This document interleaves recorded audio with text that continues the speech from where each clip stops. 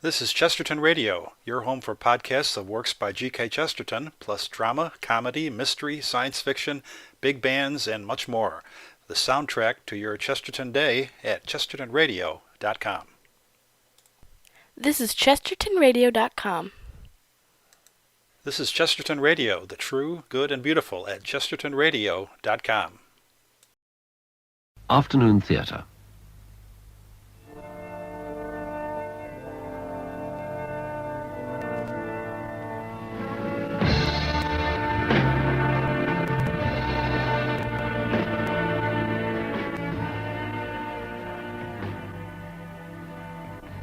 Tony Britton in Unquiet Conscience, a play for radio by Philip Barker.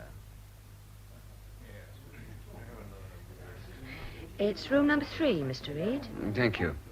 I'm not quite sure how long. 3 or 4 days, anyway. Perhaps longer. Oh, that'll be all right, sir. I'll try and let you know in good time. That will be appreciated. The dining room's at the bottom of the stairs to your left. Mm-hmm. Bar's just through there, to the right. Now, I'm afraid there's no porter on in the evenings. Oh, but... this is all I have. I can manage. Oh, I'll show you up then. Yeah, I'll find it. Up the stairs here. If you're sure, turn left at the top, second door, number 3.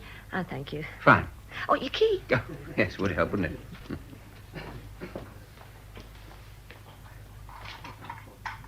After you. Thanks very much.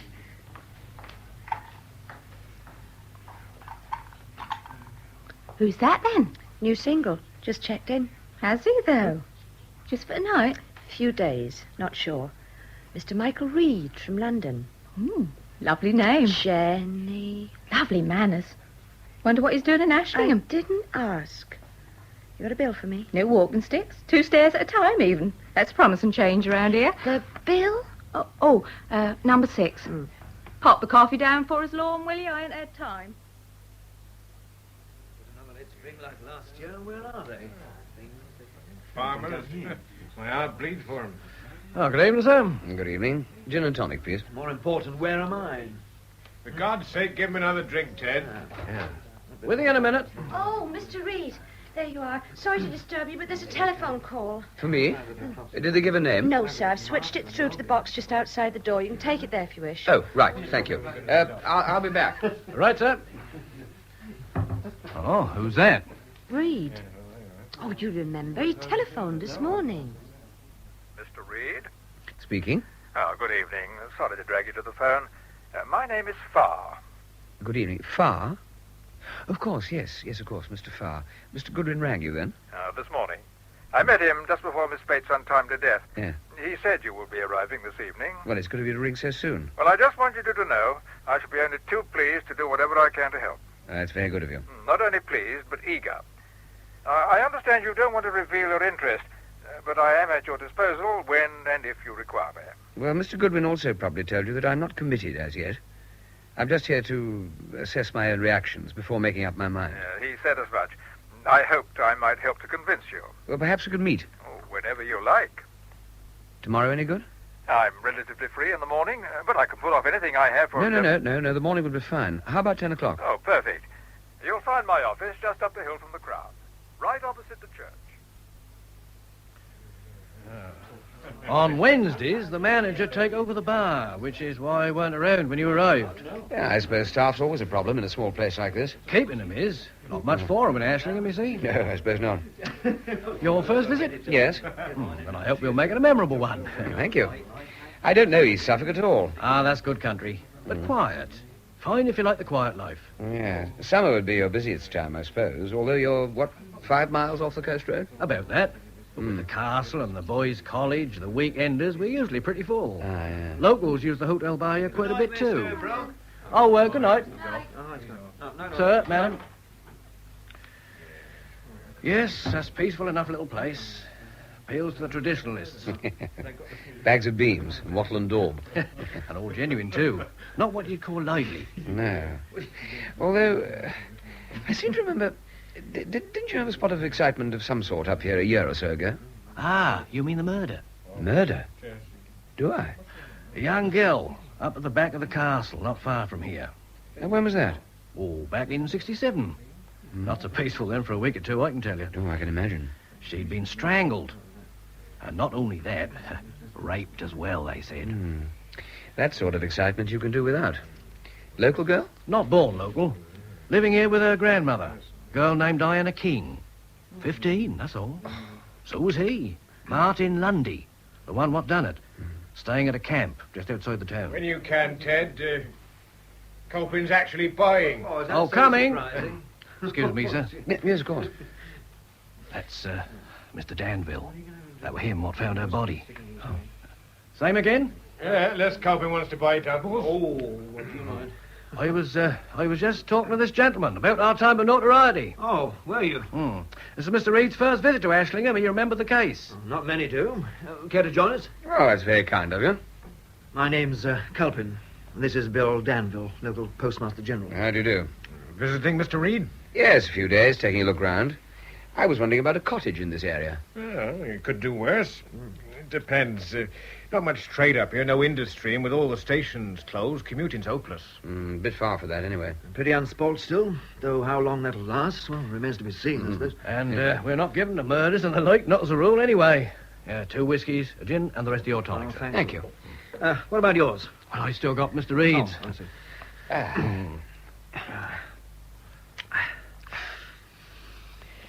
Yes, it must have been pretty unpleasant at the time. It was. She was a nice-looking kid. Oh, you knew her then? Well, not really.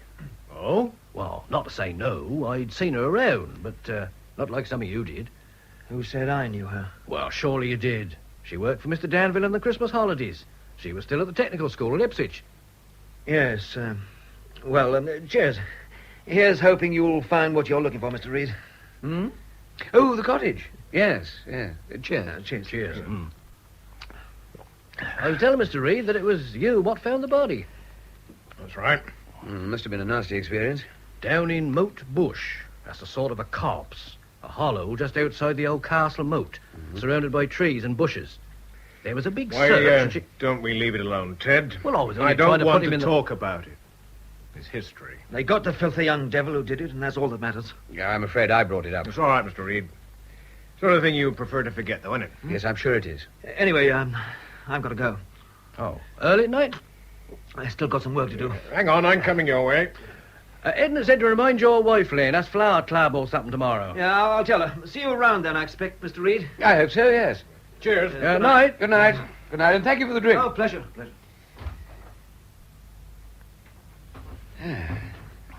Well, will you join me in another? Well, I won't if you don't mind, sir. Gin and tonic? Yes, please. Sorry if I let you in for that just now.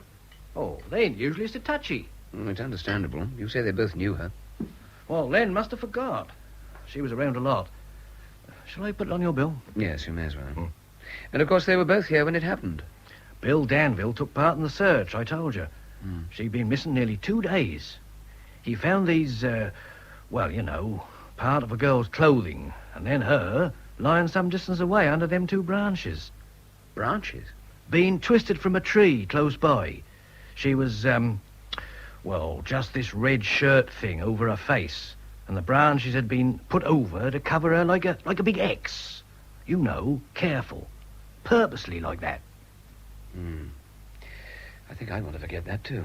I helped in the search, but in another area. Not Len Culpin. He had to go away with his wife. Must have been the day before we found her. I wasn't here for the search, anyway. And that was 4 years ago. It's not that, though. We've had a woman writer living here. Suddenly started dragging it all up again a few months back for some book or other. Oh, is that so? Got some stupid idea that Lundy never did it. Questioning, checking, stirring it all up again. Seemed to think it could have been somebody here. Upset a lot of people. Yes, I can see why it might. Oh, he was as guilty as hell. Still, that's all over now. Oh? She took ill and died sudden. In London. About 6 weeks ago. Oh, I'm sorry. A lot of people here weren't. Including Mr. Culpin and Mr. Danville, I imagine.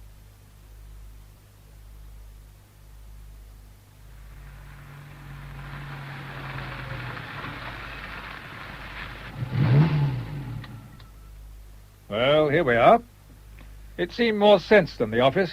We can talk at the actual scene of the crime. I couldn't agree more. Castle's still very impressive, Mr. Farr. Yeah, Norman, of course. Open to visitors most of the year. And that's Castle Acre, where the girl and Martin Lundy met that evening. But not by design. You can see the castle's virtually part of the town. It's a regular meeting place for local youngsters. This and the swimming pond mentioned quite a bit at the trial. And where's that? Well, across some fields about a mile from here. Would you say you've been over all the notes and references Miss Bates left? Several times. Then you'll know as much about the case as I do. Well, from the evidence, the depositions and opinions may be. But I've got to tell you, as yet, I see no reason to doubt the original verdict. I'm not surprised. But I maintain the prosecution evidence was circumstantial. Every statement relating Lundy to the girl was pure conjecture. Yet they met. They went off together. She failed to return home. And he was the last person to be seen with her. By anyone who spoke at the trial. And that's important, Mr. Reed. At the trial. So, like Alison Bates, you believe somebody here knows more than they've told. Oh, for obvious reasons. You know Miss Bates referred to the book as a labour of conscience. But you handled the boy's defence. Which would make me prejudiced? Perhaps. Oh, I'm just a local country solicitor, Mr. Reed. But as an orphan, no money, no influence, he relied on me.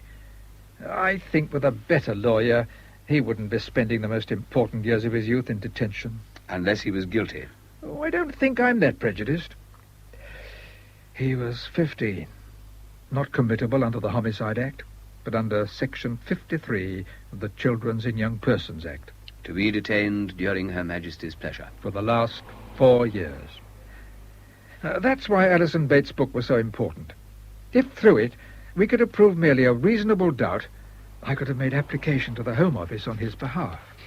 Well, she certainly seems to have convinced herself, but she offers no solution, no alternative to Lundy. Oh, she was still working hard on it when she died. Obviously. And now that she's dead, I gather Mr. Goodwin's asked you to consider carrying it through for her. Consider it, yes. Jack Goodwin's not only my publisher, he's a good friend. I could hardly refuse him that. But I wasn't keen. I didn't live here as Alison did. I wasn't here when it happened. I have no feelings about it.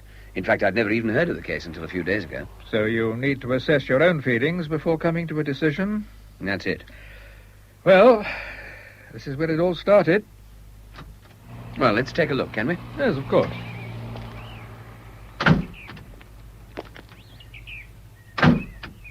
I merely suggested bringing the car because the locals know of my obsession. They might add 2 and 2. Just an idea. They might be less reluctant to talk if they didn't know my interest. And after the Crown Bar last night... Ah, so you told me. Alison's research didn't exactly endear her to the natives, did it? Seekers after truth in this sort of situation seldom endear themselves to those who could be wanting to hide it. Sometime I'd like to know a bit more about Danville and Culpin. Whatever I can. But what I'd like to do now is to give it to you as we go, as I've gathered the story, and then if you could correct me or add anything. That way I'll know I've got it right. Fine. So, Diana King has been to Technical College as usual that day. She catches her usual train from Ipswich, gets home at about 5 o'clock, she has her tea, changes her clothes, and leaves her grandmother's house around 6:30. Right. And important, because the pathologist set the time of death on this occasion by observation of the stomach contents.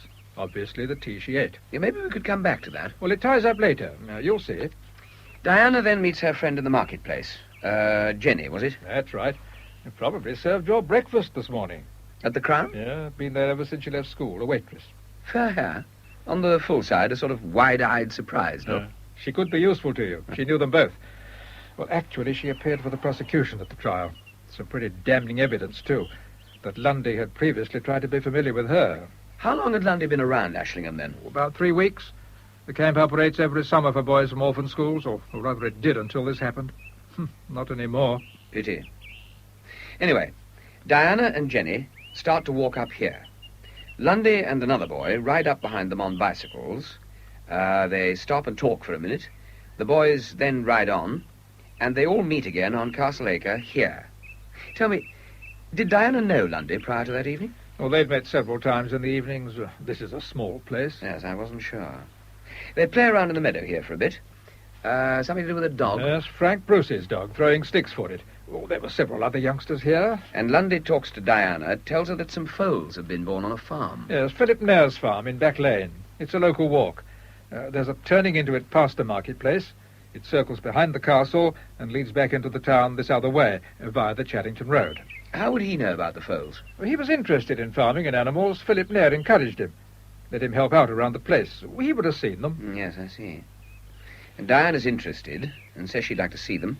She shouts to Jenny where she's going. Jenny teases her, telling her to be careful, and they leave. Jenny's warning, teasing or not, was made much of in court, particularly with her evidence. But they leave, with Lundy pushing his bicycle. Which of the two ways did they go? Oh, down the approach here. Let's get back to the car. And through the town to the marketplace. It was about 7:10. They almost bumped into a woman passing who remembered the time. You say there were others here, besides Jenny and Lundy's friend? Oh, one or two. Get in. We'll go the same way. Right. Good morning, Mr. Farr. Oh, good morning, Mrs. Ames. I have that book you requested if you want to collect it. Oh, I'll try and get in.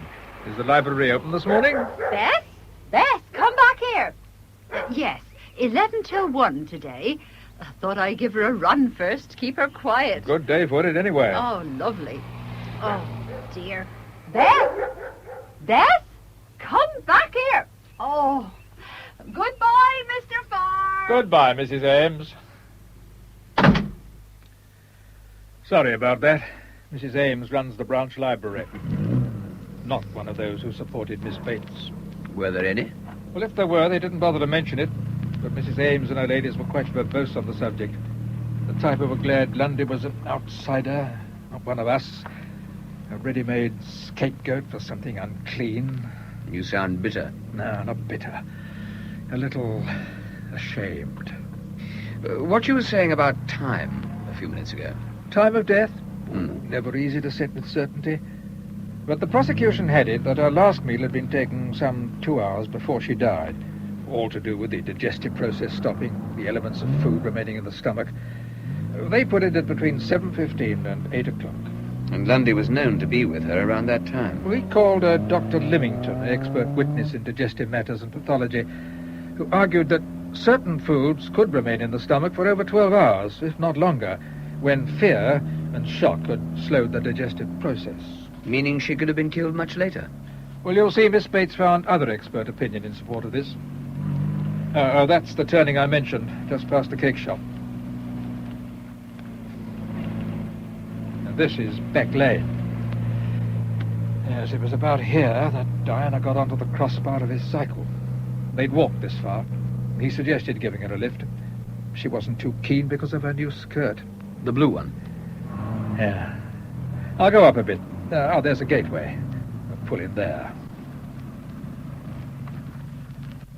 Is this land used much? Well, just the odd tractor, or in the summer with the visitors. We can walk from here.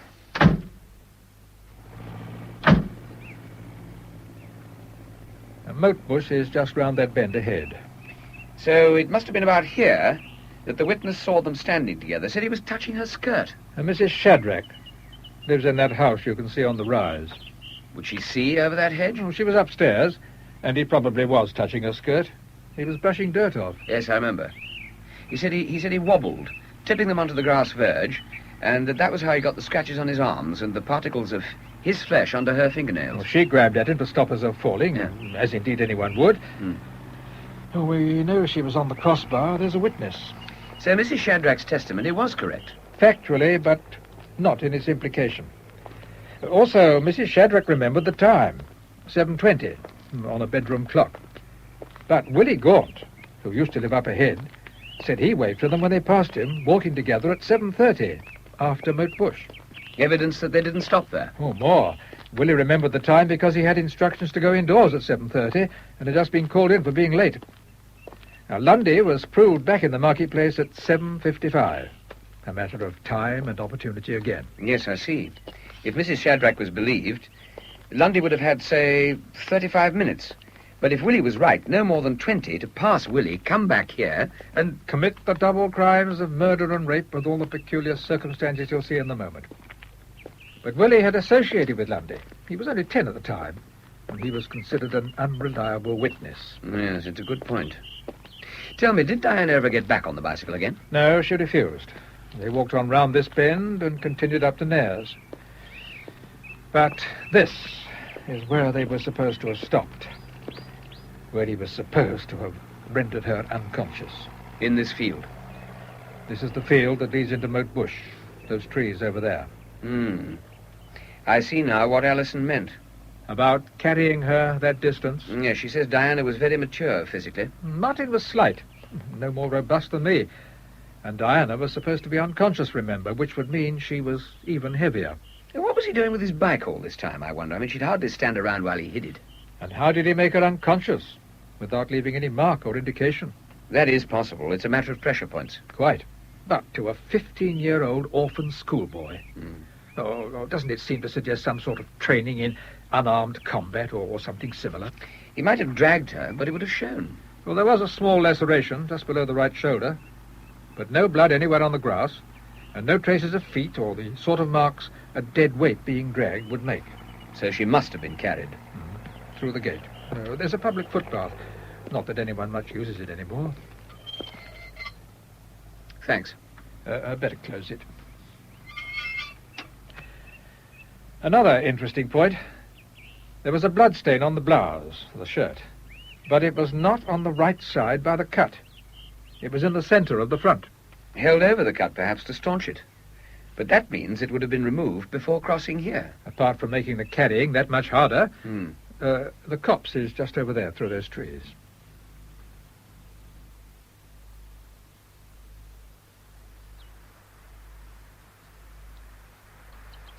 Yeah, she was lying just here, on her back. And that's the tree from which the branches were twisted, as the hotel manager told you. Like a big X. Deliberately. A third branch was twisted half off, but left hanging. I can hardly reach up to where they were, you can just see. And Lundy was no taller than me. It would have needed a lot of strength, too. But why cover her that way at all? Well, it was all almost ritualistic. A strange orderliness, which was never explained. The shirt had been arranged to cover the face. The blue skirt had been folded carefully with the zipper pulled up and placed beside the body. The shoes equally carefully arranged beside it. The brassiere she wore was never found. And the pants were some distance away? About 10 or 12 yards. Back there. Odd, that.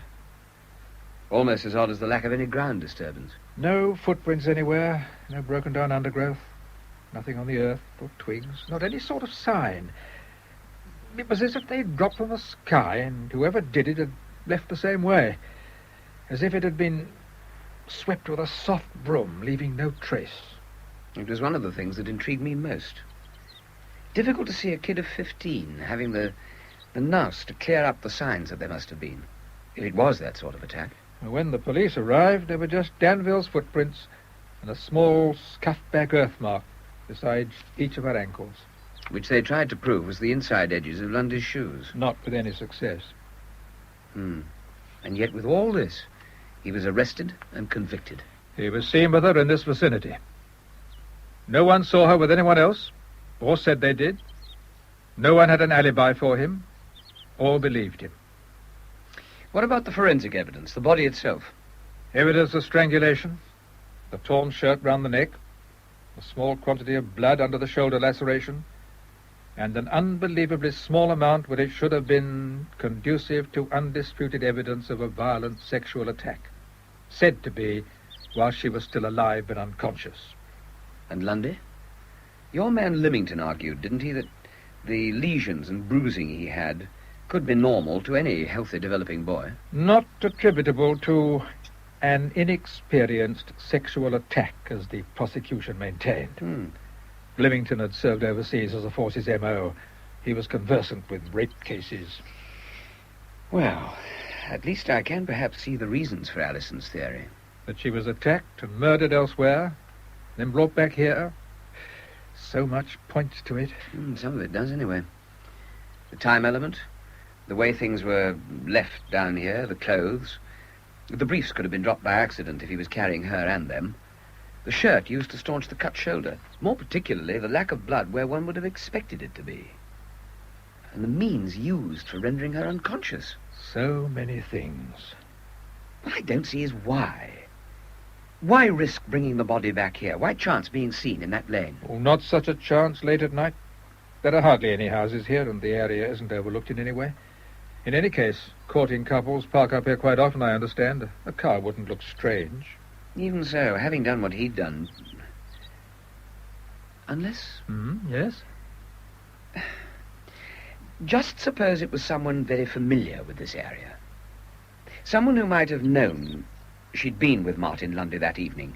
And where. Providing a ready-made suspect? Yeah, it's a wild thought and a hell of a lot of supposition. Not so wild.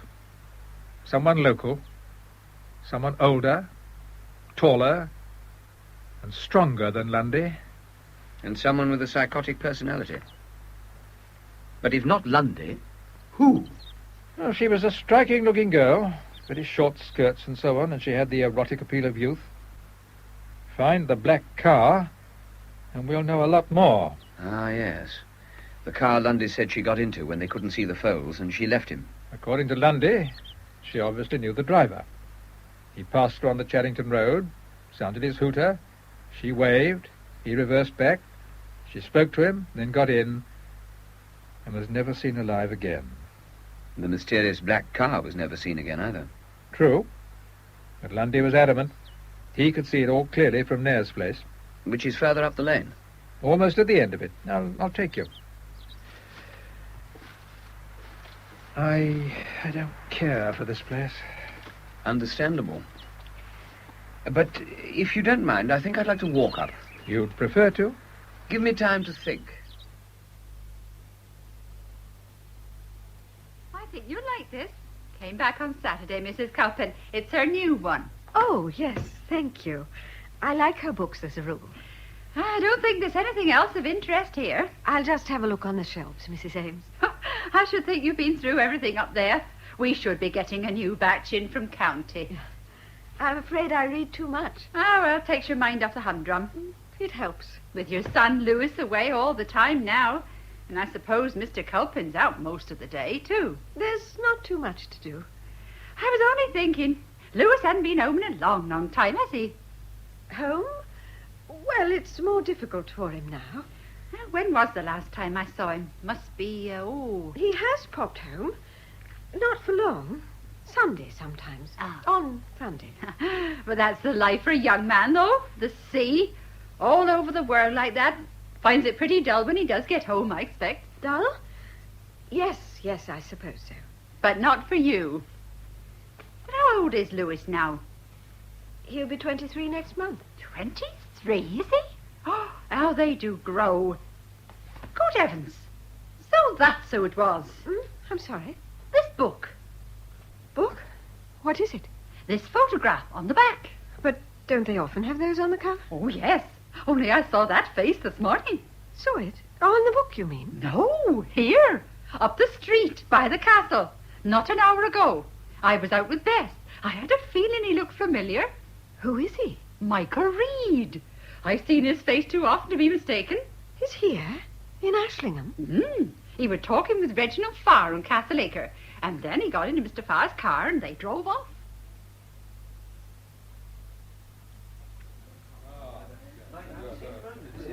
Morning, gorgeous. Oh, you do have such good taste, Mr. Danville. I know. What are you doing behind reception? Where's Lorna? I'm having a quick drag. She's in the little girl's room. Oh, Some little thing I might do for you, Mr. Danville? I think I'm too old. My, we are unique. I left a recorded delivery for Mr. Reed, second post. The book needed signing. This one? Yeah, signed, is it? You want to keep that?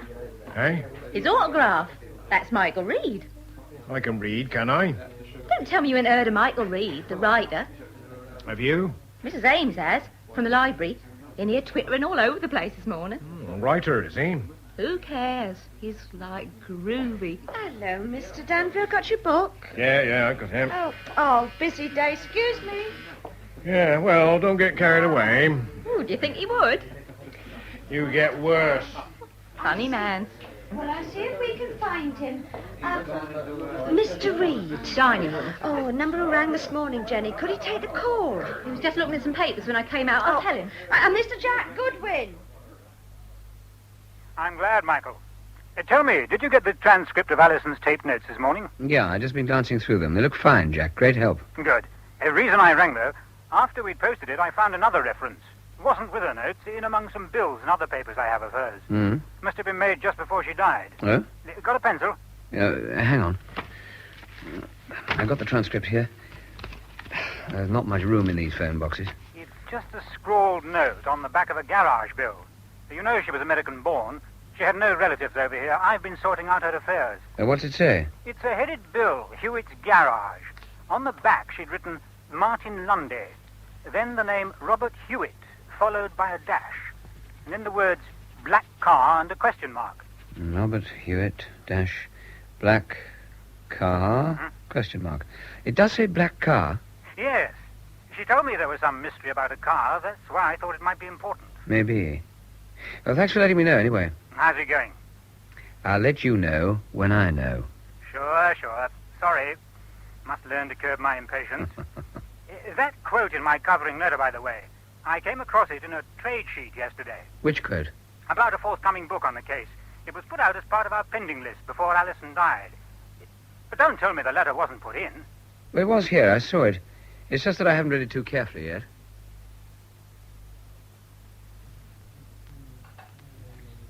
Here we are, sir. Hmm? Coffee. Oh, yeah. Oh, here, let me move that lot. Ta. You didn't notice if I left a letter in the dining room, did you? There wasn't nothing there when I cleared. No, I expect it's amongst this lot somewhere. Never mind. Black or white? Black, please. Room number 3? 3, yes. I hope I haven't kept you hanging about. I'm finished now till dinner's anyway. Oh, then I have. I'm sorry. Don't matter. I've got nothing special to do. Oh, I don't believe it. Hmm? Attractive girl like you? Me? You're joking. Can't be true. Or else there's something wrong with the young men of Ashlingham. There is. And I'm particular. I'd say you could afford to be. I see you think so anyway. I suppose I'd better be going then. Oh, Woodbridge. Is that very far from here? About 10 miles. Oh, I thought I might go over there this afternoon. I sailed from there a couple of times. Lots of boats at Woodbridge. I don't suppose you'd care to come with me. Me? No, it's a liberty. It was only that I wasn't sure of the way, and you did say you weren't... You mean it? Of course. I'd love to. Oh, we could have some tea, perhaps. I'd have to pop home first. Oh, you don't live in? Not in your life. Oh. Won't take a minute, though. Oh, that's all right. I'll need to get some petrol. I'll pick you up. Not here, though. Nosy lot here. Oh. Just through the marketplace, there's a small boutique on the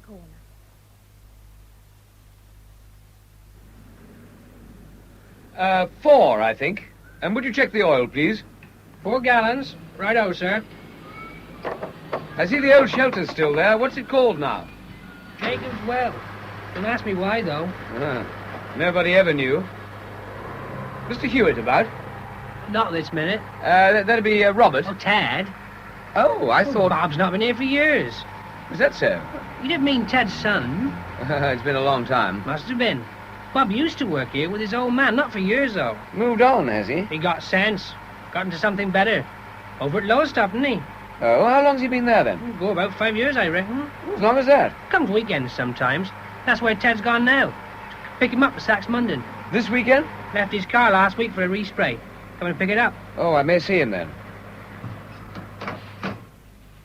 I tell him if you like. No, it doesn't matter. I'll probably see him around. He usually goes in the Dolphin when he's home. Oh, well, in that case, I might see him there. I think the oil should be all right. He works for the Ministry of Fisheries over at Lowestoft. Often at sea, diving, inspections, doing very well for himself. Married a girl from there about 3 years ago. And lives there now? Yes. But why Robert Hewitt? Oh, I'm not sure. Just something Jack Goodwin said. Probably nothing at all. Can I help? Not unless you happen to know if he was around Ashlingham at the time. I understand he often comes back at weekends. Oh, offhand, I don't. I could probably find out. Oh, so can I think. I remembered what you said about Jenny. Ah, well, she'd know. While I'm here, tell me about Culpin. Bit of an extrovert, but quite popular, apparently. Why? Merely that last night he as good as said he didn't know the girl. Yet Brooke, the hotel manager, was sure he did. I just wondered about him, that's all. Odd sort of background overseas, as far as I can gather. But he's been living here for some considerable time. Used to farm locally. Sold up and formed the Ashlingham Cooperative Farmers, an association handling their produce and so forth. Married, I gather. Lucy Culpin. She seems a quiet, pleasant woman. My wife knows her better than me. Hasn't enjoyed good health in recent years, or so it seems. More nerves than anything, I think. Particularly since the boy's been away. What does he do? The son? Well, he's never here. Joined the Merchant Navy about 5 years ago. Radio, I think. His name's Lewis. She seems to miss him a lot. Well, thanks again, Mr. Farr. There have been certain, rumours. Culpin? I don't want to spread gossip, but, apparently a succession of young secretaries and always decorative. People must talk, it seems. I see. But that night, Culpin wasn't even here. He was away over at Norwich. Left here about 4 that afternoon with some salesman.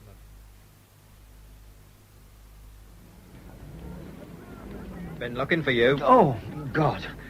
Sergeant, I wish you wouldn't do that. Guilty conscience, is it, Mr. Colpin? What have I done now? Detective Inspector wants to bring a pal over from headquarters tomorrow. Bit of shooting. What the local police force would do without Ashlingham cooperative farmers to provide their support. Okay, I'll fix it. Yeah, you better, for both our sakes. But he wasn't that. He wasn't? What then? Well, this, firearms renewal of yours. What's the matter with it? Well, for one thing, your current license expires tomorrow. For another, well, this renewal's not signed, is it? Oh, God. 10 days ago she headed that Twitty girl. Don't know that I'd say that. Oh, he's up your office. How do you always manage to get him so young and sexy? Can't afford anybody who can type. Well, there you are. Right. I'll get it put through and send it round. Thanks. Don't let it run out and then pinch me. That's a thought. Just so Jed Sparrow. Telling me old Reggie Farr was down in the bush this morning. Moat-bush? Had this bloke with him. Who'd that be? Name of Reed, they tell me. Reed? From the Crown, yeah? Oh, you know him? I met him. Jed had a tractor up on his top meadow. Saw them go through the gate into Moat Bush. There some time, he says, then Reed went walking up towards Nares on his own. You people should tell Farr once and for all to leave well alone. It's finished, judged and settled. He's got a bloody obsession. That's Reed. Oh, I just saw him picking up young Jenny in his car. Jenny? Wonder why. Wouldn't have thought she'd been his type, would you?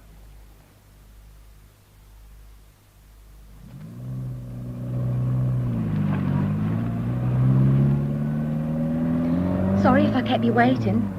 It was worth it. Honest? You look delicious. Oh, you are nice, aren't you?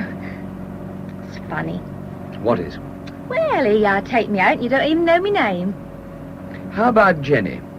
How'd you know that? Oh, I was, interested. In me? Is that so surprising? Why, you're a famous writer and all. How did you know what I do? I was interested. Touché. What does that mean? It means I'm flattered. I reckon you're putting me on. You must have a pick of girls down in London. Well, I wouldn't think you did too badly in Ashlingham. Oh, them. They're only after one thing. Oh, not that I'm against that at all, I'm not. But, as you said, you're particular. I like a man with experience and style, nice manners, who knows how to treat a girl properly, know what I mean? I think so.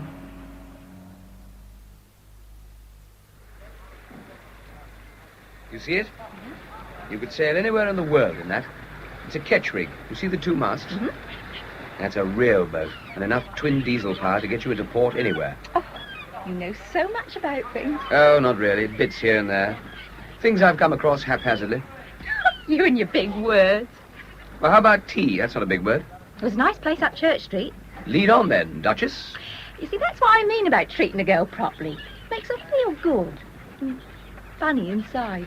And that's because you need that tea. Come on.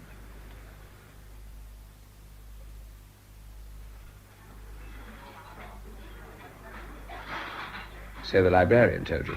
All goose pimple she was, raving on about Michael Reed. What did she want, anyway? I don't know. Probably wants you to talk to her women. She's done that before with people staying. Her women? Mixed up in everything she is. All long-haired and programme 3. Right weirdy she is. You make her sound charming. Bet she wouldn't have been so goosey she'd known what I know. Oh? And what's that? Why Mr. Michael Reed is here. Tell me. She was dead set against what that Bates woman was doing. Most of them were. Jenny, suppose you tell me. That letter, the one you lost. You found it? I didn't. Somebody else did, though, and handed it in after you'd gone. Old Brooke and our receptionist, they read it. Oh, did they? I heard 'em.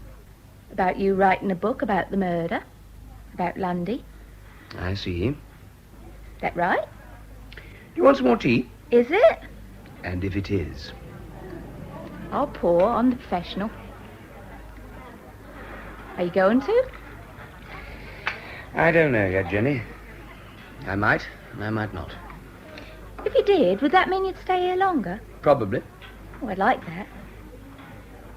You ought to ask me. Ought I?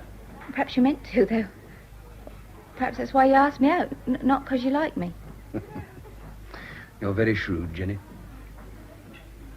But also very attractive. And very pleasant to be with. Honest? Do you mean it? Honest. If I was in it, I could tell you a thing or two. About Lundy? About a few of them here. Might make you think less of me, though. Well, I'm not exactly doddery, you know. Yeah, but I wouldn't like that. Diana King was your friend, wasn't she? Sort of. And she wasn't the sweet little innocent they made out, neither. No? Not that you get much chance. They're always at it, always trying it on. The old ones are just as bad. Worse. Even old Brooke. Especially if you're young. Can I have a cigarette? Oh, sorry. I didn't think. Thanks. Would I be in it, in the book?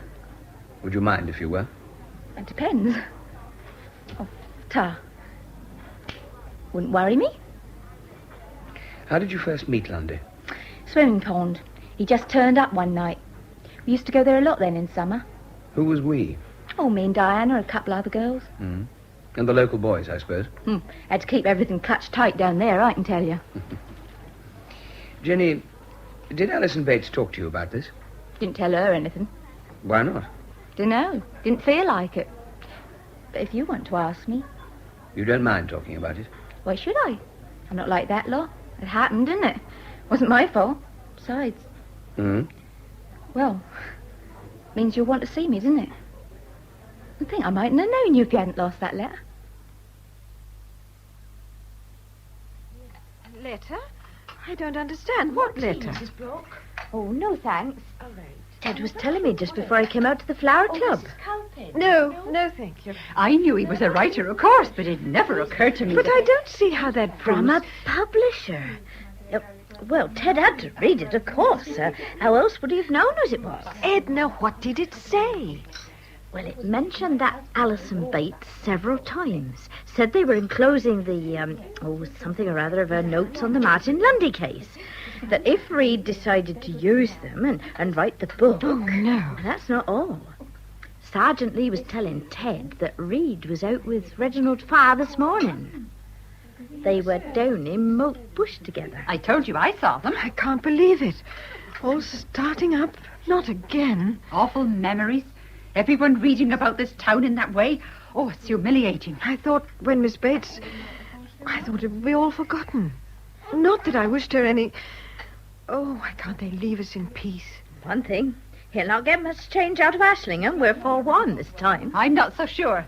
There are some who wouldn't be averse to a little cheap publicity. Do you mind? Getting a bit uppity, aren't we? Excuse me, Mr. Culpin. I'm busy. Enjoy your ride? What you on about? Let me by. You always did enjoy a car ride. Not half as much as you did.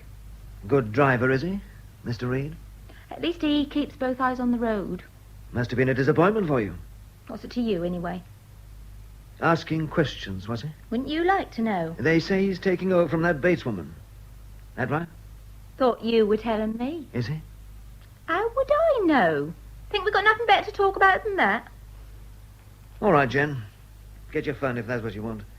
We've had enough of snoopers. You remember that if he should come asking. Jenny was sure about it. I've just left her. Robert Hewitt? Are you sure? Now, Jenny says he was definitely in Ashlingham that day. She saw him and spoke to him. I've known Robert since he was born. Well, it doesn't necessarily mean anything, Mr. Farr. But Alison didn't seem given to fanciful conjectures, Indeed, she wasn't. which at least suggests she was in contact with him in some way. Just the name with the words Black Carre. And a question mark. I know she spent a considerable time trying to trace that car. It was the missing factor, the crux of any case for Lundy. Well, I called at the garage earlier. Seems he's home at the moment. And what do you intend to do? I thought I might drop into the Dolphin later. It's his local. He still goes there when he's home, apparently. Might be useful, though, if we could make sure he went there tonight. You want me to try and do something? You say he has an unusual job, this diving. Yes. Well, perhaps I could be an old friend of yours. A writer interested in background material.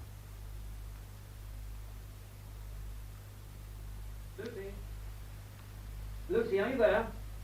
What are you doing up here? What's the matter with you?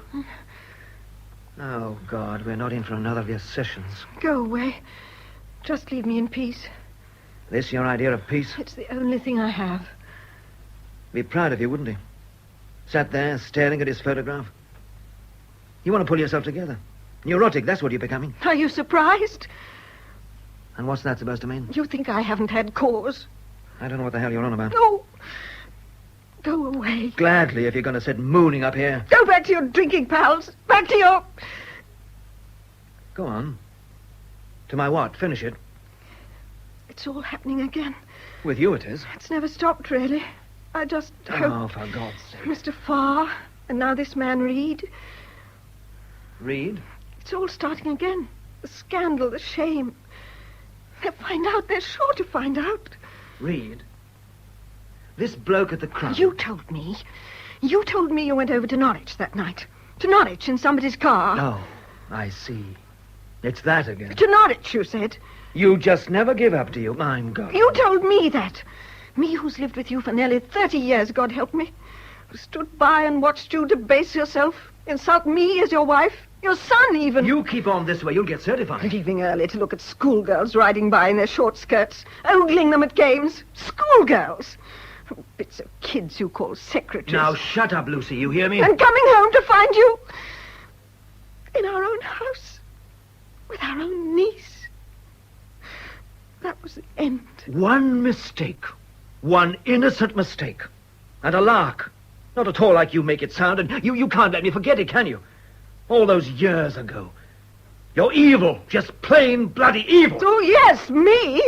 Not the big popular Len Culpin. Me, his wife. A wife he hasn't wanted to know as a wife for... How long is it? Can I help it if you're always tired, sickening for something or other, can I? So instead it's ogling schoolgirls. Lucy, I'm warning you. You weren't at Norwich that night. You weren't anywhere near Norwich. You weren't a mile from this house.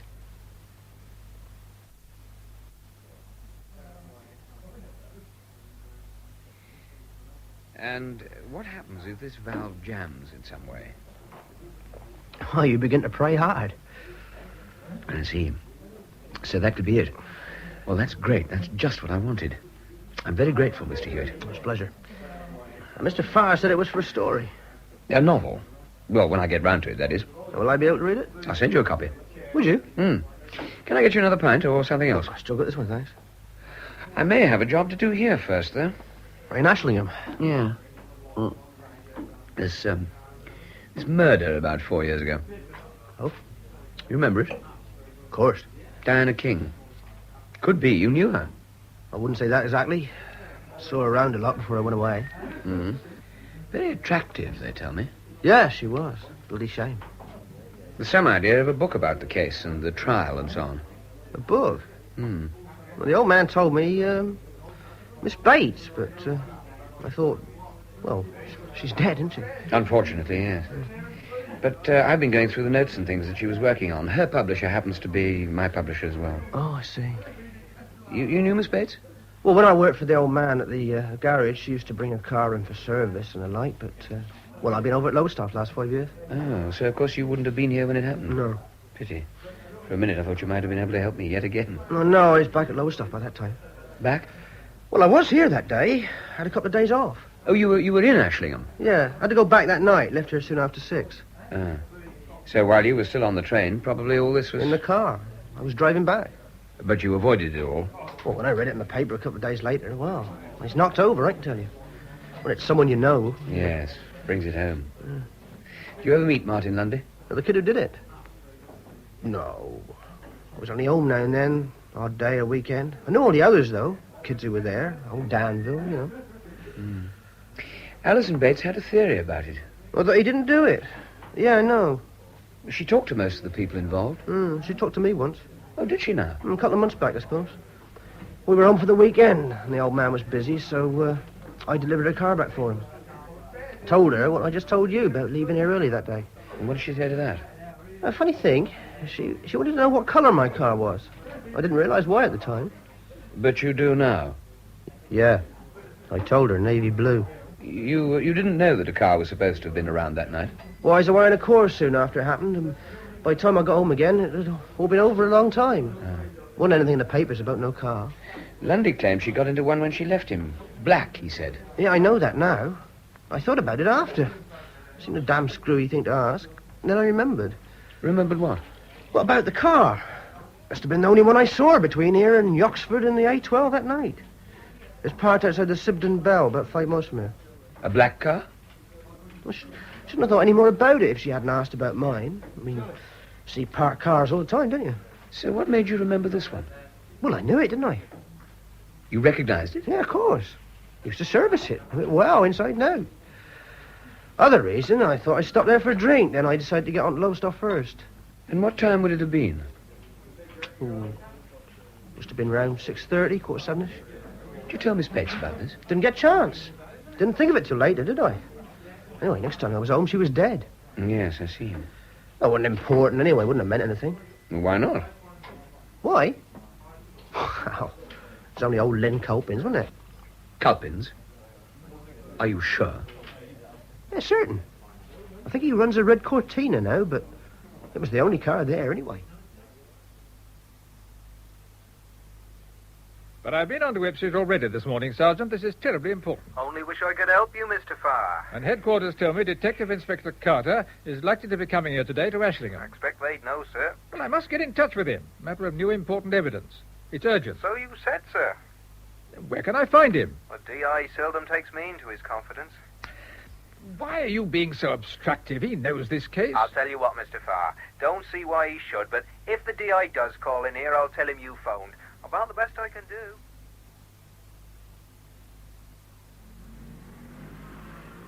And check the tires, if you would, Fred. Sure. 27 front, 25 back. Trip round the houses today. How's she running? All right. Still got that bloody squeak. Oh, aye. Is that Robert I can see in the workshop? Yeah. Book it all, will you?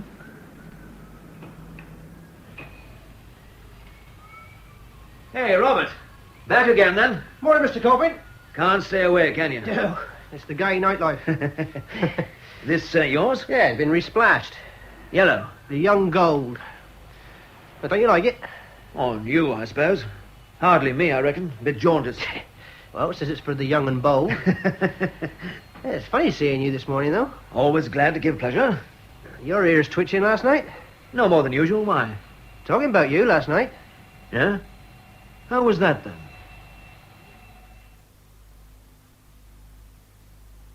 I still can't agree about the police. But this is vital. At least it has to be checked. All right. So, according to Hewitt, Culpin had his car out that night. And a black one at that. But don't you see, Culpin swore his car never left his garage. When all local vehicles were checked at the time, he swore he locked it away at lunchtime and never used it again that day. I do see, but it still doesn't The important factor is why he should lie so blatantly about it. Now, when you telephoned last night, I couldn't rest. It's fresh evidence. It could make sense out of Lundy's claim. Perhaps. Or at the very least, it could mean a question of reasonable doubt. Or it could mean that Culpin had something to hide, maybe. But not necessarily murder. I only said reasonable doubt, but that's all we need in order to act. He certainly knew the girl. I asked Jenny at breakfast time. Yet you said he denied it. Rather, he didn't seem anxious to admit it. But it seems he knew her fairly well enough to be giving her rides in his car. What? Jenny remembers. In fact, she was with her on one occasion. There you are, then. Not enough, is it? Oh, but surely. Well, is it? We know Diana was in his car on several occasions, that she knew him, that, according to Jenny, whom I'm inclined to believe, by the way, he favours young girls, young secretaries, schoolgirls, apparently, and Jenny herself. But he's not alone in that, and it certainly doesn't make him a rapist. And Robert Hewitt, you said he impressed you. Now, why should he lie? Look, Culpin could have had a dozen reasons for the car business. I'm not trying to play down any possibilities. I know what a break like this means to you. I merely say that to be over-eager at this stage... You're right, of course. Matter of optimism marring judgment. But what do we do?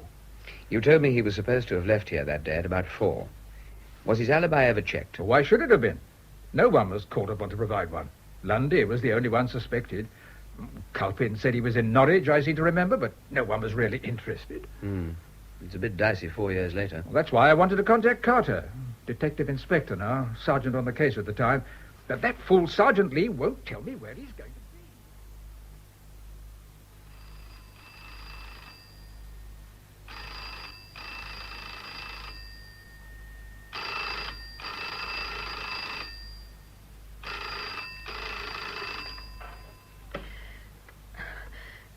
be. Yes? Lucy, it's Len.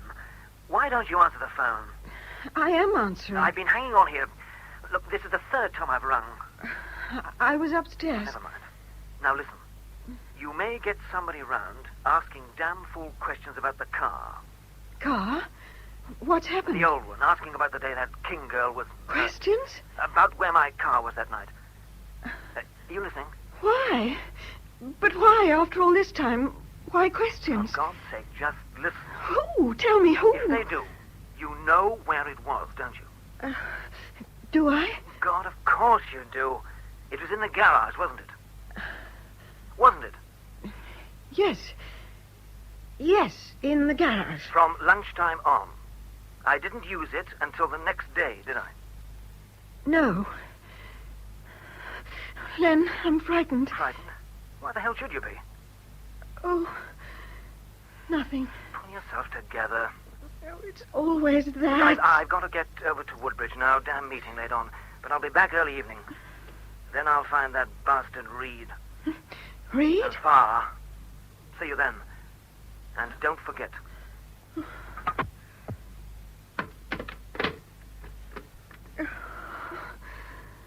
Oh, God. Detective Inspector Carter? That's right. Sit down, Inspector. Can I order you coffee or a drink? No, thanks. I happen to be Parson, so I thought I'd stop by to offer you a little advice, Mr. Reed. Well, now, that's very considerate, Inspector. I hear you may be taken over from the late Alison Bates in resurrecting the Martin Lundy case. Now, where could you have heard that, I wonder? I've read some of those books. I don't hold with them. No? They upset people, stir things up, cause more trouble for people innocently involved who might prefer to forget. That's the unfortunate thing about fate, Inspector. It has no boundaries. Of course, I know there are so-called writers who make their pickings digging up salacious dirt at other people's expense. Hacks, don't they call them? You're perfectly entitled to your criticisms, of course. Nothing better than a good, powerful sex crime. And if it happens to be an attractive young girl, so much the better, eh? Nothing sells quite like that, does it? No matter who gets hurt in the process. I'd certainly be interested to know which books you've read. Obviously the wrong ones. There are quite a number of serious crime studies, well written and accepted as authoritative. Maybe. I knew what Alison Bates was trying to do, of course, but not why. Maybe she was misguided enough to consider she had a cause, like Reginald Farr. You don't think he has a cause? I think he's a good man out of his depth, right from the start. A well-meaning man, unable to live with the fact that he was proved at fault in backing a wrong'un. He couldn't still be trying to help the boy. By screaming that old bogey of injustice. I was on that case as detective sergeant, Mr. Reed. Lundy was as guilty as hell. Proved by every shred of evidence, and nothing can alter that fact. In which case he'll stay where he belongs, won't he? I think you're being influenced by the heart, not the head. There was no problem case. Andy Keslin was a good jack, the best. He was in charge of the case? Detective Inspector Keslin. I was his sergeant and his friend.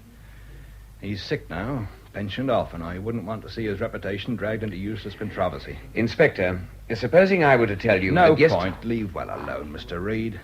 I've read your books. You don't need this sort of muck. Well, which is all I stopped by to say, so good day to you, sir. But, Inspector... Good day, Mr. Reed. Yes, Mr. Farr? Susan, that call to Mrs. Culpin. There's still no reply. You've been trying. Oh, 3 or 4 times. What time was it when she rang? Oh, must have been about 3:30. And you say she didn't give any idea what you wanted? No, just said she'd like to speak to you. I told her you were out and she said it didn't matter. You told her I'd be back? Oh, yes. All right, Susan. Keep trying, will you? Going out, sir?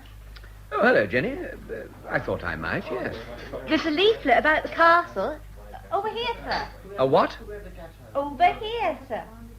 Oh, yes, I see. Thanks. What was all that about? Listen, they're going to ask you to leave tomorrow. Leave? They're going to say they got a prior booking for your room. They haven't. That's old Mother Brooke. She's been at him, she and her harpies. Well, because of the Lundy thing? I told you what they were like. They're dead against her. Kicked out. Don't go. Will I have any choice? Well, that's what I wanted to tell you. I know where you... Well, that's if you wanted to. I told you I got this flat. It's nothing much. And, well, you needn't think you got a... I mean... Jenny, you're very sweet. I'm not. But I don't want you to go away. I've got to, anyway. But not yet. I'm afraid so. But don't think I'm not grateful and honoured. I am. But you won't. No, Jenny. I'd really have to leave anyway. I see. But thanks. I'll see you later, won't I? You really going now? Well, I think I might go up and have a look at your castle, having studied this leaflet so diligently. At this time? Why not?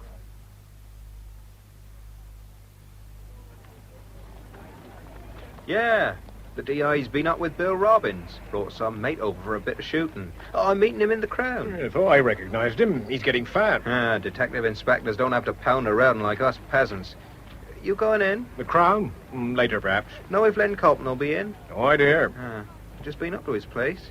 Well, his office shuts at 5. His house. Got this firearms licence of his. Promised to drop it in. I rang the bell, but couldn't get no reply. Oh, he wouldn't have been home. Well, somebody was. There was a light at the back. Ah, well, probably didn't hear me. I thought I saw him standing up by the castle a few minutes ago. If he comes in, he can have it then. I don't know why he didn't stick it through the box. Could have.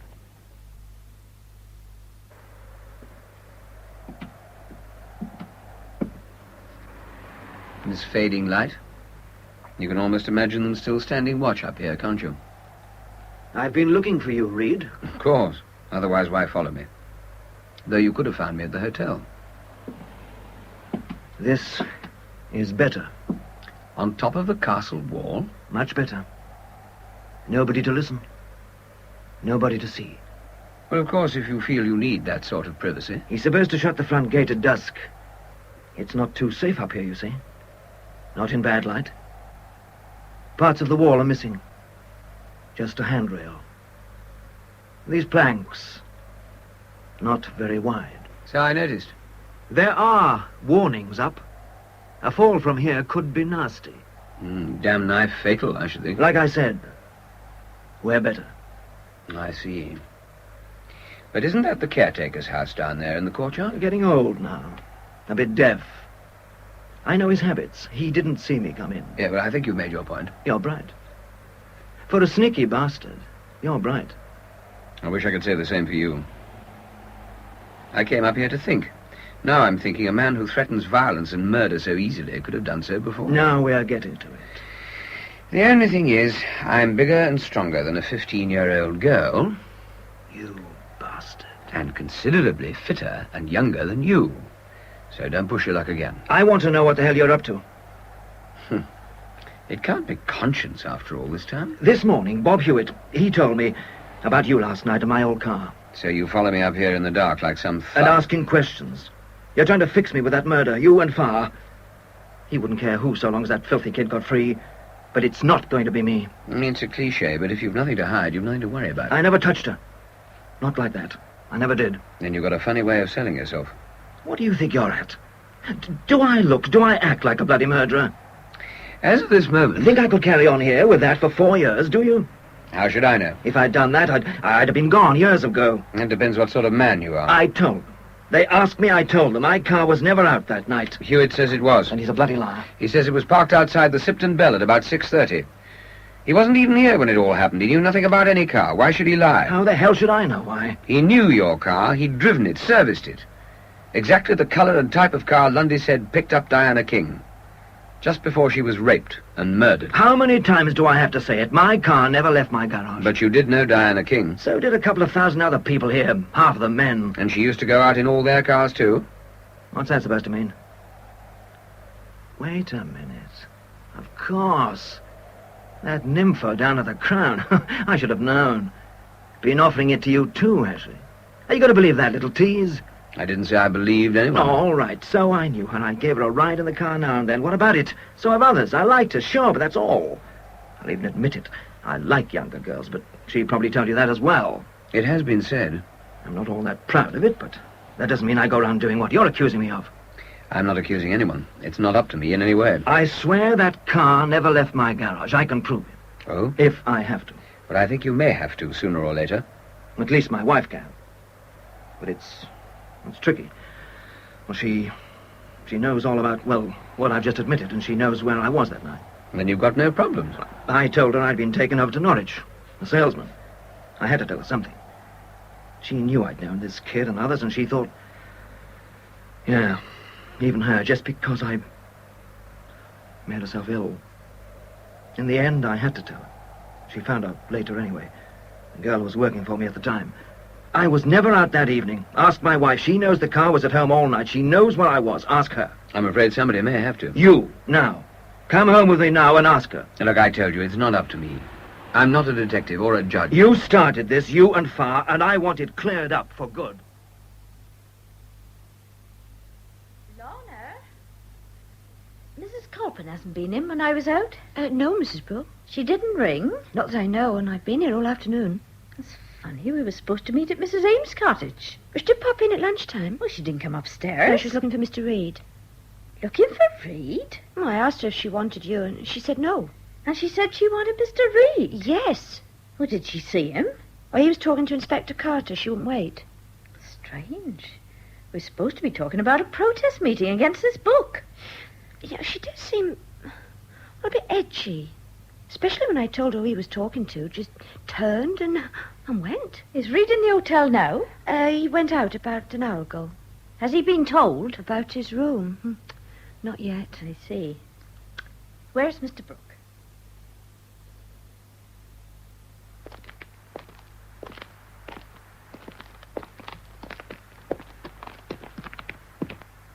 Look, you've got to understand she's a bit, well, run down, nervy, and I'm not exactly a favourite.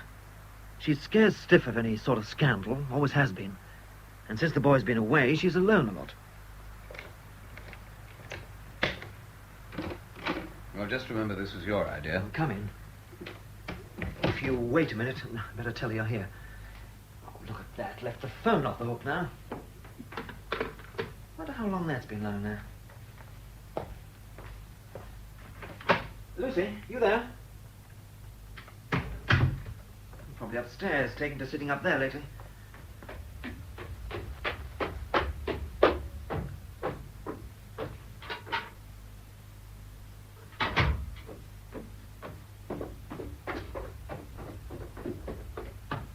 That's funny. Look, I suggest you talk to Mr. Farr. Oh, she must be somewhere. Has to be. Well, she could have gone out, of course. With the lights left on? You don't know Lucy.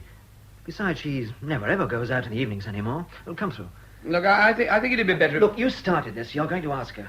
She's obviously delayed somewhere. At mealtime? She wouldn't let herself be. Maybe she's in the kitchen. Lucy? God! What is it? Bloody stove, nearly red hot. Yes, I can smell it.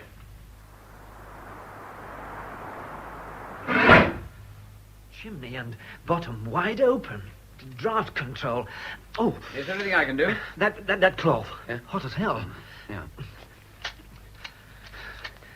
Ah, that's it. Look at that chimney. Been rolling its head off God knows how long. It's lucky you caught it. What in God's name has she been doing? Look at it. Charred papers all over. Old letters or something. Are you sure that'll be all right? Well, now, let's get out of this stink. Must have been like that for hours. Well, at least you should be all right for hot water. But she doesn't make that sort of mistake. Oh, anybody could. Not Lucy. She's overcautious, always has been. Everything right and in its place. There's something wrong. And it's not just that stove. What do you mean? Well, her not being here. The lights on, the phone taken off the hook. The way she's been lately, not sleeping, sitting up there staring at his photograph for hours on end. And now this. And burning old letters. Well, there must be an explanation of some sort. I know her. I tell you, there's something wrong. I know there is. I tell you, I reckon I could have got more with a truncheon. Oh, you didn't do too bad, Inspector. Not for a townie. Think not. There's damn things move faster every time I come here. They do say it's the water. I have the same trouble with this beer. Well, that's charming, I must say. Inspector, do you have a minute? You look worried, Sergeant. What's up? Another lightless bike on the rampage? That was the wife on the phone. Oh, checking up on you, is she? We just had a call from Len Culpin's place. Oh, Lucy been beating old Len up again, No. has she? Seems Mrs. Culpin's missing. Eh? What? Missing? It was this here bloke Reed on the phone. Seems he'd gone back there with Len. How do you mean, missing? For some hours, they reckon. Was she really here at lunchtime? In the hotel? Wife told me she come in to see Reed. Reed again. But you were talking to him, so she never waited. That ain't all. They found some sort of note. Suicide? Not exactly. I was a-wondering, sir, if you shouldn't look into this one. Oh, hello, Mr. Flaw. Anything further? Not since I phoned. And Carter's here? Yes, he's through there, talking to Culpin. They've set up some sort of search, but so far they've no idea where to look. How's Culpin taking it? Stunned. He was pretty sure when he found the son's photograph was missing. And then we found the message. So she knew. She knew something, anyway. That poor woman. I'm sorry, Reed. Couldn't be more unfortunate that this should have happened. But for me and my damned book. It seems to be the feeling, all right. Well, who could foresee something like this? Yes. Well, let's hope they find her. You last spoke to her on the phone this morning. Yes. What time was that? Must have been just after 10. After I'd been to Hewitt's when they told me. Told you what? About the car. Ask him. Ask Reed. Ah, Mr. Farr, you're here. Oh, Inspector, I hope you don't mind. Depends whether you can help or not, doesn't it? Mr. Culpin, I'm sorry. You should be. You've driven her to this. That's not true. It doesn't matter what, does it? Anything to get that filthy kid off. Any bloody thing, no matter who else suffers. I can understand your distress. He may well have a point, Mr. Farr. But I understand there was a note, Inspector. Doesn't that seem to suggest... It suggests Mrs. Culpin is missing. Well, may I see it? Why not? It was scrawled on this pad by the telephone. God, so she didn't know what she was doing.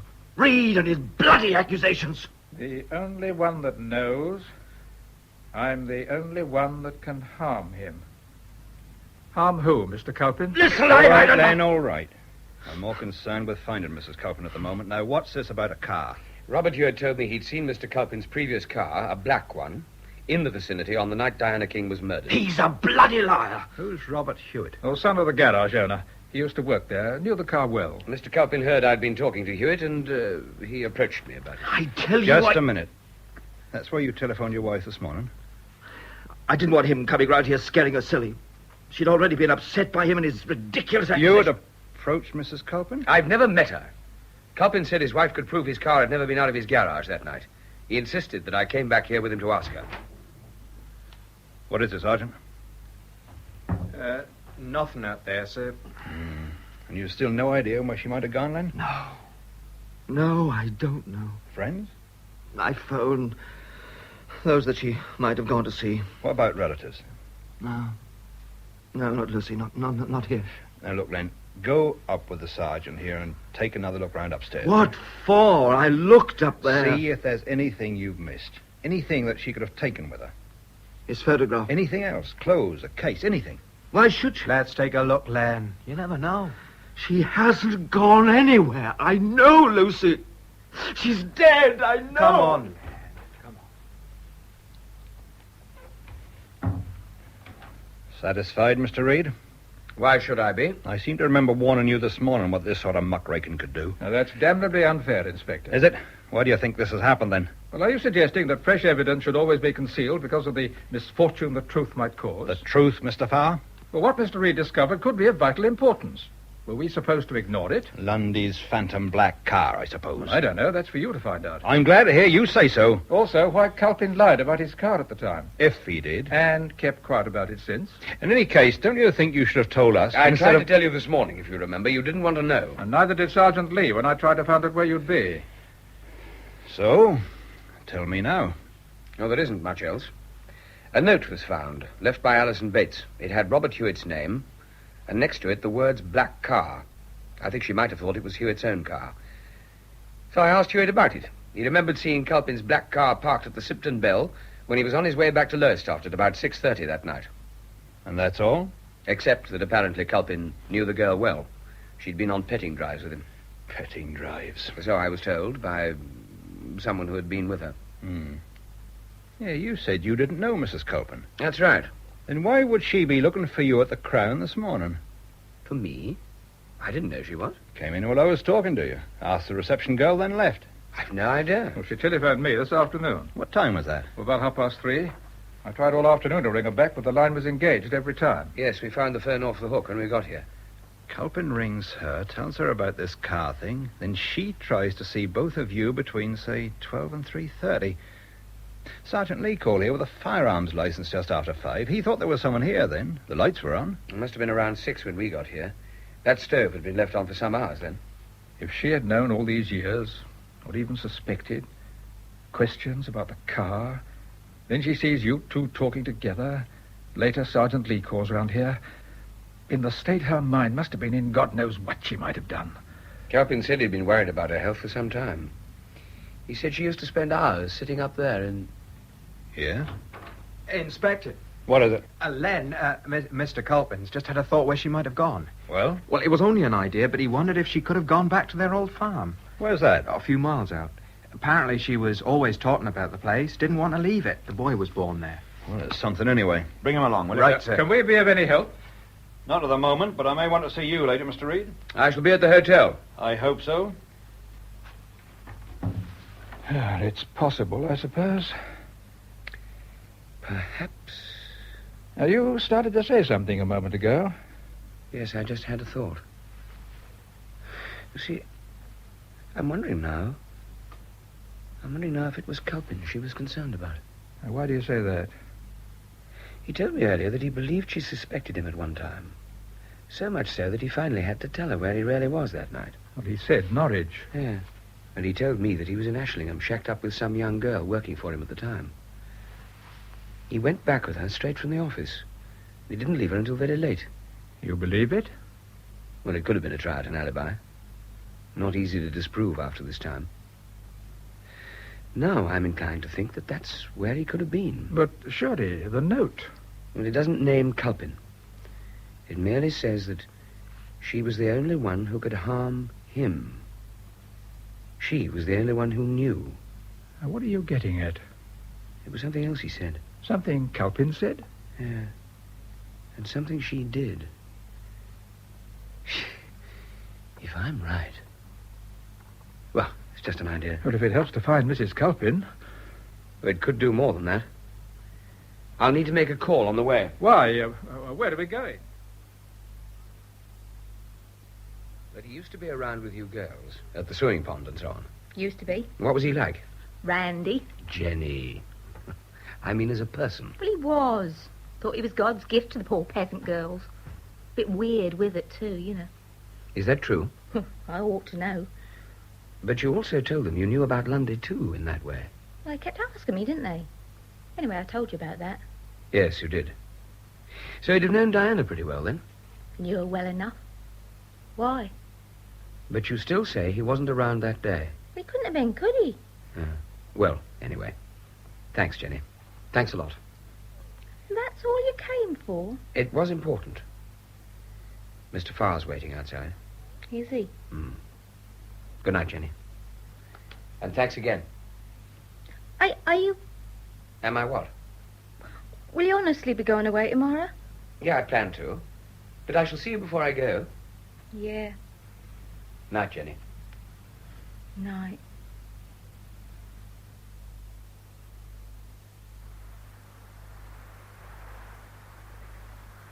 I wish we'd waited for Carter. It looks as if it's just as well we didn't. I still don't understand your reasoning. Moat Bush? I'd have thought that the very last place. Well, it was you who mentioned her state of mind. I figured, under the circumstances, she just might have felt drawn to where it happened. To where her world disintegrated. Obviously, I was wrong. It's even worse in moonlight. What's round there? Just beyond those trees? Called the Meres, a deep pond. Floods badly in winter. Now, look, Reed... Let's just take a look and then we'll go. Must we? You wait here if you like. No, if you're going. Take the torch if you need it. Well, it's not that I can't see.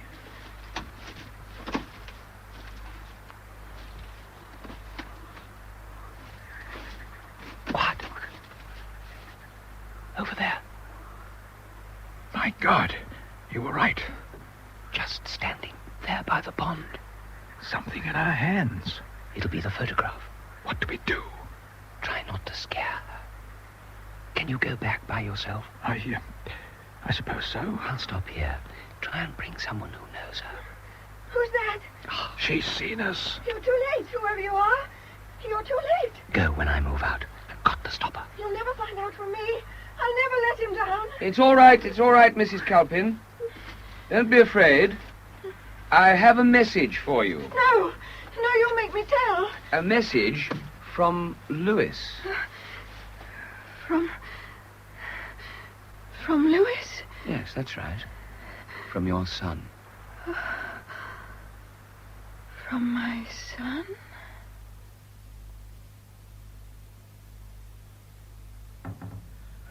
Well, Inspector? Under sedation now, but the doctor says she should be all right. Ah, that's good news. Given time, and thanks to Mr. Reed. No, hardly. No, I owe you an apology, sir. Seems you too, Mr. Farr. It was the son, then? Apparently he came home on leave unexpectedly that evening. She let him take the car, but Culpin knew nothing about it. He must have known Lewis had been home. Not until tonight. She says the boy seemed strange when he came home some hours later. Said he had to leave immediately, changed his clothes, and went. Culpin never saw him. And how did she find out? She was puzzled by his odd manner. Thought he might have pranked the car, so she went to look after he had gone and found the brassiere. So that's why it was never found. She suspected Culpin at first. She's known of his peculiarities for a long time. Then when fuller details got out, she realized what the bra could mean. She burned it and the clothes the boy had been wearing. Then wrote and told him never to come back. And he's never been home in 4 years? Apparently not. But didn't Culpin ever wonder about that? She always had a reason. His ship rerouted and so on. But it seems Lewis replied, asking her to forgive him for what he had done.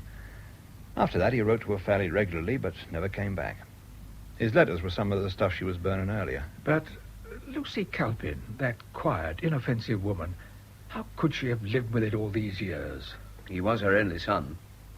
And about all she had left to live for, I'd imagine. Yes, he must have picked Diana up in the old man's car, and somewhere it happened. Where, I don't know.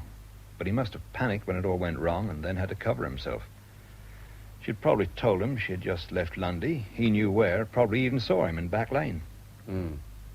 So you think he brought the body back to Moat Bush, cleaned up any disturbance he made, leaving Lundy as a ready-made suspect? That's what I think. So you can go ahead for Lundy, Mr. Farr. You'll get all the backing you need. You've nothing to worry about now. Except the right words to explain 4 years of lost freedom to Lundy. Do you think you'll get him? Seamen can be hard to trace, but we'll get him. Somewhere, sometime, we'll get him. And there's your receipt, Mr. Reed. Oh, thank you. Oh, I hope everything has been to your satisfaction. Yes, thank you very much. I didn't see Jenny in the dining room this morning. No, sir, she's not in. Oh?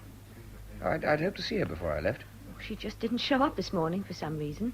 Oh, I see. Well, thank her for me, will you? I will, yes. Oh, tell her... Well, just tell her I asked. Mr. Reed? Oh, good morning, Mr. Farr. Thank goodness. I was afraid I'd miss you. You're just in time. Oh, sorry I'm late. Well, I didn't expect you to bother. Oh, but of course. I waited to find out about Mrs. Culpin. She's much easier this morning. Good. Apparently she has a sister. She's going away to stay with her for a time. Now, that sounds best. You know, I think, just how grateful I am. How grateful Lundy will be. To Alison Bates, if to anyone. But I'll be interested to learn what happens. I'll let you know. And what about the book? Slightly different ending now? That's up to Jack Goodwin. But for yourself? For myself? Well, I think she's suffered enough. Don't you? Well, goodbye, Mr. Farr.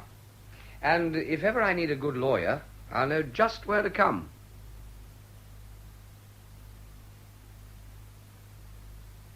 In Unquiet Conscience, a play for radio by Philip Barker, Michael Reed was played by Tony Britton. The rest of the cast was as follows. Jenny, Anna Michaels. Len Culpin, Douglas Blackwell. Lucy Culpin, Maddie Head. Farr, Norman Claridge. Detective Inspector Carter, Robert Caudron. Danville, William Edel. Brooke, Peter Tuddenham. Mrs. Brooke, Alwyn Griffiths. Mrs. Ames, Eva Stewart. Jack Goodwin, Martin Friend. Robert Hewitt, Nigel Anthony. Receptionist, Joe Manning Wilson. Garage attendant, David Valler. Police sergeant, Robin Brown. The play was produced by Betty Davis.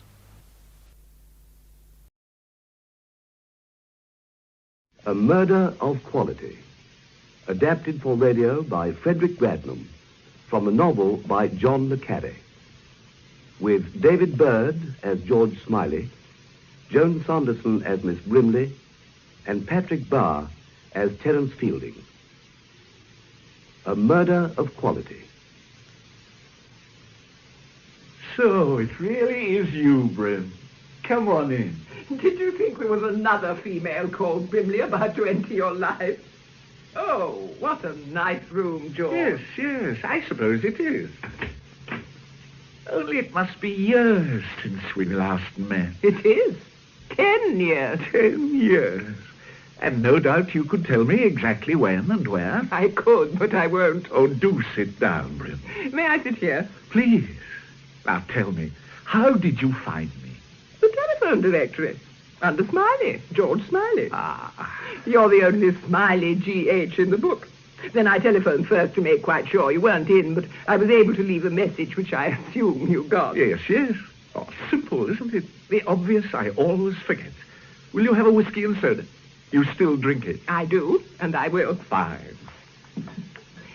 You've left the service for good? For good? I wonder. One never knows with intelligence work, I find. No. And yourself, Brim? I edit a weekly paper. Ah, and trust, no doubt, that you have left the service for good. Exactly. Yes, I had another spell some time back. Oh, I didn't know that. Intelligence is all very different now. Ideas are different. People are different. The Steeds, Jeopardies, Fieldings aren't about anymore. All gone. Is that the right amount of soda? Thanks, that's just right. Your health, Brim. And yours, George. Fielding. Adrian Fielding had a brother. He teaches at Carne. Yes, that's right. Terence Fielding, a housemaster. That is, if he hasn't retired. No, he retires this half, whatever that means. It was in the Times some weeks ago. You seem well informed. Not well enough. Tell me about Carne School, George. Did you go there? Heavens, no. But you know about it. Yes, I know about it. Is it as bad as it sounds? Absolutely. Not that it always was. It didn't become really fashionable until about 100 years ago, and it was founded by Edward VI in 1550, I think. I've never really understood why some schools become fashionable with the rich, grow like Carne into bastions of snobbery and privilege. It's generally a headmaster. I mean, there's one head who lifts the school up out of the rut, and the right people get to know about him, send him their boys, and the tradition begins. Well, there was a man in the 1850s, the master. Carne calls the head the master. They don't have teachers. They have housemasters, house dons, and ushers. And half? A half is a term. They have only 2. What else? Carne itself. I know it's a town in Dorset, but what's it beside? Well, I suppose the school is the town. The playing fields and the staff houses encircle it. It's miles from anywhere, you know, Brim. Beautiful countryside, but quite isolated. Has little to do with the world most people live in. One would have to fit in. Or get out, I imagine. Yes. But that wouldn't be easy for the wife of a house don, would it? What's the problem, Brim? Well, I had a letter sent to my paper the other day from the wife of a man who's teaching at Carne. They haven't been there long. They're called Road, without the H. I see. Oh, what sort of letter? I'm a ridiculous spinster, I know, but it's worried me, and I knew you were the best person to come and see about it. Well, you'd better read the letter to me, Brim. All right. It's addressed from North Fields, Carne School, Dorset, and dated the 7th of February. Dear Miss Fellowship, I don't know if you are a real person, but it doesn't matter. You always give such good, kind answers. There's something very wrong here. I don't know if he's really plotting to... I can't write the word, but I feel as if I'm dead already. Do you understand? It's this place. It's done something to him so that he hates me. No, it's not just my imagination, and I really am perfectly sane and normal. But I'm frightened of everything, of what he's thinking and what he might do. And now the long nights are coming. Please write and tell me what I should do. I hope you don't get many letters like this. Yours faithfully, Stella Road, Mrs. Nay Glaston. He is the husband, we must assume. Yes? It can't really be anybody else. And you're Miss Fellowship. Yes. Tell me, my dear Brim, what exactly is your paper, and how did you get onto it? It's called The Christian Voice, and it's a nonconformist weekly newspaper founded in 1903 by old Lord Lansbury. I'm its editor. It's very much a family affair. The same families take it now as did in 1903. The Lansbury we know is the son of the founder. He offered me the job after our outfit was thinned down in the 50s. Oh, yes, I remember now. And why do you take Mrs. Rhodes seriously? You've had other letters of the same order? No. Only one for a kitchen hints competition, and a note from her last year saying that her husband had been taken on to the teaching staff of Carne School. We printed the news. The point is, George, she's a Glaston. What is a Glaston? Well, they've been readers of The Voice since it started. The Glastons are part of our magazine, one of the few hundred families who form our establishment. So you take her letter seriously? I must. I know the Glastons are as down-to-earth as you could wish, Stella included. I don't think she's likely to be suffering from delusions of persecution. Well, what are you going to do? Write to her. Ask her to come and see me. You see, I have the idea that Stella's husband isn't the usual Carne type. The product of a grammar school, red brick and all that. Yes. And Stella Road wouldn't be the type, would she? I doubt whether Carne has ever had a nonconformist wife. Road himself is also. Yes, he would be, of course. So I shall write to her. And if that doesn't help, well, I wondered, perhaps you could contact the man Fielding for me.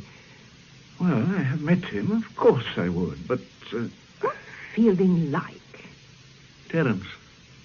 He's not quite the man his brother was, you know. In his late 50s now, a big man with a fine head, rather flamboyant, a superb natural actor. Is he married? He's not the marrying type. Ah. He's very intelligent, of course, and very vain. Have you met any of his colleagues? Well, Anne knew a housemaster and his wife, Charles and Shane Hecht. I don't remember meeting them ever. I think they were typical of Carne and quite awful. Of course, things aren't at all the same at Carne these days. I remember before the war when Charles inspected the corps on a white horse. Ah, yes. We don't do that kind of thing now, do we? Of course, I've nothing against Mr. Iredale as commandant. Nothing at all. Oh, he's a good chap, Iredale, when all's said and done. And his wife's such a nice person. Don't you think, Terence? Oh, I don't know, Shane. A bit overdressed for my taste. I know what you mean. I wonder why they can never keep their servants. I hear Mr. Road will be helping out with the corps next half. Poor little Road. Running about like a puppy trying to earn his biscuit. He tries so hard. Have you ever seen him at school matches? Well, he ought not to try quite so hard. Do you know, Terence, he'd never seen a game of rugger before he came here? It's all soccer at grammar schools, I believe. Is it? Do you remember when he first came, Charles? Oh, yes, quiet as a mouse. It was fascinating how he lay very low, drinking us in. The games, the vocabulary, the manners, everything. Then one day, it was as if he'd been given the power of speech, and he spoke our language.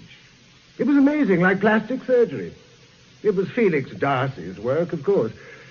I've never seen anything quite like it before. Dear Mrs. Road. So sweet and such simple taste, don't you think? I mean, whoever would have dreamt of putting those china ducks on the wall? Big ones at the front and little ones at the back. I wonder where she bought them. I must ask her. Shall I ask her? You, Terence, would you? I think not. I find Mrs. Road hell, to be honest, for once. So, they're here next Wednesday. I can't leave them out. Black candles, Terence. Of course. Here are the coats, Mr. Fielding. Oh, thank you, True. Let me help you with yours, Mrs. Hecht. Thank you, Miss Truebody. Poor, dear, sad old fur. Oh, no. It's a lovely coat, madam. Well, thank you, Terence. Extremely pleasant. You know we're going to miss you when you go. Good night, Terence, darling. So kind. And in your last half, you must dine with us before you go. I'd be delighted. Good night, Mr. Hesh. Oh, good night to you, Miss Truebody. Oh, it's turning very cold, you know. We're going to be having snow soon. Good night, Miss Truebody. Good night, Mrs. Hesh. And thank you for such a delightful meal. You must have gone to a lot of trouble. Oh, not really, madam. It's nice to know you enjoyed it. Good night again, Terence, darling. Good night, Shane. Oh, it's damn cold. It's nearly the long night, isn't it? It's always supposed to snow at Carre during the long night. And it often does. Oh, do come on, Shane. Oh, Charles, you can quick march your boys as much as you like. I propose to go slow. Good night, Terence. Good night. There now.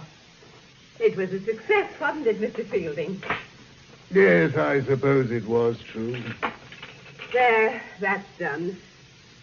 Oh, you look tired, sir. I am a little true. Indeed, I am. Is there anything else, sir? No, nothing else. Sleep well, True. And you too, sir. Good night. Good night.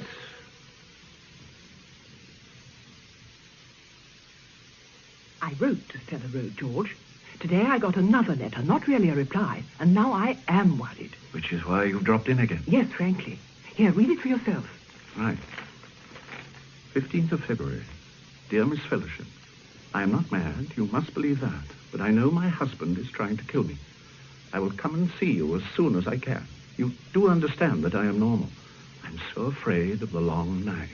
There's something not quite right about him. At night sometimes, when he thinks I'm asleep, he just lies watching the darkness. I know he is trying to kill me, but what can I do? It's not nice, is it? You know, I suppose I should go to the police, but I thought first, would you perhaps see Terence Fielding? Yes. I'll ring him now. I could go down to Carre tomorrow. Oh, thank you, George.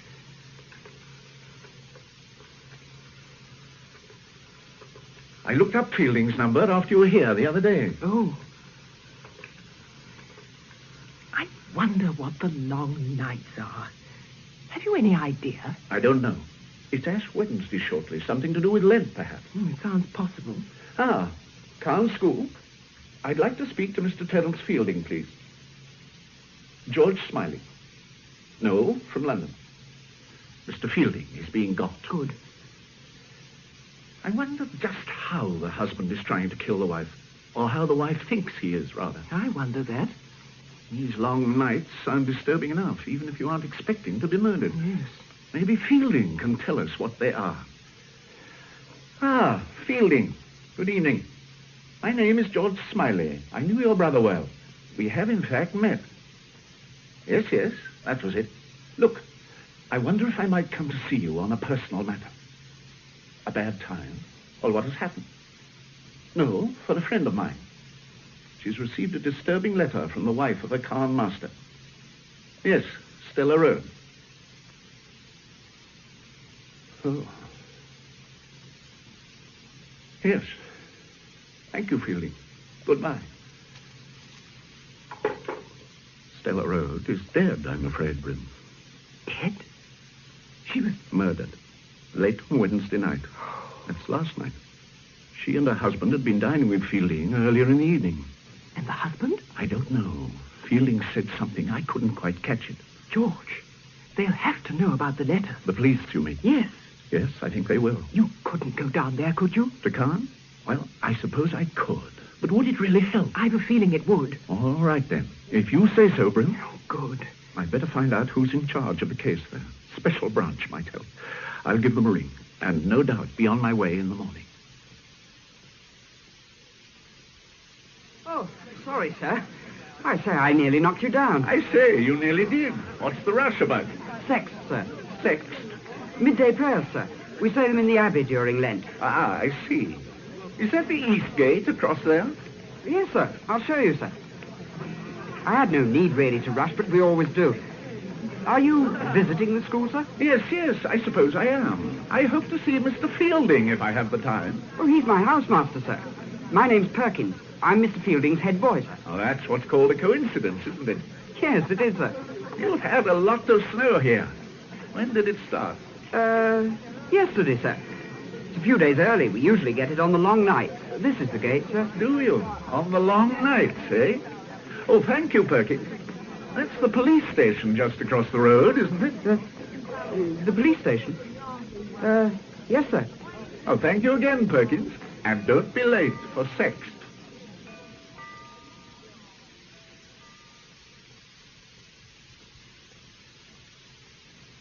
Oh, come in, Mr. Smiley. I was expecting you.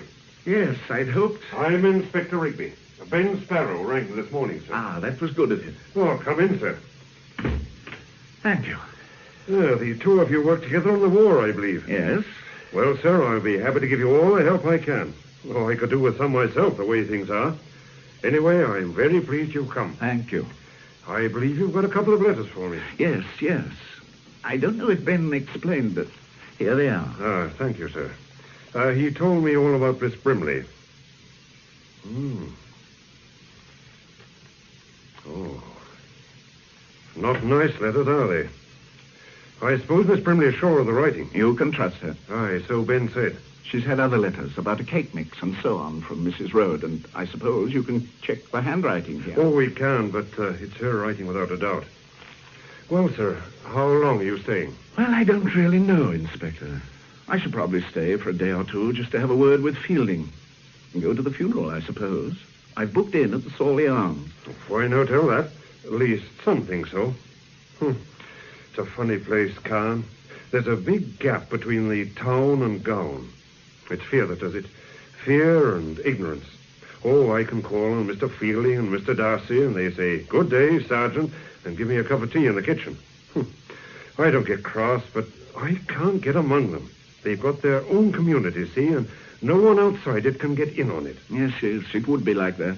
There's a lot I'd like to ask them. A lot of things. Who liked the Rhodes and who didn't?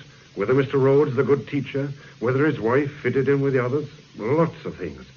I've got all the facts I want, but I've got no clothes to hang on them. Well, if you want me to help, I'll be delighted.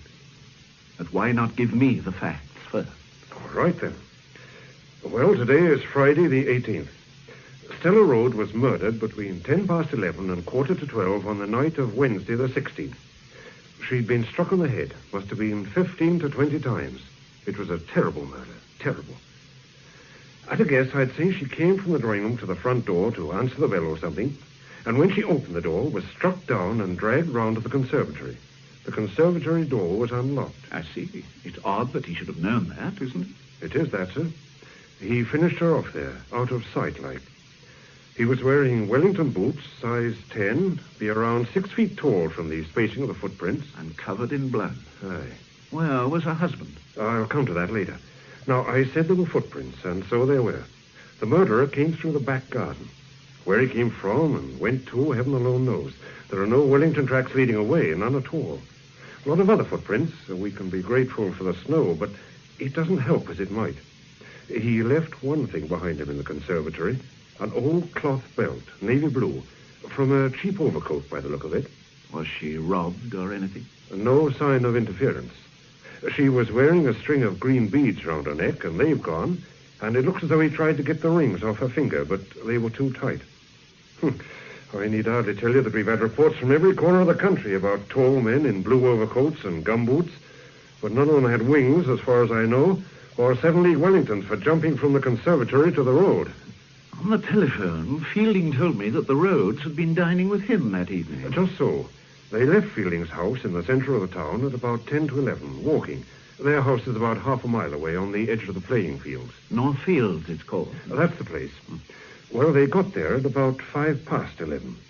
When he got home, Rhodes remembered that he left a case containing examination papers behind him at Fielding's.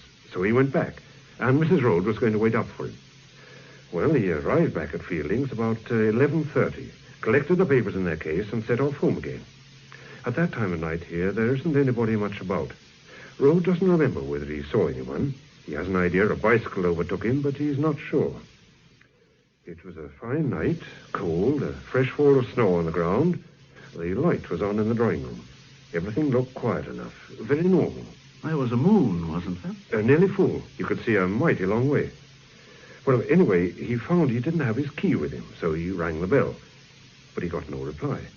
So he called to his wife through the letterbox, and still got no reply.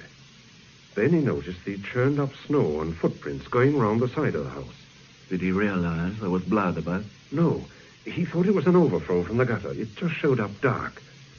Well, he followed the marks round the house until he came to the conservatory. No moonlight there, and the light didn't work. Didn't work? Oh, simple enough. The bulb had gone, and the conservatory wasn't used much in the winter. Well, did he light a match? No, he didn't have any. Non-smoker, see. His wife didn't approve of smoking. So he went in the dark, calling her name. Then he fell over something. At first, he thought it was a refugee parcel. Then he realized it was his wife. There he was then, in the dark, trying to find out what was wrong, and then discovering that his hands were covered in blood. He doesn't remember much after that. Poor devil. And then? He was found by a master who lives 100 yards or so away, Mr. Darcy. Almost out of his mind, his hands and face covered in blood. I arrived there about 1. We got him into Dorchester Central Hospital. He's still there, but I gather the shock's wearing off. What is the refugee parcel Rhodes mentioned? Mrs. Rhodes was the organizer for Carre of parcel collections for a refugee organization, the Public Schools Committee for Refugee Relief, clothes and such like. Very energetic at it, she was. I see. What fingerprints did you pick up at the house? Oh, Mr. Rhodes were everywhere. The others were made by gloved hands, made before Rhodes. These examination papers he went back to Fielding's for, were they as important as all that? Yes, up to a point, anyway. The marks had to be handed in by midday Friday. Today, that is. Why take them to Fielding's in the first place? Earlier on, Rhodes had been on chapel duty, so he didn't have time to return home before dinner. He changed at the school, and that's where he left his latchkey, in his other suit. I see. Then how do you explain Stella Rhodes' letters? Oh, it is known in the letters we've got to explain. Oh, what else? Well, as you know, Mrs. Rhodes was chapel, the only member of the school that was. The minister is a man called Carre. He knew her pretty well, even before she came to Carre. Well, isn't Rhodes chapel? Was. He turned Church of England when he came here. Tried to get his wife to turn also, but she wouldn't. Well, now, Carre came to see me a couple of weeks back. He was worried and very perplexed at what Mrs. Rhodes had said to him the day before. He came to see you, officially? He said he wanted to talk to me as a friend and not as a policeman, which meant he wanted to talk to me as a policeman. Naturally. And what had Mrs. Rhodes said? She told Carre that her husband was going to kill her. In the long nights. She repeated this a number of times. Carre let her go on, then asked her what put such a dreadful thought in her head. I think he was probably a bit too firm with her. Anyway, all she did was to start crying. Not hysterically, just quietly to herself. So Carre offered to help her in any way he could. Asked her again what had given her the idea. Did she say? No, she wouldn't speak. Just shook her head. Then got up and went to the door. Shaking her head as if in despair, Carre said. She turned to him at the door, and he thought she was going to say something. But she didn't. She just left. How very curious. She seemed very certain that Rhodes was going to do it. It wasn't Rhodes. It couldn't have been. We found the murder weapon in a ditch 4 miles north of Carre, the morning after the murder. He couldn't have got it there, could he? What was it? 18 inches of coaxial cable, 2 inches in diameter. One of my chaps found it. We are keeping it very close, sir. All right, I'll remember. It is the weapon, I suppose. Everything fits. It's odd, isn't it, that the murderer should have carried the weapon so far and then just thrown it in a ditch. It is odd. Very odd. And I'll tell you 2 things that are even odder. There's a canal running beside the road for half its 4 miles. He could have pitched it anywhere along there. We'd never have been any the wiser. The other thing, Mr. Rhodes used a length of the same stuff in a demonstration lecture on elementary electronics. Mislaid it about 3 weeks ago. I see. I suppose... Yes, sir? Rhodes could have had an accomplice. He could. Well, the papers mentioned a woman you wanted to interview, a Mad Janie. Oh, it's a nice thought. Mad Janie as an accomplice. No, I didn't mean that. I just wondered why you wanted to interview her. Well, Stella Rhodes knew her, see? She was a kindly woman, was Mrs. Rhodes, easy to talk to. I knew her through being chapel, my wife also. We liked her. Most did. Although some of the women at chapel took against her, but, well, you know what women are. Anyway, Mrs. Rhodes sort of befriended this Janie creature. Used to give her food and clothes. She is what you would call not all there. Happily alienated. Talks to herself and all that. Lives in a disused Norman church over at a place called Pyle, a couple of miles south of Carre. The oldest village in Dorset, so they claim. It's a rum place. Half a dozen families, all so inbred, you can no more sort them out than a barn full of cats. Well, Mrs. Rhodes used to visit her in her lair there. That upset some people. Yes. And I suppose Mad Janie has vanished. Hasn't been seen in her usual haunts since early Wednesday night on the lane towards North Fields. But that don't mean a thing. These people like Janie are all over the neighborhood for years, and one day they're gone like snow in the fire. But we found a spare set of footprints running along the far end of the Rhodes garden. Woman's prints, by the look of them. Could be Janie's. I hope to heaven they are. We could do with an eyewitness, even a mad one. Well, there it all is, sir. Yes. It's complicated. Aye. I'll nose around a bit, Inspector. When I get back to the hotel, I'll give Fielding a ring. He'll probably extend an invitation to dinner. I should like to talk to Fielding. Sherry wine or Madeira, Smiley? Thank you. A glass of sherry. Tarts drink Madeira, but boys like it. Perhaps that's why they're frightful flirts. We're all rather subdued at the moment by this dreadful business. Oh, how have the boys taken it? Oh, they adore it. My own house has been particularly fortunate because the Rhodes were dining here that night. Some oaf from the police even wanted to question one of my boys. Indeed? What on earth about? Oh, God knows. You knew my brother well, didn't you? He often talked about you. Yes, I knew Adrian very well. We were close friends. We didn't see much of one another in later years, Adrian and I. Being a fraud, I can't afford to be seen beside the genuine article. A message from Mr. Darcy, sir. Oh, hello, sir. Have you met Mr. Smiley, Tim? Yes, sir. I ran into him in the Abbey Close this afternoon. Ran into me literally, but apologized in the most gentlemanly manner and showed me the East Gate. Ah, I see. And I suppose Mr. Darcy is going to be a few minutes late. Yes, sir. Thank you, Tim. Good night, sir. Good night, sir. Good night, Perkins. Good night, Tim. Musical genius is Perkins, but a problem in the schoolroom. Darcy won't be more than 5 minutes, I know him. He's a frightful toad. Looks like a Sickert model 50 years after. All trousers and collar. Oh, what's his subject? Subjects? I'm afraid we don't have subjects here. Darcy is senior tutor by election and bachelor by profession, if you follow me. His subject is other people's shortcomings. Stella Rhodes, for instance. Ah. She was somewhat different from most of the wives here, I imagine. She was everything we're forced to ignore. She was red brick, council estates, new towns, the very antithesis of Carre. Yes.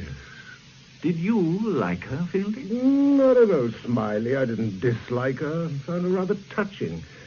But of course she made enemies. She was too honest. And Carne has no defense against her sort of honesty. Ah, that'll be Darcy. We'll let him have just one glass of sherry, only one. After all, he has kept us waiting. Terence, if I may talk shop for one moment. Perkins' work has been abysmal these last few days. I declare I have never seen work like it. Is he unwell? Has this terrible business upset him? What is it? He never was bright, but really... I don't think he's unwell, Felix. I'll have a word with him, if you like. Tim is a sensitive boy. Perhaps he's upset. Well, do have a little chat to him, Terence, please. I'm so sorry, Smiley, to go off suddenly at such a tangent. It was only that I wondered if this unseemly business could be responsible for the boy's behavior. Oh, yes. You're not suggesting that my head boy had a hand in the murder of Stella Rhodes, are you, Felix? Really, Terence, it was the last thing I had in mind. Frankly and in confidence, I have reason to believe it was her past that brought about her death. Why do you say that? It appears she was expecting to be attacked.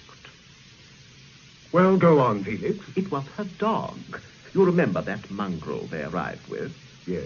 A couple of weeks back, Harriman, the vet, a superior type of person, came to see one of my sister's dogs. He told us that Mrs. Rhodes had had the dog destroyed the previous day. She said it had bitten the postman. Though some long and confused story. The post office was due, the police had been round, and I don't know what. Where is all this getting us, my dear Felix? I'm coming to the point. She said to Harriman that the dog couldn't really protect. It could only warn. It wouldn't do any good. Wasn't she upset about losing the dog? Oh, indeed, yes. Tears and all. Harriman was rather perplexed, I gather. Mrs. Rhodes' behavior didn't seem to him at all normal. Another curious fact was the condition of the dog. Hmm? It had been maltreated, seriously so. Its back was marked as if from beating. Did Harriman follow up this remark she made about not doing any good? He asked her what she meant, but she wouldn't explain. However, I think the explanation is obvious enough. Oh? What? My sister and I talked it over after the death. We decided that Stella Road had formed some unsavory association before coming to Carre, which had recently been revived, possibly against her will.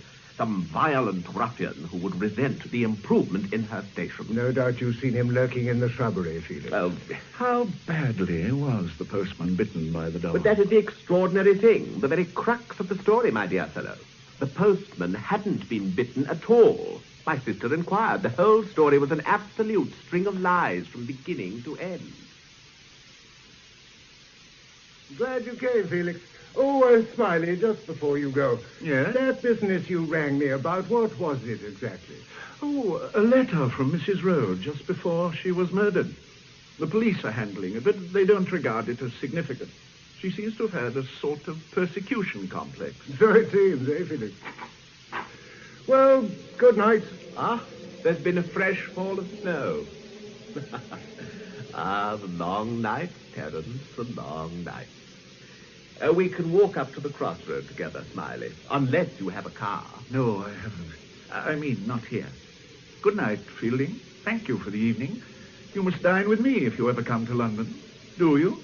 I'll let you know. Good night. Good night, Terence. Tell me, Darcy, what are the long nights? We have a proverb that it always snows at Carre in the long night. That is the traditional term here for the nights of Lent.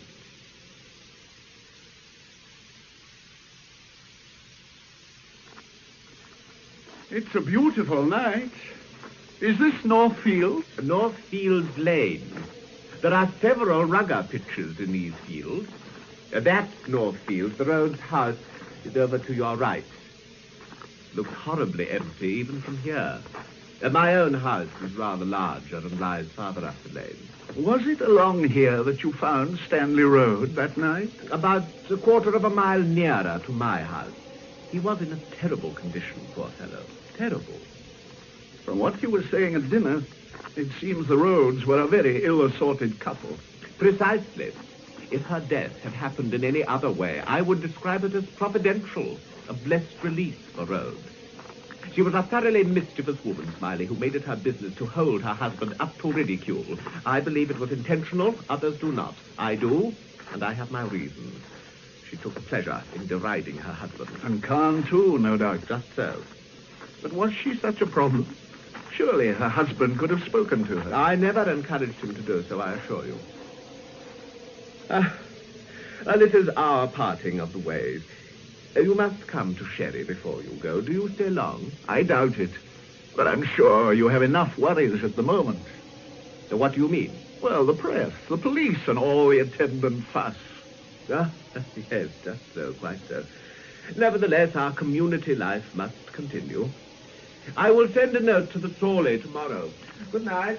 Good night.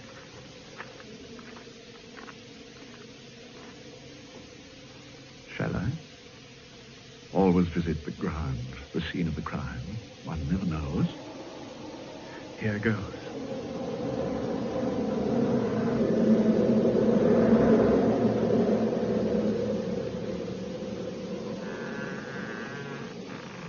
What's that? The conservatory door swinging. Good God, there's somebody. Or is it a shadow? No. Hello? Who are you? I thought you was the devil, mister. But you got no wings. But you can't do nothing, mister, 'cause I got this holly for to hold you. Yes, Jane.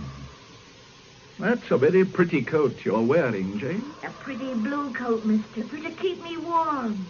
From my darling. Who is your darling, Jane? She not be here no more. But she didn't go with the devil, mister. Lay still she did, with not a word. You saw the devil, Jane? There's not many seen the devil fly, mister. But Janey seed him. Janey seed him. Silver wings like fishes he done had. Janey saw. Where did you find that coat, Jane? Him a bad one. Oh, him a bad one, mister. But I seed him flying, riding on the wind. And the moon behind him lighting up the way. Them close the sisters, moon and devil. Flying, was he, Jane? Like this, mister. Like this, riding on the wind. Silver wings, silver. Oh, damn. Now she won't come back. But she saw something. She saw the devil fly, riding on the wind.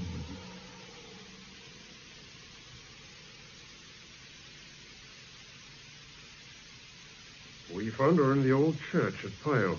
I'll tell you about that in a minute, Mr. Smiley. She's made a sort of statement. This last part of it reads like a confession, if it reads like anything. Can you understand it? So I tells my darling, I tells her, you are a naughty creature to go with the devil. But her did not hearken, see, and I took angry with her, but she paid no call. I can't abide them as go with devils in the night, and I told her. She ought to have had holly, mister, there's the truth. But Janey drove the devil on. And there's one will thank me. That's my darling. And I took her jewels for the saints to pretty out the church. And a coat for to keep me warm. The coat? I suppose it is the one. Yes, we've traced the woman who gave it to Stella Road for the refugees. Janey must have pinched it from the conservatory. Did you find any, what she calls, jewels? We found the missing green beads. They were on the altar, on a cross of twigs. The whole place was scarifying. And, of course, she would go on about the devil. On and on. The devil flying. That's it. Flying on the wind. His silver wings stretched out behind him. Like a folk song it is. Do you think she did it? No. Do you, sir? No, of course not. It was quite impossible. But I think she saw whoever did it. Immediately afterwards. That's driving the devil off. But why flying on the wind? And why should he have silver wings? What are you going to do with her, Inspector? Hold her for the moment. I think she's better out of the way, just in case. Yes, yes. The devil must have seen her also. Are you going to the funeral? Yes, I think so. And after it, I might try to get a word with Rhodes on behalf of Miss Fellowship and her paper, if you understand. Oh, I see what you mean, sir. Yes, that would be a very useful idea.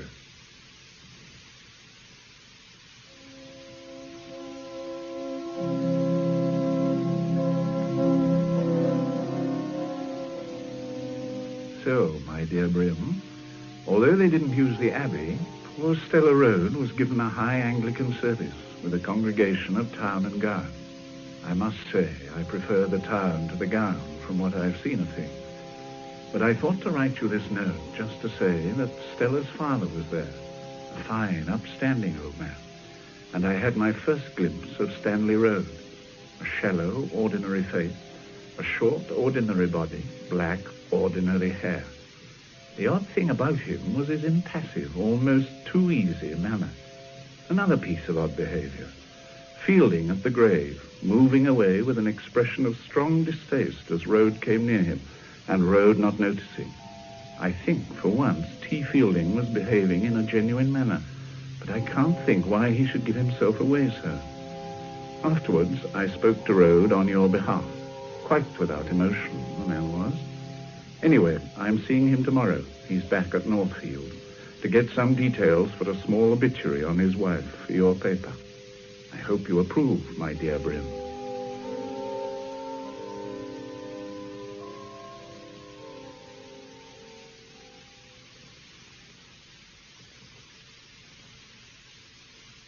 It's very good of you to spare the time to see me, Mr. Rhodes, in the circumstances.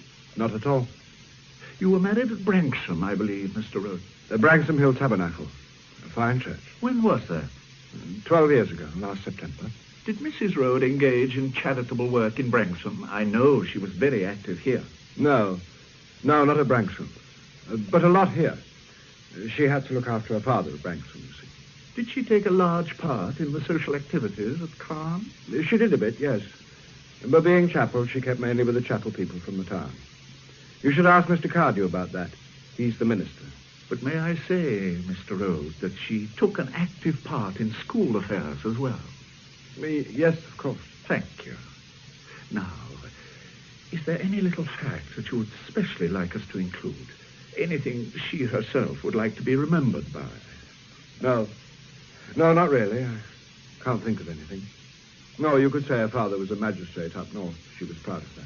You've been very patient with me, Mr. Rhodes. We're most grateful on the voice. I say, you haven't got a car, have you? No. I mean, I'm afraid I left it in London. Oh.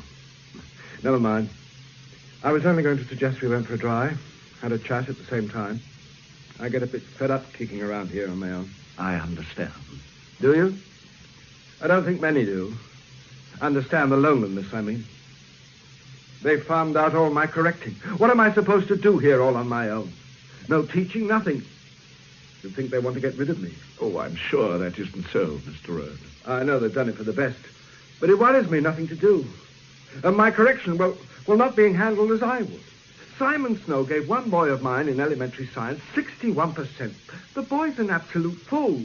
Perkins is his name, nice enough boy, head of Fielding's house.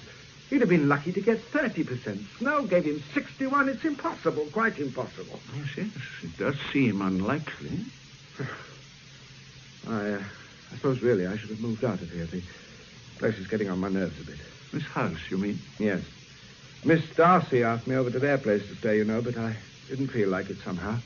Not yet. No, of course. Very good people, the Darcys. Very good indeed. They have a sherry party on tonight. I'd quite like to have gone in a way. Who haven't you met, Smiley? Well, the young people in the... Oh, no, they've moved. Oh, there they are, Darcy. Are they the Snows? Ah, yes, just so. Simon and Anne Snow. Let me introduce you. Thank you. I say, Dorothy, is that Smiley your brother's introducing to the Snows? Yes, that's him. Strange little blighter. He married Lord Sawley's cousin. Did you know that? Oh? Yes, Lady Anne Thircombe. She left him soon afterwards, of course. What do you mean, of course? You don't know Anne Thircombe. And now I've seen George Smiley, I wonder it ever happened. Poor Simon's been having an awful time, Mr. Smiley. Felix Darcy unloaded all Rhodes' exam corrections onto him. You mean you have too lots of corrections? Afraid so. It's been a bad week. Rather humiliating in a way. Several of the boys who were up to me for science last half are now in Rhodes' form. One or two I'd regarded as practically unteachable. Rhodes seems to have brought them on marvelously. Yes. He was talking to me about one boy, Perkins. He should be pleased with Perkins. The boy only got 15% last half. This time it's 61. Quite remarkable. Whatever else they say about Rhodes, he's a good teacher. Teacher, darling, don't let them hear you use that expression. Oh, no. You know, Mr. Smiley, Simon's leaving at the end of this half. Oh. Yes, thank heavens. Back to Oxford, a DPhil and then a university job. You don't like Carre? Oh, can you blame me? I like it less than poor Stella Rhodes did, and that's saying something. Shane Heck's advancing. You must be dreadfully important, Mr. Smiley, for Darcy to serve decent sherry. What are you? President of the Royal Academy? Oh, I'm afraid not. Darcy and I were both dining at Terence Fielding's on Saturday night, and Darcy asked me for a sherry. I don't think Terence can be coming. He seemed frightfully upset at the funeral yesterday. Well, it was rather upsetting, don't you think? Oh, dreadful. Stella Rhodes was such a nice person, I thought, and so unusual. She did such clever things with the same dress.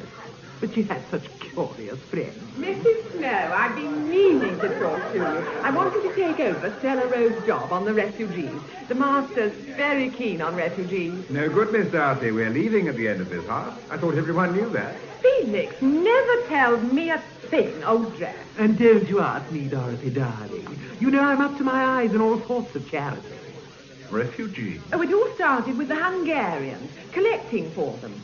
Stella Rhodes was one of the few wives who did anything. She worked very well, right until her death. I went over to North Fields on Friday with that parson man from the Tin Tabernacle and Cardew. Well, to see if there was any refugee stuff to tidy up, and there wasn't a thing out of place. Everything was all packed up and addressed. We just had to send it off. Oh, that was very efficient. Well, it was. Now, who the hell can I find to replace her? Darling Dorothy. Never happy unless she's organising somebody. Mostly poor Felix. I suppose I could help. After all, Stella Rhodes was very kind to us, you know, Mr. Smiley. Yes.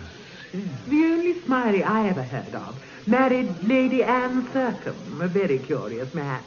I understand he was quite unsuitable. I never did hear what became of Anne. She went to Africa. Or was it India? No, it was America. So tragic. I must go. Charles is looking awfully lonely. If anybody deserved to be murdered, that's... Instead, it was Stella. How unjust things are. You said she was kind to you. Oh, very. Yes. Just one thing. When we moved into a little house in Bread Street, the rain was simply teeming down. We used a firm called Mulligan's. They were absolutely foul. Wanted paying straight away. And I didn't have the checkbook, and Simon was examining for the scholarship. So they even threatened to take the stuff away again. Yes, fantastic. Then Stella turned up. I can't think how she even knew we were moving. When she saw what was going on, she just went to the phone and rang Mr. Mulligan himself. I don't know what she said to him, but she made the foreman talk to him afterwards, and there was no more trouble after that. She was terribly happy to help. Extraordinary story, isn't it? But completely true. Yes. A sort of magic spell. I hope you didn't mind my turning up like this out of the blue, George, but the chance came, and I thought I'd like to see Carne. I can't think how the Christian voice will manage without you for a day, Brim. Don't be sarcastic. And anyway, I found a perfectly good young lady to hold the fort, if you can describe the voice as a fort. Well, it's a description that would fit the Sawley Arms. Take where we are now. They call this the residence lounge. Yes, it's a rather extraordinary echo of the past, isn't it? Inefficient, antiquated, and smart. There's a framed tapestry in my room of a Buckinghamshire garden. Even I had forgotten such things once existed. And still do, it seems. The one in my room is of the wild garden at Sandringham. Good Lord. I didn't believe it at first, but it's true. I'm glad you came today. Thank you, George. It wasn't Road, was it? No, it was impossible. Rigby is keeping one piece of information very close. I can't tell you what, but it lets Road out. Not that he was ever in, not really. Have you any idea why Stella Road accused him as she did? Well, I wrote to you about the minister of the chapel, Cardew, didn't I? Yes, you wrote out everything very clearly. And as you said, cause and effect just don't go together. No reasonable sequence of events. No. Stella's obsession with her death in the long night seems to have been, well, unreasonable. There's one thing, though, Brim. Stella wasn't all of a whole. Not by any means. You mean not a sound, sane, nice Glaston? A pillar of the voice? There are a number of opposing views about her. In Carne, I mean. Darcy dislikes her and seems to have very good reasons for doing so, which he keeps to himself. And there was the dog that didn't bite the... Who was it? Postman. Yes. Well, perhaps she was afraid of someone. But not her husband. Not Rhodes, no. Then at the party this evening, a very nice young couple, the Snows, told me how helpful she was when they moved in the town.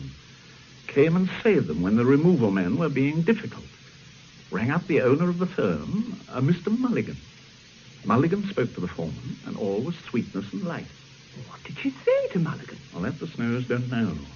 But Stella Road was of no importance in Carne. If she'd been the master's wife, then it would be understandable that Mulligan would kowtow to her. So she must have had something on the man. Yes. Doesn't signify. It only places Stella Road in another light. Now, what was it Felix Darcy said to me? She was a thoroughly mischievous woman. And then he went on to say how she took pleasure in deriding Road, holding him up to ridicule. Road isn't weeping any tears, is he? No, he's indifferent. And it's an indifference which can only come from a clear conscience. About Road's briefcase, George, Did he really have to go back to Fielding's for it at that time of night? Was he going to sit up marking the papers until the early hours? I don't know. Presumably he was, but I don't know. I know one thing, Brim. Not that it has anything to do with the murder. What's that? Fielding's head boy, Timothy Perkins, has been cheating in elementary science. Oh, it's obvious. His exam marks were unbelievably high. And the science papers were the ones in Rhodes' case. You mean the boy may have had a chance to look at them whilst the Rhodes were at Fielding's? More than likely. You know, George, if Rhodes hadn't gone back for the briefcase, Stella Rhodes would still be alive. And whoever murdered her must have known she was alone. Yes. The Janey woman? Oh, I'm sure not. But of course, Janey saw somebody or something about the time of the murder. And she stole the beads from the body, like she stole a coat from a refugee parcel. Only that doesn't make sense anymore. Why not? Well, at the sherry party this evening, Dorothy Darcy told me that when she went to the Rhodes house on Friday with Carre to see if there was any refugee stuff to tidy up, everything was packed up, labelled, ready to be sent off. So Mad Janey couldn't have stolen it, or Janey's coat couldn't have been the one in the parcel. But it was. Rigby traced it to the woman who gave it to Stella for the refugees. And the police found the matching belt in the conservatory by the body. Now, what did Janey say? I took her jewels for the scents, I did, and a coat for to keep me warm. But it all contradicts, doesn't it? Well, unless somebody packed the clothes up after Stella died and before Miss Darcy and Cardew went to the house on Friday. Now, why the devil anyone should do that, I don't know. Good Lord. What? Of course. Whoever killed her must have been covered in blood. He would have needed protective clothing. And to get rid of it... Good heavens. Yes. You must do something for me tomorrow, Brim, in London. Would you? Of course. I was planning to return tomorrow. Where do you want me to go? The Public Schools Committee for Refugee Relief. I'm sorry to be a nuisance, but a friend of mine asked me to make some inquiries about a parcel. My name's Brimley, Miss Brimley. The parcel was from Carne's school. It was sent last Friday. Last Friday? Then it would have arrived yesterday, and with luck, I ought to have entered it. It wouldn't have been sent away already, Miss... Just call me Jill. No, a mile behind. Carne school. That's posh. Let's see. Oh, in a frightful muddle. But then if we weren't, we wouldn't be the Public Schools Committee for Refugee Relief, would we? Oh, here it is. Carne parcel post, £27. Oh, good. Is your friend at Carne? Yes. And I bet she's given something to the collection she didn't mean to give. Oh, how clever of you. Yes, at least she thinks she has. An old dress with a quite expensive brooch on it. It's the brooch, of course. The Carne parcel should be over here. Sorry, it's a terrible mess, isn't it? Like a mad post office. Parcels from every corner of the country. Every corner that has a public school, that is. Can we have a quick look inside? I mean, you don't have to get permission or anything. Oh, don't worry about that. Now, it ought to be here in this pile. Carne's label has C4 on it. My cousin went to Carne. Oh, he's an utter wet. You know what he told me? During Ascot week, they all... Oh, just a minute. Hello. Here we are. Oh, that is clever of you. Let me take it. Oh, thanks. There we are.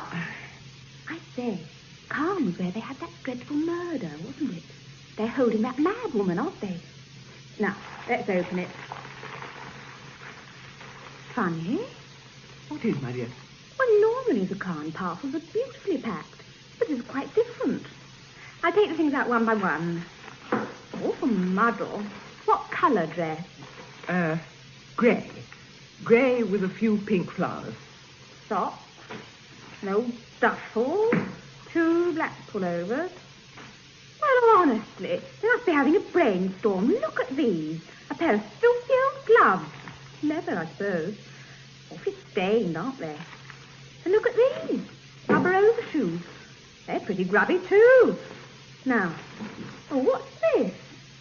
A plastic cape. Bicycling cape. Ugh. Oh, it's damp and slimy. Oh. Are you all right, Miss Brimley? Yes. worry about me. You look so pale. But there's no grey dress. No, my dear. There wouldn't be. These are enough. I don't understand. This is all mad.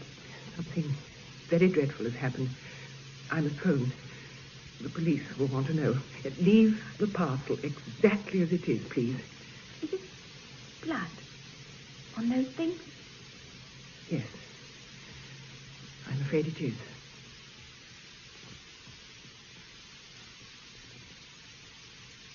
Tim. What? Oh, you did give me a start. And you haven't even put the light on. I was just going out. Standing there like a figure in Madame Tussauds. I'm just on my way to Mrs. Harlow, my music lesson. I know that, Tim Perkins. I know which evening it is. Yes, Miss Truebody. Well, Tim, what is the matter? I don't think there's anything the matter, Miss Truebody. Of course there is. Ever since poor Mrs. Rhodes died, you've been going about looking as if you'd seen a ghost. It's not like you. Did it upset you so much? Mrs. Rhodes? No, it hasn't, really. I was awfully sorry, but, well, I'd only been to tea with her once. Yes, Tim. I know what you mean. So it's not poor Mrs. Rhodes. What is it? Nothing. Well, it's only the exams. They've worried me. I'm not sure if I've done it all well or if Mr. Rhodes will see my results. I mean, you see... I don't see, Tim. Let me tell you after my music lesson. All right. I'll be in my room. Well, thank you, True. Thanks ever so much. Mind how you go on that bicycle. And do be careful at the bottom of Longmead Hill. It's awfully slushy down there. Oh, I'll go as slow as a snail. Give my regards to Mrs. Harlow. I will. Well, Mr. Smiley, you got my message then? Message? No, Inspector. I was on my way over already. Oh, I thought you were quick in arriving. You've heard the news then? What news? About the boy in Fielding's house, missing all night. No, I've heard nothing. Well, 8:30 last night, Fielding rang us here. Perkins, his head boy, hadn't arrived at a music lesson with a Mrs. Harlow who lives over at Longmead. Neither had he come back. We found him an hour or so later at the bottom of Longmead Hill, half in the ditch, his bicycle beside him. Dead. Oh, my dear God. We've closed the road and we've been trying to reconstruct the accident. Looks as though he must have fallen from his bike near the bottom of the hill and hit his head on a stone, his right temple. How did Fielding take it? He was very shaken. Just seemed to give up.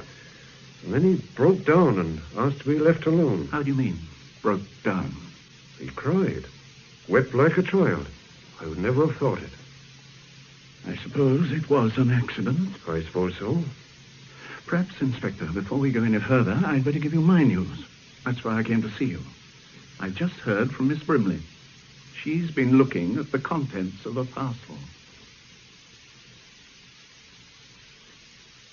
Yes, they're at the refugee relief place at York Square. No, I'm not sure. I'm only hopeful. Yeah. Yes, fingerprints on all surfaces. Yes. I'll come up with the 4:25 this afternoon. At 8:05. Oh, one last thing. I'll be bringing some samples of a schoolboy's handwriting and an examination paper. Yes. I'd like the opinion of a handwriting expert. Thanks. See you later. Hey, it's a funny sort of jump in the dark, that one of yours, about Perkins. Well, I've no idea yet what it might prove. But that bicycling cape in the parcel looks like the answer to Janie's silver wings in the moonlight. Someone riding a bike with a plastic cape flying out behind him. Yes, the devil riding on the wind. I shall have to let Janie go, I suppose. I wouldn't, Rigby. Keep her with you, so long as you can possibly manage. No more accidents, for heaven's sake. We've had enough. Then you don't believe Perkins' death was an accident? Good Lord, no. And nor do you, do you? I put a detective onto it. This is a clever chap we're up against.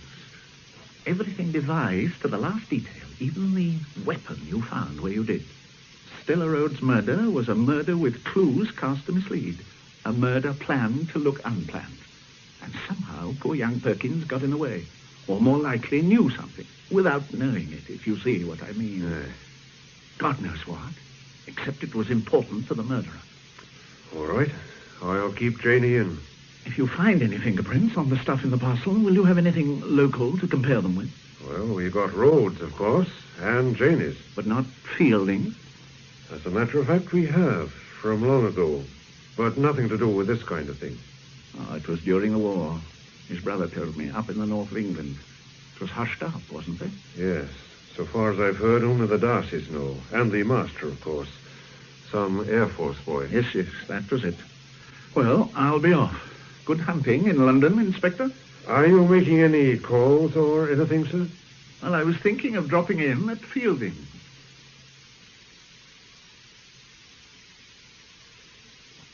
Mr. Fielding's very upset, sir. He told me he didn't want to see anyone, but I've said you're here, sir, and he'll be in shortly. Would you like me to take your coat? Yes. Thank you. All right, True. Yes, sir. Smiley, what do you want? I just wanted to say goodbye, Fielding, and to offer you my condolences. Well, goodbye. Thank you for calling. You needn't have bothered, really. You could have sent me a card, couldn't you? Well, I could have done, yes. But it just seems so very tragic when he was so near success. What do you mean? What the devil do you mean? Well, I mean in his work, the improvement. Simon Snow was telling me about it. Amazing, really, the way Rhodes brought him on. Goodbye, Smiley. Thanks for coming. Well, not at all. I suppose poor Rhodes must have been bucked with those exam results, too. I mean, it was more or less a matter of life and death for Perkins, passing that exam, wasn't it? He wouldn't have got his removed next half if he'd failed that science paper. You must have helped him wonderfully, both of you, you and Rhodes. Oh, you've heard the latest, I suppose, about that wretched gypsy woman who killed Stella Rhodes. They've decided she's fit to plead. Or just between ourselves, Fielding, I don't believe she did it. Do you? I don't. No. Khan killed them. It could only happen here. It's the game we play, the exclusion game. Divide and rule. Now, for God's sake, go. You've got what you wanted. Go. Oh, come on, Fielding. There's a fire here. Now, sit down. Good. Now, listen. If what I think is true, there isn't much time. I want you to tell me about Tim Perkins, about the exam paper. He would have failed, wouldn't he? Yes. I've had to leave. The day the Rhodes came to dinner, that day Rhodes left his case in the hall. It was unlocked. But you know that, don't you? Perkins took his chance, and later, when you asked him how he'd done in the exam... He wept. He wept as only a child can. And he told you he'd cheated. That he had looked up the answers and copied them onto his paper. And after the murder of Stella Rhodes, he remembered what else he'd seen in the briefcase. Is that right? No, don't you see? Tim wouldn't have cheated to save his life. He never cheated at all. I cheated for him. You? But you couldn't copy his handwriting. It was only formulae and diagrams written with a ballpoint pen, the kind we all use. Don't you see, Smiley, it was easy. His paper was hopeless. He'd only done 2 out of the 7 questions. So I cribbed 5 answers from the science book. He was in the case, too, and wrote them in. Then it was you who opened the case. You who saw... Yes, it was me, I tell you, not Tim. He knew nothing. And when Stella was murdered, you knew who had done it? Yes, I knew Rhodes had killed her. Yes. And what exactly was in the case, beside the papers? A sheet of transparent plastic. It may have been one of those pack-away cape things. An old pair of gloves and a pair of homemade galoshes. Homemade? The hack from a pair of Wellington boots, I should think. Was that all? No. There was a length of heavy cable, I presume for demonstrating something in his science lessons. It seemed natural enough in winter to carry waterproofs about. Then, after the murder, I realized how he'd done it. Did you know why he'd done it? Rhodes was drunk with the pride of Khan. It had gone to his head. It must have hurt him terribly that Stella wouldn't take any part in the power and glory, wouldn't share any of it. The night they came to dinner, the night she died, she upset Rhodes. I never told anyone this, but she did. Rhodes was full of a sermon the master had just given. Hold fast to that which is good. Oh, Rhodes went on and on about it. He couldn't take too much drink, you know. He wasn't used to it. She kept quiet till he'd finished. then laughed and said, "Poor old Stan. You'll always be Stan to me." I've never seen anyone so angry as he was then. He went quite pale.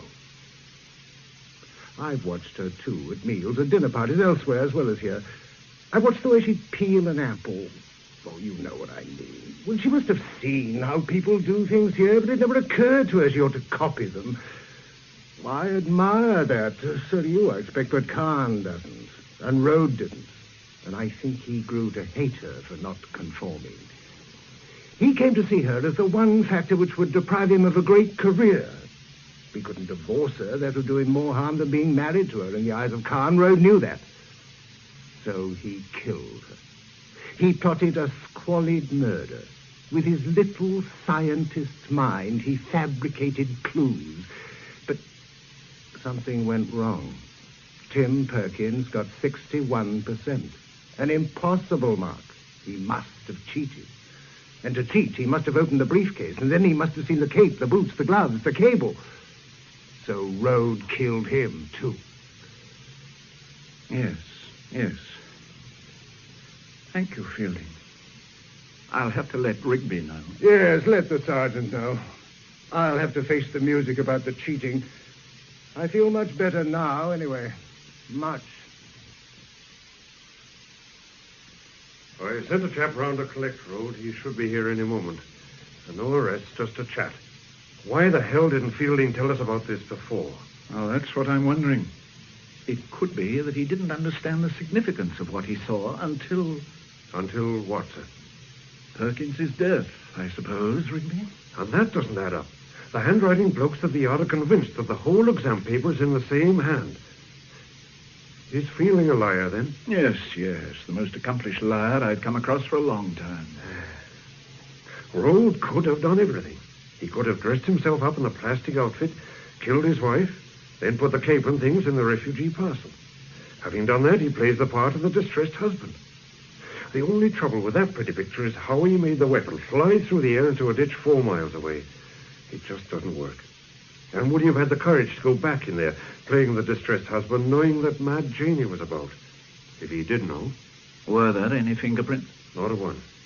And the blood on the gloves and on the length of cable are of the same blood group, which was Stella Rhodes. Nobody knows that you found the weapon, or when you found it. Nobody outside my squad, and yourself. I think I'd better send someone round to Fielding and get a full statement, lies or not. May I suggest something, Rigby? By all means, sir. Speak to Rhodes first. Ask him about the briefcase. As an opening, I mean. And you'll stay, Mr. Smiley? By all means. What motive would Fielding have had? To lie or to kill? Both. I wish I really knew. Well, come in. Mr. Rhodes, sir. Oh, come and sit down, Mr. Rhodes. Thank you. I'm sorry to drag you along like this, but there are just one or two things I'm not clear on. Oh, by the way, you know Mr. Smiley, don't you? Yes, from The Voice. We met the other day. Mr. Smiley is helping us. I didn't feel he was really from The Voice. You didn't quite smack of the tabernacle, Mr. Smiley. Well, Inspector, how can I help you? This business of the briefcase with the exam papers in it. The case I went back for. Aye. Oh, so awful about that boy. A nice boy, but he was very stupid. I suppose he found the case in Fielding's hall and opened it and copied the answers. He could have only got that mark by cheating. I should have locked it, of course. What else was in the case, Mr. Rhodes? What else? Well, only the papers in the book with the questions and answers. Henderson's Elementary Science, it's called. Well, you've seen the case, surely. It's only a little one, about 18 by 12 inches, 6 or 7 inches across. Well, why did you leave it behind? Was it absent-mindedness? No, not really. I could have sworn Stella was carrying it as we stood in the hall saying goodbye. It wasn't until we got home that she asked me what I'd done with it. She asked you what you'd done with it? Yes. And then she threw a temper and said I expected her to remember everything. I didn't particularly want to go back. I could have rung Fielding and arranged to collect it first thing next morning. But Stella wouldn't hear of it. She made me go. You should have told me this in the first place, Mr. Rhodes. Well, you see, I didn't want to tell anyone about our quarrels. I wanted to keep the truth about Stella to myself. But then... But what, Mr. Rhodes? Well, you must suspect I killed her. And anyway, by now, a lot of people here in Carre know what Stella was really like, the truth about her.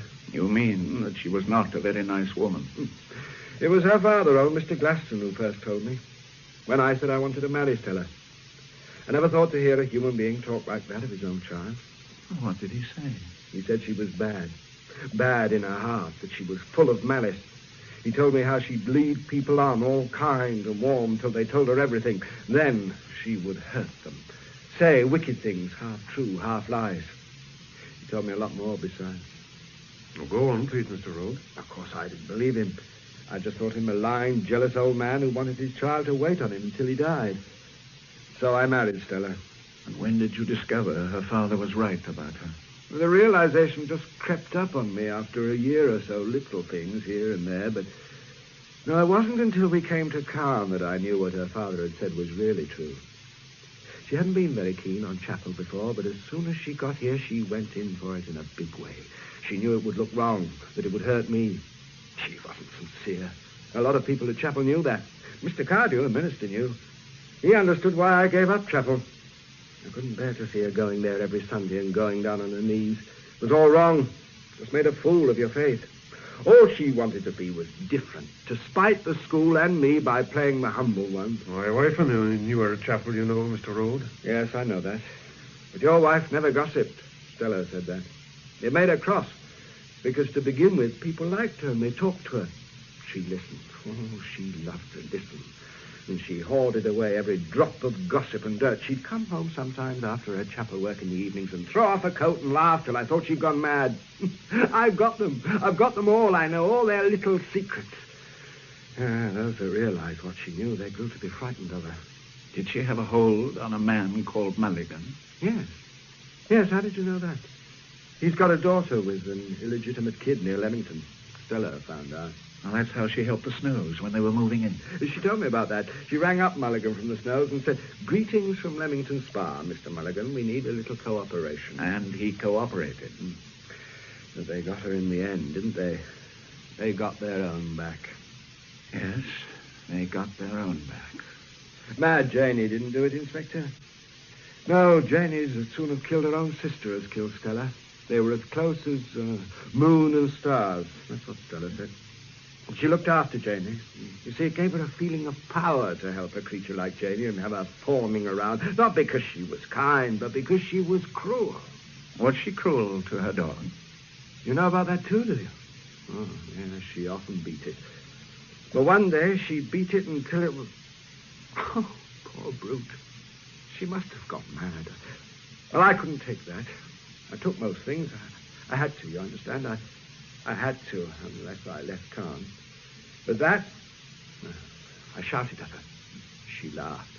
And then I hit her. Not hard, but hard enough. I gave her 24 hours to have the dog destroyed, or I'd tell the police. She took it to the vet the next day. I suppose she told him some tale. She could always do that. She said it had bitten the postman, Mr. Rhodes. Not very original, and she was found out by Miss Darcy. Ah, the Darcys understood about her. Yes, Felix Darcy. Oh, that was strange. Anyway, after the business of the dog, she took to pretending I was violent, cringing away whenever I came near, holding her arm up as though I was going to hit her again. She even made out I was plotting to murder her. She went and told Mr. Cardew I was. Did you know that? Yes, sir, we knew that. She didn't really believe it herself.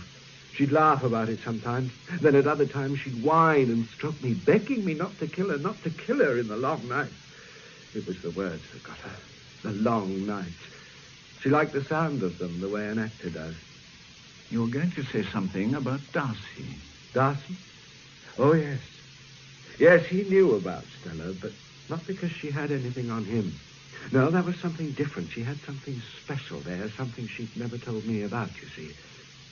There were nights when she'd slip out, all excited, as if going to a party. Quite late sometimes, 11 or 12 o'clock. You didn't ask her where she was going, Mr. Rhodes? No, I never did. You see, if I had, she'd have enjoyed not telling me or telling me a lie. I only knew she was going to meet somebody she had on the hook. Darcy must have known who it was. She said he did, but he couldn't tell. She liked that.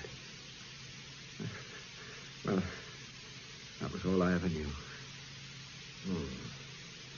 Have you any idea who killed her? You know I didn't, don't you? Yes, I think I know that, sir. But you don't know who killed her. You don't know yet. I think we know who killed her, Rhodes. I think we do now. What the hell do you want with me again, Smiley? I thought you'd gone back to London. No, I didn't go back after all. Something cropped up. Here, I mean. You had to do some more of your wretched little spying, did you? No, not spying, Fielding. Talking. Talking to Rose. Yes, I heard the police had pulled him in. Not pulled him in, Fielding. They've just been getting his story. Well, thank you for telling me, Smiley. It's most interesting, but you needn't have bothered. I'm not concerned any longer with Road or any of this dreadful, sordid business. At the end of this half, I leave Carne for good. Wash my hands of the place. Goodbye, Smiley. The story you told me yesterday when I came and saw you about cheating for Tim Perkins, how you took the paper from the case and altered it. Yes? It isn't true. They've examined it, and it isn't true. The writing was all one person's, the boy's. If anyone cheated, it must have been Tim Perkins himself. My dear Smiley, you can't expect me to believe that. These policemen are practically moronic. And what does it matter? Tim is dead, isn't he? Road killed him. Look, Smiley, I've things to do. I have to go to London tomorrow. Do you know why? I'm seeing a headmaster about a job. I've no pension when I leave here, you know. I have to go on working. I shall have to teach at a crammer's, a sort of breaker's yard for old dons. Don't you feel sorry for me? Isn't it a nice sensation to feel pity for an old fake like me? Of course, it doesn't necessarily signify anything. I mean, you could be protecting the boy, couldn't you? By lying for him, even though he's dead, for his honor, so to speak. Is that the explanation? I've been playing to an empty house here at Carne, you know, Smiley. They won't remember me for more than a half or two. What a mess I've made of life. That's all there is to it. You've got to listen, you know, Fielding. There might have been collusion between you and the boy. A situation where you were moved by the boy's distress when he brought you the papers. And on the spur of the moment, you opened the case and took out his paper and told him what to write. I told you the truth yesterday. Make what you want of it. I'm trying to help, Fielding. I beg you to believe me, I'm trying to help. I don't want there to be more trouble than need be, more pain. I want to get it straight before Rigby comes. It matters terribly about the briefcase. Everything hangs on whether you really saw inside it and whether Perkins did. Don't you see that? Sit down, Smiley. What are you trying to say? If it was Perkins who cheated after all, if it was only the boy who opened the case and not you, then they'll want to know the answer to a very important question. They'll want to know how you knew what was inside it. What was inside it? The plastic cape, the gloves, the galoshes, the piece of cable. I saw them. They have to believe that.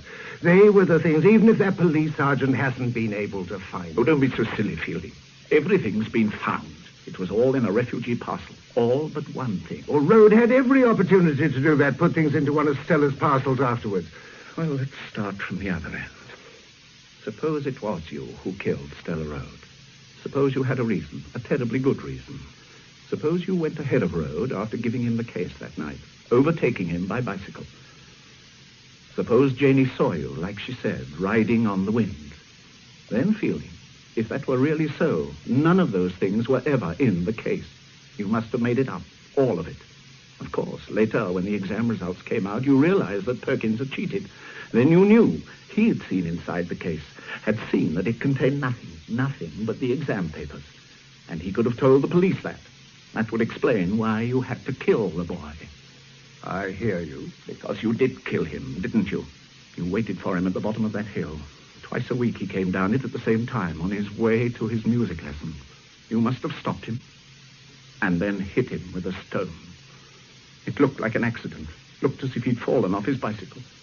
Poor Tim Perkins. That was a terrible thing to do, Fielding. And it nearly broke you, didn't it? Shut up, for God's sake! Shut up! And why should I have killed Stella Rode? What was the reason you spoke of? Oh, I think it was like this, but one thing for certain first. When you were convicted, the RAF boy, in the north of England, the magistrate who convicted you was a Mr. Glaston, Stella's father. So she knew about that. It was the sort of information she would hoard and use. Rode has told us the truth about her. She was dreadful, wasn't she? Evil, Rode called her. Really evil. Go on, Smiley. She came and told you what she knew. That was all. But she had you on the hook, as Rhodes calls it. You spoke to Darcy about her. Darcy knew of your conviction, and he suggested you played along with her to discover what she really wanted. So she summoned you to meetings at absurd times and places, in woods and disused churches, at night mostly, and she wanted nothing from you but your will. She made you listen to her boasts and her mad intrigues, made you fawn and cringe. At least, I believe it was like that. Although she also had the power to stop you getting another job, and she tormented you with that. You planned to kill her, Fielding. And then on the night when the case was left behind, you saw your chance, and you took it. Did I? Did I? And how did I know Rhodes was coming back for the case that night? It was part of Stella's little game.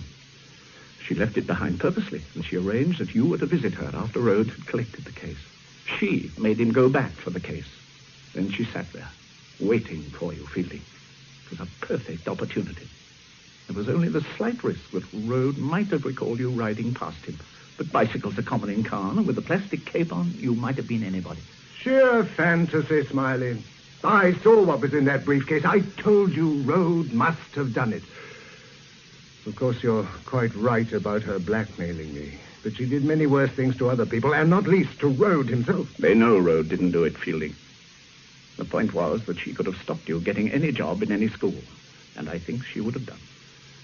Or if she'd let you obtain a job, then she would have still had you on the hook. How do they know Rhodes didn't do it? How can they know? He's got no alibi. Why should he have made all the bother with the case? Why didn't he keep the case with him all the time? To do what he did do with it doesn't make sense. But never mind. If he did leave the case behind, so he had a chance to put on his killing outfit without hurry, without Stella suspecting, then he did have a sort of alibi. But actions like that don't make sense, Fielding. Why not? How do you know? How do you know it wasn't Rhodes? I'll tell you. 5 minutes after discovering the body, Rhodes was with Darcy. From then on, for the next 48 hours, he was under constant supervision. Perhaps you didn't know this, Fielding, but next morning the police found the murder weapon where you dropped it that night, 4 miles down the road in a ditch. Rhodes couldn't have got it there, could he? In 5 minutes. No, of course not. Bad mistake, wasn't it, Smiley? Well, why didn't you throw the cable in the canal, where it would never have been found? Did you so much want to incriminate Rhodes? It would have been poetic justice. It was Rhodes who brought the frightful woman here to Carre because he nursed a miserable little ambition. He wanted to be one of us, the stupid oaf. So he let her loose on Carre and on me in particular. Didn't he guess what she was up to, what she was really like? Rhodes knew. He knew all there was to know about her. He suffered because of her, but he never murdered her. No, I did that. She got her just desserts. And you know, Smiley, if I hadn't done it, somebody else would, sooner or later. She'd have tormented some other poor devil. That's what she liked about it, of course. I rang the bell that night, and she came to the door, full of herself, ready to put me through her catechism. And then she saw that I was going to kill her. For a moment, she showed fear. For a fraction of a second only. She made a mouth as if to scream, but she didn't utter a sound. Then, just as I was about to strike her down, she looked up at me, and there was no surprise in her eyes. I never thought I would make a murderer, you know, Smiley. Perhaps Stella Rhodes would have made one out of any man. I imagine Rigby is on his way. Yes, he should be here soon. How very civilized this all is. I suppose she'd have let me get the job at that awful Crammer's just to keep tracks on me. She'd never have let go of me. She loathed me and everything I stood for too much to let me slip out of her life. Oh, those meetings, I can't describe them. It wouldn't be decent. But I shall never forget them. And I shall have plenty of opportunity to remember them, shan't I? Could you have stood her treatment, Smiley? Surely it was as bad as any treatment by a secret police. The sudden grab, the smooth release, and then the sudden grab again. No end to it. Don't you see I had to kill her? No, Fielding, no. Because I think of what followed. Tim Perky. How old was he? 17. And he cheated probably for the first time in his life. And paid for it with his life. I try to forget that. To kill the thing you love. God help me. And now True will answer the door and say, "Good evening, Mr. Rigby. What can I do for you?" Oh, good evening, Mr. Rigby. What can I do for you at this time of evening? Mr. Fielding, please, Miss Truebody. I think he has somebody with him, a Mr. Smiley. Yes, I know. Is this the door? Yes. Good evening, Inspector. I have a warrant for your arrest, Mr. Fielding, on the charge of murdering Mr. Stella Road on the night of February the 16th. I know, Inspector. Oh, Mr. Fielding, you can't let them say such things. Poor True. The Inspector's quite right. On the night of the 16th, I killed Stella Road. No, you're just saying that, Mr. Fielding. You couldn't murder anybody, not you, Mr. Fielding. I never thought I could either, True, but she made me a murderer, you know. And then I had to go on. Go on, I don't understand. Oh, no. No, not Tim. You loved him. I saw him off that night. I told him to be careful. Come on, for heaven's sake, let's get this over with. I must warn you that anything you say may be used in evidence. It always has been, Inspector. Goodbye, Smiley. I'm sorry I'm not a patch on my brother. Goodbye, Fielding. You know, they'll never be able to live this down at Carre, and things will never be quite the same again here. That is something to be remembered by, isn't it? Quite something.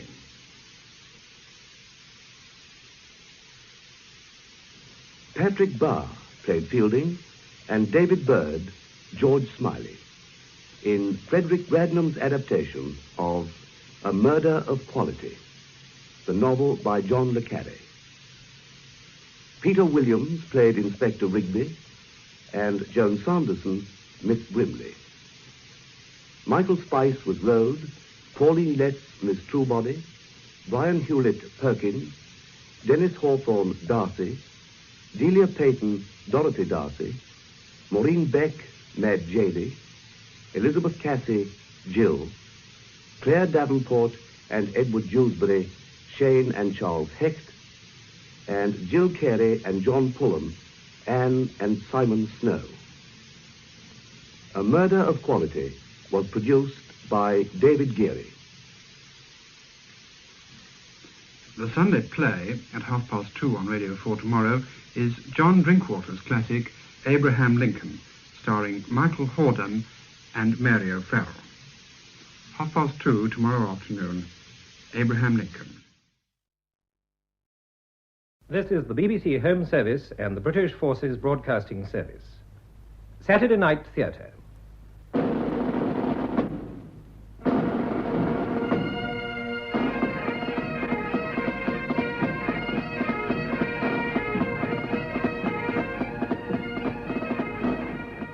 We present David March, Rona Anderson, and Gudrun Ure in Shadow of Murder, adapted from her novel by Charity Blackstock.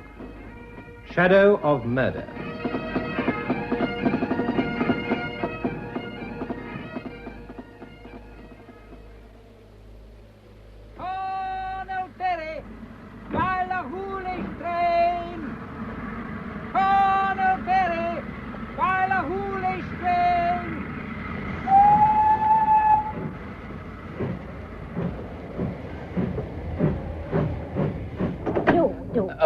Sorry. Oh, do come in.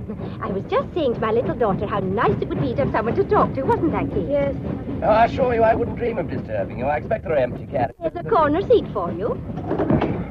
I shall be getting off at Ballahoonish. Ah, you'll be staying at the station hotel then? No, past Glencoe and the Three Sisters. Oh, damn. You'll have to dry your paper out before you can read it. I see. Do you mind if I smoke? Of course not. Perhaps your daughter... Oh, no, thank you. Kate never smokes, do you, darling? Such a dangerous habit. Besides, I think it's a wee bit unfeminine. So you're staying at the Three Sisters. That means we're practically neighbours. I'm Mrs. Stewart of Etty Farm, and this is my bad little daughter, Kate. She looks such a cross patch, but I think she's rather nice, though maybe I'm prejudiced. Oh, it's going to be marvellous having you so near. You must, of course, come to see us, Mr... Such a bleak place you've chosen for your holiday. But Mrs. Forbes is a nice little buddy, and I'm sure she'll do her best for you. There are only 2 other guests at the moment. You will be an artist, of course. No. If you insist on knowing, I'm a writer. Oh, but how thrilling. Kate, do you hear that? Yes, Mummy. Oh, she's such a reader, you know. Are you writing about the massacre? Oh, Mummy, you should... No, I'm not writing anything. I have just divorced my wife, Mrs. Stewart. I've had, if it interests you, one hell of a time. And the reason I've chosen so bleak a place is that I don't want to see anyone or talk to anyone. Oh, you poor man. In that case, Mr... Oh, I'm afraid I didn't quite catch your name. I didn't give it you. Shawfield's the name. John Shawfield. Oh? Why, of course I remember now. You were married to Sylvia Court, the actress. It was in the papers, wasn't it? It was. Well, we'll just have to try and cheer you up, won't we, Katie? Well, you're being very quiet, darling. Oh, she never talks much, Mr. Shawfield, but I know she's as sorry for you as I am. Oh, Mummy, really? It's all right, Miss Stewart. I don't need anyone's pity. That's probably just as well, Mr. Shawfield. Now, what? I understand exactly how you feel. You see, I was divorced, too. Oh, such terrible tricks life plays in one. And Sylvia Court's the loveliest girl. I adored her last film. No one could deny she was a good actress. Now, we're not going to let you brood. The past is so isolated. But I'm sure the MacDonald boy will be only too delighted to meet a fellow scribe. Who's MacDonald? Oh, he's at the hotel, too, the dearest boy. He's doing a book on the massacre, getting the local colour. He says he wants it to soak in. That should be easy enough in this climate. His ancestor was in it, you know. Alexander MacDonald of Achtriochen, who was carried to the hills by his nurse in that terrible night. Young Ian is his descendant. Oh, he's a fanatical Jacobite, though actually he's lived all his life in the south. You said your name was Shawfield. I did. Oh, I should have recognized it, of course. Campbell of Shawfield. Oh, young MacDonald will have his knife into you, you know. I assure you, my name... The word Cruachan will naturally be familiar to you. Why on earth should it be? It's the Campbell battle cry. It's a word that has the bitterest significance in Glencoe. I'm afraid I fail to see why this is amusing. Oh, Mummy, he can't help his name. Thank you, Kate. I'm quite capable of seeing that for myself. Well, I'm not blaming you, Mr. Shawfield. There are good Campbells as well as bad. Well, that's fair enough. Who, by the way, is my other fellow guest? You did say there were two of them. Oh, Mr. Curtis. Such a dear wee man. Is he a clansman, too? Oh, dear me, no. He's very English. A retired bank manager. I believe he's had a nervous breakdown and is here on doctor's orders. Oh, he's very quiet. Only goes out occasionally for a wee spin in his car. He's so devoted to Hughie, it's quite touching. So devoted to Hughie? Oh, yes. He even buys apples for him. Hughie is a horse, Mr. Shawfield. Oh, a Jacobite horse, I presume. Oh, that's just silly. No sillier than the rest of it. Oh, Hughie's a darling. Mrs. Forbes adores him. We call him the Lord Provost of Glencoe. Well, now, we've told him everything, haven't we, Kate? I do hope you'll not be bored with us, Mr. Shawfield. I don't see how I could possibly be. Well, if you are, you must come and see us. But don't walk alone in the pass at night, will you? Not with that murderer around. Murderer? What murderer? Oh, Mummy, please don't. Oh, don't be so silly, darling. You're not a baby. Of course Mr. Shawfield must be told about it. Didn't you read about that dreadful man who killed his wife and buried her under the floorboards? Oh, now you come to mention it, I did. We shared headlines, as it were. But I'd no idea we were also sharing a holiday. It was really shocking. Of course, Kate is so sensitive. She takes after me, and I don't want to frighten her, but... He cut her up into little bits, Mr. Shawfield, and they seemed such a devoted couple. Nobody knew about it at first. He said she'd gone away to stay with her sister, and then he went away himself, but of course... Well, I mean, he put disinfectant down, but anyway, they dug her up in pieces. In tiny pieces, Mr. Shawfield. Can you imagine it? Yes, better than you might credit. The things people do. And the police think he's somewhere around here. The local people are convinced he's actually hiding in Ossian's cave on the cliffs of Hanochdu. Though how he could ever climb up there. We're all so scared we might suddenly meet him. He cut her up into little bits. His own wife. What gets into people, Mr. Shawfield, that they do such awful things? Perhaps you can only take so much for so long. It might happen to any of us, Mrs. Stewart. It might so easily have happened to me. To you? But you're not a murderer. Oh, aren't we all? But you've no need to be afraid of him. His state is far worse than yours could ever be.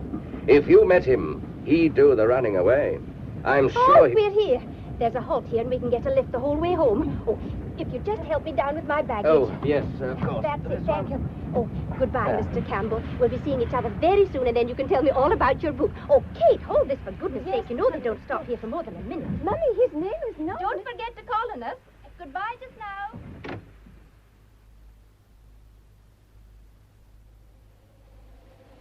Will you be Mr. Shawfield? That's correct. The car's here for you, sir, from the Three Sisters. I'll be taking you up the pass.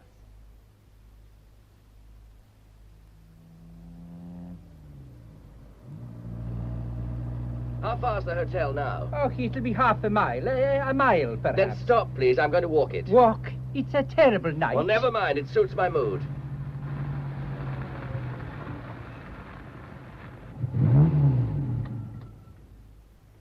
But you'd better take my case on for me. It'd be easier if I took you on as well. Mistress Forbes will think it strange if I arrive without you. Look, surely there's no law against my walking if I want to. Do you think the murderer will get me? They say he's a little man and I'm 6 foot odd. I expect he's asleep now anyway. Tucked up cozily in Ossian's cave. Poor devil. I hope he's got a hot water bottle. I don't know what Mistress Forbes will say. After all, I was supposed to fetch you, and she'll not be too pleased to think I've left you in the middle of the pass. It seems daft to me. Are you sure you'll not change your mind, sir? No, I need to stretch my legs and breathe a little honest-to-God fresh air. Tell Mrs. Forbes I won't be long. I'll be as hungry as a hunter and needing a nice stiff drink. I'll be on my way then.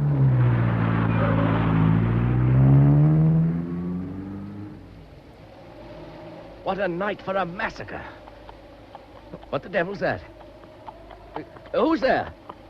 Are you by any chance a Campbell? Cruachan! Oh, why? It's Huey. Oh, my boy, Huey. I'm afraid I've nothing for you, old boy. Hey, leave my raincoat alone, will you, you fat clot? You're bulging it up without my buttons. Oh, off you go, friend. It's too damn cold to stay gossiping here, and I haven't got as much flesh on me as you have. Next time, Huey, I'll have an apple for you. Good night, old boy. I've no doubt we'll be seeing a lot of each other.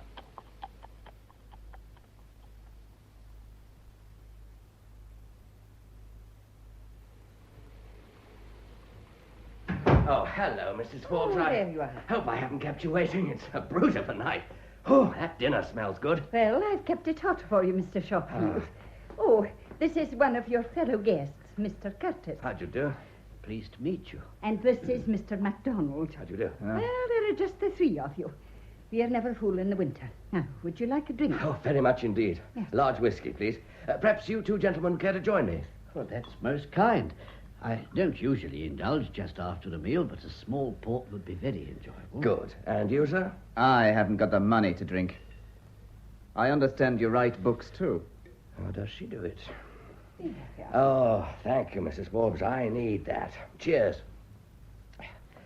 Yes, Mr. MacDonald, I write books, too. I gather you're writing on the massacre. It's only fair to tell you my book has been commissioned and is due to come out soon. You've no need to worry. I'm no more interested in massacres than I am in murderers. I'm here for arrest. Not interested. But of course you would say that with your ancestry. Such a nice port. I do like a sweet port. Your very good health, Mr. Shorefield. Shorefield. As you say, Shorefield. Cheers, Mr. Curtis. Are you sure you won't drink, Mr. MacDonald? I do not drink with Campbells. Oh, one should drink with everyone, even if one dirks them afterwards. Well, I gather my dinner's ready, and after that I'm going straight to bed. Should I perhaps say good night to the murderer? Why do you say that? Well, isn't the poor beggar supposed to be hiding out there? I don't envy him. I think I'd rather be in prison. Do we have to endure this gale? We'll all get our death of cold. There are worse deaths. And it's he who's cold. Fancy lying out there with a ghost of a disintegrated wife. Oh, do please shut that window. My chest is not... Sorry, Mr. Curtis. I'm a selfish devil. There are no ghosts. Only the old mate Hewitt patrolling the old military road. There. Well, I'll be off to my dinner now. Good night. I'll see you in the morning.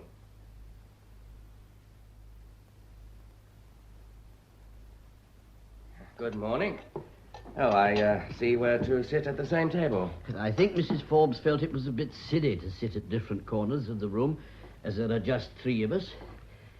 May I pass you the condiments? Oh, my God! Do you have to use that word? You'll be crooking your little finger next. I fear I do not have the advantages of your education, Mr. MacDonald. I'm sorry if my way of expressing myself displeases you. I'm afraid Mr. MacDonald's education doesn't extend to his manners. Pay no attention, Mr. Curtis, and I should like the condiments very much. This angry young man's simply showing off. I'm not staying here to be insulted. Well, well. So silly to sit at different corners of the room. Or is it? Oh, dear me, dear me. I'm afraid we'll have to ask his parents to remove that boy. Have you had a lot of this? Well, he's an artist, of course. I believe all artists are a little nervy. Now, forgive me, but that's just baloney. Why do you put up with it? I endeavour not to judge my fellow men. Only I do think animals are more agreeable than humans. By the way, Mr. Shawfield. Of course. My memory. I was just going to say that you can always use my car when you need it. You need never hesitate to ask. Oh, how kind of you. I'll probably take advantage of that one day. Well, you're very welcome. I always say it'd be a sad world if we didn't help each other. Yes, I suppose it would. I gather you're a great friend of Huey's. Oh, we're the greatest friends. Such a human animal. And I fear he's a little greedy. The local farmers have to lock their guests against him at night. Unfortunately, once Mrs. Stewart, she owns the Etty farm near Dalnes. I know. A very sweet lady. She locked her gates once, only she made a mistake. She didn't lock Huey out, she locked him in. Oh. And he ate a whole sack of oats. Oh, good heavens. But it was serious, you see, because if he'd drunk water after that, he'd have burst. Oh, it wasn't funny, I assure you. Fortunately, the dear old chap couldn't find anything to drink. Well, why does Mrs. Forbes let him wander about like that? Oh, he likes his freedom. You know, Mr. Shawfield, I sometimes wonder if the soul of the MacDonald chieftain MacEar inhabits dear Huey's body. Certainly plenty of room. Well, when one watches him walking the pass night after night, one really gets the impression he's still brooding on the massacre. If one only knew the thoughts in his wise old head. Apples, biscuits, oats, I should imagine. Oh, no. No, you don't understand. Oh, I'm sorry, I didn't mean to make fun of him. Well, I think I'll take my little constitutional. I've not been very well, you know. I've not been well at all. Well, it's bitterly cold out. And I need fresh air. I don't like being cooped up. Oh, I wonder if this coffee is still hot. Oh, yes. Oh, was that Mr. Curtis going out? Yes, he's braver than I am. I'm just going to sit by your lovely fire. I see old Huey's just outside. I bet he'd come in here if you gave him half a chance. Oh, him. He'll stay there in the hopes of an apple. Mr. Curtis always feeds him, so he's come to expect it. Oh, Kate feeds him, too, when she's over. Kate Stewart, you know, from Ettyth Farm. Oh, but of course you met her mother on the train. I did, indeed. Oh, well, she's a bit of a talker, but the lassie's a nice wee thing. Though I do wish she wasn't so much under her mother's thumb. Mrs. Stewart was a great beauty in her day, you know, and poor Katie gets depressed because she thinks she's so plain. Oh, she's got magnificent red hair. If she'd only do it properly. She's a capable lassie, anyway. It's a pity she's not in charge of the farm. I'm afraid they'll end by being evicted. They never got the hay in at all last year, and 3 of their cattle starved to death. Mr. Curtis was very upset about it. But I mustn't stand here blithering. You'll be wanting to get on with your book. Oh, what is the subject, or shouldn't I ask? Oh, I just write novels. Oh, I do so like a good tale. I must read one of them. Oh, if you want something to read, there are some magazines and papers over there. And perhaps Mr. MacDonald would lend you something. He's a good boy, but very highly strung.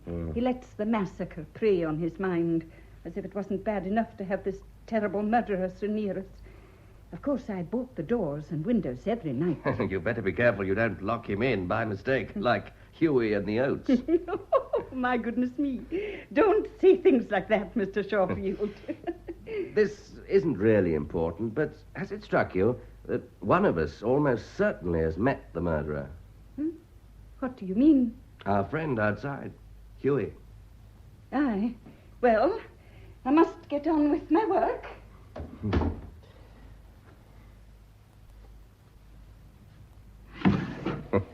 Old hopeful, aren't you, Huey?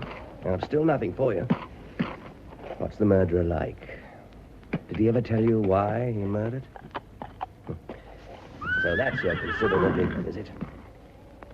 But I'll tell you something you don't know. I nearly killed my own wife once. Only somehow I didn't quite make it. But he did, Lionel Merritt. That's his name. Married to Violet Merritt.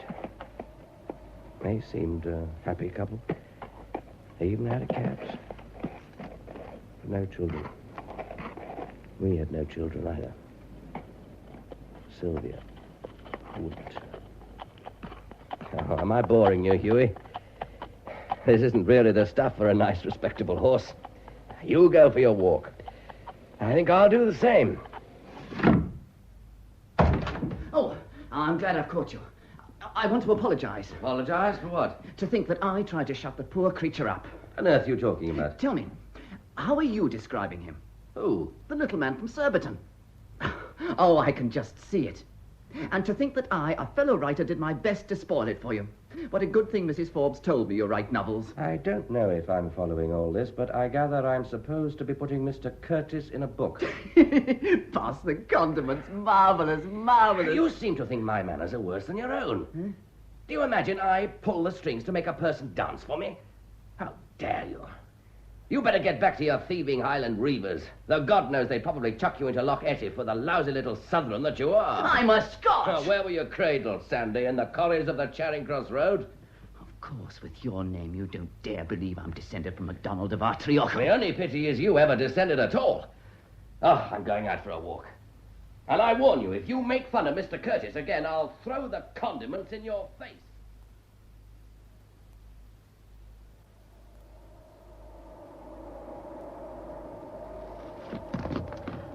Hey, who's chucking away perfectly good apples? Why, it's Miss Stewart. Hello there. You're a long way from home, aren't you? Oh, hello, Mr. Schofield. I was on my way to Tyndrum. Nice to see you again, Tibby Fowler. Tibby Fowler was rich. That's why the men came after her. We haven't got any money at all. We're going to be evicted. Oh, in that case, it seems a pity to waste good apples. Let me pick them up for you. Mrs. Forbes promised me these. I biked up here with a message for her, then I dropped my bag. I see.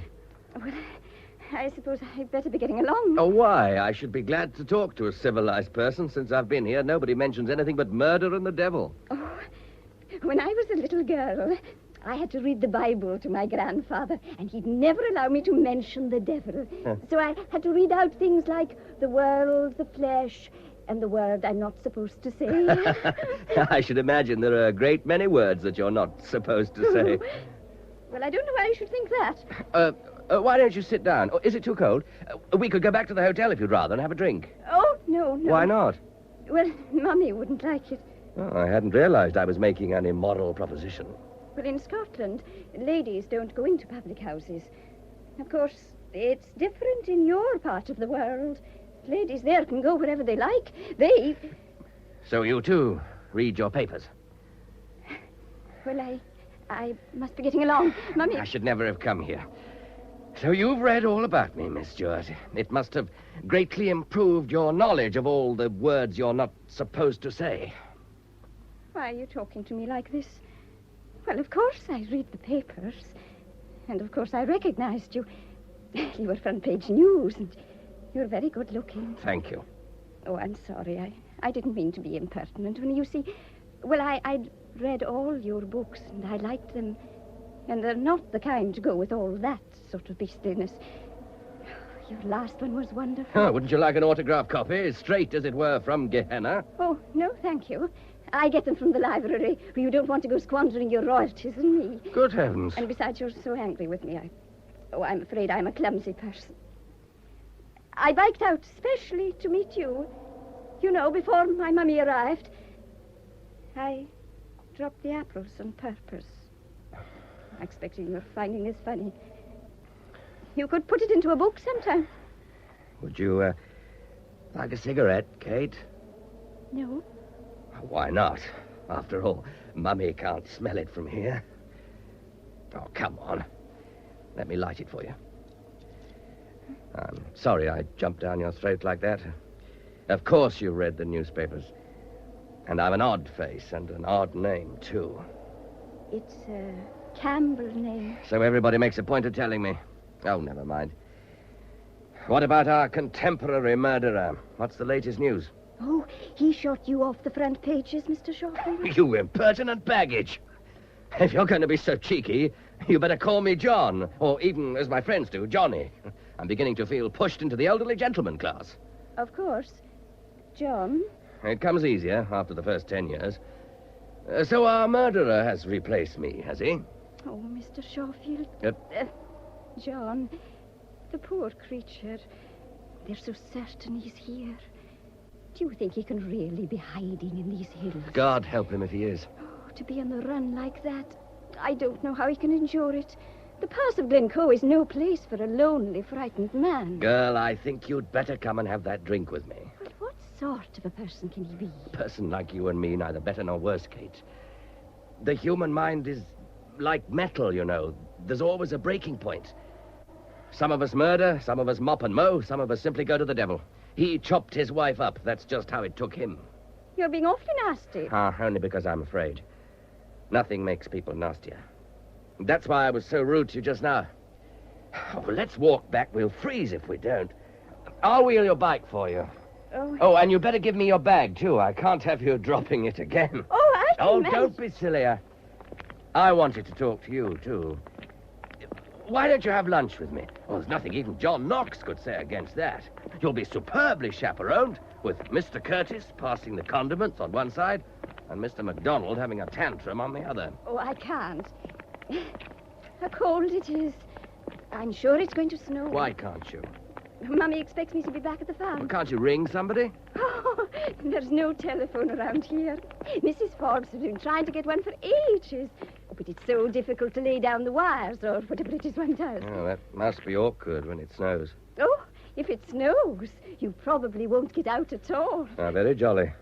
What does one do about food? I hope we don't have to add an outbreak of cannibalism to everything else. You really have a horrid mind.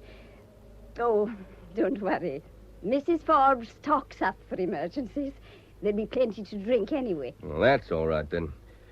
So you're definitely not lunching with me? No. You know, you're... How old are you? I'm 25. Would you think your mother has the right to run your life for you? I'm not, after all... Forgive my crudity, suggesting we go to bed together. All I want is for you to share with me the midday roast and 2 veg. Well, you're only asking me out of kindness. And I hate people being kind to me. Oh, if you're going to talk like that, I've nothing more to say to you. Go back to Mummy, Kate, and tell her from me she's made a shocking mess of your upbringing. She was so lovely when she was young. Was she? I was engaged once. Congratulations. I brought him home. There is an old song now, isn't there? Now I have to call him father. You mean to say she married him? Oh, no. But he fell in love with her.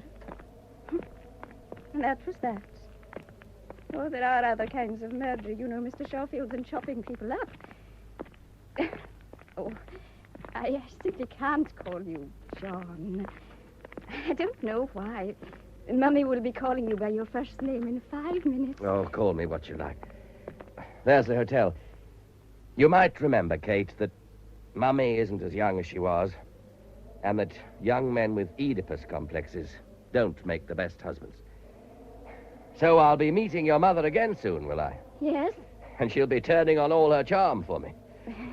Before I go in, just tell me this. Has she read all my books? Well, she borrowed them from the librarian last night. She was busy on them the whole evening. Do you know, I think there's hope for you yet, Kate. I'm looking forward to meeting your mother again, and I don't mean that quite as you may imagine.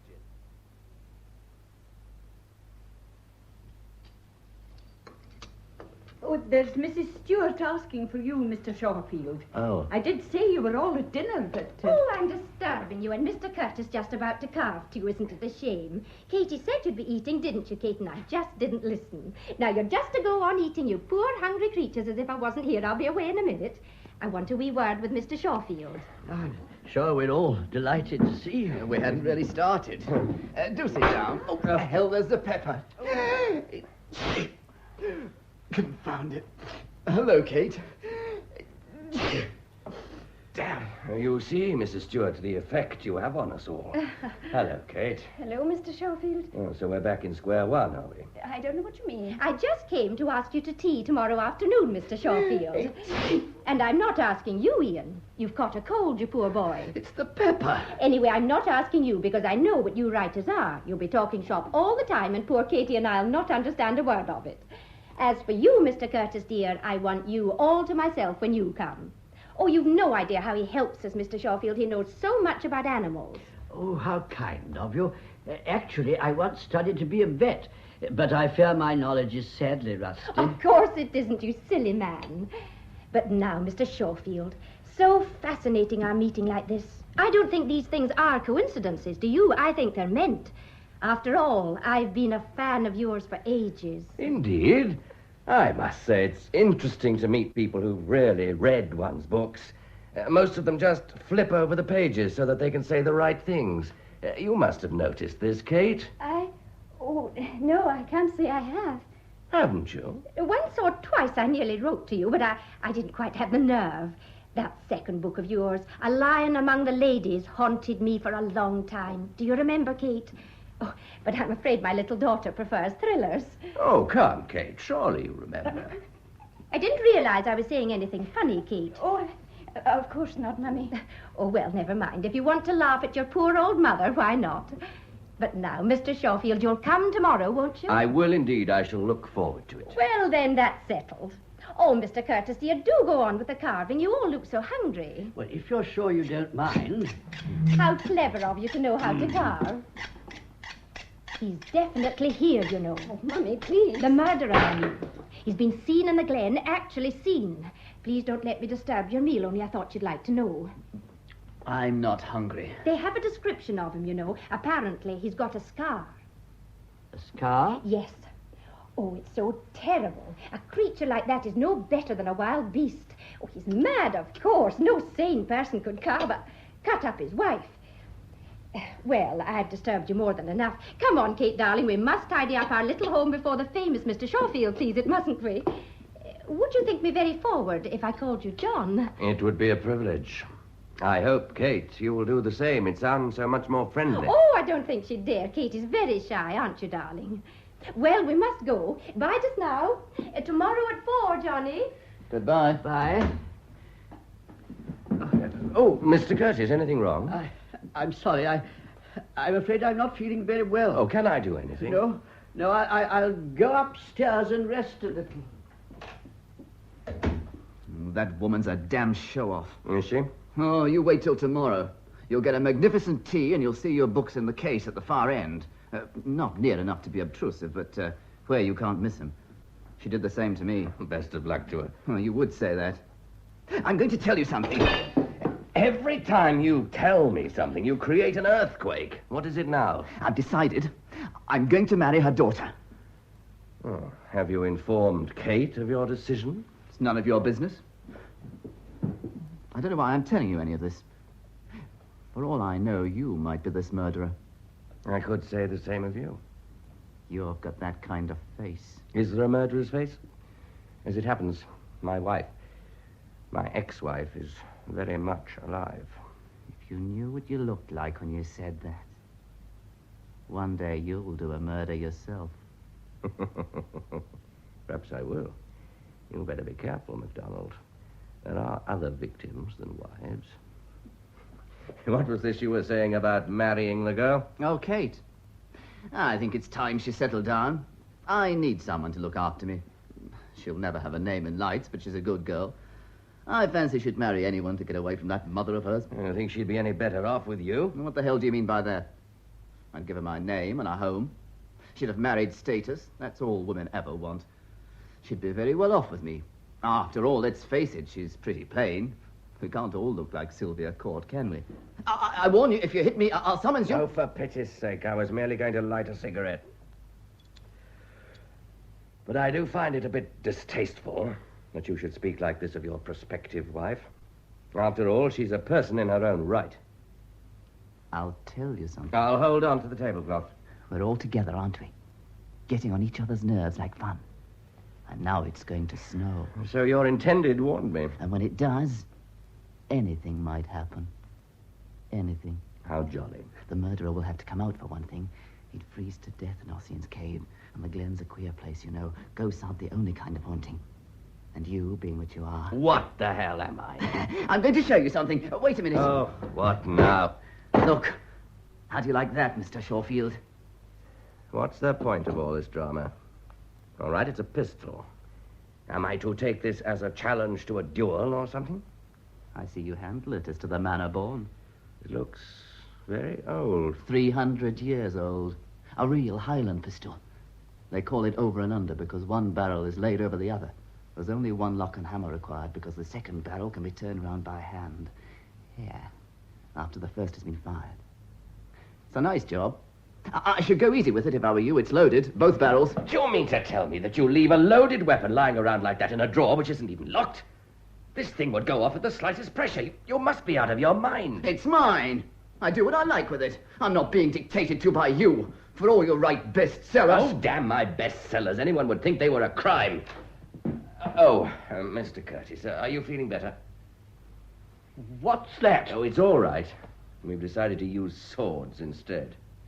This is something that has killed. It has indeed. Ask Mr. Shawfield. Oh, do please put it away. I can't bear to look at it. It's wicked. It's done murder. Put it away, you imbecile. Oh, all right. Nowadays, they laugh at killing. I fear we've lost all sense of decency. We even sacrifice animals in the name of science. I don't like having a weapon lying about the house. It puts ideas into people's heads. It's all right, sir. Don't distress yourself. MacDonald isn't going to leave it here. I am. Why shouldn't I? I tell you what we're going to do, MacDonald. We're going to take a nice walk together. I think we both need some fresh air. I don't need any fresh air. Oh, yes, you do. Before it snows. We're going to leave you in peace, Mr. Curtis. You can take a nice little nap.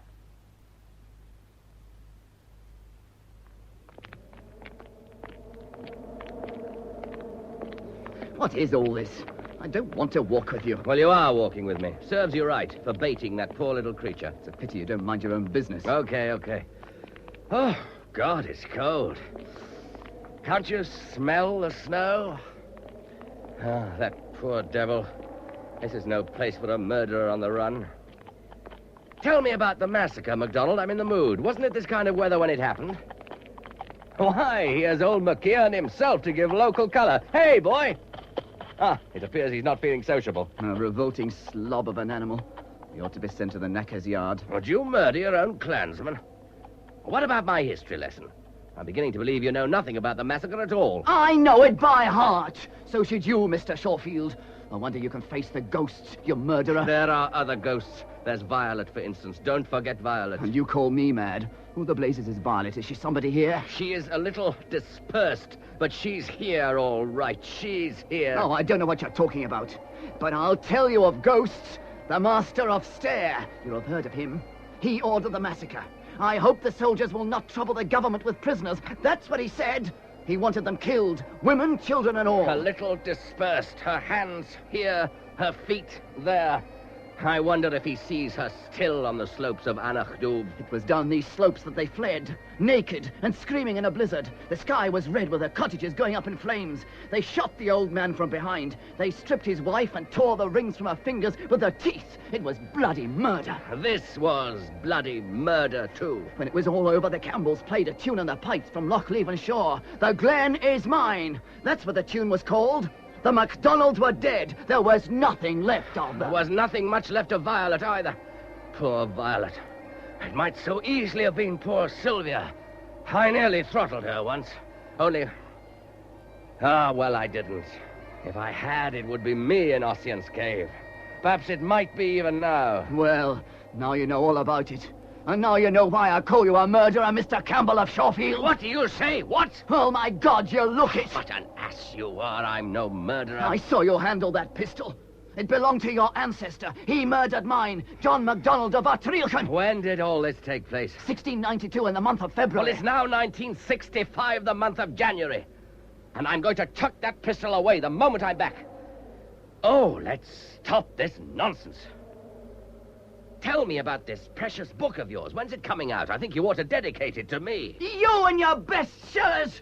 I don't want to talk to you anymore. I wish you'd never come. Are we all mad? My bestsellers. You couldn't even leave me that, Sylvia, could you?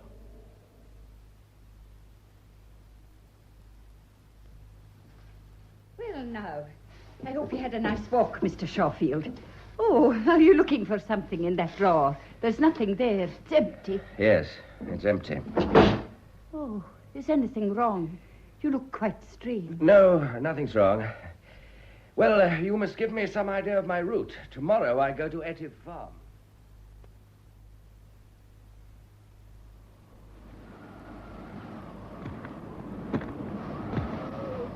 Kate! What on earth are you doing here in the middle of the road? And what's all this furniture? Well, do you have to move house in the snow? Oh, my dear girl, what has happened? We've been evicted. Oh, It's all Mummy's fault. Oh, what am I to do? What am I to do? I don't know what the hell this is all about, but I do know it's pretty well a blizzard and cold as charity. You can't stay here. You'll freeze to death. You're coming straight back to the hotel with me so that you can get those sopping clothes off. And I shall give you a large brandy, whether you like it or not. You can pretend it's medicinal. Come along at once. Yes, but these things, they've been ruined. Oh. And then my piano. A piano in the parts of Glencoe. Does it still play?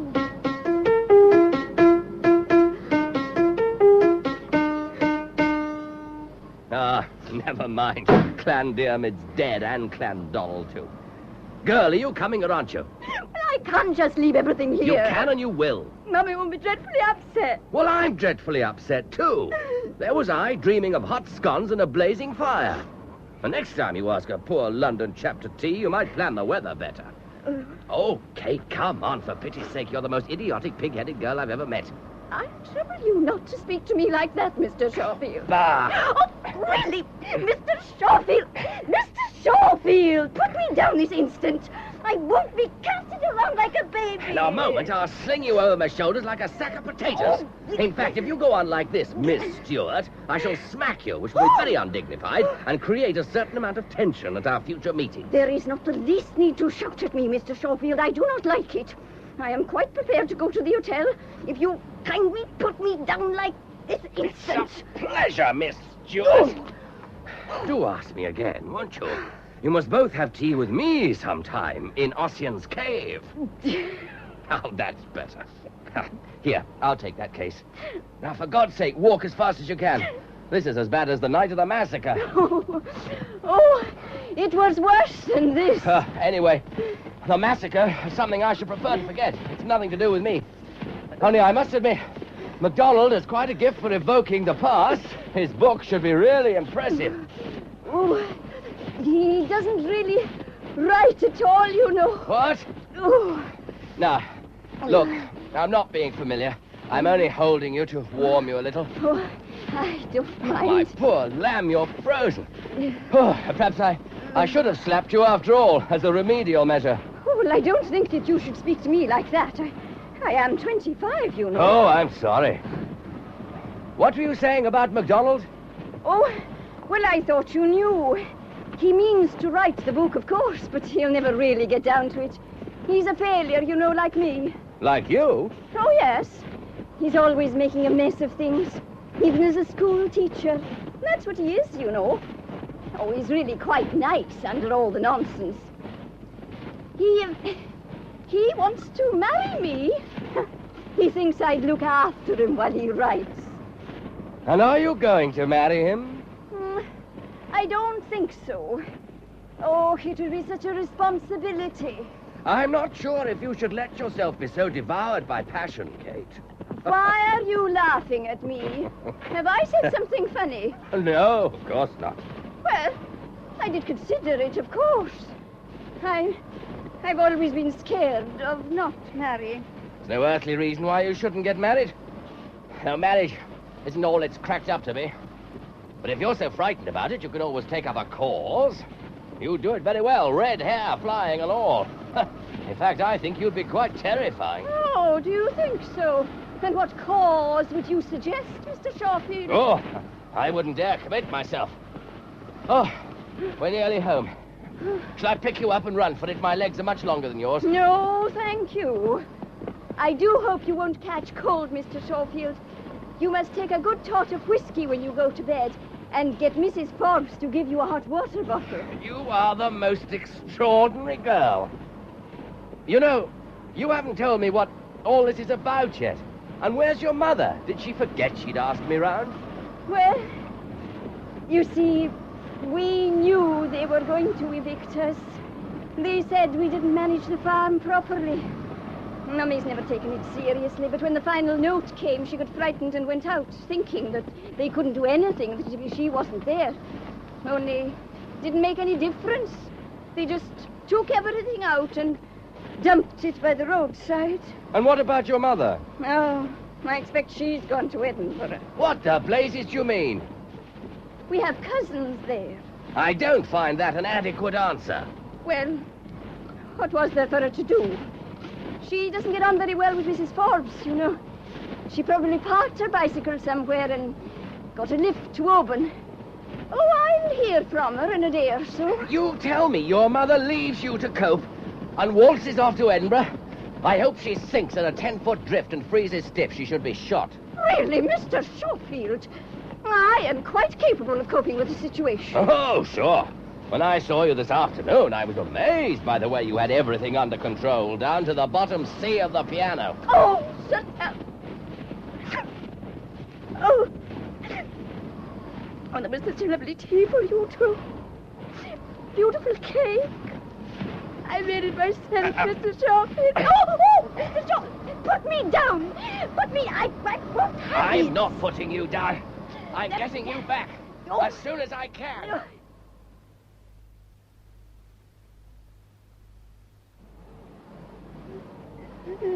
Look, we're home. Stop crying, my darling, silly girl.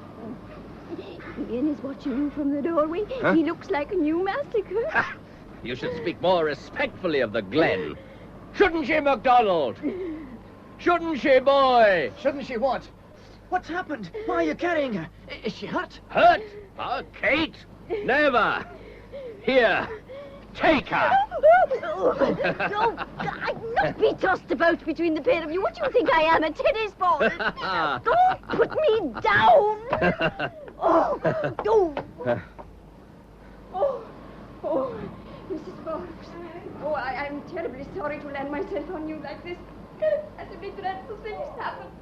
We've been evicted and I simply know where to go. Close the door, MacDonald. By the way, what happened to your precious pistol? I don't know what you're talking about. The pistol, MacDonald. The pistol I shot you with 300 years ago. The pistol I may be shooting you with any moment now. Look, all I want to know is, did you take that pistol away yesterday? I don't see what business is it of yours, but I took it up to my room half an hour ago. What were you carrying Kate in your arms for? Oh, having just sacked the farm, I thought I might as well do things properly, so I ravished her as well. Will you let me pass, please? You may enjoy chatting in an icy hallway, but I want to go into the sitting room and warm up a bit. Oh, may I join you, Mr. Curtis? Mrs. Forbes says we won't be able to get out at all. Oh, you don't think the snow's as bad as that, do you? Gosh, I'm cold.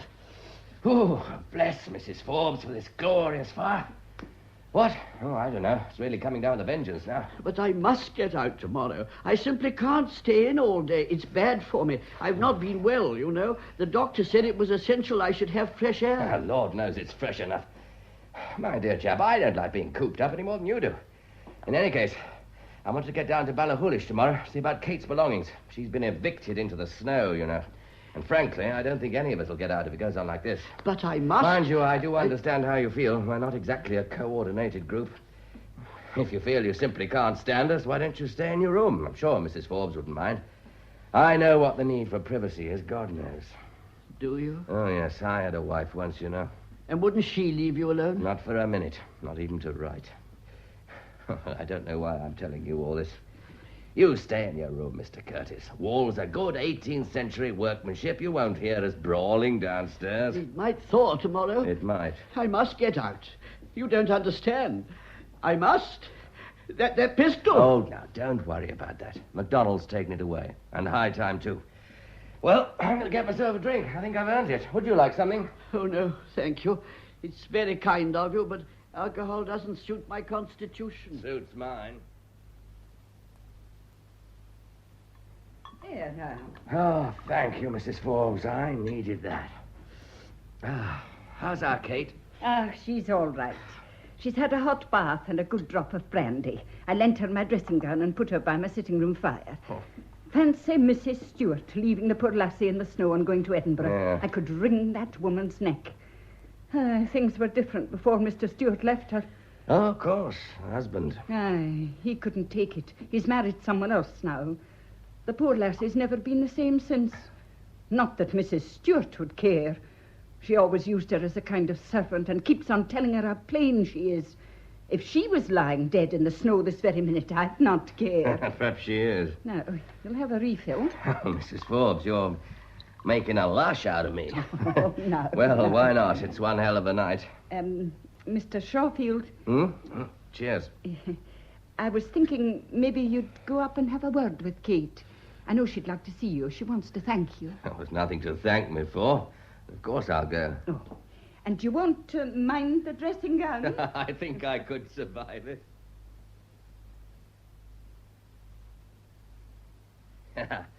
I was warned about your dressing gown, Kate. You look rather sweet in it, actually. Well, just a bit on the large side. How are you feeling? I made a horrid scene, didn't I? Oh, poor Mr. Shawfield. Have you had a drink? I have indeed. I believe I'm a little drunk. It'll do you good. Oh, Kate, I don't think you should look after everyone like this. Simply means that people take advantage of you. I take advantage of you myself. Yes, you ravish me, don't you? I heard you say that. Oh, Kate, I'm most sincerely sorry. I think MacDonald brings out the worst in me. Well, that doesn't make it any better. Please, try to forgive me. Oh, I don't really mind. I was a little surprised, that's all. Oh, what a nice girl you are. Thank God you're here. Looks as if we're going to be snowbound. It's just as well there'll be one civilized person among us. No, I'm not as civilized as all that. What do you mean? Oh, it doesn't matter. You'd better go. You should have a good hot meal. Oh, there you go again. Only I wonder if you would kiss me good night before you go. Yeah, of course. Well, I know I shouldn't ask you. Oh, I was going to do it in any case, whether you asked me or not. Oh, no, you weren't. It's nice of you to say so, though. But, I know I'm embarrassing you. Oh, for God's sake, come here. Come here, you idiotic girl. Mr. Shawfield. Mr. Shawfield. Kate. Silly, nice little Kate. Why don't you relax now? You're hurting me. Well, you asked for it, didn't you? Yes. Yes, I did, didn't I? Well, you better get down to your dinner now. And don't forget your aspirin. No. Good night, Mr. Shawfield. Oh.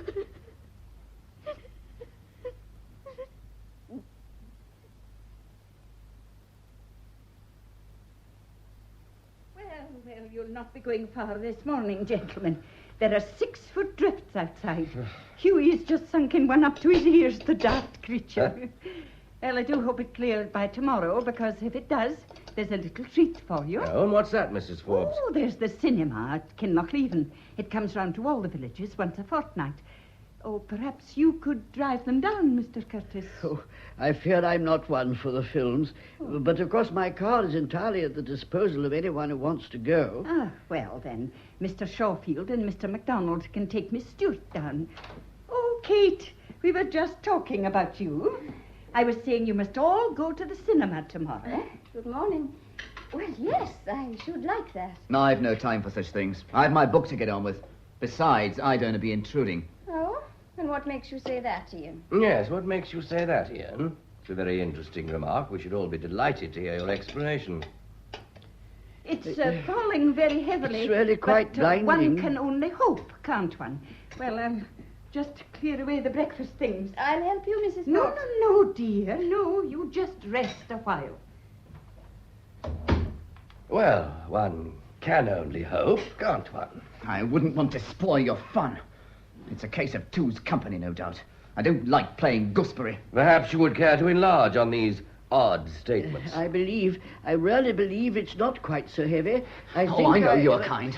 I've read the newspapers too. I know all about you and your precious wife. And now you honour us with your presence, the dashing Mr. Shawfield. And naturally you make a pass at any girl you see. Your sword would seduce your own grandmother given half an opportunity. Right. Please, Mr. Shawfield. I'll deal with this. Now, what is the matter with you, Ian? Mr. Shawfield's never made a pass at me. He was going to hit me. Well, I'm not surprised. I think you ought to apologize. You better hold your hand out, MacDonald.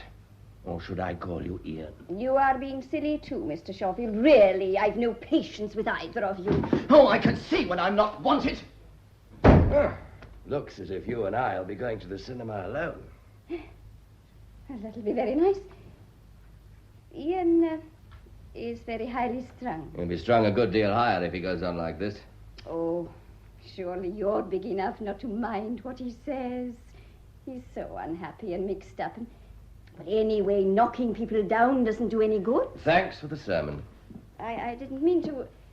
Well, I must go and help Mrs. Fawn. She said she didn't need it. Talk to me instead. Well, I don't see what there is to talk about. Kate. What is it? Don't look so frightened. I'm not. I'm not going to say anything rude or unpleasant. I know I've been both to you. I'm sorry. And MacDonald was perfectly right. I'm just the mess he said I am. I'm not sure if I'll ever be anything else.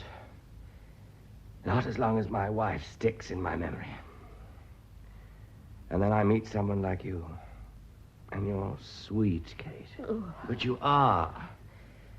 Only I'm not the sort of person for you. When I kissed you last night. I asked you to kiss me. Don't you remember, Mr. Shawfield? Oh, damn your eyes for an exact and pedantic little prig. All right, then. Now, I am asking you to kiss me.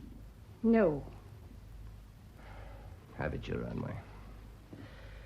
I'm just nothing now. You mustn't bother about me anymore. Shall I tell you what I think? If you must. I think you're lying. Oh, you do you? Yes. Oh, I knew exactly why you walked out on me like that last night. You thought, oh, dear, now she's going to hang around my neck. She seemed such a nice, sensible girl, and now she's just going to be a nuisance. You didn't find me really attractive, you see. Men never have scruples about attractive women. But I knew you'd say something dramatic like this. All writers like drama. It would serve you damn well right if I took hold of you this very instant and gave you a practical demonstration of the facts of life. I suppose it would. But it would be rather awkward for you, now wouldn't it, if I fell into your arms? Would you care to try? Anyway, I'm not as ignorant as you always seem to think. Would you like to come here a moment? No, I wouldn't. Oh, I'm sorry. I've spoiled all your grand scene. Only... Oh, I wish I hadn't come here. I wish I'd never met you. Never mind, Kate. Tomorrow evening we'll go to the cinema and behave like civilized human beings. I think it'll do us both a lot of good. I suppose it will take our mind off things. What things? Well, Kate? Do you, play cards, Mr. Shawfield? Why? Are you suggesting we settle down to a nice, quiet game of cutthroat? And perhaps it's not a very good idea. No, I don't think it is, really. But it's no reason for me to go on cutting your throat. I apologize, Kate, for being an absolute so-and-so. Why are you frightened? I keep thinking of the murderer. So do I. It's as if he's forcing his thoughts on us, making us all think of dreadful things. Yes. We're all ordinary people, aren't we? Ian's really quite sensible when you get him on his own, and, well, Mr. Curtis is just a nice, respectable little man who probably goes to work every day in a bowler hat with a rolled umbrella. That should certainly liven up the city. Ah, you're laughing at me again. You should be glad. It means you're exercising my demons for me. Of course, you're perfectly right, as you always are. It is frightening, my darling. And we are all behaving like lunatics. Well, where are you going? Are you leaving me? Don't go. Oh, I must go and help Mrs. Forbes with the dinner.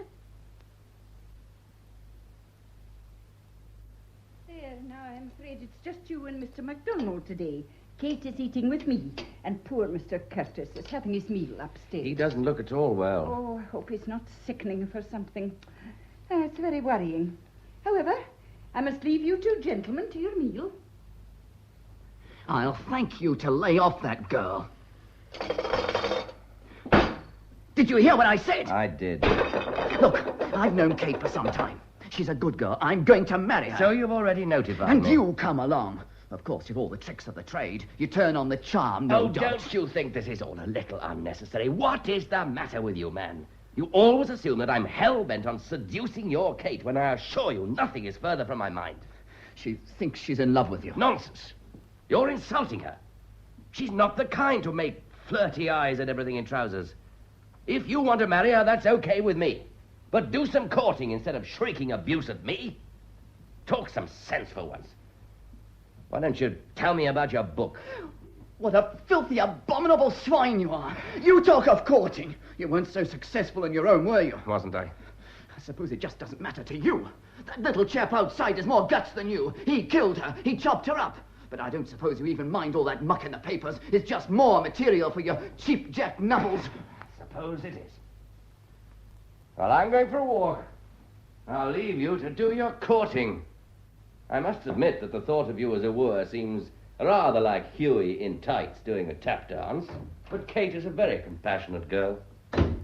Pretentious swine. Kate? Kate? Come here a moment. I want to talk to you.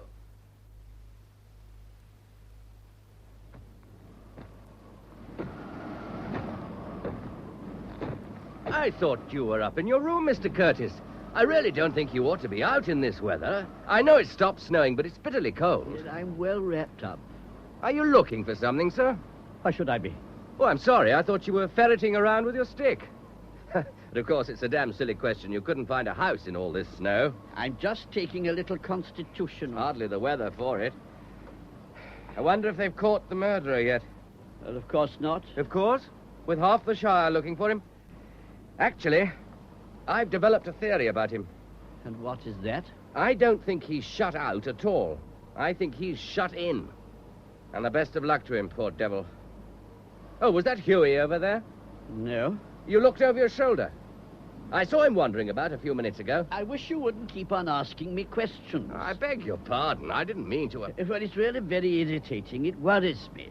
I don't like silly questions. I do hope it's a nice, jolly film tomorrow. I'm sure Miss Stewart will enjoy it. She's such a charming lady, I always think. Yes, she is, isn't she? She's kind. It's a quality one doesn't often meet in the modern generation. I've often watched her with Huey. I always feel the way people behave with animals is very revealing. I can't abide cruelty to animals. Shouldn't you come in now, sir? I'm sure Mrs. Forbes has a good fire waiting for us. Do stop bothering me. I like the fresh air, I tell you. All right, all right. I don't. Not when it's as fresh as this. I'm going back to the lounge.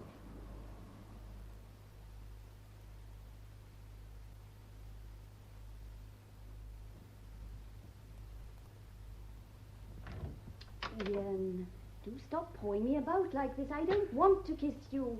I've already said a dozen times that I'm not going to marry you. Thank you very much. I suppose you want to remain an old maid. I do wish you'd be sensible. Why don't you listen? You just go on from where you left off without paying the faintest attention to what I've been saying. I've said no, and I mean no, and... Oh. I'm so sorry. Am I intruding? This is too much. You did this on purpose. You're spying on us. Oh, dear. I didn't mean to gatecrash a crisis. I'm honestly sorry. I'm afraid I ruined his kiss. Do you think I'd let a great big Jessie like that kiss me? Let me help you pick up those magazines. MacDonald seems to do his courting as he does everything else. Like a car with the steering gone. Why are you always so beastly about him? He said you'd been terribly rude to him. We all come to you for comfort, you see. I'm here for comfort myself. Comfort. A shoulder to weep on, I know. Oh, it always makes me laugh when I read those magazine stories about strong, silent heroes taking the little woman into their manly arms. The poor creature ought to know that in a wee while she'll be reeling under the full 16 stone of him patting his shoulder and drying his tears. I don't know why you're complaining. Before you know where you are, Mr. Curtis will be asking you to partake of his couch and condiments. I don't find that in the least bit funny. Oh, I don't seem to be very popular this evening. Come and have a drink with me. Let's go to pieces.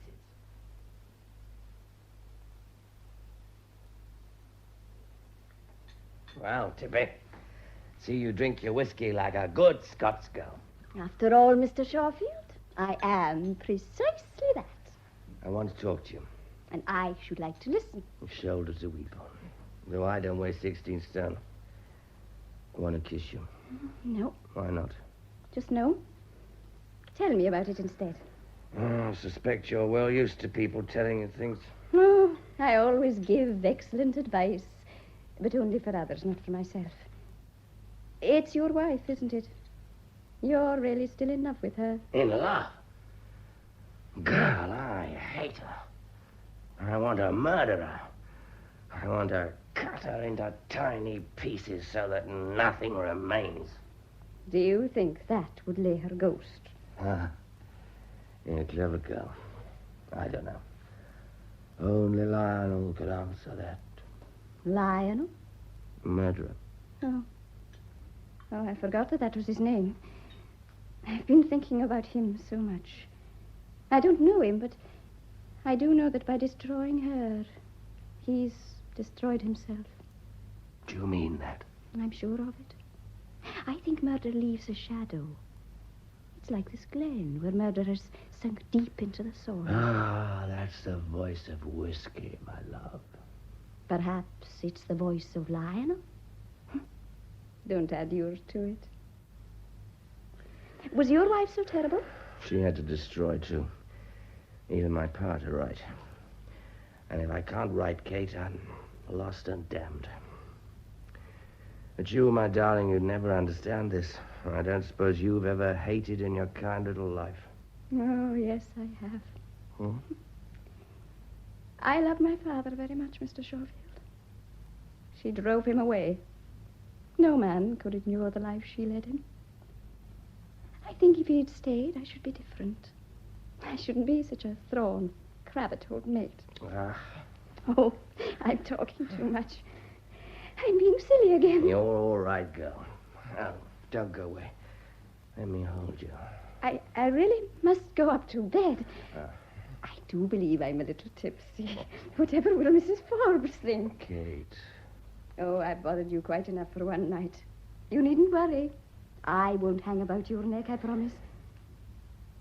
Good night, Mr. Shawfield. Kate. Oh.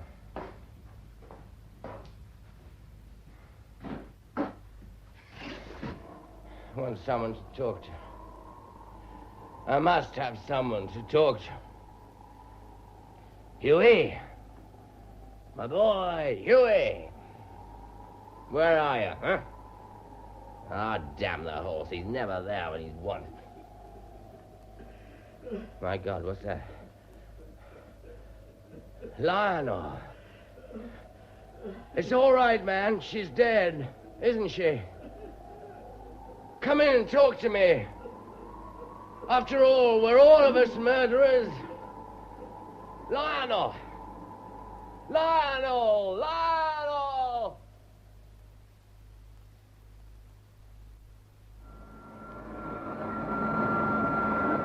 Mrs. Forbes. Oh, I can't hear a thing through this. Now, what did you say, Mr. Shawfield? I just wondered, did you hear anything last night? What do you mean? Like someone crying? Oh, I sleep very heavily. He's still in the papers, but they don't think he's hiding out now. They think he's in a hotel. Someone saw him at Ballachulish. It's that scar, you know. It's on his wrist. They think it may be where the knife slipped. They never found the weapon, you know. London has a deep and wide river, Mrs. Forbes. Oh, well, it's nothing to do with us, is it? Oh, I hear Mr. Curtis is lending you his car. Mm. Oh, what a blessing it is it's thawing. You'll need to start about 6 tonight.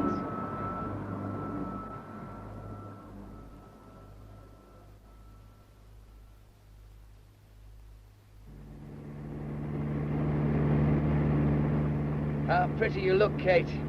You should always use lipstick. Mrs. Forbes lent it to me. I hope I've not put on too much. Mummy would be very cross with me. No comment. Let the old lady enjoy herself in Edinburgh. We're going to enjoy our cinema. Ah, you look really nice. I like the hairstyle, too. Thank you, Mr. Shawfield. Kate. Yes, Mr. Shawfield. I thought as much. This is deliberate impertinence. All right, my girl. Either you call me by my proper name, or I turn this car round, go back to the hotel, carry you up to bed, and go to the pictures on my own. Well, would you like to put it to the test? No, John. I should think so. What's happened? I just want to celebrate this unprecedented occasion. John, please. You're not being fair. Now, why must you spoil a nice evening? For pity's sake, I was only going to give you a nice, friendly kiss. Kate. Oh! Damn! Oh, now, what is it? Oh, you've hurt yourself. Your wrist's bleeding. What the hell does he keep down the car seat? Looks like a razor blade. Oh, now, I'll bind it for you. It's not a deep cut. It'll stop bleeding in a moment. No, it's nothing. Don't fuss me. I'm sorry I made such an ass of myself. Will you just try to forget it? Your guardian angel is obviously trained in commando tactics. Accept my apologies, please. Are you sure you feel all right? I'm fine. Why not? After all, I now share the same distinguishing mark as the murderer. Well, where do we go from here? I don't know the way to Kinlochleven. Straight on, and then to the right.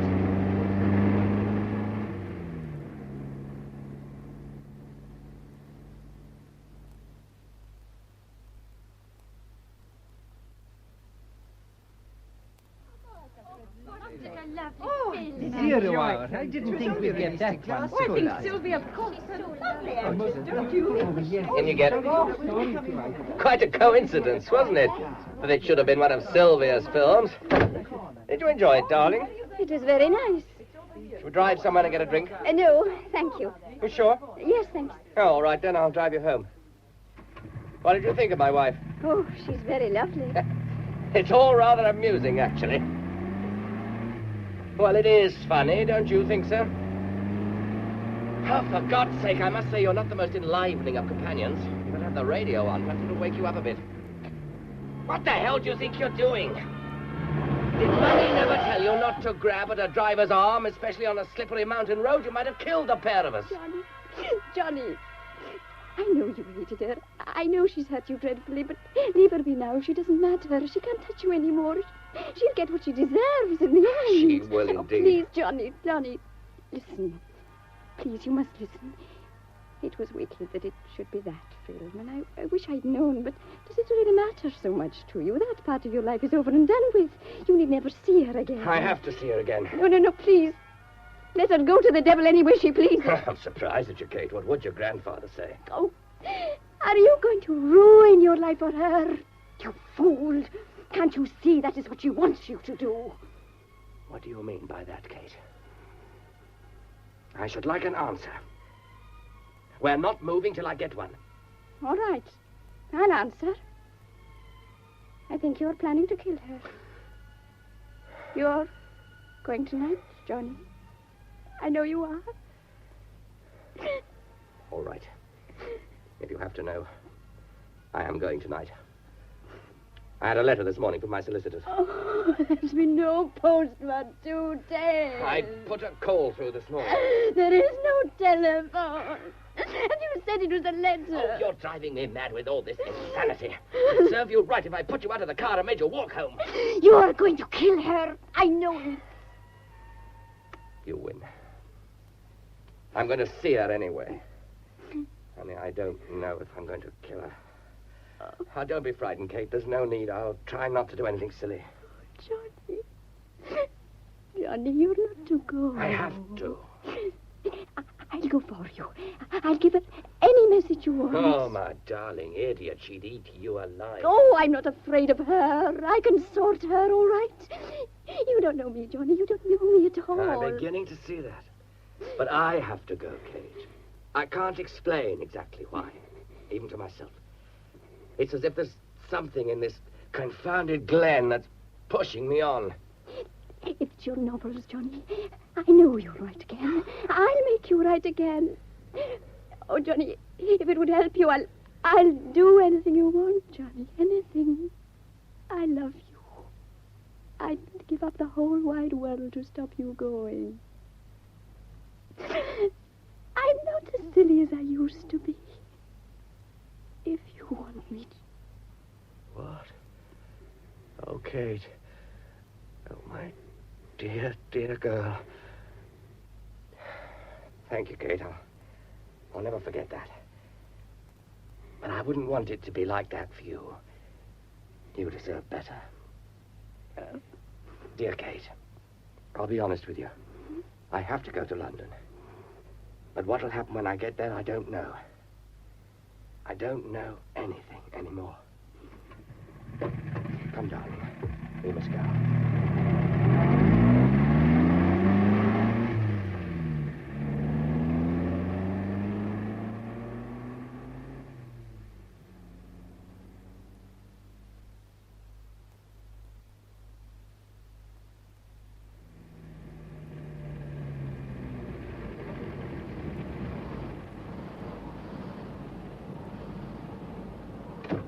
It's long after midnight. We'll have the elders of the kirk talking.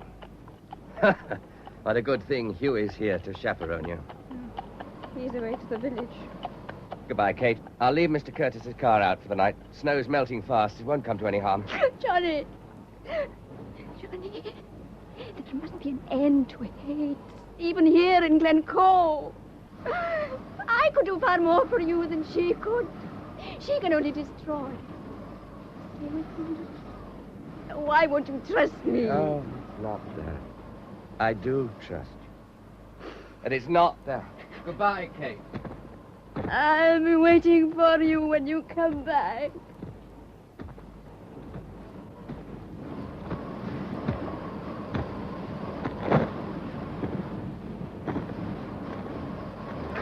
Damnation, what's that? Oh, this is just about the last straw. What the hell are you doing out of this hour in the morning, MacDonald? And is this confounded bicycle yours? Left, presumably, to trip me up? I've been waiting for you. Oh, go back to bed, you confounded idiot, and take your bike with you. Oh, no, you don't get away with it like that. You murderous Campbell. Look here, MacDonald. I've had just as much as I can take. Let me tell you once and for all that I am not a Campbell. I never was a Campbell. And I'm never, thank God, likely to be a Campbell. Of course. Seducing a nice girl like that means nothing to you. And what do you mean by that? The cinema ended at 10:30. It didn't take you 2 hours to drive back, did it? Oh, will you get out of my road? I've got to get to Ballachulish. You neurotic little moonshiner, you're mad. You've got Campbells on the brain. You're not going to get away with this. I heard her go to her room and cry her heart out for what you'd done to her. She was still crying when I left. Oh, but you wouldn't care. You just take what you want and the hell with it. You're muddling up your times a bit, aren't you? I am not one of your wenching gallants of 3 centuries. What's that in your pocket? Put that away, you idiot. You want to commit a murder? It's a hair trigger. Oh, for God's sake, you are mad. Don't you like my pistol, Shawfield? Perhaps you prefer to be at the other end of it. Put that down! Oh. Get up, you damn fool. Well, you don't expect me to help you, do you? I must say, I never thought I'd owe my life to a bicycle. I'll take that pistol from you, thank you very much. So both barrels have been fired. Oh, stop that stupid noise, you infernal lunatic. Whose bicycle is this? Mrs. Stewart's. I might have guessed. So the murderer was locked in after all. Come on. Get up, you nutcase. You're going to help me. I want to shove away some of this snow. I can't. If you don't, I'll bury you in it, so help me. Oh, come on, man. Pull yourself together.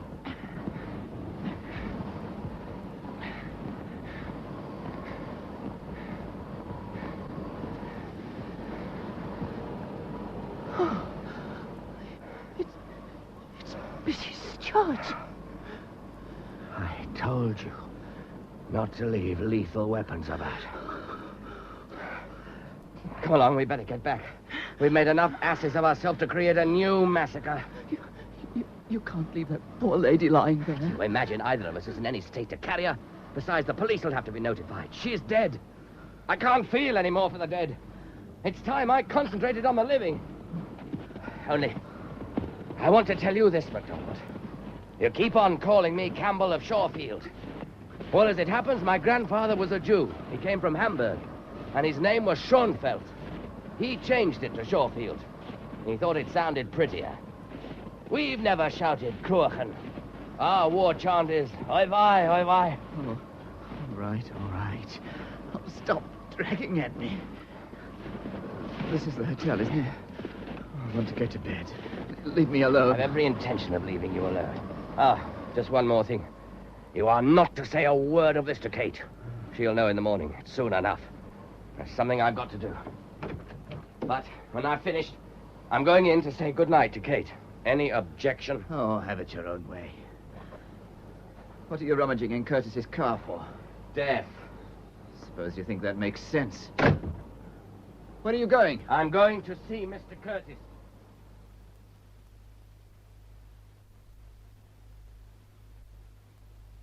What do you want? I have two things to show you, Mr. Curtis. One, a 17th century pistol. And this. That's my surgical knife. Yes. I don't like lethal weapons. Why do you bring these horrid things into my room? Take them away at once. One is lethal no longer. Both barrels have been fired.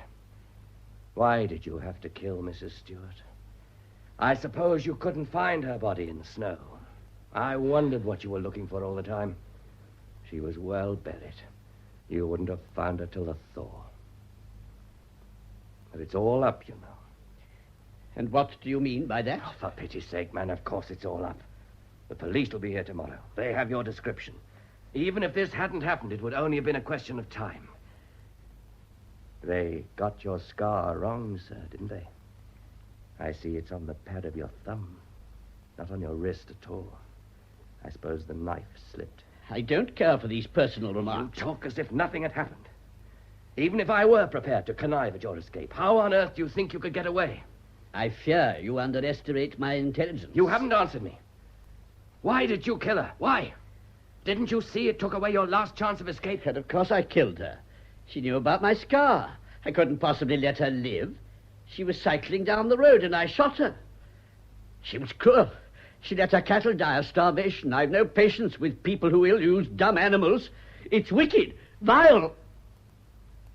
We had such a lovely cat. He was called Ricky. After Kipling's mongoose, you know, he was the dearest little fellow. Don't you ever think of humans? Humans? Oh, humans. No, Mr. Shorefield. Why should I? They've never thought of me. Give me Huey any day. But he's only an animal. That's what Violet said. He was such a dear little fellow. He used to run and meet me when I came back from work. He talked to me, you know. I've always loved animals. I believe I told you that I trained to be a vet. Of course. That's why you have a surgical knife. Why didn't you throw it away? It wasn't very clever of you to keep it in the car. I still keep my instruments. I wish you'd seen little Ricky. He understood everything I said. And she waited until my back was turned. And then had him destroyed. My lovely cat. Oh, she must have had her reasons. Reasons? What possible reasons could there be for such a dreadful thing? She said he was dirty. After all, he was an old gentleman, 15 years old. It wasn't his fault if he occasionally made a mistake. But she couldn't bear anything dirty in her home. She took him round to the vet while I was at work and had him put to sleep. So I killed her. I suppose you're going to repeat all this to the police? What else can I do? You litter the place with corpses like a battlefield.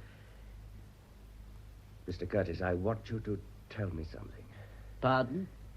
You killed your wife. I don't know why you keep on asking me that. I've never attempted to deny it. Of course I did. I was very clever about it. All right, you were clever. But tell me this. Why do you always look over your shoulder? What on earth do you mean? Why are you always turning, as if there's someone behind you? She's still there, isn't she, Lionel? Violet is always there. Maybe there's a jigsaw pattern across her, but she's still there. No! I'm sorry, dear. I won't keep you waiting long. I just have to speak to this gentleman. Oh, don't be angry, dear. I'm just coming. Mr. Curtis, you're not well. Oh, yes, I am. And I'm clever, too. I'm cleverer than you. They'll never catch someone as clever as me. You're not going to the police. I shall make my getaway as I always have.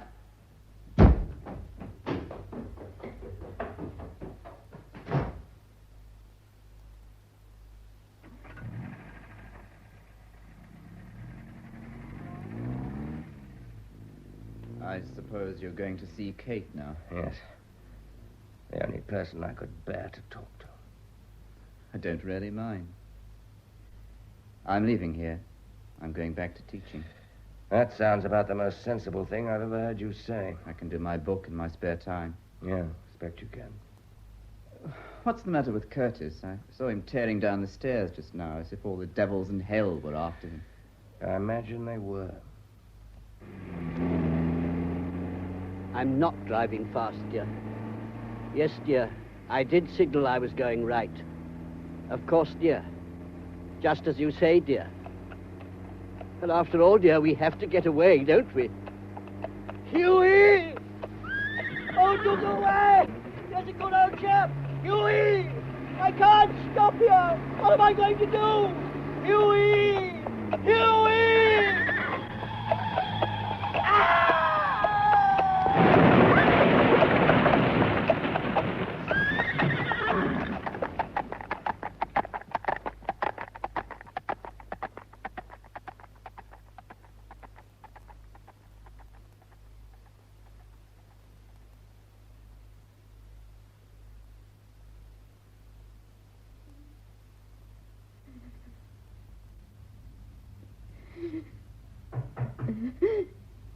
Who's that? Johnny? I just thought you might like to know I'm back. I'm not going out again. You needn't worry any more, Kate. Oh, my darling, my poor darling. You've been crying yourself sick. Oh, don't cry anymore. Go to sleep now. Oh, you look terribly white. What's happened? Are you really not going back to Sylvia? Sylvia? Oh, she's in the past, Kate. She's nothing to do with me anymore. I should have had the sense to know it a long time ago.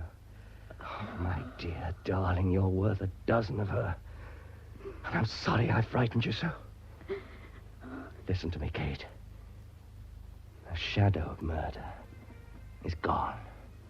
And we're alive. We're going to stay alive and be happy.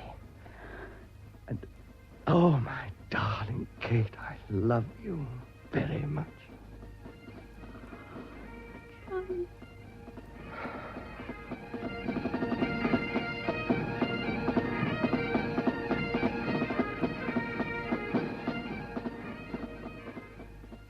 That was David March as John Shawfield, Rona Anderson as Mrs. Stewart, and Gudrun Ure as Kate Stewart in Shadow of Murder by Charity Blackstock, with Eric Anderson as Curtis, Fraser Carre as MacDonald, Molly Rankin as Mrs. Forbes, Arthur Lawrence as the taxi driver. The production, which was recorded, was by Audrey Cameron.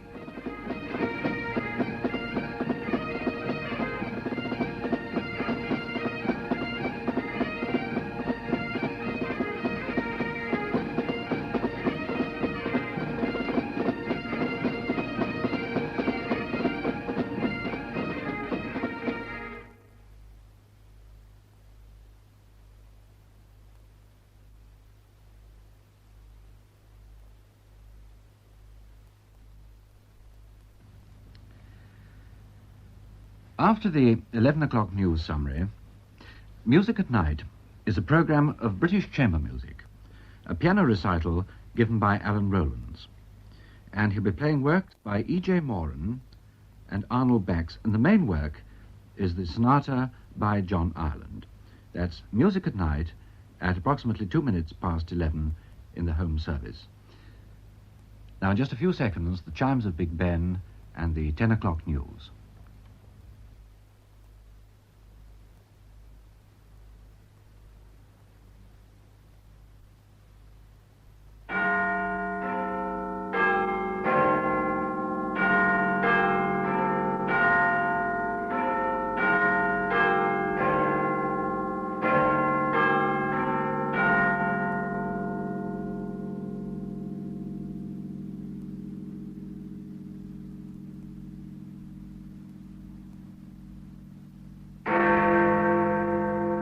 10 o'clock.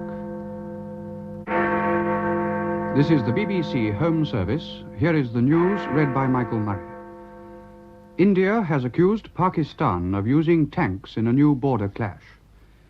Mr. George Brown has said he's going to issue a shop steward's guide very soon on his prices and incomes policy.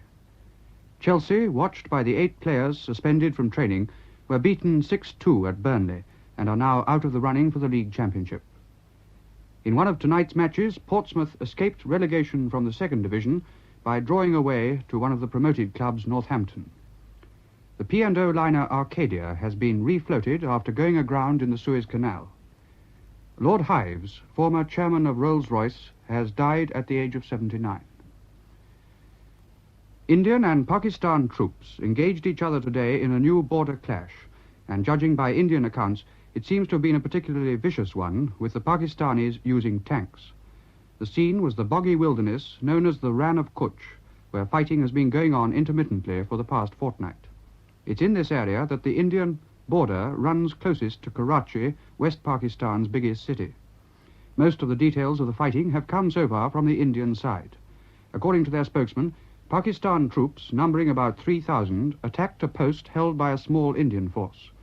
The Indians fought back, destroying 3 Pakistan tanks. The latest reports indicated that fighting was still going on.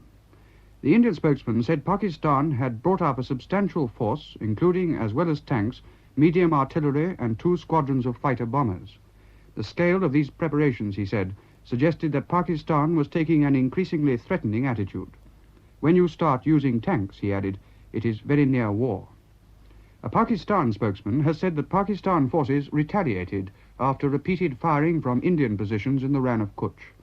He claimed that the Indians suffered considerable casualties. It's not clear whether the Pakistan statement refers to the same engagement as described by the Indians or to another incident in the area. Our Commonwealth correspondent says the tone of the Indian spokesman's remarks is unusually tough, and if indeed Pakistan has been using tanks, then the situation will undoubtedly cause international concern. The British government is keeping a close watch on developments. Mr. George Brown has said he hopes to get out very soon a layman's guide, or shop steward's guide, to his new prices and incomes policy. At a union conference in Manchester, he said there would be a temptation to applaud the policy, but then to act as though it applied to the other fellow. There would be battles to fight within the unions over this. The policy was not one of restraint. It was a policy for more rapid expansion of income in real terms than we'd ever achieved before. It could mean that a man earning £16 a week last year would be able to earn £20 a week in 1970. Not simply a paper increase, but a rise of 25% in his real spending power. Mr. Brown referred to groups such as teachers and nurses whose pay had fallen seriously out of line with the level for similar work, and added, I could mention others much in the public eye at the moment. He'd seen people interviewed on television who still thought that so long as you cracked down on teachers or nurses or railwaymen, you were running an incomes policy. This was absolute rubbish, and it was time we stood out for a sensible and intelligent approach to this problem. Before the meeting, Mr. Brown said he was feeling much better after his 10 days' rest. The former Conservative Minister of Labour, Mr. Godber, speaking at Newcastle-on-Tyne, said that Mr. Brown's incomes policy was already beginning to look more than a little meaningless. Over the last 6 months, wages had been rising at an average rate of more than 8% a year. This, said Mr. Godber, would be good if everyone didn't know that it must mean a big rise in the cost of living. The 8 Chelsea players who were suspended from training earlier this week were spectators today when a makeshift side, which included 4 18-year-olds, lost their game at Burnley 6-2, and with it Chelsea's remaining chance of the league championship. Lockhead scored 5 times for Burnley. Afterwards, in an interview in the BBC's Sports Report, the Chelsea manager Tommy Docherty said the 8 players hadn't been banned, they'd merely been sent home for staying out late. They will definitely go on to the club's coming tour of Australia.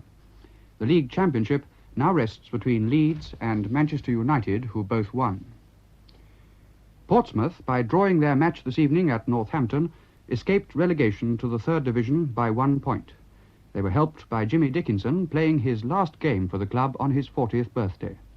Swindon and Swansea go down. In this afternoon's soccer, the Scottish Cup was won by Celtic, who beat Dunfermline 3-2 at Hampden Park, equalling Rangers' record of 18 wins. The Scottish First Division champions are Kilmarnock, after winning 2-0 away to Hearts, who are runners-up. At Wembley, Hendon won the FA Amateur Cup, beating Whitby Town 3-1. In the Third Division, Bristol City won promotion with Carlisle, and Luton, beaten 8-1 at Scunthorpe, will go down. The 30,000-ton P&O liner Arcadia went aground today in the Suez Canal, but has since been refloated and has anchored in Port Said. It's not thought that the ship has been damaged. The Arcadia, on a voyage from Britain to Australia, is carrying nearly 1,200 passengers. Southern Region electric train crews have called off their threat to go slow from Monday. This was decided at a meeting in London today of representatives from about 30 depots in the South Eastern Division.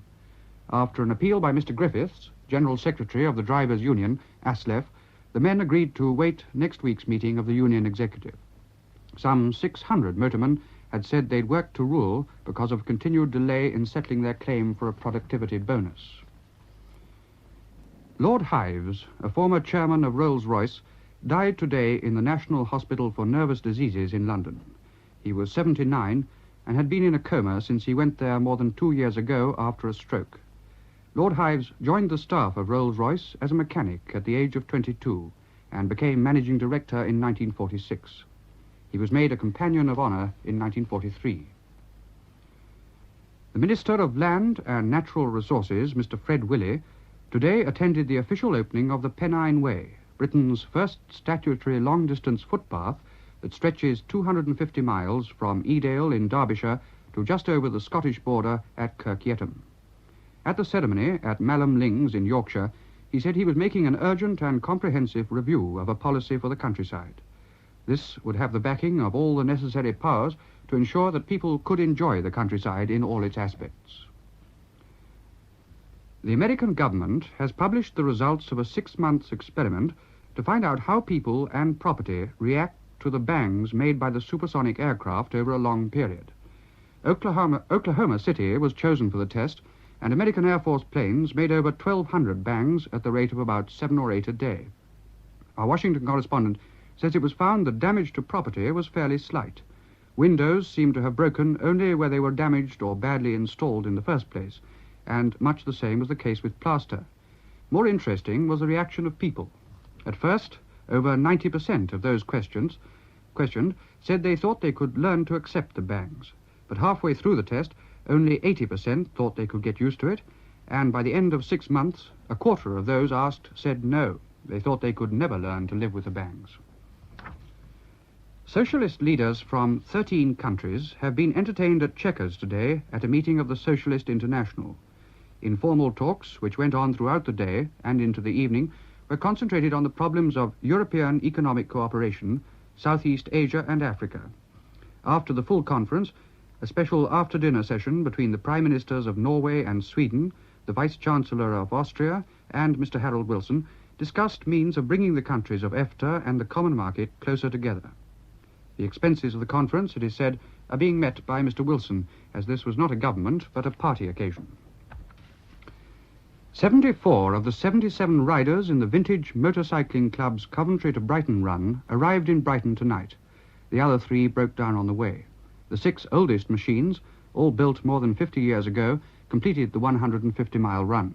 So did the only woman competitor, Mrs. Margaret McMahon of Coventry, who rode a 35-year-old machine.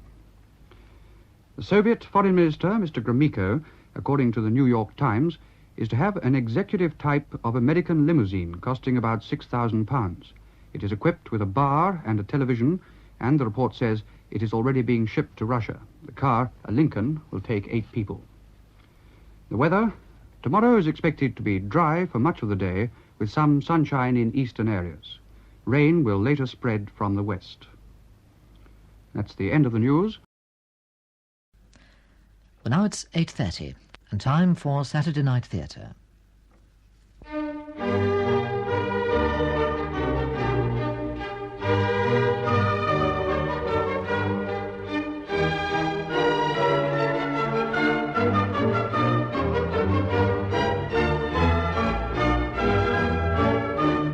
We present Martin Reed as Matthew Bradford and Margaret Robertson as Marlene Shapiro in The Fatal Flaw by Chris Allen.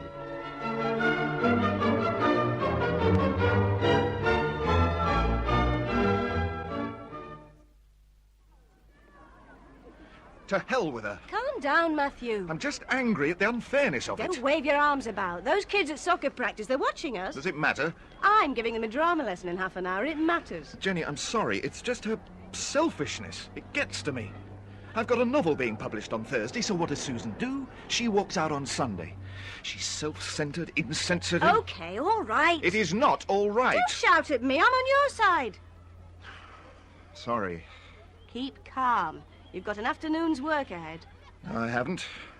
I've got the afternoon off. I'm going on the radio. Oh, are you? That's great. About the book. I'm going to be interviewed. Not sure about this, John. Well, it's a trick one, my love. I did warn you. I think... Go on, girl. Have a go. Let rip, my love. I think... Is it Victor? Victor the giraffe. You got it! At last, we got a winner of our Silly Things quiz. Janice of Halesowen, congratas, my love. A Radio Heart of England T-shirt will be winging its way towards your eager little bod, together with a Radio Heart of England surprise package of Silly Things. Terrific. Great excitement, Matthew, eh? Oh, yes. Great. Yeah, he's still here, gang. Our art spot guest from the world of culture and grey matter and all that. Matthew Bradford. He's a flippin' genius, is Matthew. Teaches English at, where is it? History, actually, at Handley Green Comprehensive. English, history, all the same, 6 and 2 3s. But not only does he drum dates into our grubby little offspring, he's just had his first novel published, right, Matt? It is, in fact, my second novel. Prolific, no less. Great. It's called, what is it? The Wind in the Smoke. Remember that name, gang? It's actually called The Smoke on the Wind. Oh, good title. Good title, I like it. Listen, you were just saying, Matthew, before we were so brilliantly interrupted by Janice of Halesowen, the story is set around here, right? The heart of England country. Are we going to recognise ourselves in it? Well, not really. It's set over 100 years ago. Oh, beg pardon. Good story, is it? I know my mum. Typical Joe Public. Oh, she loves a good story. Well, I hope it's a good story. It's about an ordinary working family in what we now know as the Black Country, and how they're affected by the Industrial Revolution. Oh, hear that, Mum? Right up your street. Listen, Matt, I'm just going to have to interrupt you there, but stay with us, everybody. We just got to zap across to Big Al for the sports news.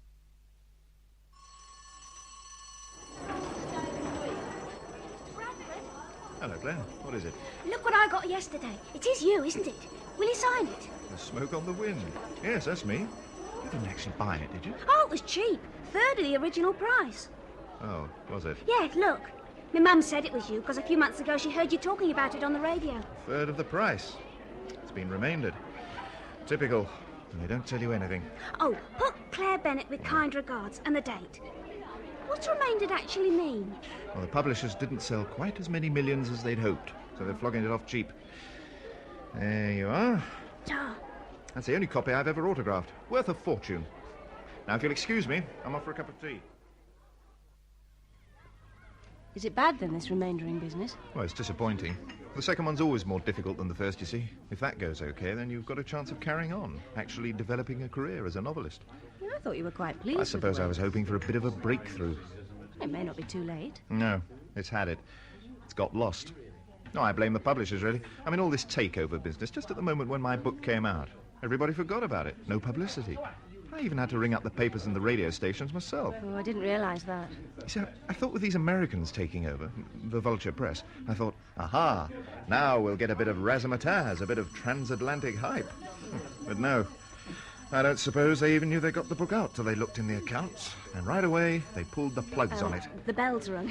Better get back to the The grindstone. point is, Jenny, where do I go from here? I mean, what's going to happen to the next one? They've had it months, unless they've already chucked it in the dustbin. Matthew, I am interested, really. But I've got 50 12-year-olds waiting to be acorns growing into oak trees. You're right. Let's go. Hey, I tell you what, come round for a meal. Come round tonight. Will that be all right? Yes, of course. Barry said to invite you round ages ago, when he heard about you and Susan. The lovely Susan. He's heard then, has he? Well, you do hear things, don't you?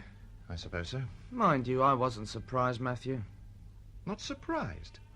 I thought we were the ideal couple. No commitment. What? You had no commitment to Susan. The lovely Susan. And no commitment to your marital situation. Barry, that is rubbish. Your commitment, Matthew. No criticism, purely observation. Your commitment was not to your home, not even to your teaching. It was to your writing. It still is, from what I can see. Barry, what about your darts? Oh, I suppose there is something in that. Of course there is.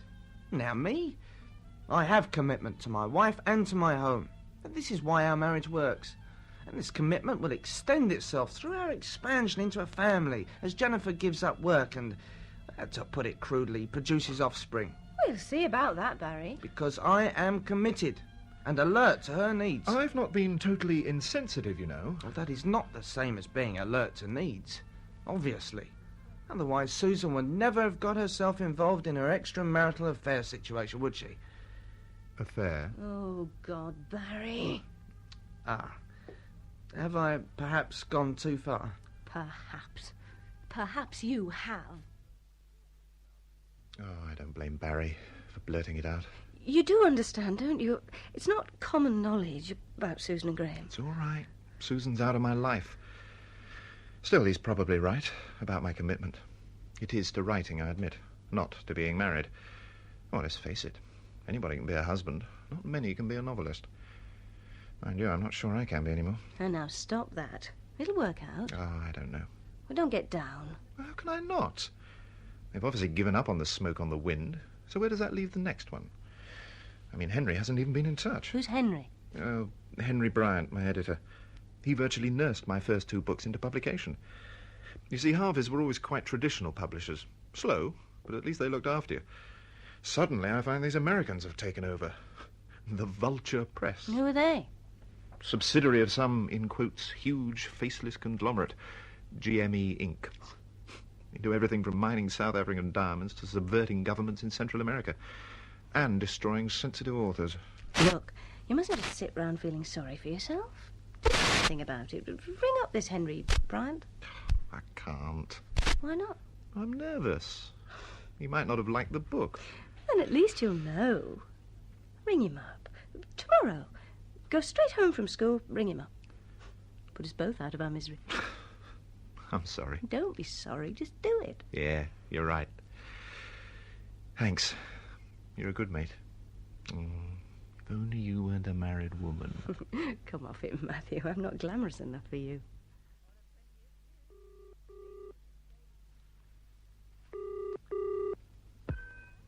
Global Marketing and Exchange, may I help you? Is that the Vulture Press? Will you hold? Thank you for holding. Hang on a minute. We apologize for keeping you waiting, but hope you will enjoy the music we are pleased to provide for your listening pleasure. What the hell is this? Thank you. Global Marketing and Exchange, may I help you? GME, is that? Yes. I want to speak to Henry Bryant. What division? I don't know. I'm sorry, we're unable to help. But he used to be with Harveys. Vulture Press, I suppose. One moment. Oh, God. Thank you for holding. We apologize. Vulture Press, may I help you? Yes, thanks. I'm trying to get hold of Henry Bryant. I'm sorry, sir, we have no Henry Bryant. Well, you must have. He's an editor. An editor? Oh, in that case, sir, you require our creative division. I see. Well, thank you. Could you put me onto your creative division, I'm please? afraid you'll have to dial another number, sir. Oh, no, look, this is long distance. From outside London, please dial 01... Look, hang on, I haven't got a pencil. Let me just get one. I'll have to put you on hold, sir. One moment. Oh. Thank you for holding. We apologize for keeping you waiting, but hope you will enjoy the music we are pleased to provide for your listening pleasure. And after all that, you didn't even speak to him. No, he's left. Oh, no. Transferred to New York. So who's handling your work? Well, if she is, supposedly some woman called Marlene Shapiro. Marlene Shapiro? American, presumably? Presumably. But didn't you speak to her? You're joking. She's in Chicago. Oh, Matthew. What about your agents? What did they say? Oh, I can't bother them. Surely they can fight for you? It all seems so hopeless.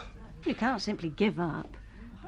Look, it's the end of term next week. Go down to London, see them. Oh, it's not that easy. It is. Go on. Ring them up now. Make an appointment. I'll do it. What do they call? All right, I'll do it.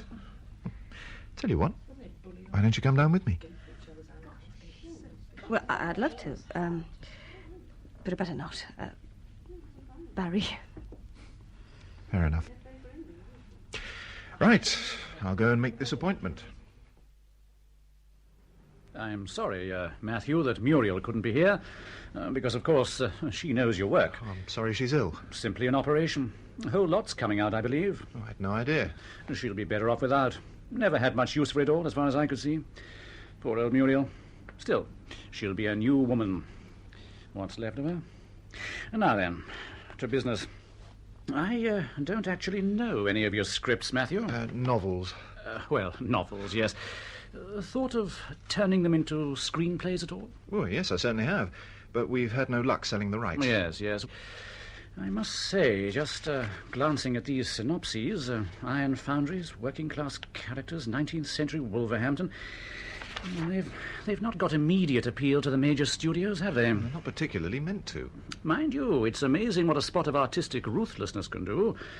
Translate your stories to, say, Detroit in perhaps the 50s, and suddenly you could be in the movie business. But, Dennis, I write a novel for itself, not as the first draft of a Hollywood film. Don't worry, you've got time to learn. Muriel has never suggested it.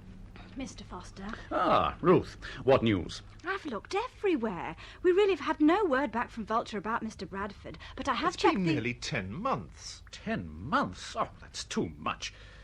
What's it called, by the way? This latest one? Furnace. Oh, very good. Yes, that's good. What's it about? An industrial confrontation in a smelting works. Oh, I see. In 19th century Wolverhampton? More Tipton, really. Mr. Foster, I must answer that. I just wanted to tell you I have actually sent some short stories by Mr. Bradford to Miss Shapiro. You see, Matthew, we are fighting for you. It was in response to a general request for material. But subtly. Well, that is something, I suppose. They want to do an anthology of horror stories. There you are. Progress. I've never written horror stories. None of mine would be suitable for that sort of anthology. Don't worry, it'll all come out in the wash. I dare say I'll be having a word with Marlene Shapiro, and I'm sure Muriel will, just as soon as she's back on her feet. If they've left her any feet, that is. So what do we do now? We wait and see. But don't forget, we're with you all the way. You are not alone. Well, that's something, isn't it? Except it's not true. Of course it is. I am alone. Rubbish. At the very least, you know your agents are on your side. No, they're not. They're on their own side. What are they actually going to do? Nothing. All I know is I'm isolated. You're not. I've no contact with my publisher, no real support from my agents, and no wife. You've got friends. Oh, colleagues, acquaintances, yes. I don't know if you've noticed, but a marriage breakup can seriously damage a social life. When Susan left, I got the stereo. She got the friends. This is self-pity. This is honesty. I've spent 36 years trying to put a life together, Jenny, and what happens?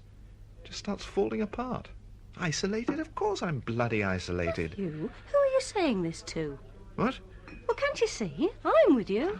I know that. Obviously, it doesn't seem like much. Oh, look, don't get it wrong, I Jenny. may not have Susan's looks or wonderful imagination, Oh, come but I on. am interested in you.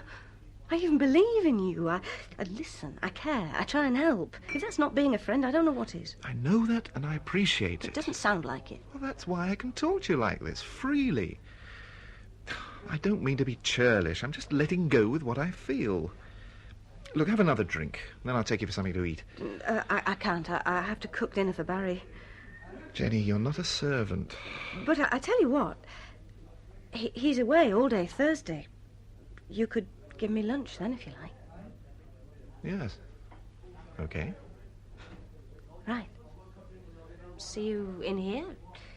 Thursday, 12:30? Yeah. See you Thursday.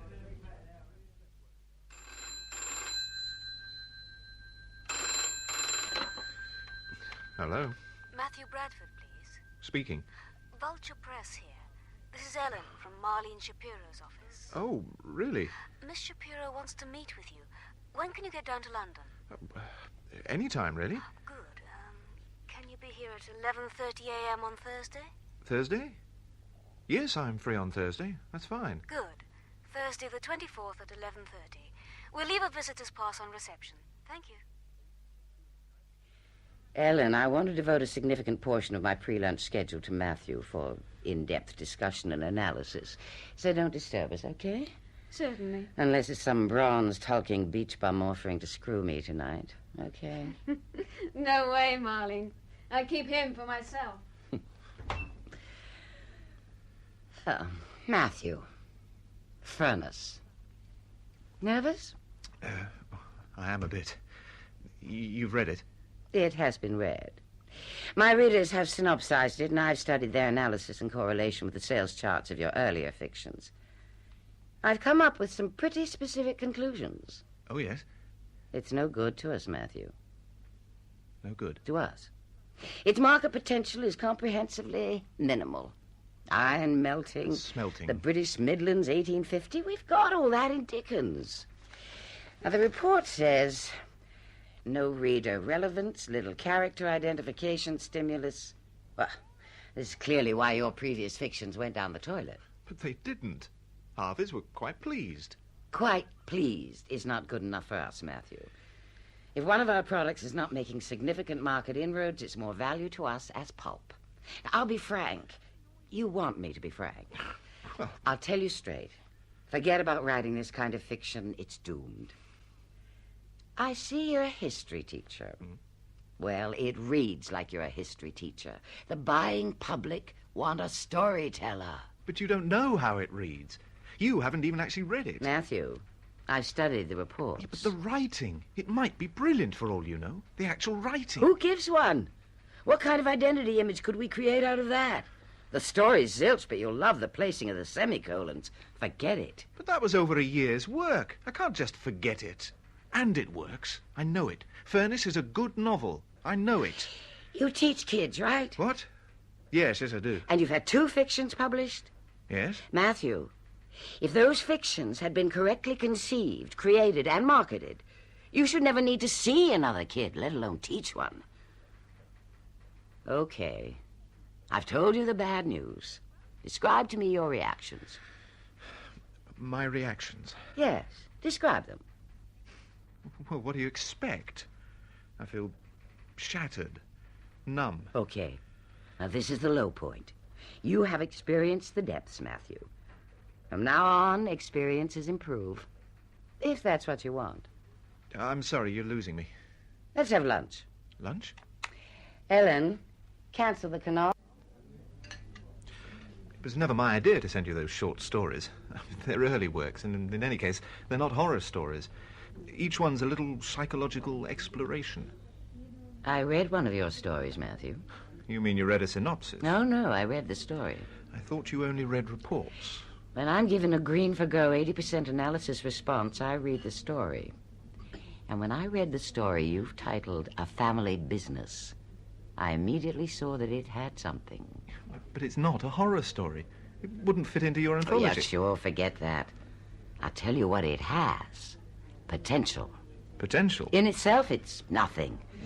But if that's what you want, it could be something. Really something. Well, I don't know. It is what it is. But it's not yet what it could be. Do you want power? Power? What sort of power? Power over your own life. Power not to have to work slavery hours to subsidize your art. Power to decide what you want to do.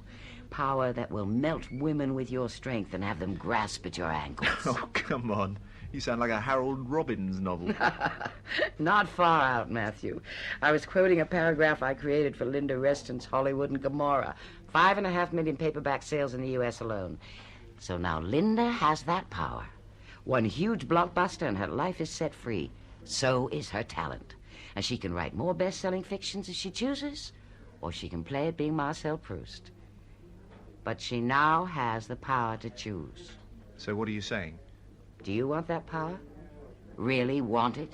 I suppose everybody does, in their own way. I'm talking about you. Okay. Yes. Right. Well, Matthew, a family business can give you that power. It's a 30-page story. Well, sure, that's the first thing you got wrong. It should be 10 times that, 20. Tell me the concept. The concept? The idea behind the story. Well, as I remember, it's about a big, powerful, wealthy family. Very well known, always in the public eye, but behind that and in secret, the men of the family all suffer from this hereditary psychological quirk. And really the story's about the devastating effects of this quirk on the current young heir to the family fortune. That's not what the story's about. Yes, it is. It's an exploration of a fortunate young man's mind in a kind of extremity of misfortune. You haven't told me what the quirk is. Oh, you've read it. Tell me. All right.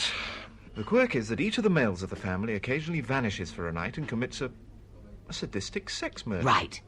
Jack the Ripper. Well, that's it. The story was set off by the theory that Jack the Ripper was in fact one of the royal dukes. Clarence, I think it was. Doesn't matter. But that's your story.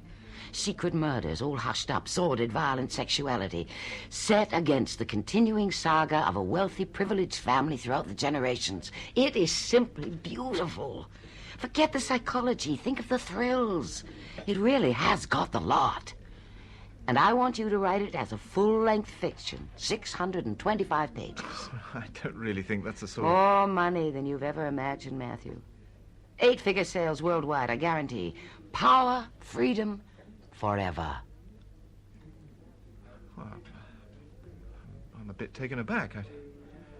That aspect is very tempting. You bet it's tempting. And you'll never come up with another concept of that international viability in the rest of your life. Well, that could be true. Oh, I know the sort of book you've got in mind. One of those big, blockbusting sagas. With the most brilliant twist ever. Just the sort of book I hate and despise. Oh, it may sound pompous, but I do believe in the integrity of the English novel, the great tradition. That's what I want to work in. Not have my name on some money-spinning bestseller with a big-breasted nude on the cover. So you write it under a pseudonym? Oh, I don't know. Now, I very much doubt whether I could even do it. Not how you'd want. My mind just doesn't work like that. Maybe not, but my mind does. I don't think I could write what's needed. You could. If I told you what was needed, you could write it. And I'd sure tell you. On the other hand... Oh, I don't know. I just don't know what to do. Oh, think about it. Take your time. No one's going to rush you. Let me know tomorrow. Tomorrow? I'll get Ellen to check you into a hotel, and I'll call you in the morning. Yeah, but I don't know if You'll do it, Matthew. You'll do it.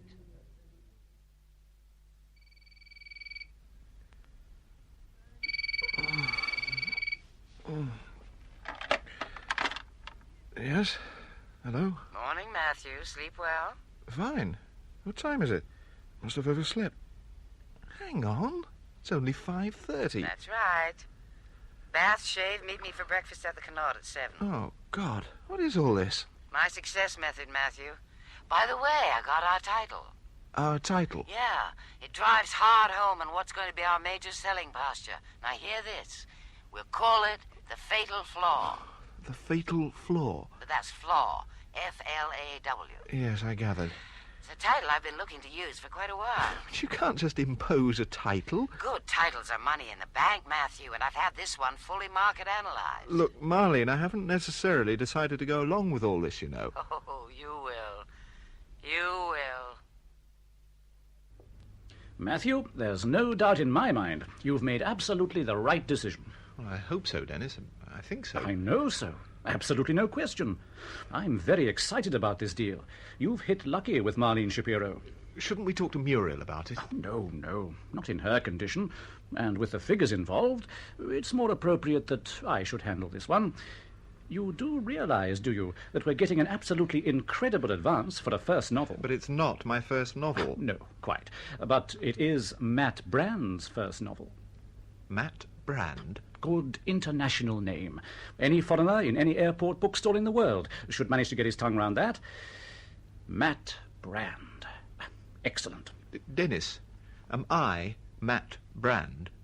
I thought all this had been agreed. A pseudonym. Oh, we hadn't mentioned it, but... Oh, quite. Good. Well, I think we can allow ourselves a moment of celebration. Would you care for a small crème de menthe to speed Matt Brand successfully on his way?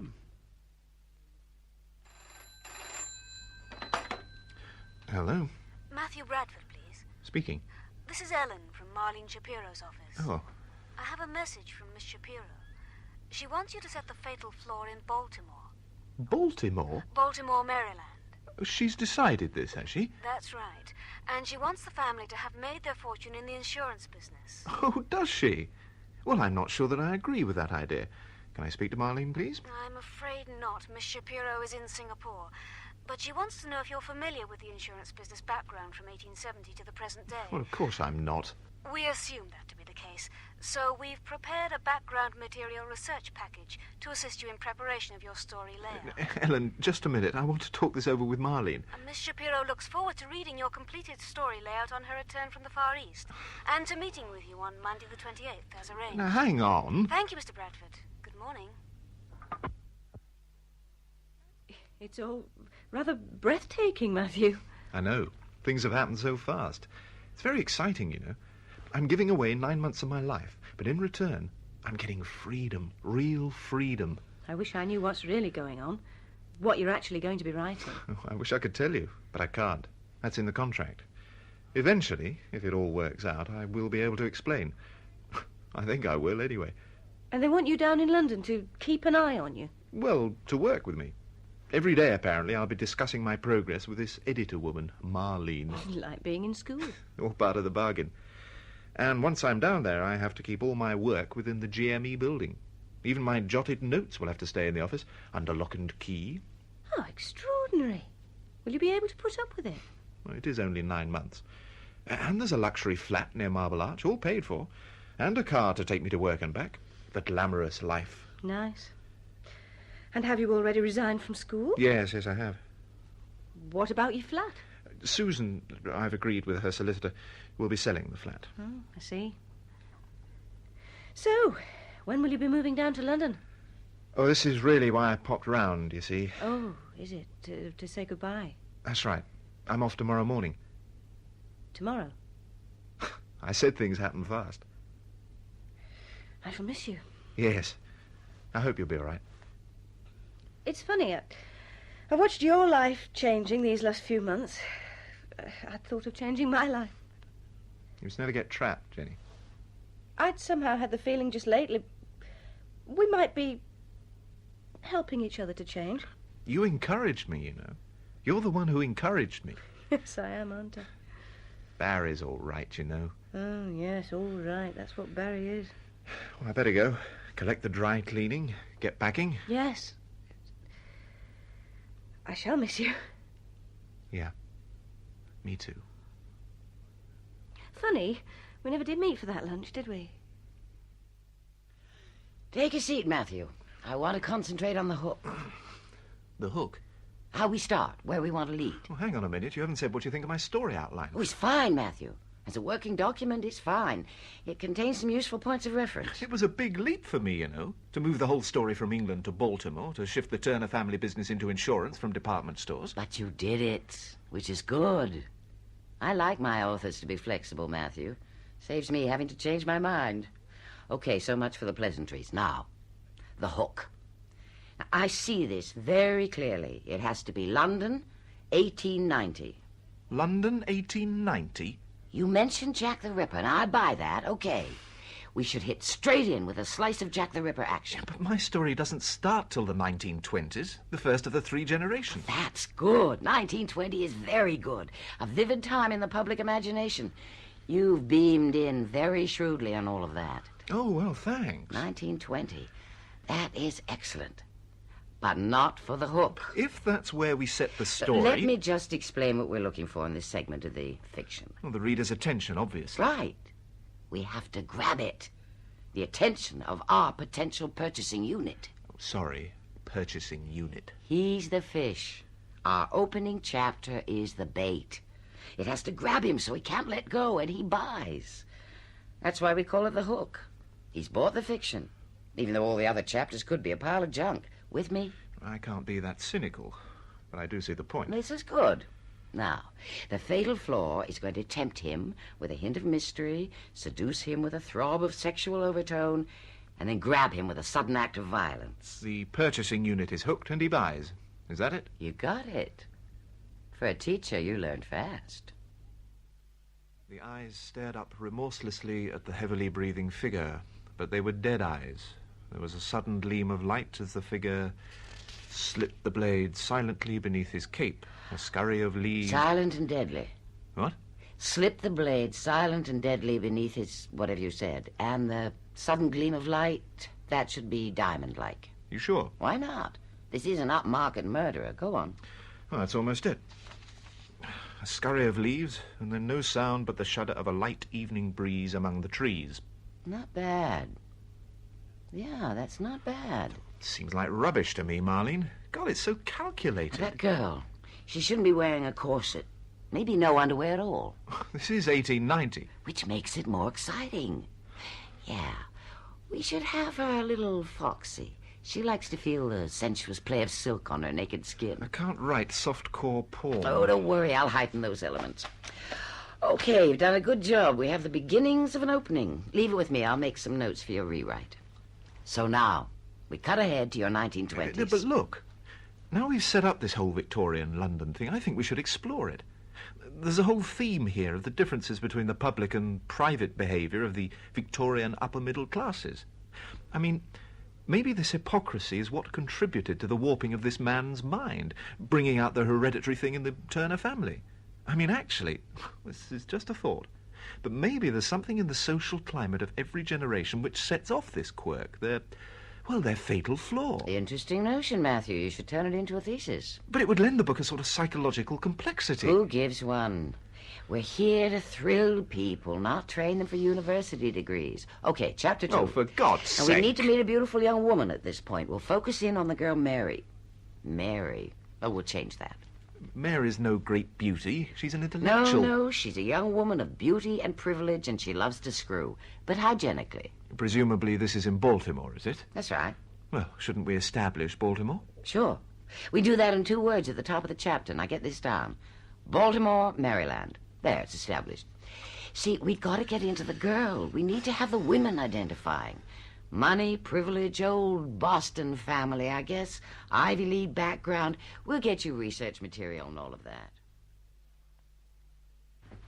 Ellen said you wanted a word with me. That's right. It's been bugging me. I'm in Vienna till Tuesday, and I want to leave this with you. Now, listen. Noir Dupont. Noir Dupont? The name Turner for our family. It bothers me. It has no resonance. But Noir Dupont. But it flows. It feels like aristocracy. It's French. It means black of the bridge. Well, why not? But it's nonsense. Why would anyone be called Black of the Bridge? Why would an Anglo-American family have a French name? Well, it came over with the Conqueror, I guess. Yeah. Gives the whole fiction that kind of intangible, classy feel that sells a product. Well, we're moving along, Matthew, which is good. But now I realize we have developed a problem. A dialogue problem. The dialogue? But compared with most of the competition, surely the dialogue's rather good. All my characters talk as individuals. This is our problem. But I'm trying to make the dialogue real speech. Right. And the hang-up with real speech is you can't communicate with it. It's not international.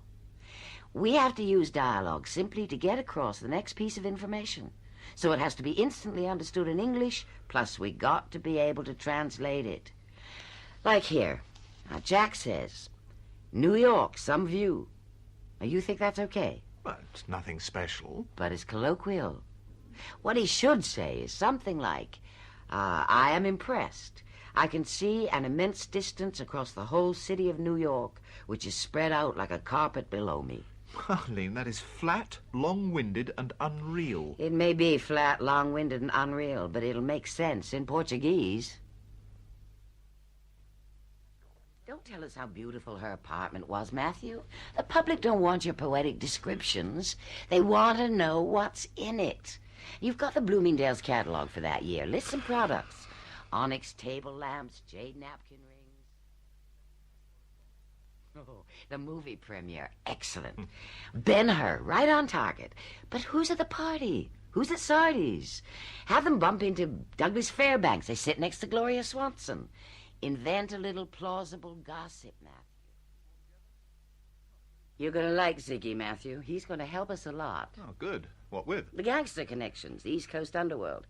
He's the top man on this area. Oh, that's good. I was waiting for the research. He provides a little more than research. Ziggy Martin's here, Marlene. So what are you waiting for? Get your hands off him, Ellen. Send him in here. Spoil sport. Ziggy, do your clothes up and come on through. Mr. Ziggy Martin. Marlene, hi. Hello. Hey, Good to see you. Ziggy, it's terrific to see you. Come on, sit down. How's the flight? Want a drink? Oh, thanks. It was fine. And yes, please, in that order. You look great. Oh, so do you. Welcome to London. I'll join you. Oh, it's good to be here. Hi, I'm Ziggy. Hello. Oh, Ziggy, I'm sorry. I'm acting like it's me who's jet-lagged. This is Matthew Bradford, Ziggy Martin. Here's your drink. So, Matthew, you're Matt Brand. For the purposes of the Fatal Flaw, yes, I am. Oh, by the way, I like it. It's coming along really well. It's a great concept. You've read it, have you? Well, that's right. Marlene sent me the photostat. It's your current working draft, isn't it? Look, I read the first 7 or 8 chapters on the flight. Strong meat. I liked it. Marlene, you didn't tell me anybody had read the book. Who else have you shown it to? Come on, Matthew. Don't do a number, okay? Ziggy has to see the fiction. How else does he know the areas in which we need background? Oh, I'm sorry. Writer's paranoia. I know it. Of course, you have to see the work before you know what research material to supply. As I mentioned to you, Matthew, it's rather more than simply a question of research. Oh, I'm sorry. What do you mean? Ziggy's a background writer. That's right. He specializes in the gangster world. The mafia, prohibition, the this, the that of the whole 20s and 30s era. He's the top guy. Yes, but what do you actually do? Well, this is quite a normal modus operandi. Look, He's going to write the sections of the Fatal Flaw that relate to the contemporary underworld, the gangster scenes. Write them? For God's sake, what do you imagine a background writer does? He writes background. Right, that's it. Sit down. You've gone too far, Marlene. I won't stand for it. Sit down, Matthew. Now, I'm not a difficult bloke. Heaven knows I've gone along with you. I've cooperated. Ziggy, pour him a drink. Now, I don't want a drink. All I want is some respect. I've taken a lot, Marlene. You've ridden roughshod over my feelings and my judgments, but I've accepted it. But as far as you're concerned, it turns out I'm just a factory hand. You don't need me for this bit of the assembly process, so you push me aside and bring in someone else. Well, that's it. I'm not going on. I've still got some pride left. Oh, you can sue me if you like, but I've had it. That's it, Marlene. I'm going. The Fatal Flaw, you can stuff it. 8 weeks, 2 days. It's taken him a long time to crack. Seemed a quiet guy. But he's temperamental, is he? Oh, he's new, doesn't understand how we operate. No problem. He just needs something to take his mind off the pressure. Yes. Matthew? Yes. Is that Ellen? Got me in one. Listen, Matthew... Look, would you please tell Marlene I meant what I said? I don't know anything about that. This is social. Oh, is it? Sorry. Say, what are you doing tonight? Tonight? Nothing much. Just fuming quietly. Yes, I did notice you storming out. You've been very patient, I think. Marlene's such a hard cow. You shouldn't let her get to you. Oh, it's not that. Well, we can talk about it later if you want. Come to dinner, 8 o'clock. Do you know, I'd love to. Great. Here's the address. You ready? Take this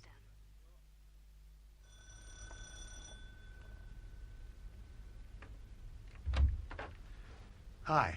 Hello. Sorry I'm a bit late. Don't worry. Nice to see you. Come on in. Thanks. It's funny seeing you away from Global House. You look quite different. Trousers. Well, I have to wear skirts at work. Oh, yes. Ah, I like your flat. It's not mine, actually. It's, we're guests tonight. This is Julie's flat. Julie? Hello, you must be Matthew. I'm Julie. This is Julie. Hello.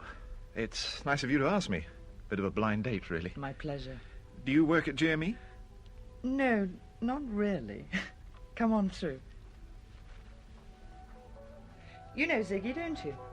Ziggy? Matthew, hi. Well, you're the last person I expected. Listen, don't hit me. None of this is my fault. I'm as sorry about today as you are. Well, it's nothing against you. I assumed Marlene would have filled you in.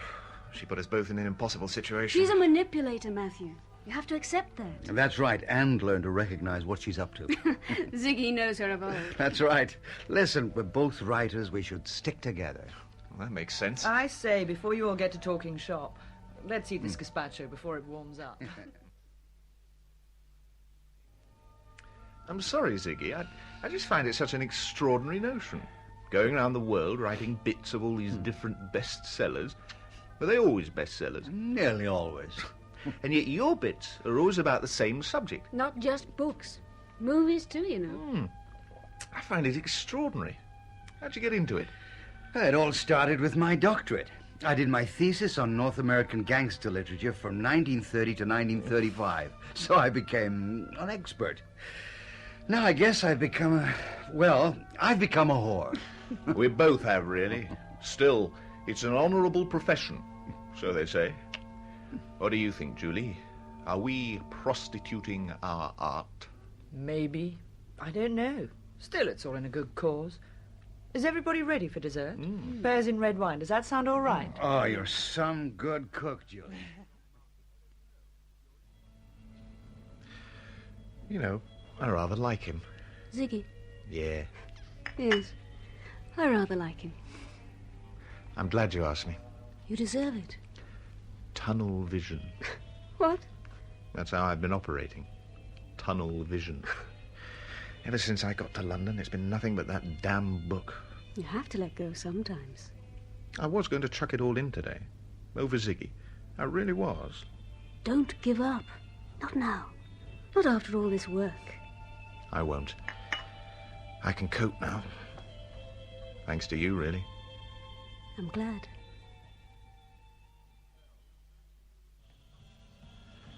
Matthew?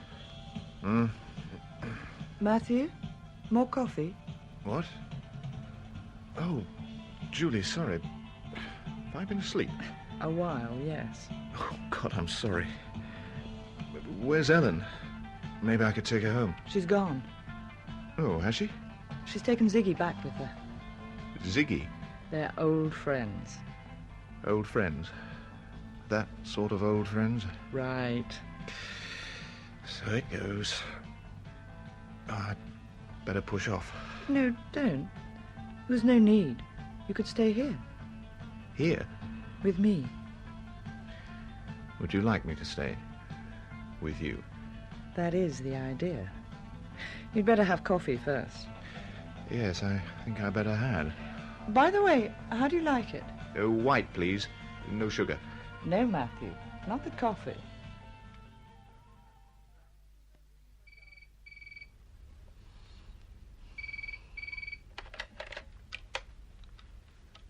Hello? Yes, he's here. Matthew. Matthew, it's for you. Me? Is it Ellen? No, Marlene Shapiro. Marlene? Hurry up and take it. I want to get up and go to the bathroom. How the hell? Marlene?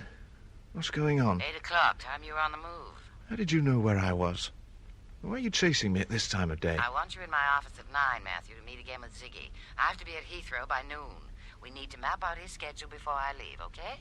How do you know I'm coming in at all? Well, you will be, won't you? Well, yes, actually. I've decided I will. So that's okay.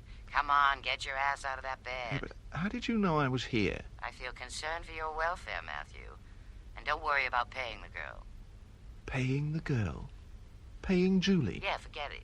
It's all being covered by GME. Ellen's fixed the car to pick you up at 8:30. See you at 9. Julie. Hang on. Morning. Everything okay? Would you like some muesli? I mix it myself. Julie, I'm just thinking. Can I come and see you again? Of course. Regularly? If you like. Twice a week, say Tuesdays and Fridays? Yeah, I think I can do that. And about the money? Can you each time charge it up to Global Marketing and Exchange? Of course. Well, I would do anyway. Would you? Oh, yes, I'm on a retainer. I can do you eggs, you know, if you'd rather. They're free range, really fresh. Oh, forget it. Forget the whole thing. Please yourself. Say it is, isn't it? Matthew. What? Matthew Bradford.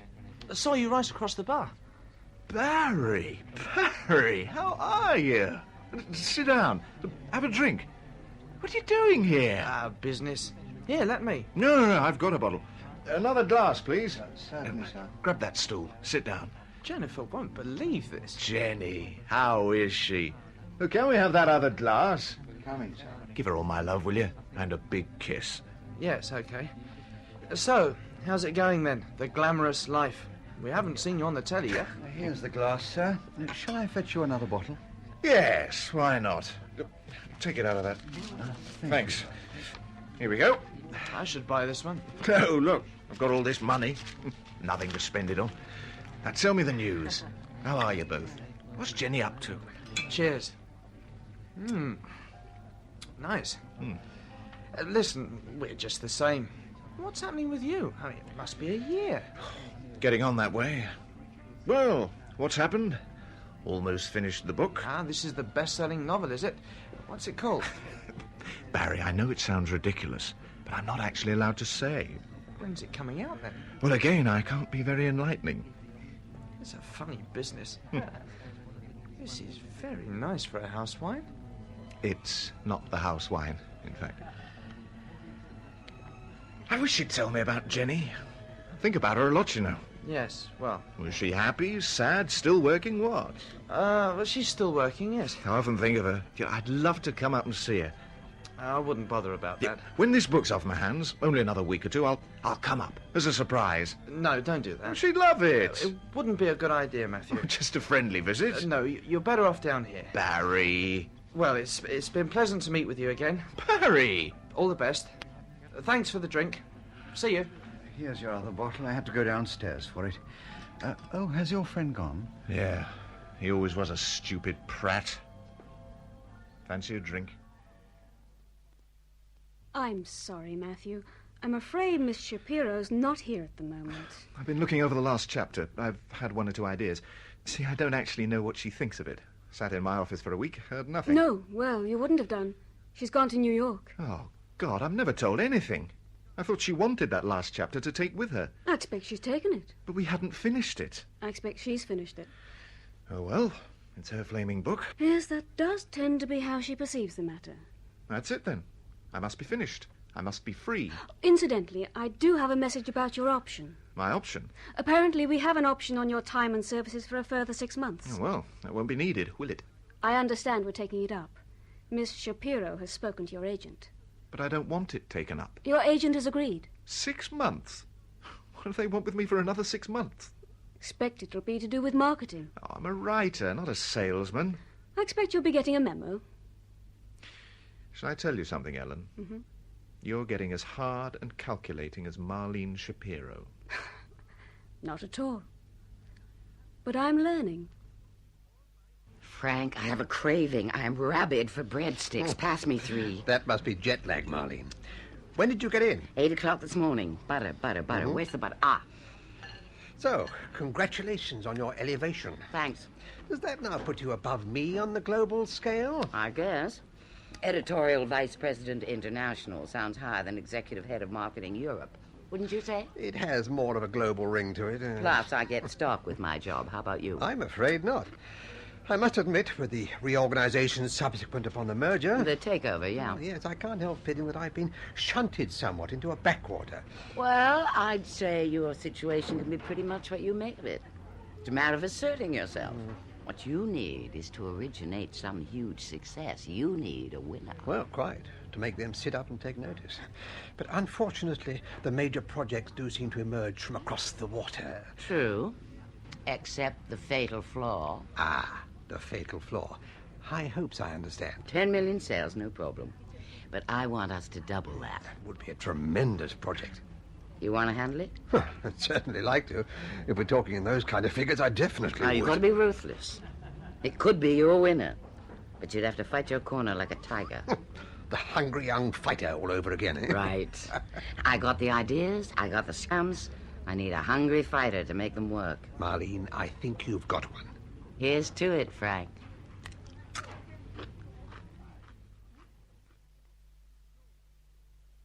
Let me just tell you, Matthew, one or two of our ideas. Okay. It all sounds very exciting, Frank. Oh, it is, Dennis. It really is.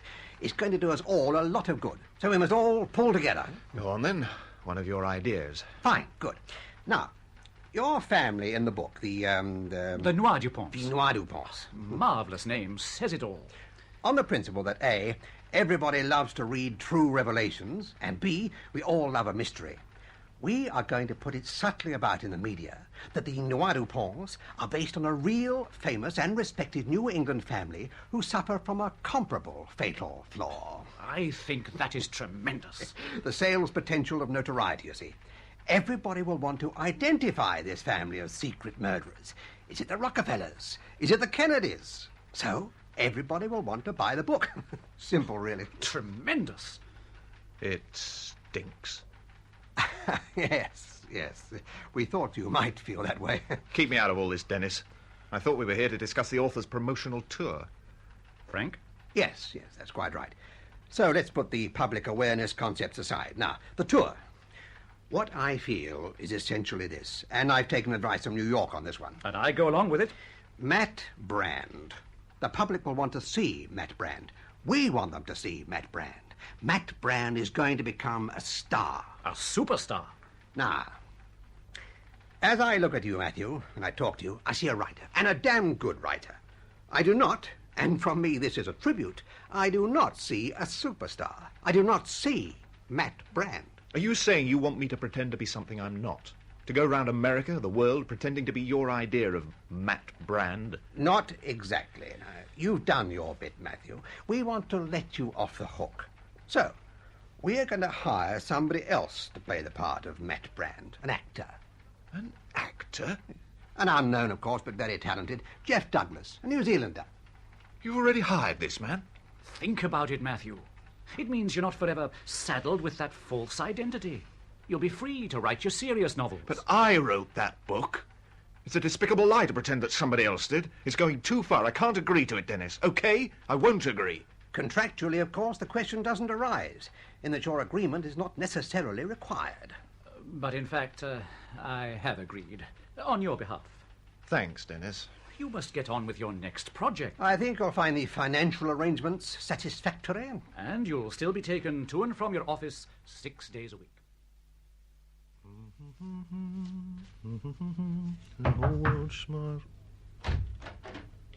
Morning. Del Ransom, Internal Security. Carry on, just ignore me. Internal Security? What are you doing?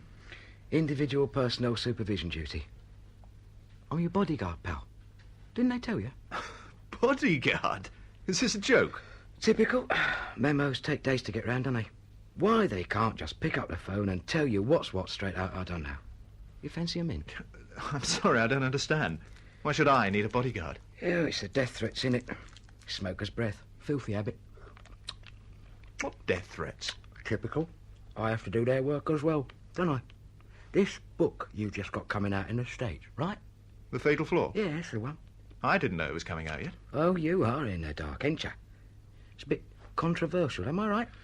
Blows the lid off some murky secrets, so they say. Must have got on someone's nose. Anyway, they put the black spot on you. It's just a novel, a thriller. Why would it make anyone want to kill me? I don't believe it. Well, could be nutters. Could be someone thinking they've got hold of something. These days, there's always someone ready to blow your brains out for a few grand.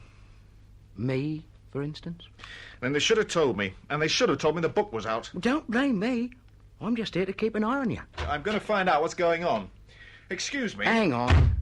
I'm not supposed to let you out of my sight.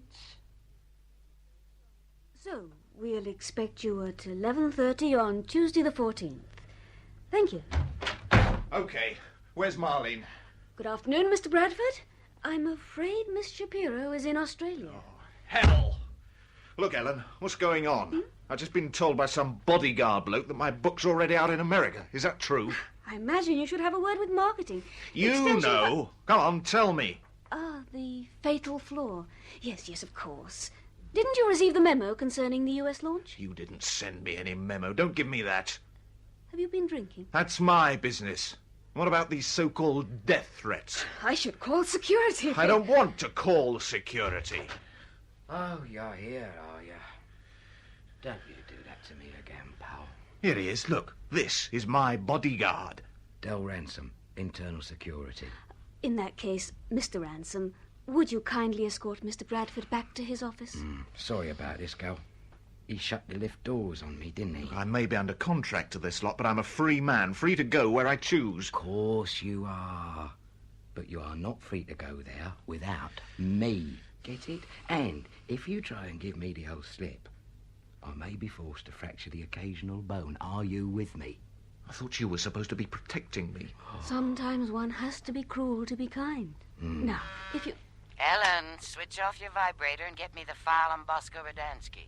You said she was in Australia. Talking to Australia. You lying bitch. Right, I'm going to have this out. Don't go in there, Matthew. I've had enough. Oh, Lord. Here, cut it out! Eh? God, let go! Just if you don't go in there, Matthew, eh? That hurts. What say I take you home and we watch a bit of snooker on the old box? Del? Del, where are you? You all right, my son? You've been in kit for hours. Sleeping it off, were you? What have you been up to? Been out, and I. Down the old airline office. Look at this then, eh? See those tickets? It is gonna be great, my son. Barbados? The beach, the sea, the crumpet. Ooh, we are gonna blow our minds. What is all this? Courtesy of GME, innit? 6 weeks in the sun. We leave on the 2nd of next month. They're sending us to Barbados? Well, why not? They reckon you're going to be safer out there. Your enemies, whoever they are, ain't going to be looking for you out in the old Caribbean, are they? I don't believe any of this, Del. I don't believe I've got enemies. Oh, yeah. You've got enemies, all right.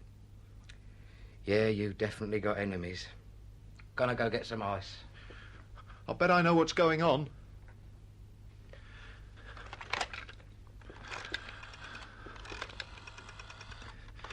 I'll bet I know.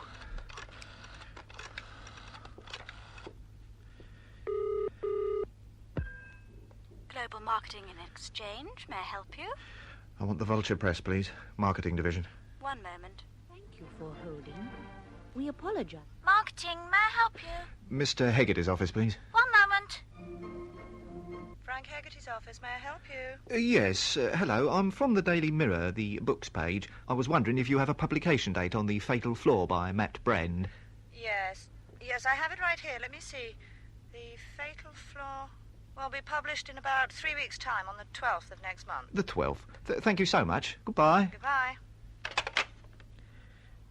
Del? You finished all the vodka. You greedy pig. Sorry, Del. I'm afraid we won't be going to Barbados. What? You shouldn't have told me. Because now I'm going to be alert 24 hours a day. You relax for a moment and I will cause trouble.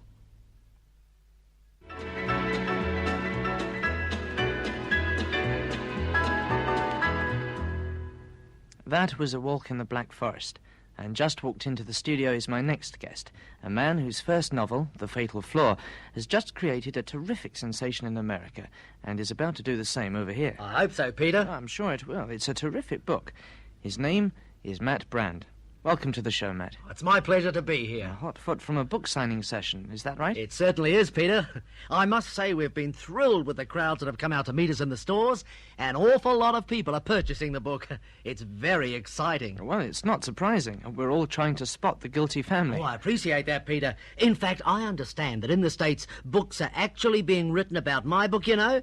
They're putting forward theories as to which family the Noir Duponts are actually based upon. Ah, so it is true. They are based on a real family, are they?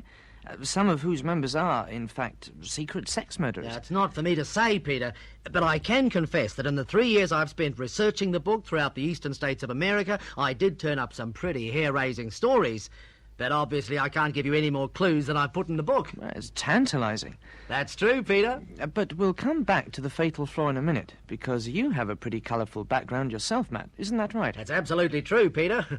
My grandfather out in New Zealand was what you'd call a shepherd. He worked with sheep. But my grandmother, she was a Maori and a very great herbal doctor. Thank you so much, Mr. Brand. It's for my daughter. Could you sign it to Virginia? My pleasure. I did enjoy hearing you on the wireless this morning. What a fascinating line. Oh, that's very kind. You must listen to Desert Island Discs. I'm on that next week. I certainly Thank will. you. Thank Next, you. please. Oh, afternoon, sir. Who can I sign this book to? I'd like you to sign it to Matt Brand. Matt Brand? Well, that's a coincidence. No, it isn't. I am Matt Brand, and I wrote that book. I beg your pardon? You heard.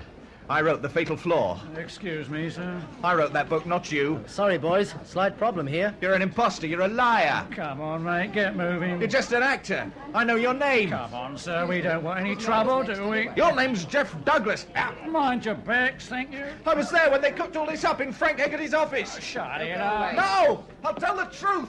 Sorry about that, folks. Crazies. You get them all over these days. Now, who's next, please? Who shall I sign this to?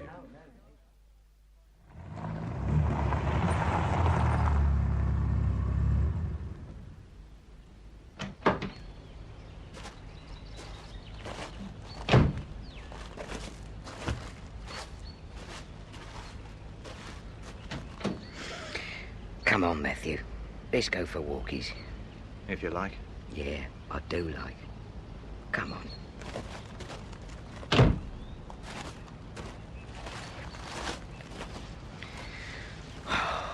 Peaceful, innit? If you say so. Oh, still sulking, are we? I'm not sulking. Think yourself lucky, Matthew, that they ain't gonna press the old assault charges. I didn't assault anyone. Yeah, there's 3 security boys prepared to swear you did. Not very clever, Matthew. How was it? It was extraordinary. No one would believe me. Well, they wouldn't, would they? One nutter against the world. Shocking odds. Drink. Little swig from my flask. No. Suit yourself. You want a mint? You're all right, then. Give me a drink. Here you are. You want to calm down, Matthew. Relax. You can't win. Just go with it. Enjoy the money, enjoy the pampering. It'll all be over soon. What do you mean? Well, must be. I got another assignment in 3 weeks. Oh, look. A pair of squirrels. So, I'll be free then? I can get you drugs, you know. Well, if you want drugs. I don't want drugs. All right. Just keep it cool, OK? And don't cause me no more trouble. There's a love. I wouldn't want to have to use the ultimate sanction, now would I? Ultimate sanction? What's that supposed to mean? Oh, don't be naive, my son. That book of yours making them a fortune, innit? And you can bet they'll be making another 6 fortunes out of film rights, so they won't stand for you blowing it all, will they? Not when it'd only cost them a few grand to have me apply the ultimate sanction. Lonely round here, eh? Do you mean what I think you mean? You act a bit dodgy. It's down to me to top you, innit? So the only death threat was from you? I suppose so. You see this shooter? Oh, God. Well, is it worth making me do that? Not for 3 weeks. You'd use it, would you? On me? I would. Oh, I can't stand this. I'm going. Oh, don't be stupid. I'm going, Del. I could just pick you off. I don't care anymore. It's easy to me, pal. You wouldn't fire that, Del. You know me too well. You reckon? Yes, I do. I'll see you, Del. I warned ya. Del, don't. Oh, poor old squirrel.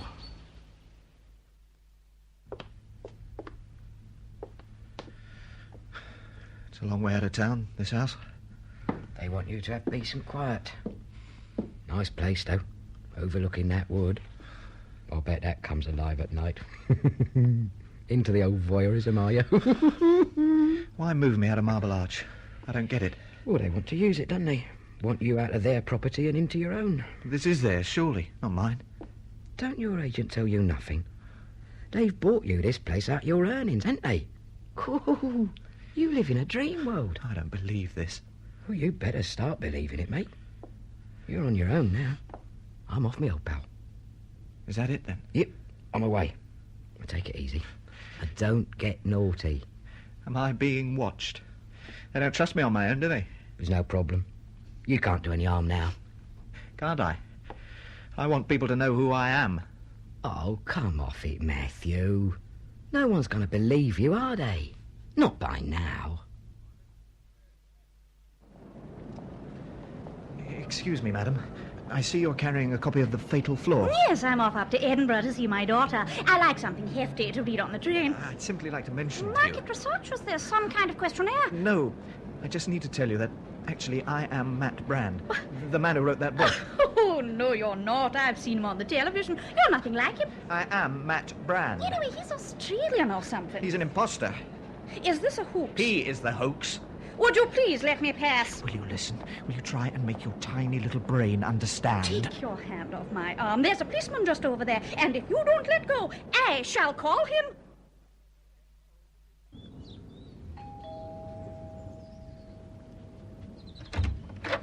Matthew. Hello, Jenny. I was just up here, so I thought I'd drop in. See if I could get a cup of tea. Hope you don't mind. I don't know. No, we'll come in. You shouldn't have done it, Jenny. It seemed the best thing. You shouldn't have given up work. It's what made you an individual. I wanted to. No, you didn't. Barry wanted you to. I took the decision. Anyway, we didn't have much choice. Why? Because you're pregnant. It's the best thing. You're giving up, Jenny. Don't give up. If you're so bothered about me, why haven't you been in touch? Over a year, nothing. Didn't seem appropriate. Appropriate. Oh, I thought you'd rather I kept out of your life. If it didn't suit you, that's the truth. I had to cut myself off. You remember? To devote myself single-mindedly to winning freedom. And have you? I've made a lot of money and... I see you've bought my book. No. No, I looked for it, but I haven't seen it yet. There, on the bookshelf. The Fatal Flaw. You didn't write that. I did. Don't you see? That's why it was all such a secret. I was writing The Fatal Flaw under a pseudonym. I don't believe you. It's true. But I know you. You couldn't have written that. I could, and I did. Why are you lying, Matthew? It's a horrible book. That's not the point. But Barry bought that copy. I hated it. It's badly written, exploitative, sensation. I couldn't even finish it. I was made to write it like that. I had to go along with it. For God's sake, I've seen the man on television. He's a big blonde New Zealander. You're nothing like him. He's just an actor. It's all a publicity stunt. That's just stupid. What's going on? Are you all right, Jennifer? Barry, I'm sorry. I had to come and see her. Matthew. It's okay. Everything's fine. I warned you, Matthew. I told you never to come near here. Now get out. I just had to talk to Jenny. Out. What's he been saying to you, Jennifer? Oh, nothing. Just nonsense. It's the truth. I knew you'd upset her. Now get out. Out. Out. Out. Excuse me. Sorry. I'm sorry to bother you. Can I just have a look at your magazine? I'm just in the middle of reading it. Something just caught my eye. A name on the front. Can I look? Only for a second. All right. Don't lose my place, though. It seems ridiculous, but... Well, the article you're reading says it's by Matt Brand. That's why I bought the magazine, actually. He wrote that book, The Fatal Flaw. Oh, I thought that was fantastic. I literally couldn't put it down. Have you read it? Oh, yes. I've read it. Thanks. I wonder what's going on. What the hell is going on? My dear Matthew, just relax. It's all perfectly straightforward. Drink your creme de menthe. But look at it. It's there. Published. Matt Brand. It's a blatant rip-off. I didn't write it. Quite. Matt Brand, however, did. I'm Matt Brand. Matt Brand is a limited company in which the Vulture Press has a major interest, and for which we operate as agents in cooperation with our American partners, and in which we also have a certain direct financial interest. The whole thing's a fraud on the public. Not at all. They get what they pay for. All right, then. This story. Who wrote this story? Some American writer, I understand. It doesn't really come into my territory. Marlene Shapiro, of course, makes the creative decisions. Oh, of course. So, you're all in fine shape, aren't you, thanks to me? You're all well set up, but where am I? Where does all this leave me? It leaves you very well off indeed. You could live for 10 years on what you've made out of The Fatal Flaw. How many people can say that? 10 years of freedom. What am I supposed to do with it? That's up to you. Isn't that the point of freedom? Write more books. But, if I might suggest, keep away from 19th century Wolverhampton. My books did all right. All right, yes. But publishers are increasingly reluctant to buy a Matthew Bradford book. But they're good. I'm good. Matt Brand is rubbish, but I'm good. That might be your problem, Matthew. Perhaps you're simply too good. This is a mass-market world. But, Dennis, aren't you prepared to go out there and fight for me? In a word, no. Dennis. Now, we have to assess our priorities, the artistic aspirations of one client against the whole structure of our more lucrative business relationships. But don't you see? If people knew that I wrote The Fatal Flaw, they'd want to see what I wrote next. Only if you wrote another fatal flaw. Well, that's the point of creating Matt Brand. He will write whatever the public requires Matt Brand to write. It removes the element of human fallibility. I can't just accept this. I won't. Nonsense. Relax. Have another creme de menthe. I'm going to fight. I have to. I've drawn up your schedule, Marlene. There. Madrid for 3 nights. I've spoken to Julio. He'll meet you at noon and take you back to his apartment as usual. Julio, I can't wait. Afraid you'll have to. You have a 2 o'clock meeting. 2 o'clock? That'll give us half an hour. Think I need more than half an hour? Matthew. Now, look, Marlene, I'm at the end of my tether. Hey, come on. What about a kiss for your old partner? It's been months. What? Oh, all right. I'm sorry. Have a drink. I've already had a drink. Well, have another drink. Excuse me. The thing is this. I don't quite know how to start. Look, Marlene, I've been cheated. Hey, drink this. To a great partnership. Marlene. Listen, why have you been avoiding me? I haven't been avoiding you. You know what's been going on. It's as though you've made me a non-person. We had so much to celebrate. Hell, I wanted to talk new ideas with you. I've been hidden away. I've been threatened. Have you eaten? God, I'm hungry. Let's go up the executive roof lounge. I'll buy you lunch. It's a good wine, isn't it? I couldn't understand what was going on. Don't apologize. I'm not. We've got to look to the future. Tell me your ideas. My ideas or Matt Brand Who ideas? gives one? Ideas are ideas. How the package comes later. It's difficult. Come on. You know what we look for. Sure. Sex, violence, superficial glamour. All those fine qualities that appeal to our potential purchasing units. Tell me a story, Matthew. I've got no stories. Matthew. You killed all my stories. Come on. Stories all around you. I can't see them anymore. I don't know how to look. Just see what catches your eye. I can't. Then seek out the commercial angle. That's it. That's just it. Seek out the angle. You can't see anything straight if you're looking for angles. That's logic. Geometric logic. Do I hear accusation in your voice, Matthew? Yes. I'm accusing you, Marlene Shapiro, I'm accusing you of killing me. You shouldn't shout these things. Shout? Shout? I had integrity and you killed that. I had identity. You killed that. I don't have identity. There's a man on television pretending to be me. He's going round the world saying he is me. Everyone believes him. And nobody believes that I am me. Jerry, yes, thank you. Don't talk to other people when I'm talking to you. You want coffee? Don't ignore me. You keep ignoring me. You keep pretending I'm not here. You pay me money not to be here. You give me houses so I don't exist anymore. Mind the table, okay? Rot the table! Fine, you just did. You don't want me to exist. You deny that I exist, and you've won. I don't exist. I do not exist. Hello, are you waking up? I am awake. I have been awake for a while. Well done. Are you a nurse? Oh, yes. Are you hungry? I feel terribly tired. That'll be the drugs. Drugs? They're wearing off now. Is this a hospital? It's a nursing home, Mr. Bradford. You've had a little bit of a breakdown. A breakdown? What sort of a breakdown? You'll soon be able to talk to the doctor. I want to go. It's not as easy as that. You could have a light meal if you liked. How long have I been here? It's not for me to say. When can I go? I should have a chat to the doctor. I haven't had a breakdown. I don't believe it. Breakdown? It's such a loose phrase, isn't it? What actually do we mean by breakdown? Don't ask me, you're the doctor. Drink. Alcohol. What do you mean?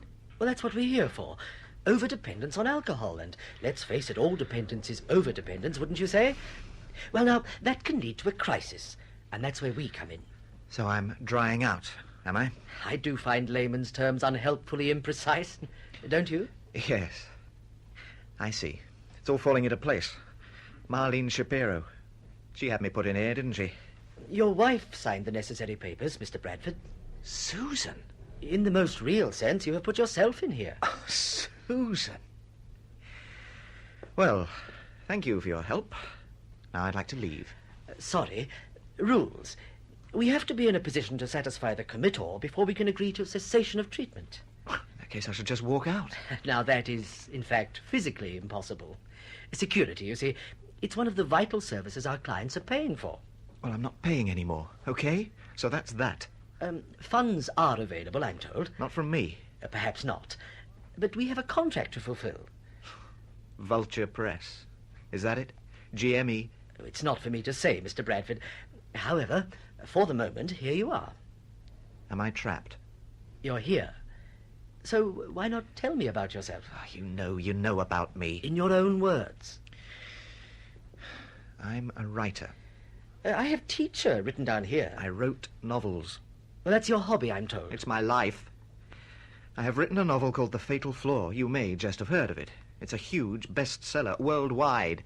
Let's stick to reality, shall we? Let's try and separate it from fantasy. We've got plenty of time. Hello. I haven't seen you before. What are you reading? Mind if I sit here? No, please do. It's a novel. It's called The Smoke on the Wind. I found it in the library. Who's it by, then? Let's have a look.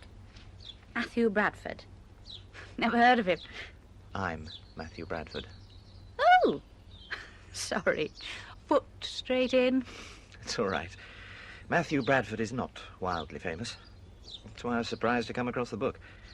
Funny. I haven't looked at it in nearly 2 years. I shall read it. My name's Karen, by the way.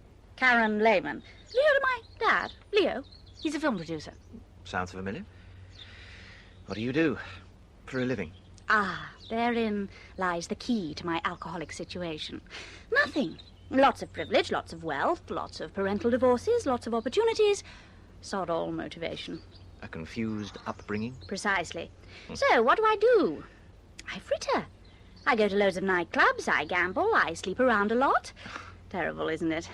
Still, it beats working down the mines. What do you think of this place? I resent it. Resent it? Yes. That's exactly what I do. I resent it, too. It's my mother who loves having me put away, you know. Always has done. I suppose this place works out, in real terms, not much more expensive than when I was a little girl and she used to employ a nanny and send me away to school. Probably. I seem to get treated much the same, which means I behave much the same. I play them up. I know what you mean. Brings out the brat in me, too. I bend cutlery. I leave hot taps running all night. Well, we both sound extremely sensible and mature to me. I tell you what. Together, we could really fool them. Oh, really? Yes, really. You could spend the night with me. Well, I don't know. Go on, I don't snore. You often propose such adventures? Not often. Well, you've only known each other for 2 minutes. I don't improve with further acquaintance. You don't need to. Thanks, Matty. There's a tree right outside my window. I'll show you. Why not? Let's fool them. Yes. Show me. Funny, isn't it? I never slept with a novelist. I'll expect you to tell me stories. So you reckon that's why you got put in here? I suppose you think I'm lying. Everybody else does. I don't think that at all. Honestly. I know what goes on in these grotesque organisations, don't forget. I was brought up with it. Sounds true to me. That is such a relief. Move your elbow, Matty. Bloody single beds. Not too quick. We'll both be on the floor. Sorry. No. You know, it's a terrific story. As a story, forget it's you. It's just a good, rather frightening story. A bit like Kafka. That's what I thought. I hate Kafka, but this is good. I want to expose what goes on and get my own back. Maybe I'll put it in a book. And then who'd publish it? I wonder, what about my dad? I can just see it as a film. It's a psychological thriller. How about having your life story turned into a multi-million-dollar movie? A movie? A rather grand form of revenge. Well, let's try, you never know. Would you tell Dad, like you told me? Oh, yes, if you think he'd be interested. Let's go and see him. Fine. Just one slight problem. We are, to all intents and purposes, prisoners. We'll bribe our way out. Oh, yes. What with? They took all my cash. I've got everything we'll need. A tame male nurse and 500 quid. I smuggled it in under me wig. It's a good story, Matthew. It's contemporary. I have it in very sharp focus mentally. It's mostly through his eyes, the guy. I'm not sure just how we'd finish it. We need some clever twist.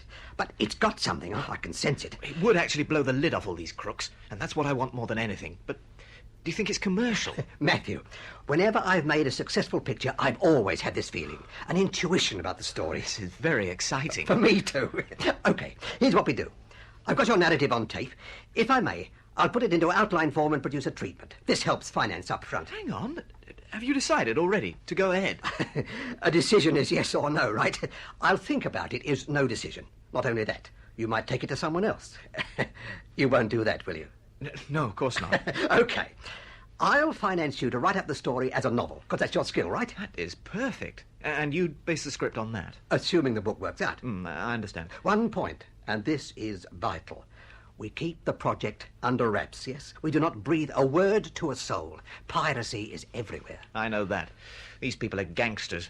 Go away, find the sun. Maybe the Seychelles. The Seychelles? And there you must work, quiet and secret. Do you want Karen with you? She's a terrific girl. OK.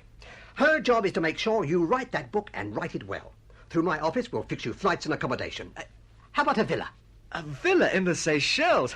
It sounds unbelievably perfect. I want it perfect, because I want a good job from you. So, the deal is this. A year from today, you walk into this office and you lay down on that desk a completed typescript of your novelization of your own story. Deal? Mr. Lehman, it's a deal. Good. Thank you. Thank you for believing me and for giving me back to myself. Don't forget now, a year from today. Dad, the Seychelles are just incredible. I see it. You look like natives. Mr. Lehman, as promised, 12 months to the day, here's the book. And on the exact right desk. Good fella. Oh, you look great. Doesn't he? I feel great. I feel the whole experience is purged. I want to show you something. Come on through to the viewing theatre. Oh, what are we going to see? Dad, you don't want me anymore, do you, just at the moment? Not right now. I have the manuscript, so your job is done. Through here, Matthew. See you later, then. Bye, Matty. See you, my love. Goodbye. Now, I just want you to see what we can do, Matthew. It's not quite the final cut, but you'll get a pretty good idea. Oh, by the way, GME are thrilled. GME? Global? They financed the project. Roll it, Dave. A blockbuster. That's the word on it. What is the film? Oh, we don't yet have the title sequence completed, so we started with the opening scene. The music is provisional, but I think you'll like it. Mozart. Oh, to hell with her. Calm down, Matthew. I'm just angry at the unfairness of it. Don't wave your arms about. Those kids at soccer practice, they're watching us. Oh, does it matter? I'm giving them a I drama know that lesson in a sports field. half hour. You It filmed that at matters. Hamley Janet. Green. Right. I'm sorry. It's just her selfishness gets to me. I've got a novel being published on Thursday. So that's what me does up Stella there. do? She walks That's out me. on Sunday. It rings true. She's self-centered, Good. insensitive. Okay, all right. It's not all right. Don't shout at me. I'm Oh, on that's your Jennifer. side. Yeah, we had to call her Sorry. Janet. Keep calm.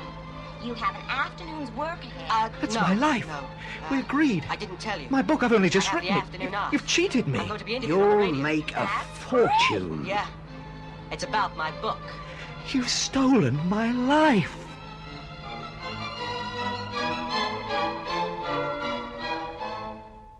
In The Fatal Flaw by Chris Allen, Matthew Bradford was played by Martin Reed and Marlene Shapiro by Margaret Robertson.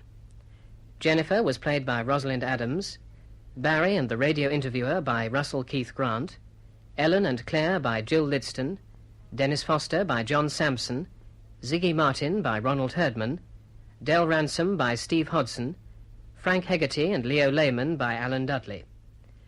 Matt Brand and the Doctor were played by Lewis Rowe, Karen and the Edinburgh Lady by Miranda Forbes, the Disc Jockey and the Film Matthew by Stephen Garlick, the Nurse and the Film Janet by Caroline Wilkins, Ruth and the Lady on the Train by Vanessa Knox-Moore, Julie and the Lady Shopper by Stella Forge. Other parts were played by members of the cast. The Fatal Flaw was directed by Christopher Venning. Come Colder Than of Late by Ken Whitmore. And finally, the weather prospects for the North region. A bright, frosty night is forecast. She'll be here at any minute. Woman, the It will be colder than of late, but the severe northeasterly winds should abate towards dawn. And there is a likelihood of snow on the hills. Norman, Miss Moraine... Let him finish, The Sarah. further outlook is for a continuing cold spell with falls of snow, heavy in places, likely to affect the entire region. There, that's her. This is the North region of the BBC Home Service. Now, tell her we want no pencil writing. now- Get it in ink. Henry You Hall tell her. and the BBC Dance Orchestra. Anybody'd think you were scared of her. All right, I'm coming. Well, you're in a tearing rush to open up to a starving soul, Sarah Minshall. What's the matter? Is the house afire? Oh, Miss Moraine, I'm sorry. I came just as soon as ever I could. Let the old witch freeze to the doorstep. Is that what Norman said? Then you'd get a soft-headed landlord who'd drop the rent to £10 a year. Or maybe an out, eh? Here's the rent book, Miss Moraine. Well, let me into the hall, then. Can't see in this dark. Never mind my fingers dropping off with frostbite. Just mind that step. It's right icy. I can see I threw good brass away decorating these walls for you.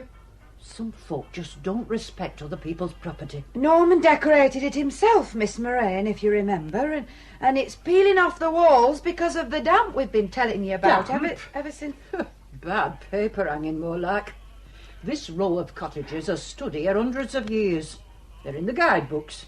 A charming group fronting the quaint old high street. That's what they call them. These walls are as solid as your Norman's head. Now, none of your nonsense, and let's see the colour of your money.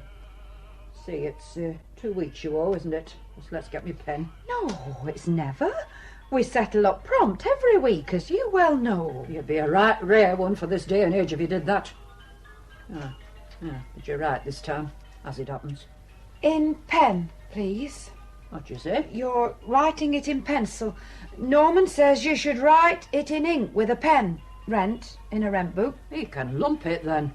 Then I must give you no rent. What's this? Am I suspected of some underhand devious malpractice because I run out of the house without a pen? Here's a pen, Miss Moraine. What? And ink on the hall table here. I do hate to see a mistrustful woman, Sarah. You're a funny little body. Well, give it here. Now, give me the money. Right. Now, in ink. Received February the 18th, 1947, 5 shillings and 9 pence. There. Satisfied? And there's your blessed pen. Thank you, Miss Moraine. Good night. Night, Sarah. Oh, there's just one thing. Norman Minshall. I know you're skulking back of that door. Minshall, I want words with you. Aye? Were you calling me, Miss Moraine? They tell me you're doing some work for that Mrs. Peddygord at the Shepherd's Pie restaurant. I'm building an extension for her, yes. Well, just remember you're supposed to be maintenance man at my mill, not odd jobber for the village in general. I don't run a mill for the convenience of a man setting up a business for himself on the side. It's the final warning, Minshall. And if I have to dismiss you, I dismiss you from this house, too. And I'll write that down for you in ink. Good night. Now, watch your footing on that ice, Miss Moraine. Watch your footing. I hope she breaks a blasted neck. Come out of the cold, Norman. Let's get this door closed. Just a minute. What's she driving tonight? Blasted Bentley. Look at that. 75 years old, too mean to employ a rent man, drives around in a damn Bentley collecting her coppers. They wouldn't believe that if you put it in a book. Hellfire! She's going to pull right out in front of that car! Miss Moraine! Look out! I daresn't look. Are they all right? Come on, inside. Norman, they might be hurt. Inside. The force she wants us as a witness in her favour.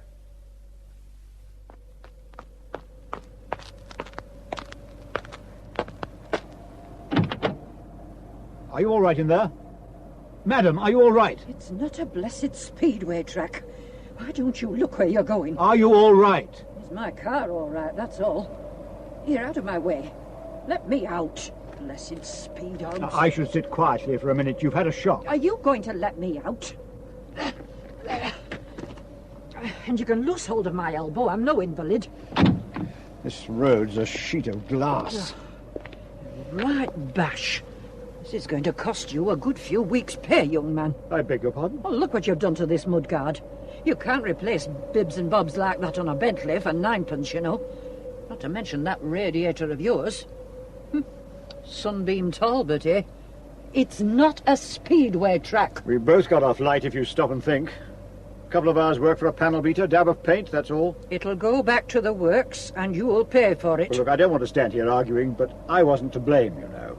I suppose you'll be saying I was in a minute. Look, I'm prepared to forget it. I'll bet you are. I've taken a bigger clout than you, and you did cut right out in front of me. I'll trouble you for your name and address. This is a reckless driving case. I think you're right. Name and address. All right, I'll write it down. Here's some paper. Here, my wallet, yes, and a pen.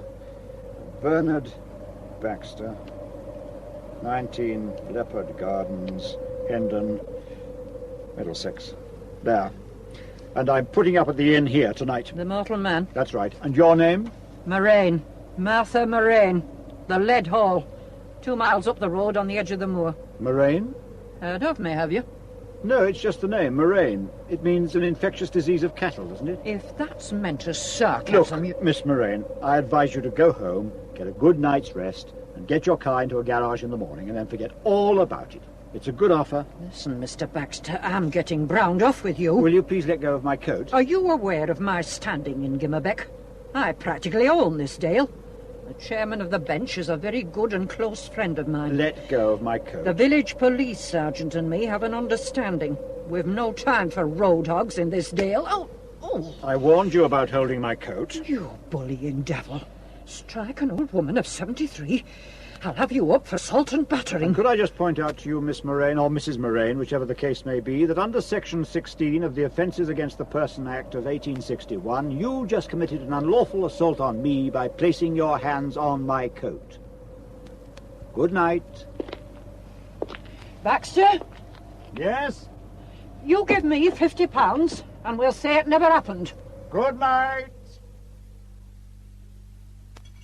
Was the meal satisfactory, Mr. Baxter? Thank you, it was very good. Will there be anything else? Oh, you might put a couple of bottles in my bed. It's like the Arctic up there. That's been done, sir, and I've lit you a fire. Oh, thank you. Thank you. Are there any other guests? Just one gentleman, Mr. Grinton. He pays us a call from time to time. Oh, by the way, I'll be making a start at 7 in the morning, so I want to call at 6. 6? Breakfast at past, orange juice, red hot porridge, and ham and eggs, I think. Well, sir, ham and eggs, what with rationing? Oh, we're in the heart of the English countryside, aren't we? A pig in every parlour, a hen under every bed.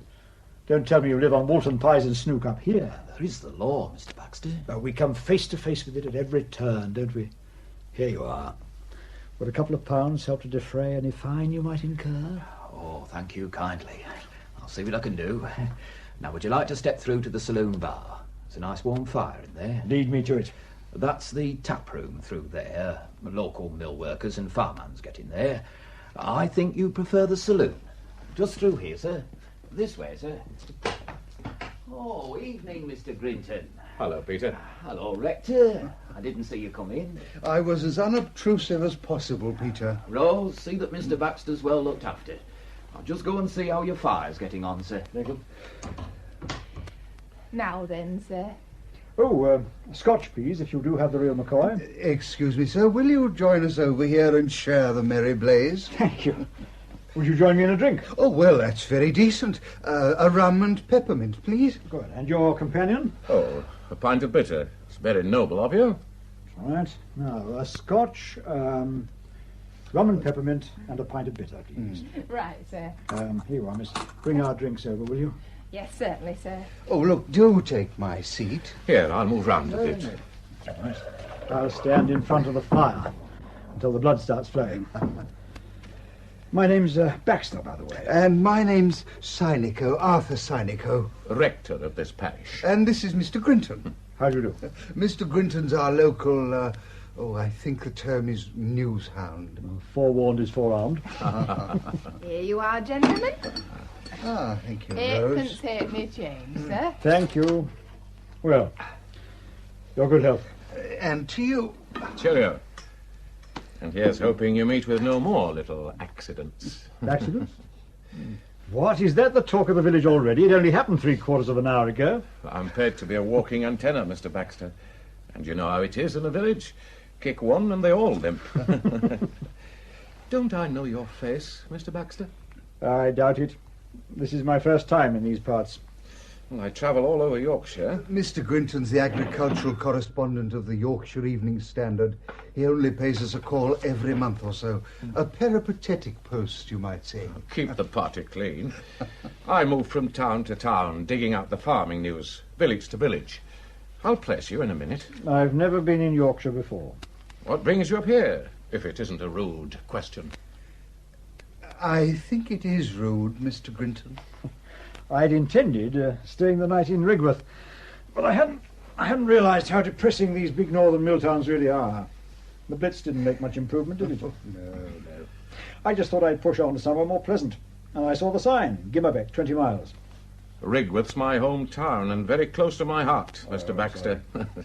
But have another drink. Rose, my love, same again. Right. I suppose you don't realise you came within inches of making yourself a village hero tonight, Mr. Baxter. Oh, yes? Gimmerbeck's dragon slain. The toast of this tiny Dalestown tonight is a 42-year-old... I didn't get your occupation. I didn't mention it. And you're a bit out on the age as well.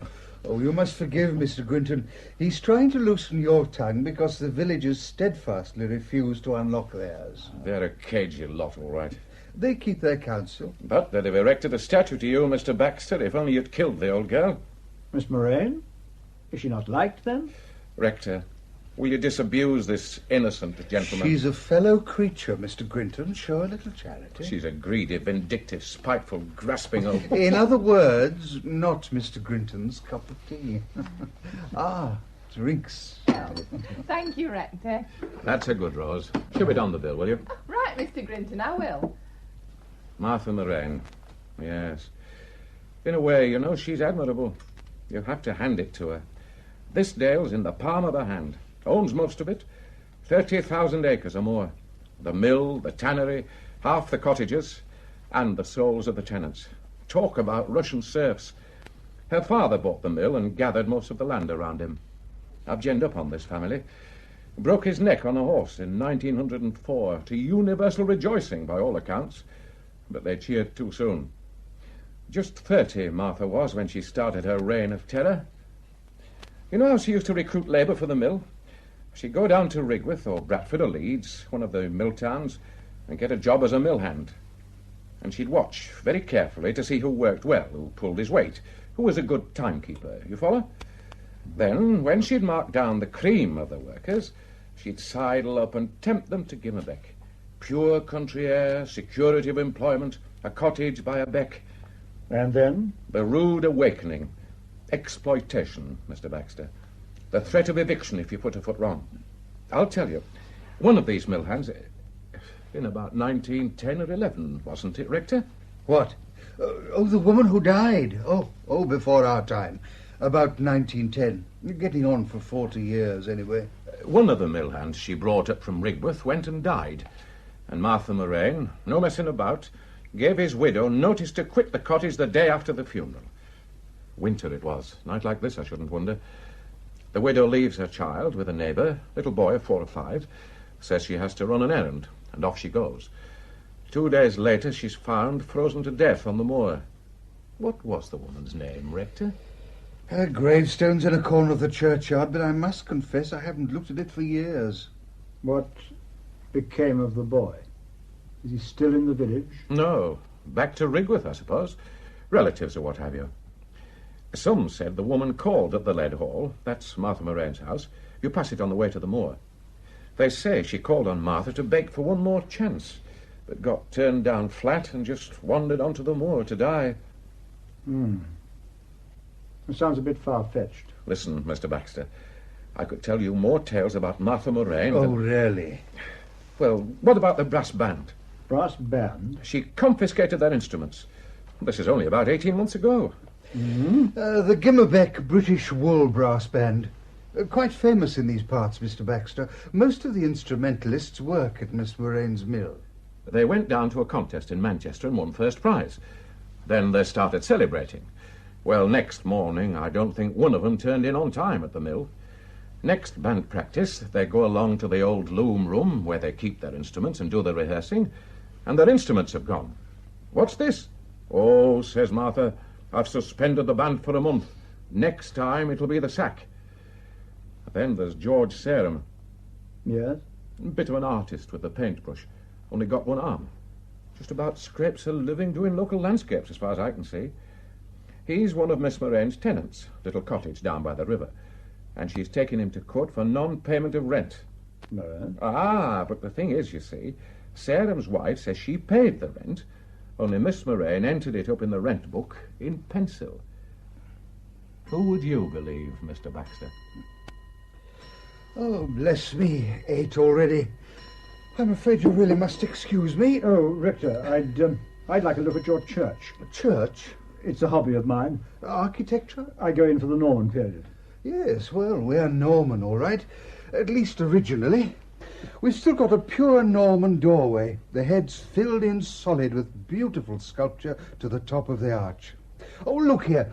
Come to the rectory for a sherry tomorrow. I'm leaving at 7 in the morning. I've got to be in York by 10. Would you mind if I stroll along with you now? You don't understand. The church is on the fell, you see. The fell? And jolly inconvenient, too. A stiff climb of getting on for a mile. Fortunately, the rector is down here in the village. Sometimes the snow stops us using the church for weeks on end. The parishioners have never acquired my knack of climbing mountains. Ah, Mr. Synico's a man of many talents. He's the leader of the Gimmerbeck Mountain Rescue Team, for one thing. Don't let that dog collar deceive you. You see, Mr. Baxter, the shepherd of Christ's flock in this parish must be a man of resourceful parts as well as strong and simple faith. And now I must bid you good night. It was awfully nice meeting you, Mr. Baxter. I wish you a safe journey in the morning. Goodbye, Grinton. I'll be seeing you. Good night. Skinflint. What did you say? Walking out without buying his round. Strange, that. He used to be very free with his brass once upon a time. I believe his father left a very long stocking. Huh? Plenty of cash. Some good paintings, too, I believe. You know, I wouldn't be surprised if the rectors gambled it all away. He wouldn't be the first sporting parson. And women. What? Right now, it wouldn't surprise me if he's off to see Mrs. Perigord. Oh? Keeps the restaurant just up the road from here. The Shepherd's Pie. A very nice piece, Charlotte Perigord. Well, isn't he married? Oh, yes. Pretty happily, on the surface. Well, I think I'll take a stroll and stretch my legs. I've been driving all day. Where from? You know, I'd kick myself if I leave here without taking a look at that Norman doorway. What's going on in York? How do I get to it? York? The church. Are you serious? Go 500 yards up that fell and you'll die of exposure. The Corpse Road will be thick with ice. Corpse Road? The lane up to the church. Nasty spot to break a leg. Of course, if you want to supply me with a crisp little story for tomorrow's first edition, Stranger freezes on fell. All right. You've talked me out of it. I'll go and take a look at the village. Fresh air fiend, aren't you? I like to study the makeup of these little out-of-the-way places. In the dark? There's a full moon. Is there anything worth looking at? On a miserable Monday night in Gimmerbeck. It's just a typical Dale's village, that's all. 100 or 2 little stone cottages, a few Georgian places. This is the only village in the Dale, by the way. Has the Dale all to itself. Of course, you'll see a few little lights winking up in the hills, the farmhouses. The village is full of trippers in the season, hence the home-knitted woolens and knick-knack shops. The place couldn't survive without tourism, really. Yes, I see. Well, there's nothing of architectural interest, except the church. Well, there are the remains of the lead mines up on the moor. 17th century, I think. But you won't be going up there tonight. Oh, and there's a little stone hermitage, like a tiny chapel. Supposedly haunted, of course. Very remote, between here and the lead hall. Miss Morane's place. I still haven't got my bearings. Well, it's pretty straightforward.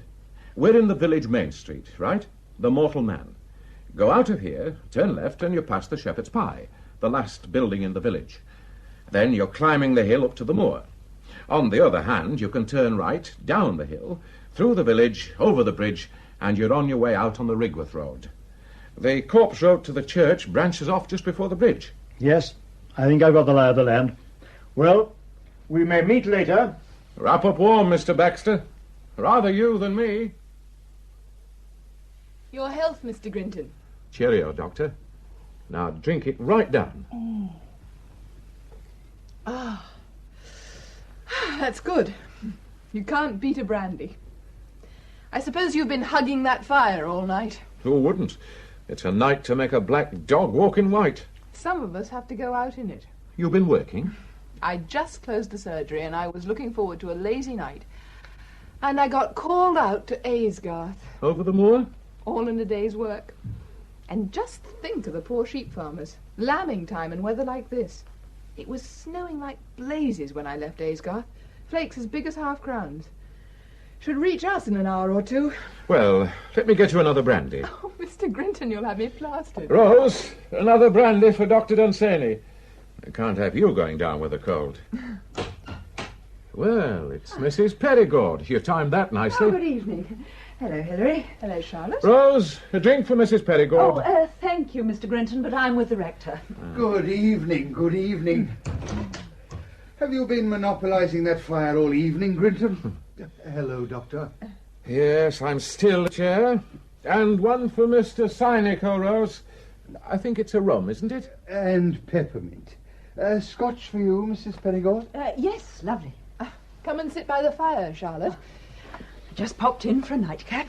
Oh, we've had rather a heavy evening of it, ploughing through the parish accounts at the Shepherd's Pie. Mrs. Perigord's our treasurer, you know. Yes. Well, I'll just move these chairs around so you can all get a peep at the fire. Right, and I'll put this one over there. Fine. You sit there, Mrs. Perigord. Oh, thank you. Don't mind me. I'm toasted all through. Well, this is all very snug. Charlotte, I don't want to spoil the party fun, but speaking as your doctor, I think you're very unwise to come out on a night like Oh, this. please don't bully me, Hilary. I'm liable to burst into tears. Anyway, I think I've earned a drink. I don't keep a single bottle in the house now. You're doing very well, but you mustn't take any risks. Thanks, Rose. I'll take the tray. I'm rather cross with you, Rector. My dear Dr. Dunsany, you make me feel very guilty. Just as long as you remember Charlotte's still in a very delicate state of health. Oh, good God, Hilary, can't we give it a rest for once? Dr. Dunsany, can you spare a minute? This gentleman's been hurt. Oh dear, what's happened to him? All right, Randall, I can stand on my own 2 feet. Steady the bolts, Mr. Baxter. Just keep a hold on me till we get you to a chair. What happened? Did you slip on the ice? I just ricked my damned ankle, that's all. My dear Mr. Baxter, here, take my chair. Now let's sit down. Gently does it. My God, Baxter, I do believe you've been trying to climb up to that church. Came a cropper, did you? Look, I'm sorry to cause all this commotion. My ankle seems to have packed in. All right, let me take a look. Get your blasted hands off me. I'll just unlace your shoe. Hands off, I said. Don't be a fool, Baxter. The lady's a doctor. Well, are there no men doctors in this benighted place? Sorry, you'll just have to put up with me, Mr. whoever you are. Baxter. Sorry. I just prefer being treated by a man. Golly, is it 10 already? Now off with that shoe, Mr. Baxter. There. Peter, could you get me a roll of bandage and a jug of cold water? Right you are. Now, I'm just going to press here, Mr. Baxter. Thank you very much. Yes. It's rather ugly and puffed up, but, grit your teeth, Mr. Baxter. I'm going to give it a little twist. Is it broken? All you're suffering from, Mr. Baxter, is a badly sprained ankle and a slight case of misogyny. Were you trying to get up to the church? The church? Mr. Baxter's a student of Norman doorways. All right, I'm an idiot. It looked perfectly straightforward to me. I'd only gone 100 yards and bam, down I went. Lucky it didn't happen at the top. Stranger freezes on fell. Bandages, Doctor? Oh. Where do you want this job? Is he all right? Oh, just down there, Peter. He'll have to scratch from the sprint for a few days, but no lasting damage. I'm going to strap you up, Mr. Baxter. Now, be warned, this water's icy. Oh, dear, this is marvellous. I'm supposed to be in York at 10 in the morning. Well, you won't be driving anywhere on that ankle. Is there anybody in the village who could run me there? He'd be well paid. Robin Lambert, apprentice at the garage. He might do it. Could you get in touch with him, then? I'll slip along and see him now. I think you'd better help Mr. Baxter up to his room first, Peter. Bed's what he needs at the moment. You might get him a stiff brandy first. Right. York, of course. I know who you are now, Mr. Baxter. Really? I knew I'd seen your face before. Inspector Morgan. He goes on trial at York tomorrow, doesn't he? Charged with murdering his wife. You're very well informed for an agricultural correspondent, Grinton. Yes, Inspector Morgan. He used to work for you at Scotland Yard, didn't he? You're Baxter, Detective Superintendent Bernard Baxter. Oh, Charlotte, are you all right? Oh, I'm sorry, but my glass slipped, that's all. Charlotte, your hands.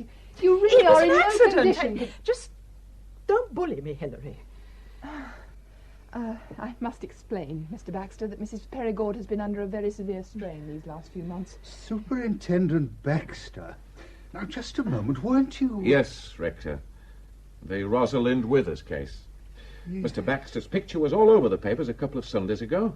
I knew I'd seen him somewhere. Here's a drink, Mr. Baxter. I'll get that down. Thank you. The trial of Inspector Morgan. I suppose you'll be speaking in his defence. A new sensation for you, Mr. Baxter. Giving character evidence, fine upstanding officer and all that. What a perceptive crime reporter Fleet Street lost in you, Mr. Grinton. And now, landlord, if you help me up to bed. Right. Now, gently does it, Mr. Baxter. Right. Thank you. And repeat the cold compress in the morning. Now, you take it steady. I'll find you a stick first thing tomorrow. And thanks for your kind ministrations, Doctor. Glad to help. Watch your step, Superintendent. I beg your pardon? The stairs. You seem accident-prone. Well, a celebrity in our midst. Did you say Rosalind Withers? Was he really mixed up in that affair? Yes. Mr. Baxter caught the lady. And next week they stretched that lovely slender neck. Oh, don't be disgusting. A terrible waist, somehow. I wonder how Baxter feels about it. Hanged on 2 inches of turquoise cotton. Cotton? Haven't you followed the case, Doctor? There's enough pain on my own doorstep, Mr. Grinton. John Withers, a London schoolmaster, has a beautiful wife, right? 2 children, everything ticking along nicely. Then one day she's off with a young American army lieutenant. Happening all the time. Rosalind Withers wants a divorce. The husband says no. He's a Roman. He wants her back. Anyway, Rosalind goes off to live with her Yank and doesn't see the husband for, 6 months or more. Then Withers is found stabbed to death at home, and it's no time before the police pick the Yank up, and he admits everything. Says Rosalind had nothing to do with it. Wasn't anywhere near the place. The experts go through the house with tooth combs and vacuum cleaners, and Rosalind's in the clear. Nothing to suggest that she'd been there for 6 months. But Mr. Baxter wasn't satisfied, oh no. He was intent on destroying Rosalind Withers. Oh, come, Charlotte. He questioned her for weeks on end. He put her on the rack. And then finally he went back to examine the house again, and he found 2 inches of turquoise cotton. Is that right, Mr. Grinton? Yes. Tucked down between the cushions of a sofa. A little cotton thread that came off a skirt Mrs. Withers bought 2 days before the murder. She said she hadn't been near the place for 6 months. The cotton said otherwise. And it was enough to convict her as an accessory. He set out deliberately to destroy that woman. Charlotte, you're getting terribly overwrought. Are you suggesting that Mr. That he set Baxter... out to destroy her, yes. And in the absence of evidence, decided to provide some himself. Baxter's been highly successful with women. Women? Women criminals. Said to have a peculiarly sensitive understanding of the female criminal mind. He's a monster, don't you see, that man? Oh, my God. Charlotte, are you all right? Fresh air. Oh, I must get out of Come here. on, Charlotte, we're taking you home. I how brief. My dear Charlotte, try to calm yourself. We'll soon have you tucked up in a nice warm bed. Give me a hand, will you, Redford? Yes. Look, can I help? Mr. Sineco and I will manage. Now, come along, Charlotte. There you are, my dear.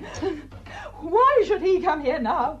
That man knows something. Now, quiet, Charlotte. We'll soon have you home. Rose, Yes, Mr. Grinton? after that sobering experience, the same again. Hello, it's the artist and his implements. Ah, evening, Grinton. Well, Sarum, I suppose you'd like a drink. You have one on me. What? Oh, Rose is just getting me one, thanks. And a pint of bitter for me, Rose. What was all that about? Mrs. Perigord, they were carrying her out. She had what they call a funny turn. She's been through the mill, that woman. Can't understand why she stays in this pestilential village. Take a pew. I'll just get rid of this gear. Do you have to drag all that stuff around with you? Easel, paints? Here, let me give you a hand. I'm not totally helpless. Here we are. 2 pints of bitter. Thank you, Rosie. Keep the change. Oh, thank you, Mr. Sarum. What's happened? Have you sold a painting? Let's just say I had a stroke of luck. Are you going to win that court case against Miss Moraine? I'm not going to lose it. Cheers. Here's to art. You been up on the moor tonight? The moor? Who told you I'd been on the moor? I'm a perambulating antenna. They tell me you're painting the village by moonlight. Been up there 1 or 2 nights now, haven't you? How the hell do you keep from freezing to death? Brazier. And I keep in the lee of the wall. This the masterpiece? Could I just have a peep under the cover? Get your hands off, Grinton. All right, no need to snap my head off. It isn't finished. I'd like to write a piece about you, Sarum, for the paper. You're a colourful village character, you know. No, thanks. It could sell a few canvases. I can survive without that kind of publicity. Penniless, one-armed artist paints village by moonlight rubbish. Can't I find anything better to write about? In Gimmerbeck? Don't make me laugh, Sarum. Nothing ever happens in Gimmerbeck. Hello. Hello. Oh, thank God, I thought the line was down. Is that copy? Oh, good morning, Ethel. Stan Grinton, yes. Oh, just 7 or 8 paragraphs, yes. You ready? Right. From Stanley Grinton in Gimmerbeck. Thick snow was today hampering the search for a wealthy woman landowner aged 73 who vanished last night in the small Yorkshire Dales village. No, make that township. The small Yorkshire Dales township of Gimmerbeck, population 410. New Power. As a fierce blizzard swept down from the northeast, painting the landscape white and obliterating almost every landmark, the hunt for Miss Martha Moraine, M for Mary, U-R-R-A-I-N for Nellie, was led by the local mountain rescue team under the command of the rector of Gimmerbeck, the Reverend Arthur Sineco, S-I-N for Nellie, I-C-O. New Power. Miss Moraine has not been seen since leaving her home, the Lead Hall, as in lead pencil, on the fringe of Gimmerbeck Moor shortly after 9 o'clock last night. Her housekeeper, Miss Alice Pegg, also 73, says her mistress left home on foot shortly after receiving a telephone call. Police are trying to trace the caller. New Power. Snow started falling at midnight and has now cut the township off from the outside world, with every roadway impassable and drifts of 20 feet reported in exposed places. New Power. Among those stranded in Gimmerbeck is Detective Superintendent Bernard Baxter of Scotland Yard, who was to have travelled on to York today to give evidence for the defence in the trial of a former colleague, Inspector Morgan. Well, Mr. Baxter, Peter's made you very comfortable. A snug little bedroom to rest up in, a wood fire, a good book. Is it a good one? Captain Scott's diaries. What better for the snowbound traveller? They tell me Miss Moraine's taken it into her head to emulate Captain Oates. Captain Oates? When the rations grew short and he was holding up the party. Oh, yes. He walked out into the snow, didn't he? I'm just going outside, he said. I may be gone for some time. And he never came back. A gallant gentleman, as they say. Where the devil has she gone? Time will tell, Mr. Baxter. Now, you just rest up for a few days. I haven't any choice. No. It's very kind of you to look in. How'd you get about in this fearful snow? By horse. Much more reliable than a car. And how long have you practiced in these parts? Just over a year. I took over my father's practice when he died. When he killed himself, actually. Lord, I'm sorry. An accident, you mean? Actually, no. My father had been overworking pretty drastically all through the war, and at the same time he was trying to build up a pony trekking school. He had this notion that once peace came he'd be able to give up medicine and make a fortune out of horses. That uncanny passion for horseflesh. He built some very beautiful stables and a guest wing, but he overextended himself, physically as well as financially. I don't know why I'm bothering you with all this. No, go on. Well, towards the end of the war, he was in the thick of the big typhoid epidemic in Rigworth. He was running his own practice up here during the day and driving down to Rigworth every night to lend a hand in the isolation hospital. He got hardly any sleep, and he wasn't in his first youth, you know. My mother died in the middle of all that, and it just poleaxed him. And then, about 18 months ago, 3 children here in the village died of influenza, and it seemed to prey on his mind. He took an overdose a few weeks later. My God, that is rough. And you were away when all this was going on? I was serving as a doctor in the Wrens. Overseas? I was in Egypt when he died. They let me out to take over his practice. And the pony trekking school? Oh, that's gone. When they came to wind up the estate, it turned out Father had sold it to Miss Moraine for hardly anything at all. Could you pass the salt, Mr. Grinton? There you are. Thanks. I can't stand porridge without salt. I never thought a time would come I'd be having breakfast 2 days running with Baxter of the Yard. Have you telephoned your thrilling daily instalment? Well, I've got to catch up with overnight developments first. They'll never find her, you know. Really? Just a feeling I've got. Newsman's nose. She'd gone down a mine shaft. Mine shaft? The lead mines. The more's riddled with open shafts. Oh, excuse me. Am I addressing Superintendent Baxter? Why, yes, Sergeant. Come in. Close the door, will you? Sir, we've found her. Miss Moraine. Sorry, Sergeant, I didn't get your name. Oh, I'm sorry, sir. Titus. John Titus. Yes, Sergeant Titus. I've just been on the telephone to the Chief Constable in Rigworth, and I mentioned that you were in the village. He's very anxious for you to take the case over, sir. The case? Well, as I'm the only policeman in the place, sir. The roads won't let the detectives in from headquarters. Tell me what's happened. About 3/4 of an hour ago, sir, some lads and lasses were skylarking up on the Moor Road, sledging and snowballing before they went to school. One of them spotted this snowman in a field, on the right-hand side as you go up, between the little hermitage place and the lead hall. A snowman? Sort of leaning against this tree trunk, an old silver birch set well back in the field.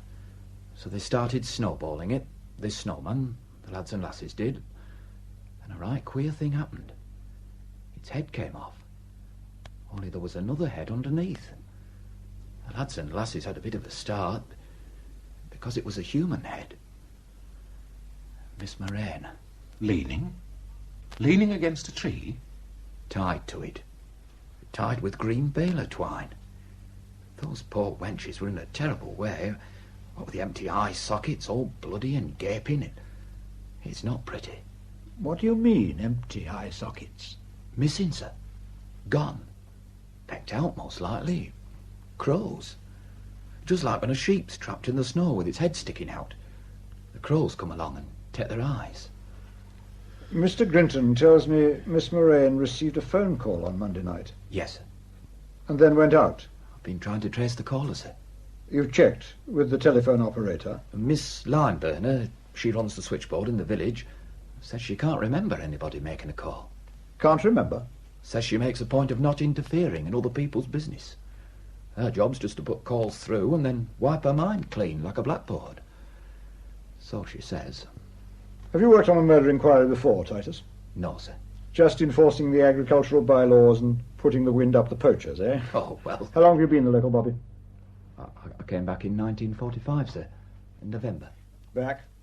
I spent 2 years in the Indian police, sir, on detachment. But you're a local man? Yes, sir. Married? Yes, sir. Children? Well, then. The sergeant had a boy who died just after the family got back from India. Isn't that right? Yes. The outbreak of influenza? Yes, sir. Well, I'm very sorry, Titus, but I'd like to know a little about the people I'm working with. Who were the other children, by the way, who died? The rector's daughter, sir, and Mrs. Perigord at the Shepherd's Pie. She lost her son. Well, I sympathise with you, Sergeant. Now then, we're just a little under strength, aren't we? Do you write shorthand? No, sir. Use a typewriter? Just 2 fingers. That's a nuisance. And I can't work from an armchair, despite this idiotic ankle. I'll need a driver. There's nothing to stop me driving you about, sir. We won't be able to afford the luxury of going about together, Titus. There are jobs for you and jobs for me. Can you rely on a vehicle to get me through this snow? You can have my Jeep, sir. But no driver. Grinton. Yes? You know your way around, don't you? You've been trained to observe. What? You can take down a shorthand note and rattle a typewriter, can't you? Now, just 1 minute, Mr. You can Baxter. drive a jeep. Now, you know the people and the territory. Look, Mr. Baxter, I don't feel inclined to do any dirty work for the police. Oh, you disappoint me, Grinton. Eh? This is a unique chance in the life of a reporter to be right in on the hunt. Think of the story you'll have when it's all over. Are you serious? Are you one of those journalists who combine reporting with photography? Well, yes. Then you're perfect in every way. Could you go and load your camera, please, and meet us outside in 5 minutes? Oh, and Titus, bring a stiff yard brush with you, will you? Yard brush, sir? That's right. Where are we going? It's time we had a look at the body. Now, where did I put that confounded walking stick?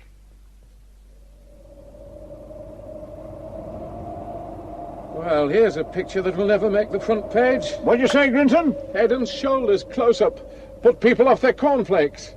How many more do you want? Just fire away until the camera's empty. Is there any way of telling how long she's been dead, sir?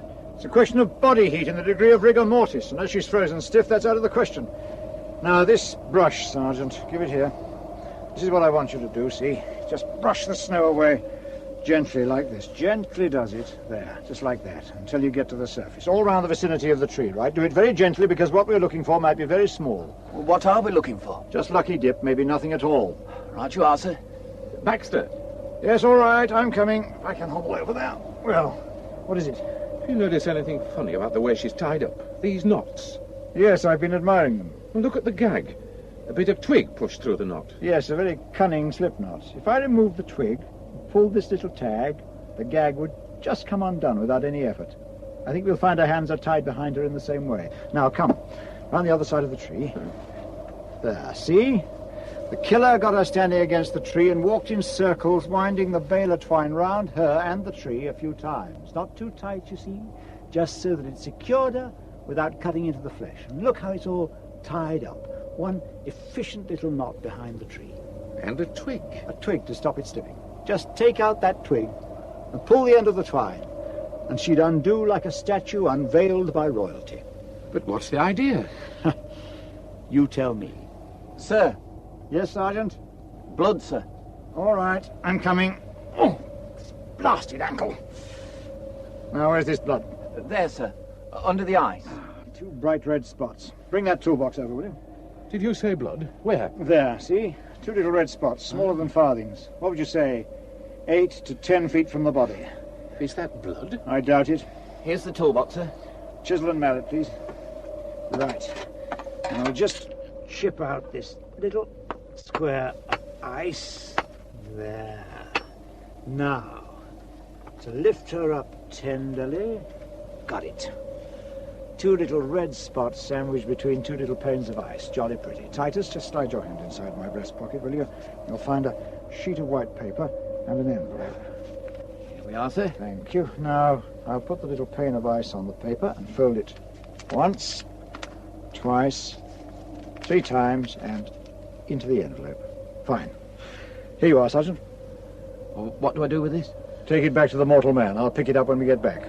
Oh, and measure the distance from here to the body. But, sir... Yes, Titus? It'll melt. The ice inside the envelope. Yes, that's right. Now, come on, Grinton. I'm afraid I'll have to lean on you again. We'll see you at lunchtime, Sergeant. Where are you going now, Mr. Baxter? To see Miss Moraine's housekeeper at the Lead Hall.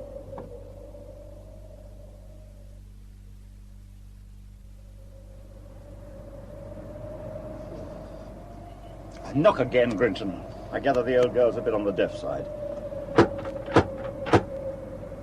What on earth happened over there?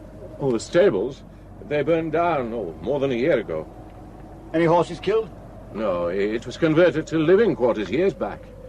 Nobody there at the time of the fire, though. Oh, well, I can hear somebody coming. Ah, Mr. Baxter, good morning. And Mr. Grinton. Well, Rector. You certainly cover your parish. Mr. Baxter, I'm very much afraid the housekeeper, Miss Pegg's, taken the news rather badly. Oh, yes? She had a sort of blackout. She's on the settee. I've covered her with a blanket and sent for Dr. Dunsany. Yes, well, you'd better come in.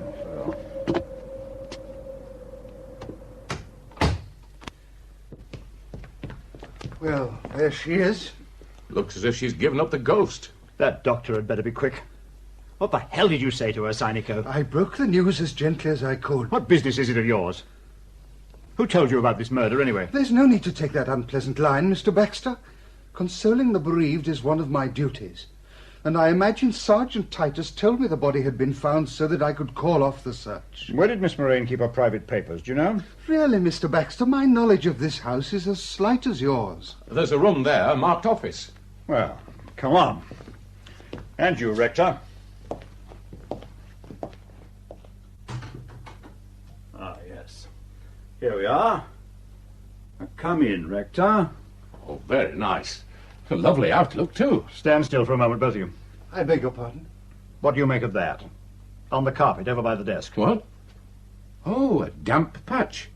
Look, and another one here. Imagine mucking up a beautiful antique carpet like this, with wet boots. Doesn't it offend your aesthetic sensibilities, Rector? I've no idea what you're driving at, Mr. Baxter. Of course, you've never been in this room, have you? No. I have it. Miss Pegg took a stroll in the snow, and then came in here to wipe her shoes on this handsome bit of Aubusson. Do you know anything about paintings, Rector? Not as much as I'd like. These two, for example. Now look. Unless I'm mistaken, they're very fine. I wouldn't know, Mr. Baxter. In fact, this one's a Delacroix. Really? Yes, and this one... yes, a Turner. Oh, you're obviously an expert, Mr. Baxter. Well, it doesn't take an expert to recognize a Turner. What were you doing in here before we arrived, Rector? I tell you, I've never entered this room before. Looking for letters, perhaps? Letters? Because if so, you might have tried the bookshelves. Look behind you, the two bottom rows, indexed box files, dozens of them. Ah, yes, that'll be the doctor. You'd better let her in.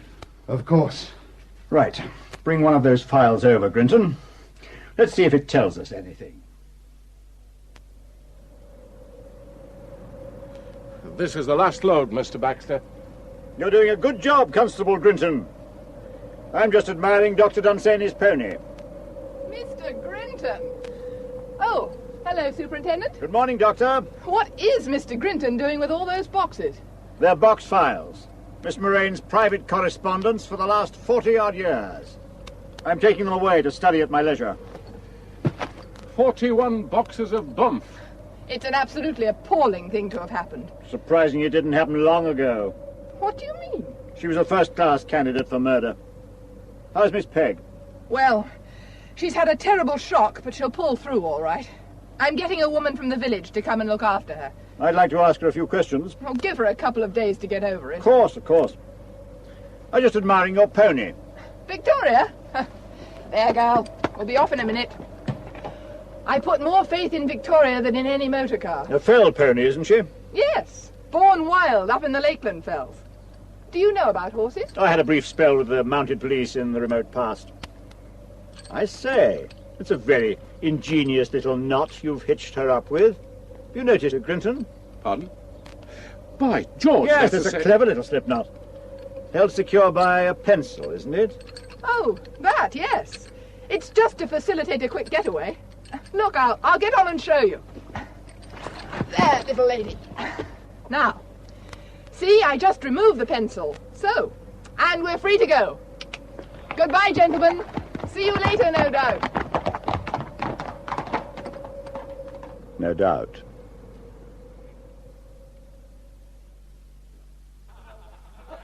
here's your coffee, gents. Was lunch all right? Went down a treat, me old lad. What's all that racket in the tap room? It's the men from the mill, Mr. Baxter. It seems as soon as the news trickled into the mill, they all down tools. You can't move for 'em in the tap room. What? They just walked out? Declared it a holiday.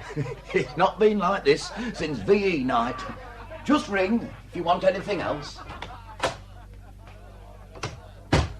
Celebrating? You're going to be unpopular, Mr. Baxter. Oh? If you catch him. They want to hang a medal round his neck, not a rope. You seem very sure we're looking for a man. What? A woman? You think a woman's capable of a crime like this? I'm keeping an open mind. Excuse me, sir. Where's coming, Sergeant? Anything fresh? All the telephones are down, sir. My God, the first time in my life I get a decent scoop and the telephones go dead on me. And we found this, sir. What is it? It's Miss Moraine's hat, sir. A red hat. Where was it? At the base of the tree, under the snow. No snow under it. No, sir. It must have come off before the snow started. And so she was there before the snow came down, which was midnight, wasn't it? Yes, sir. Oh, he asked me to hold on to this envelope for you, sir. The blood. Ah, yes. Give it here, will you? Do you mind, Mr. Baxter? I've just had lunch. Look the other way if it upsets you. Now, open up. Well. You can look now, Grinton. No, thanks. It isn't blood, Grinton. Our two little spots of crimson are still bright and intact. Blood would have watered down when the ice melted. What is it, then? Is there by any chance an artist living in Gimmerbeck? An artist? This is paint. Oil paint.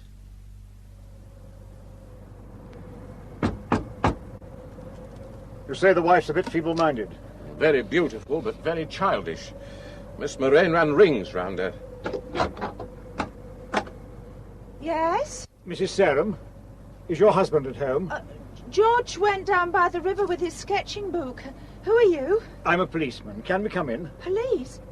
Well, George says that rent business is all finished with. Now Miss Moraine's dead, we're in the clear. No, it isn't about your rent, Mrs. Sarum. Well, I paid the rent, honestly, sir. She wrote it down with a pencil and then rubbed it out. Let us in, woman. Can't you see we're shaking with cold? Come on, Grinton. Well, George said to let no one in.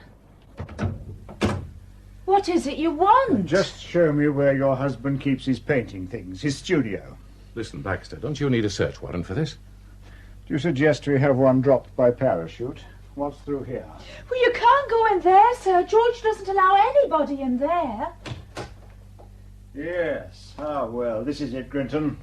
Come and take a look. I say, there must be hundreds of canvases in here. An industrious man, George Sarum.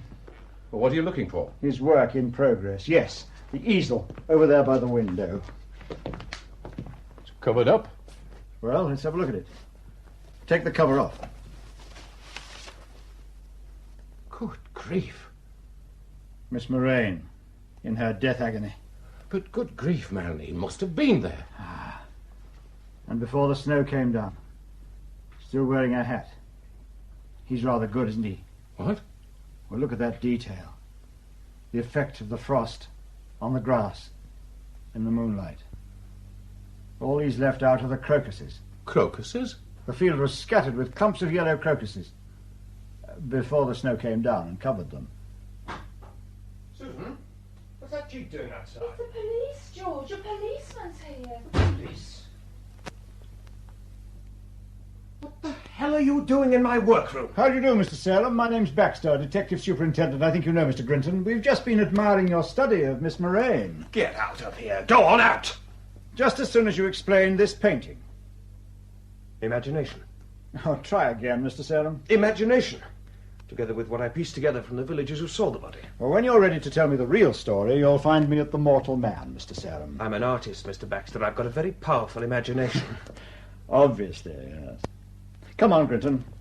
Good night, Mrs. Sarum. All right, Sergeant.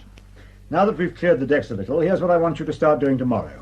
I want a railway timetable of everybody's movements in Gimmerbeck on Monday night. Timetable, sir? See every adult in the village and make a list of everything they did and the exact time they did it from 9 o'clock until midnight. That's over 300 people, sir. Well, take your time. Nobody's going to run away from here. I'll be spending the next couple of days combing through Miss Moraine's correspondence. When I finish that, you can start bringing the villagers in for a chat with me. All of them, sir? One by one. You can get off home now, Sergeant. It's getting on for 10. Thank you, sir.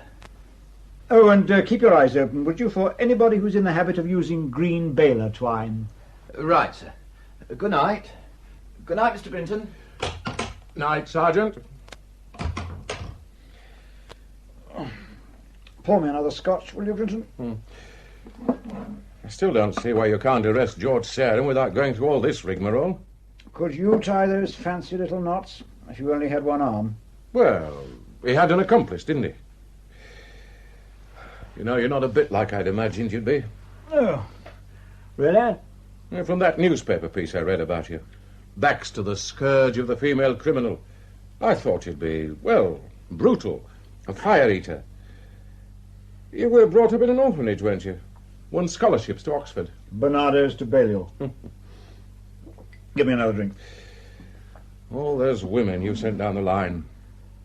Doesn't it give you a few sleepless nights? No. Don't you ever feel inclined to, well, to extend a bit of mercy? Mercy? I've never observed much mercy in women, have you? Well... You can get more mercy from a cage full of Bengal tigers. Well, take Rosalind Withers. A lovely young woman like that. Ah, do you think youth and beauty should make us overlook wicked conduct?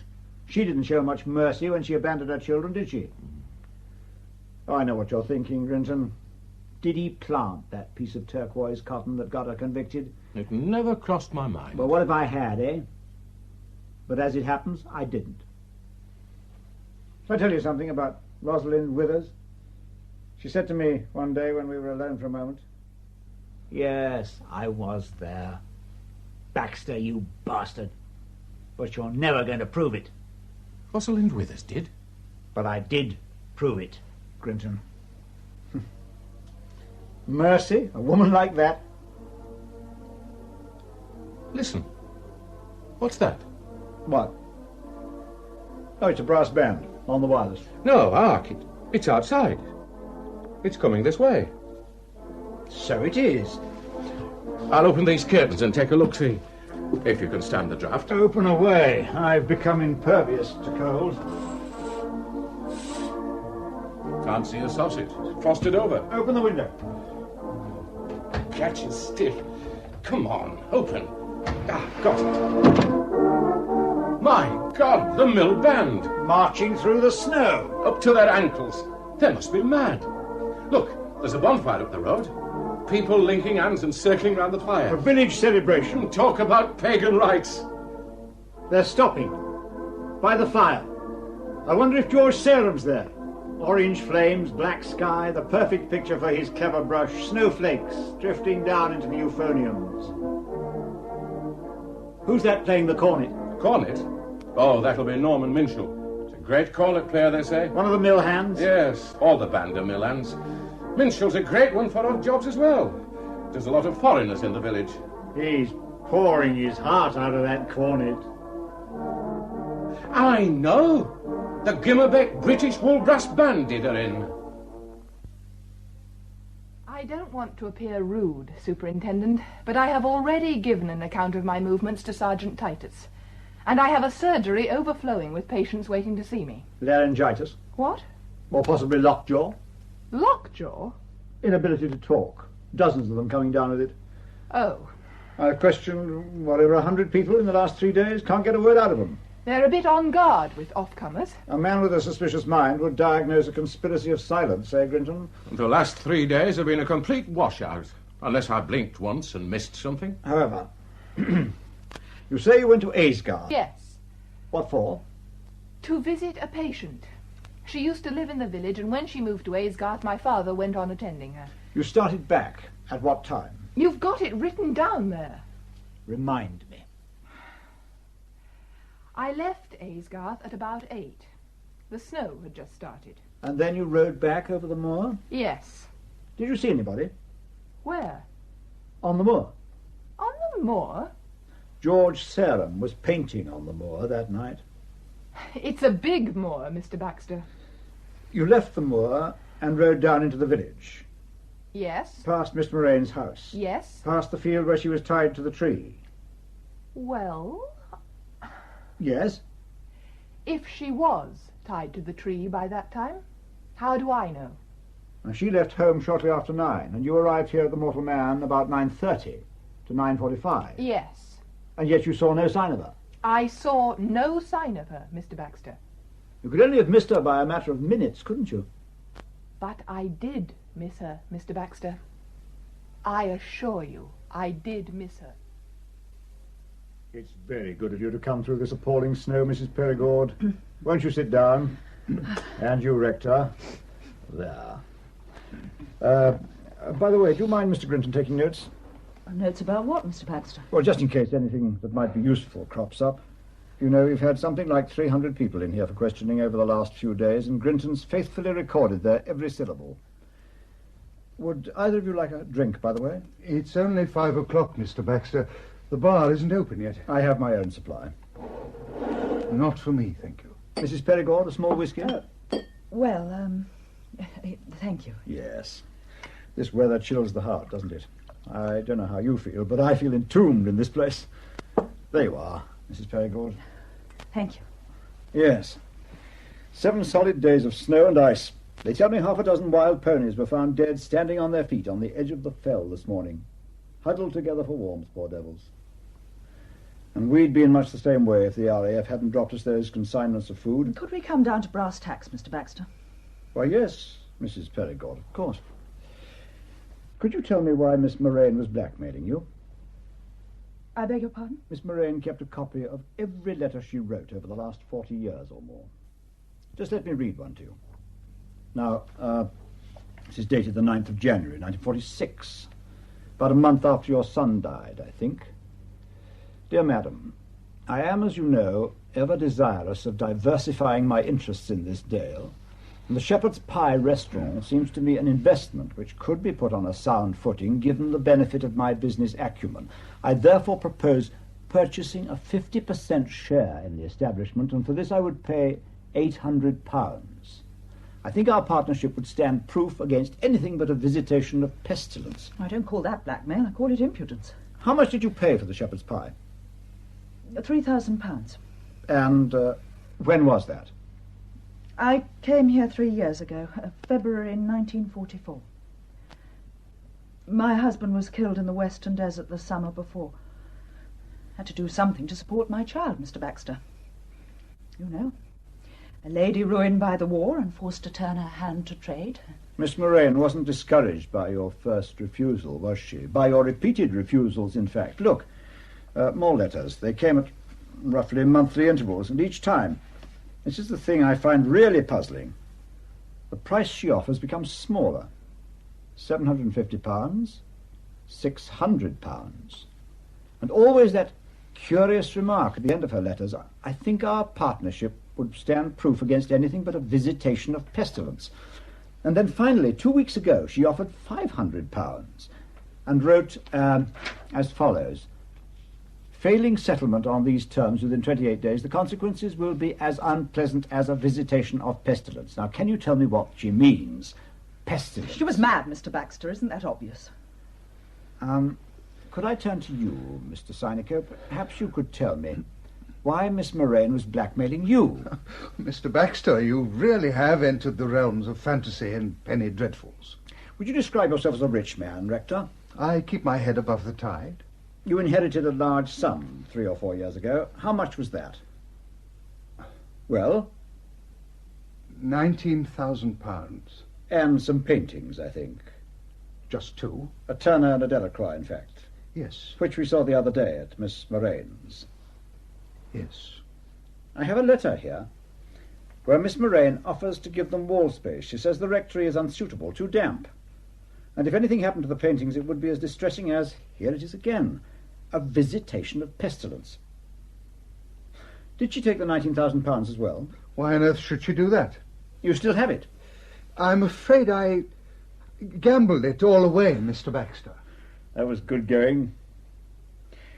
The visitation of a pestilence, Rector, what does that mean? I really don't know, Mr. Baxter.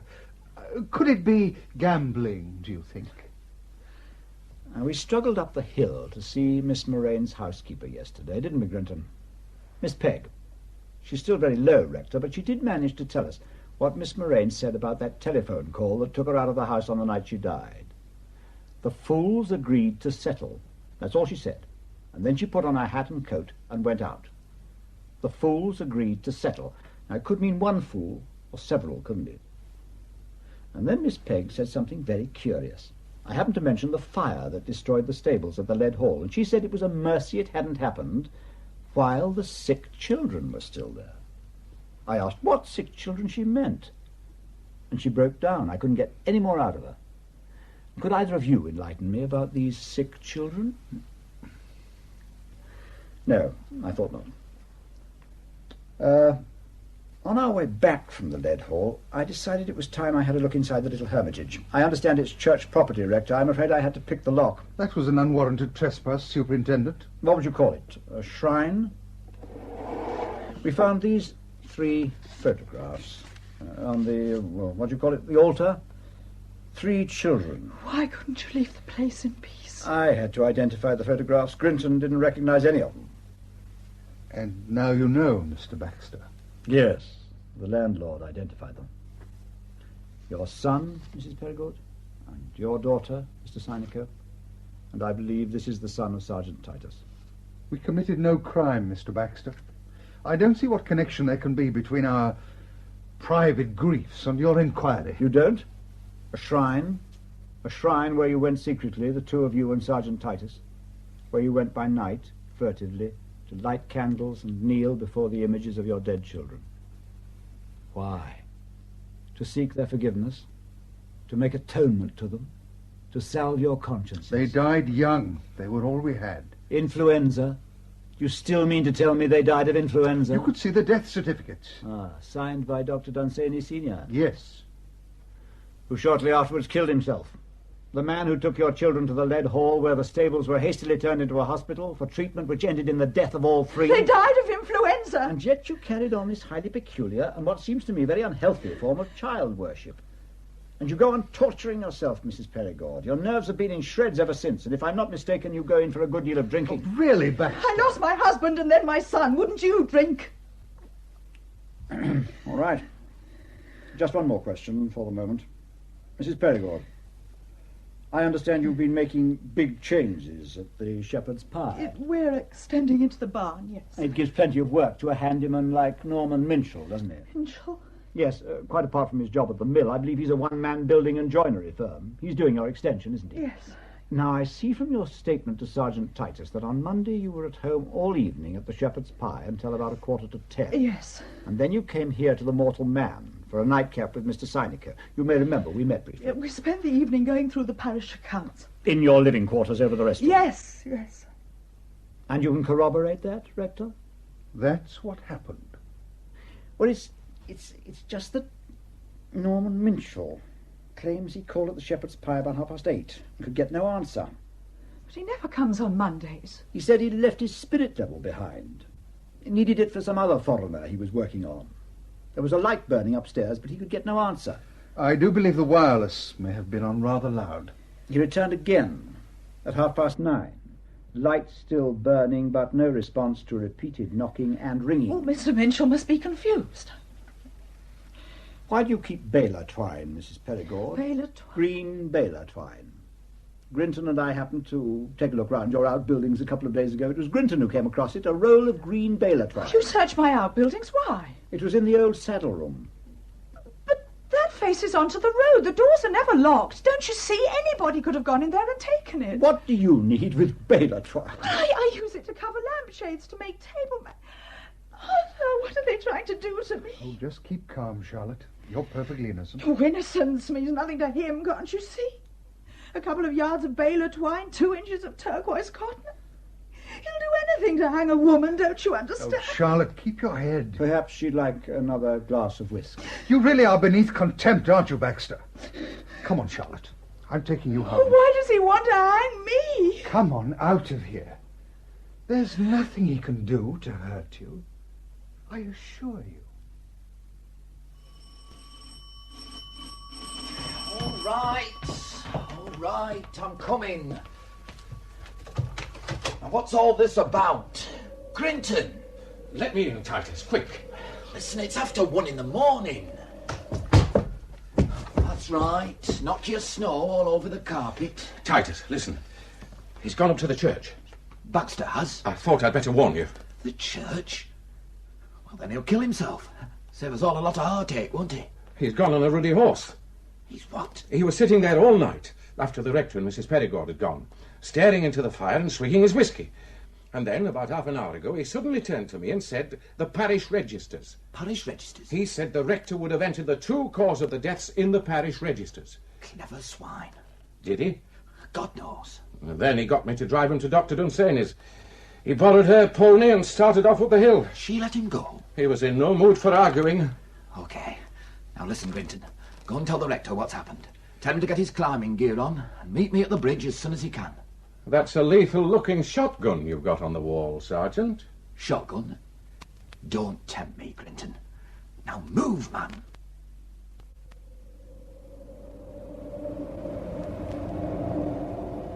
Titus! Titus! Not so fast. Are you all right, Mr. Cynical? I keep losing sight of you. This confounded snow.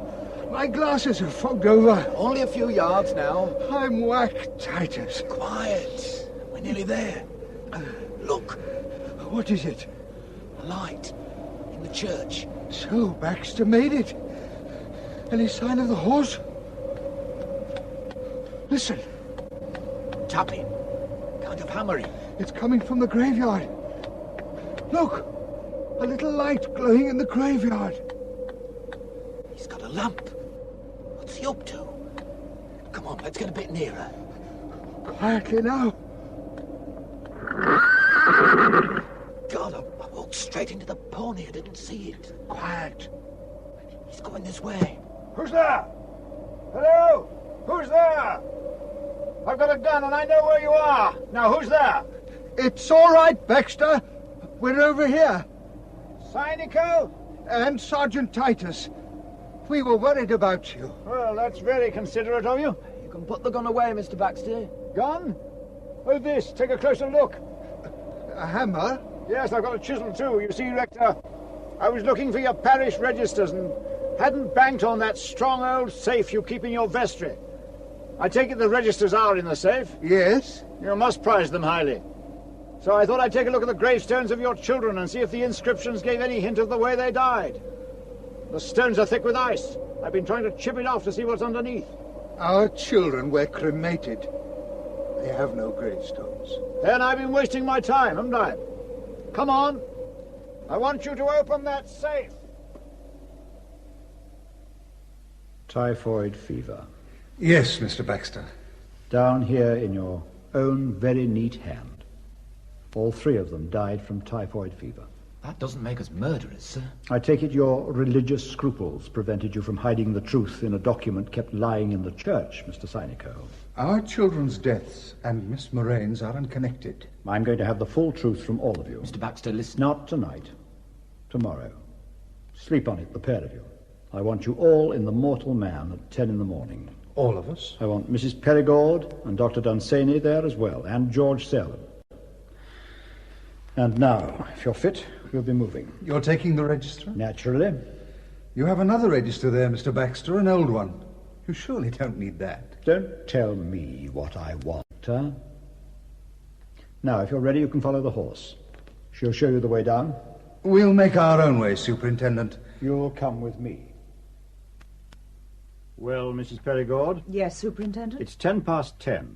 Where have the rector and Sergeant Titus got to? I haven't seen them since 8 o'clock this morning. They said they'd try to be here on time. Try?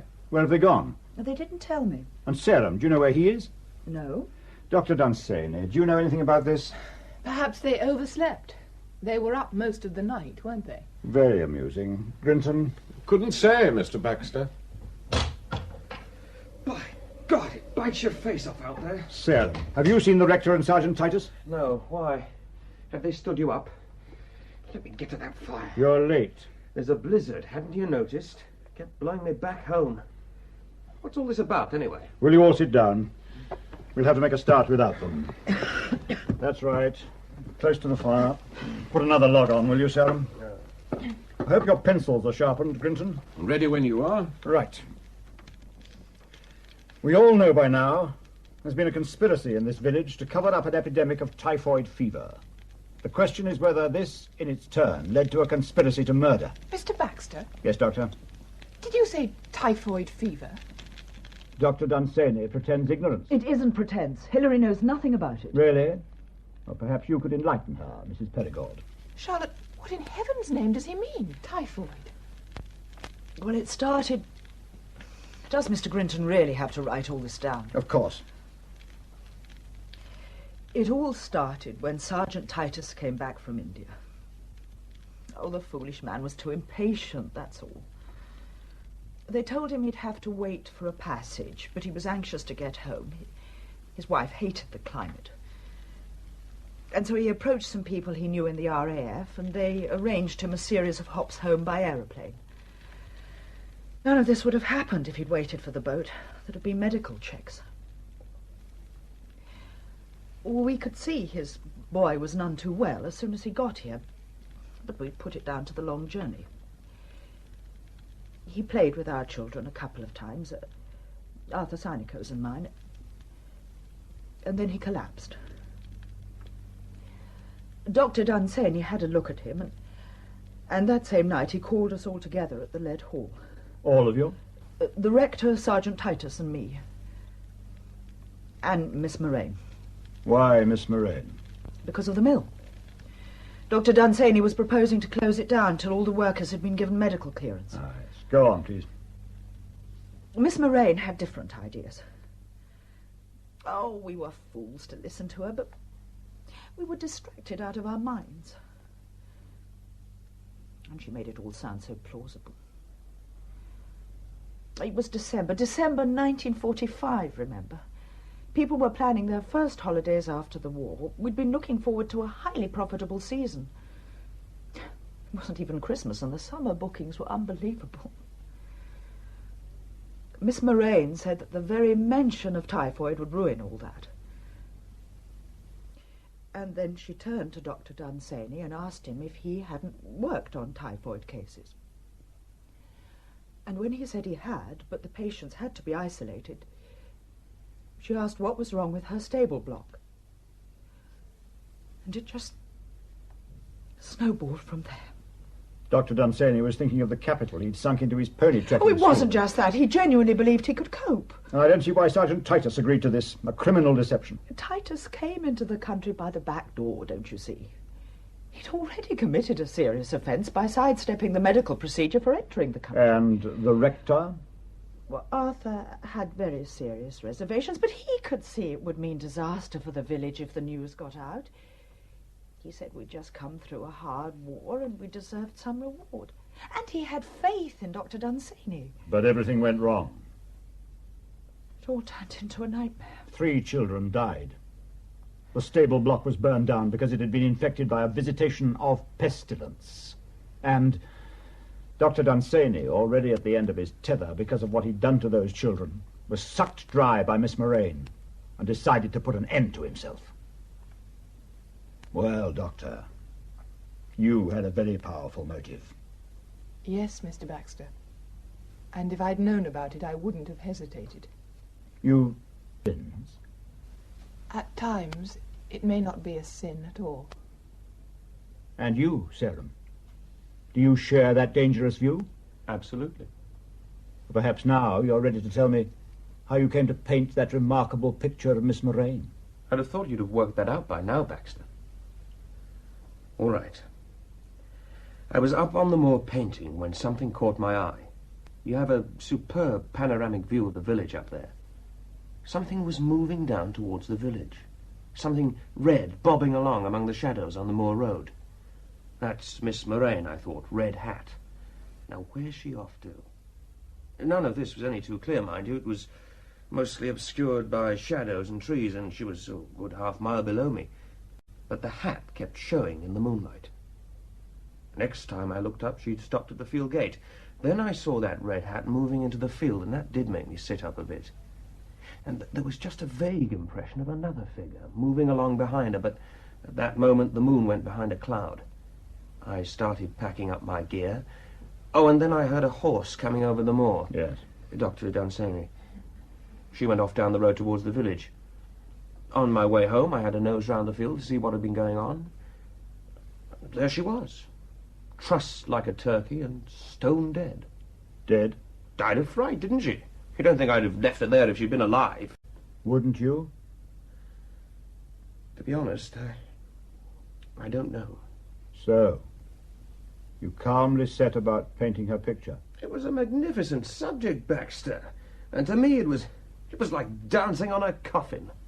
Why didn't you report this to anybody? And give the good man who did it no chance to cover his tracks. I'm not inclined to hand anybody over to so-called justice. Justice has a way of catching up. Cynico. Oh, good morning. Titus, where in God's name have you two been? I'm sorry we're late, sir. Nowhere of importance, Baxter, I assure you. We were just unavoidably delayed.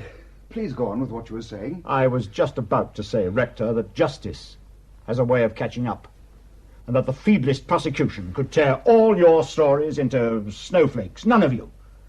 You, Rector, Mrs. Perigord, Titus, Sarum, Dr. Dunsany, none of you can give a faintly credible account of your movements on the night of Miss Moraine's death. Excuse me, Mr. Baxter, but Mrs. Perigord and the rector were with me, sir, at the Hermitage. Which is what, 200 yards from where the body was found? And then there's the question of your movements. Isn't there, Mr. Baxter? My movements? Well, sir, your story was that you were trying to get up to the church that night, to look at a Norman doorway. Only nobody saw you, did they? We've just been up to the church again, Baxter. That's why we were a little late. What? To discover what you were hammering away at in the churchyard last night. Your story about trying to read the inscriptions on our children's graves rang terribly false, you know. At any rate, we soon discovered the gravestone you'd been trying to deface.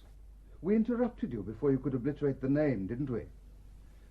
The grave of a woman who froze to death nearly 40 years ago when she was turned out of her cottage by Miss Moraine. A woman named Baxter. Your mother, Mr. Baxter? Could somebody give Mr. Baxter a glass of whiskey? Here, I'll do it.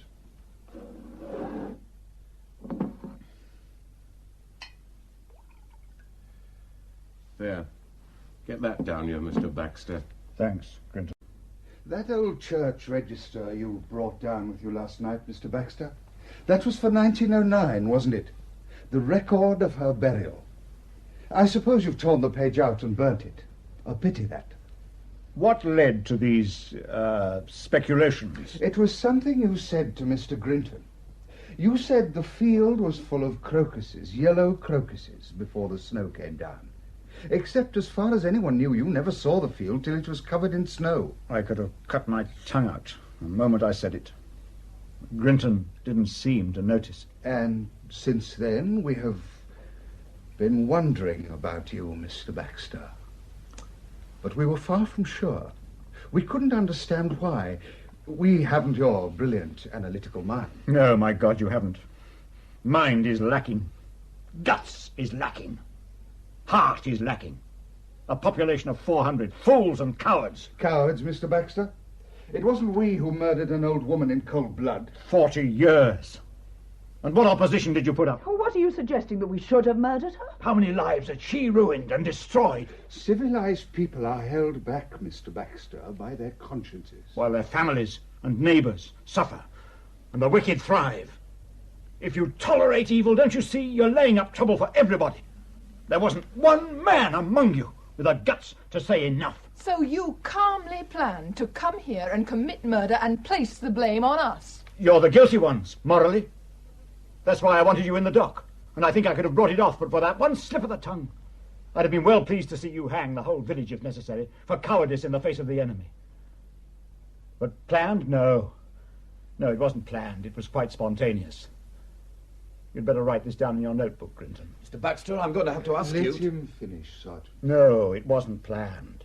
I wasn't aware of Miss Moraine's existence until I arrived here that night. I knew my mother was buried at the church here, but little of her history. Didn't care, as a matter of fact. All I knew was that she abandoned me when I was 6 years old. I remember that very clearly.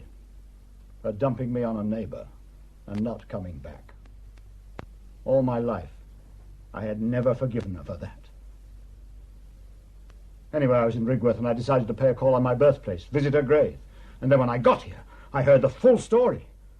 And I just decided that woman had to be taken care of. It was done on impulse, like all the best murders. I phoned her up and said I'd give her the £50 she wanted for the damage to her car. That woman would have gone anywhere for £50. Remember what she told her housekeeper? The fools agreed to settle. I walked up the hill, working out how I'd do it. Everything seemed to be on my side, no people about. I needed a rope, and the saddle room door was open at the Shepherd's Pie. I cut off a length of baler twine and carried on up the hill. After that, it was a piece of cake. She was just as weak and pathetic as all of you are when it actually came down to it. Went meekly as a lamb. I tied her up and finished it off with slip knots. The plan was to come back here and then go out to her at 4 in the morning. She'd be dead by then. I was going to untruss her. Those knots come apart quite easily, don't they, Doctor? And then leave her lying in the field as though she'd simply frozen to death. Had a fall, possibly, or some kind of seizure. By 7, I'd have been away from here. By the time anybody got suspicious, if they ever did, I'd have been forgotten. But I sprained my ankle on the way back. No chance of getting out at 4 to tidy her up. And then the snow came down. And then the snow came down. And it's still coming down. You know, the moor, all at once, seems a very attractive place. Nothing but miles of clean snow. Mr. Baxter, where do you think you're going? Have you ever heard of Captain Oates, Sergeant? Captain Oates? Let him pass, Sergeant. Thank you, Rick. I'm just going outside. I may be some time.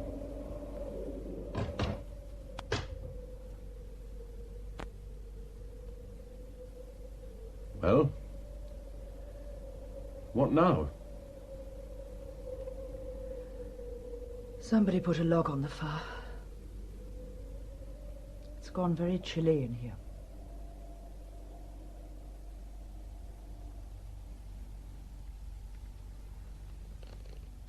In Colder Than of Late by Ken Whitmore, Detective Superintendent Baxter was played by John Franklin Robbins.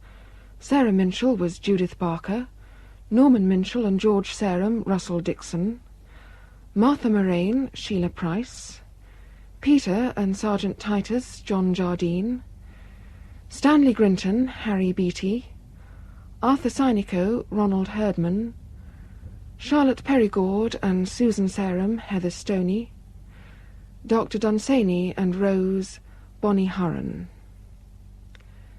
The play was produced and directed in Manchester by Alfred Bradley.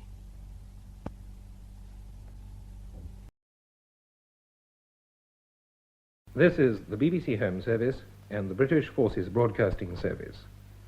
Saturday Night Theatre.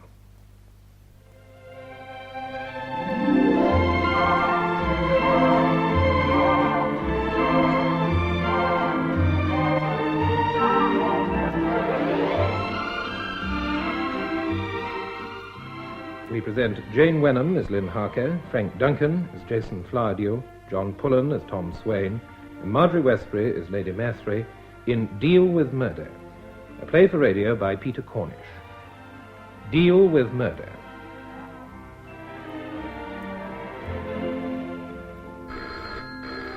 Oh, damn. Oh, I'd better switch this off.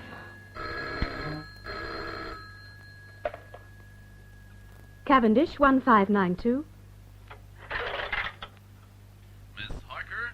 Miss Lynn Harker, the painter? Yes? Oh, I'm sorry to call you so late, Miss Harker. It's a matter of business. Oh, Lord, it had to be. Look, do you think it could keep? How's that?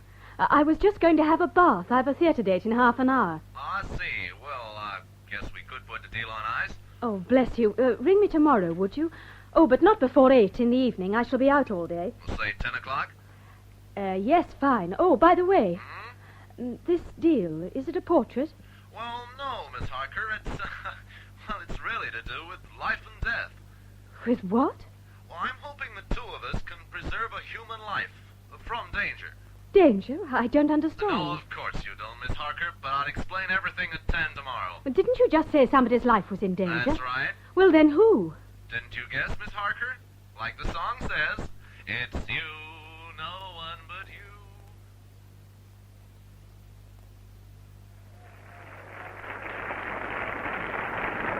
Well, darling, what did you think of it? Liv? Oh. Sorry, Tom. What did you say? Act 1. Did you like it? Oh, very good. You know, I'd prefer the truth if you don't mind. Truth? When my fiancée sits through 40 minutes of riotous farce with never a smile on her face, I'm bound to ask what's up. Tom, we're not in the courtroom now, so please don't start cross-examining. I don't have to. I know what's wrong. But you can't. But I do. It's Thursday, the day for Dame Hilda's sitting. You're always unbearable afterwards. Well, thanks.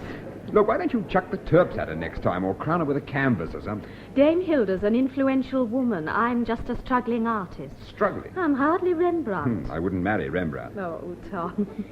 Oh, whatever did I do to deserve you? That sounds like an SOS. On your feet. Oh, where are we going? To the theatre bar for an inch of watered gin. At 4 bob a time. You'll smile during the second act, or I shall die in the attempt.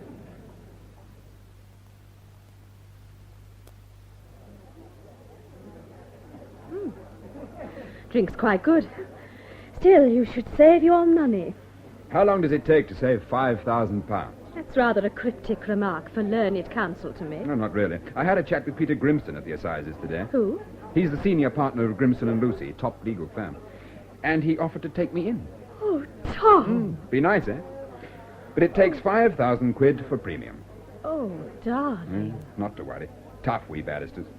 Still, I'd do a lot for that cash at the moment. I thought you were getting better briefs. That case you're defending in Reading. Oh, not bad. Oh, by the way, the assizes finish tomorrow, so we can spend the weekend together. Okay with you? Fine. What are you staring at? That man by the bar. Which? Tall, with the permed blonde hair, rather too handsome. There, he's turning round to look at us again. Blow me, he's a friend of mine. He lives in the flat above mine. Oh, really? Yes, we were at school together. But, love, he looks so queer. I know, but he's not. He's an actor. The hair's natural, and he's pretty good. Then tonight, is he, what do they call it, resting? Oh, even the big names rest from time to time. Oh, and what is his name? It's Flowerdew. Jason Flowerdew. Oh, no. Oh, how awful, the poor man. Lynn, will you shut up? He's coming over. My dear, I'm simply ablaze with curiosity. What in the world made you pick such a catastrophe? I take it you're referring to the show, Jason. What else? Of course, one knows that farce should be played like tragedy, but the effect is intended to be altogether different. Now, look, Jason... Oh, yes, Bobbit, I know. You think I came here to prattle, whereas, in fact, I came with the most serious intention of presenting myself, Miss Harker. Of course I know who you are, and I'm simply longing to ask if I may bring my little stool and join your queue. My queue? It occurred to me that one day there may be a disgusting progeny who will deny that their grandsire was ever beautiful or talented, unless, of course, there's a really gorgeous portrait by you to prove the fact. Yes, but you see... Now, I do assure you, Miss Harker, I am quite unparalleled in the matter of sitting still. To say nothing of the help I could be in the arrangement of lights, costume, and, of course, my dashing profile. Now, what do you say? I'm sorry, it's quite impossible. Oh, but Miss Harker, why? Because, Mr. Flowerdew, I don't have a canvas in my studio big enough to fit your swollen head. Jason, do come and talk to Gordon Hoop. He's wittering about his musical. Oh, why, Tom. Oh, hello, Lila. Oh, everybody does look cross. Miss Harker, may I present my friend, Miss James? Lila, this is Miss Harker. How do you do? Miss Harker's an artist. So I gathered, from the other end of the bar. My dear, you have a remarkably clear voice. It would be an asset to the profession. Thank you. Now, let me guess, Miss James, what would your profession be? She's loosely known as an actress. Loosely? Oh, darling, what were you saying about Gordon Hoop? Well, he's found out about the you-know-what. Oh, honestly, my dears, Lila means that madly secretive orgy we've planned for tonight. Somehow the word is out. We shall be stuffed with third-rate little monsters like Gordon. You must invite Miss Harker, Jason. Well, of course, Oh, no, not the bell. Not back-to-back agony. Now, come along, Jason. Gordon's waving his limp little paw. Oh, revolting little man. Look, sweeties, if you would care to come, it'll be any time after 10, my place. Now, do try. Oh, God, sweetie, lovely to see you. All right, then. Let's have the answer. Oh, I'm sorry, Tom. That kind of man... I said the answer. It wasn't Jason that made you this way tonight, any more than Dame Hilda. I want to know what's really wrong. Then damn well what. Oh, for goodness sake, Lynn, we're going to be married one day. Won't you ever learn to cry on my shoulder? Oh, that's the second bell. There isn't Well, time. we'll cut the show. Oh, no, Tom. Well, you do want to tell me, don't you? Well, Well, then I know an Italian restaurant which has gorgeous food. Now, come on, let's go.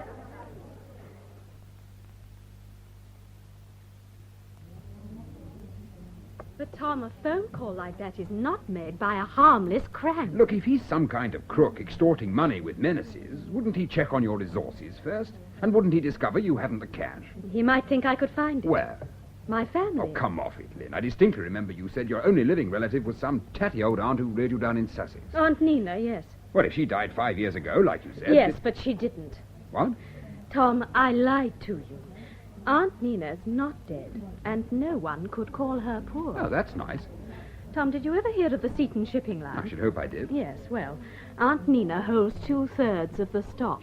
What? Her father, my grandfather, founded the firm. Look, I don't get this. If your only relative's filthy rich, why keep it dark? Because we had a terrible quarrel 5 years ago over my wanting to be a painter. And when I walked out, she cut me off. Over a thing like that? Oh, Nina's always been very much her father's daughter. Oh, that's the chap who founded the firm. Diagoras Seton, yes. Ooh, wow, what a name. Half Scot, half Greek. His brain and his will came from cold Caledonia. His passions out of Sophocles. Oh, how his family must have loved him. His wife died after the third child. Nina was the eldest, and then my Uncle Ralph, and lastly my mother. Diagoras ran their lives like he ran his business. In fact, he married Nina off to the boss of a rival firm, an elderly baronet. Didn't she kick? No. I told you she was like her father, thought the marriage her duty. Besides, being rather plain and almost 30, I think she quite fancied becoming Lady Mathry. It was the other two children who came to grief. Your Uncle Ralph and your mother? Yes. Poor Ralph was much too wild to become a tycoon. In the end, he ran off to marry an actress. That was in 1932. What did Diagoras do? He disinherited him, and then he set out quite coldly to ruin him. Ralph died in 1934. Oh, boy. I pity your mother. In fact, she was rather bright. She just waited for her 21st birthday, and 2 days after she married a penniless author in a registry office. Did Diagoras go into the usual routine? Yes, he cut them off. Luckily, he died of a stroke almost at once. Rage, I suppose. So that left Nina with all the cash? Yes, and in 1940, when my parents were killed, she took me in. Ah, now I get the picture. She just acted like Diagoras when you said you meant to leave the nest. Yes, or... Well, that's what I thought. Huh?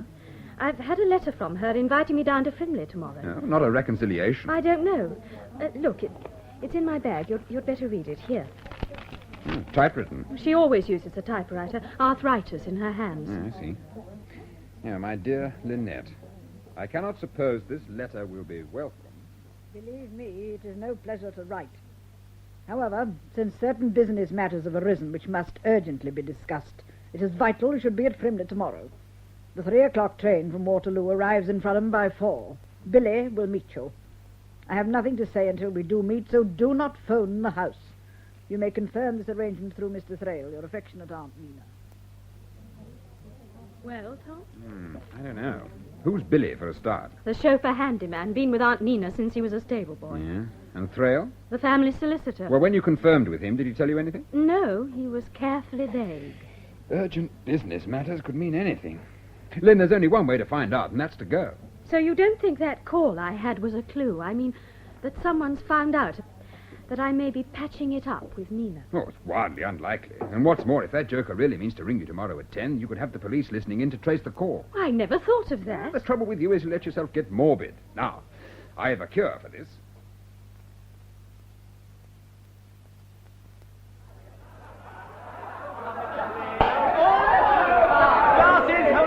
Everyone, sparkling lemonade, that scintillating yellow Lucas.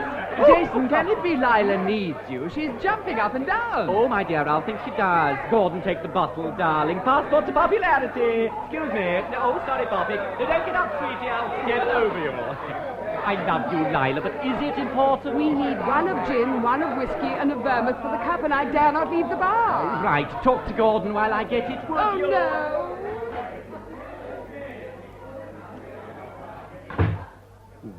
Well. Oh, hello, Jason. Hope you don't mind us in here. Not if you don't mind me getting under the bed. What? For the emergency supply, we invited about 18 and there's good 50 outside. Oh, boo. Yes. We keep it under the bed. Amazing how people miss the more obvious places. Mr. Flowerdew. Oh, do call me Jason. I'm sorry I snapped at you tonight. Oh, not at all my fault entirely. Jason, why do you behave like a chorus boy? Well, camouflage. With a name like Flowerdew, people expect an idiot. Haven't you noticed when folk meet someone they take to be a fool, they always relax and become themselves? Awfully handy for me to know what they're really like. So tonight I showed you my frightful temper. Yes. And a bit more than that. Oh, what? I think you were scared. You know, I think you rather scare me. Really? Oh, well, I suppose we are rather a terrifying profession. Much too observant, vain, ruthless. We lie superbly. There's hardly a move we make without we plan the effect.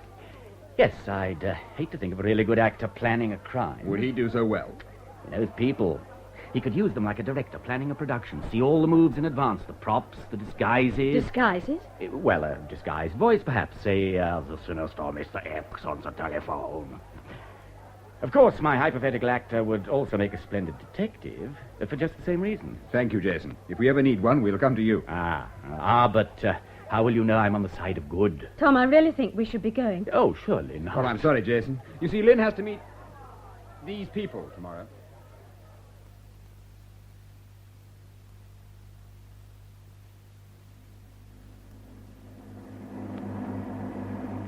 Well, Billy, how do I look? Cityfied, that's what.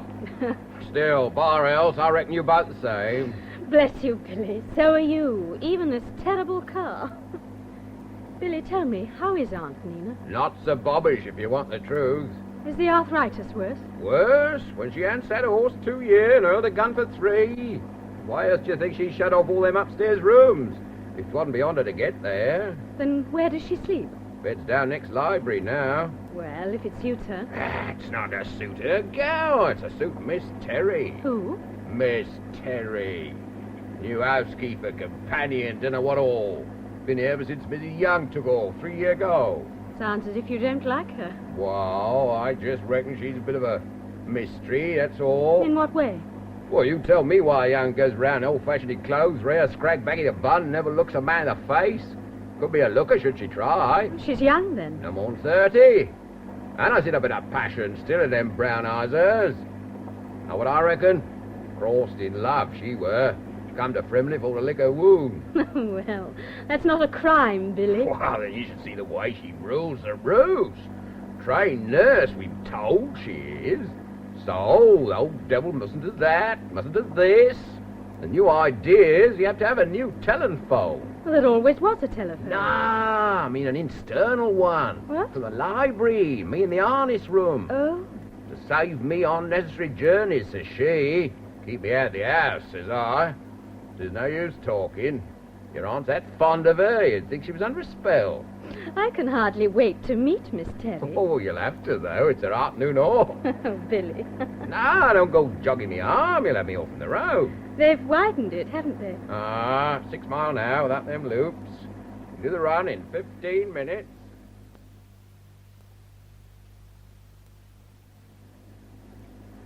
It's unbelievable.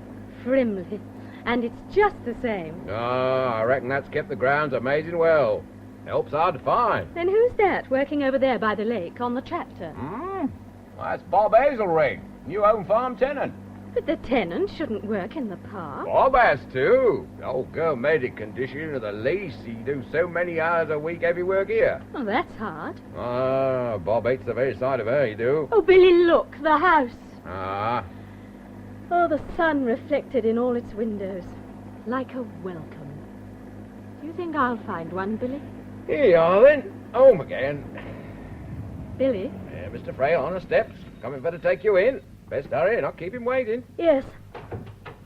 I'll see you again, Billy. 6:15 sharp. I'm to drive you to Frodham. Catch the 6:5.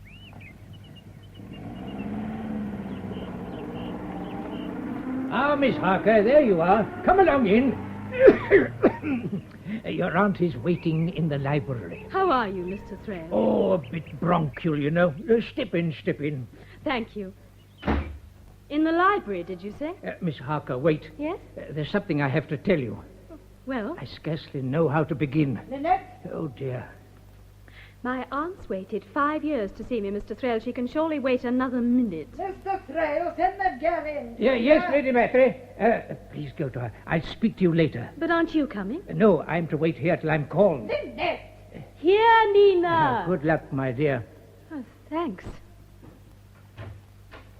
Come in and close the door. There's a draught through this room like a tornado. What was it talking about out there? Thrale? Oh, bronchitis. Oh. Well, come from the gloom, girl. Let me see you. You need more light in here. Thank you. I need no light. Sit over there. Or did you plan a dutiful embrace? Oh, shivering, I see. Nervous, are you? No. But it's cold in here. It will remain so. I don't care for a roaring fire. Do you know why I wanted to see you? You and Thrale? No. Ah, the question of my will never crossed your mind, eh? Nina, certain things were said 5 years ago. Oh, they can cancel the fact that your mother was my sister, or you my only blood relation. I suppose they wouldn't. Perhaps you're sorry to be back here. I still prefer my own way of life. Oh, that dream of independence. Just like your mother. And your Uncle Ralph with his little actress. All of you so sure that money only stifles. Well, how's it been to have none? Not always easy.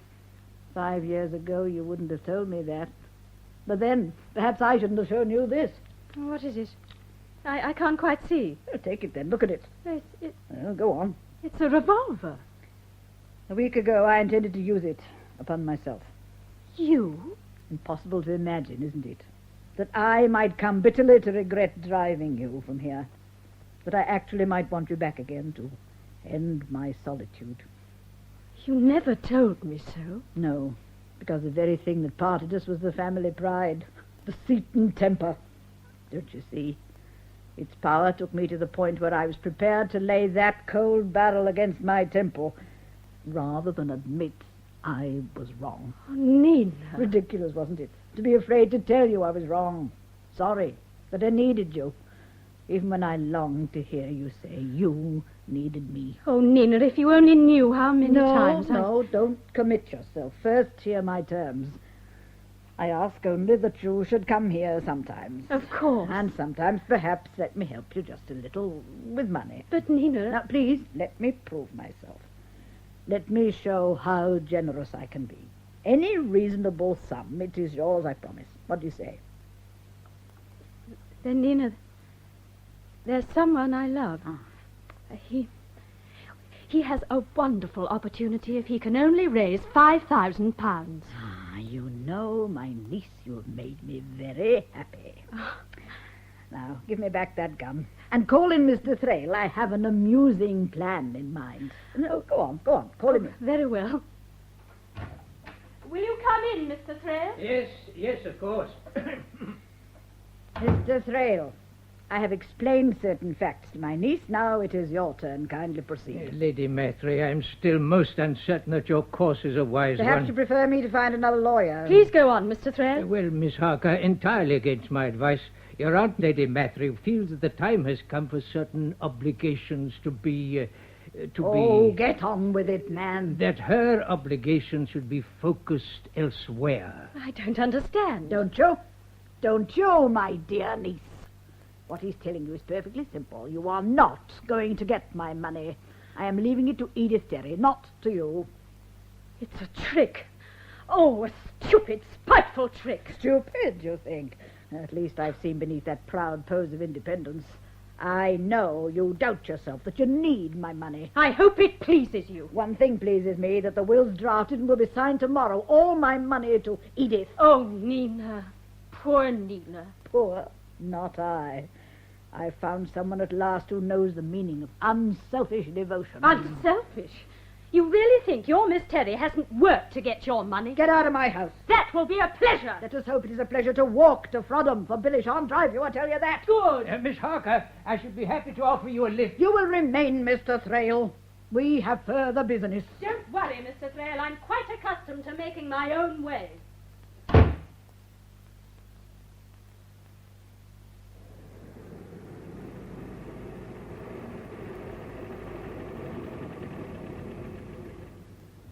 Hey, you want a lift? Are you going to Frodham? Sure. Climb aboard. Oh, thanks. That's that. Well, you didn't figure to run the 6 miles, did you? Why, I'd hoped for a lift. I have to catch a train. What time's it leave? 5:05. Well, it's a 4:45 right now. With the new road and all, we should make it. So, anchors away.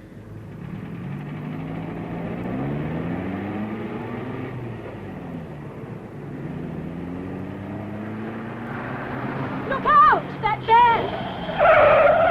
You damn jerk! Did you see that guy? You might have run us down. You pulled out without signal. No. Oh, well, maybe. I guess I'm a little high tonight. Last night in England kind of celebration. I'd be okay stateside, but here they drive the wrong way around, you know. I'm sure. That'd be just my crummy luck to crash my last day. This is a hire car. Taking it back to town before I leave.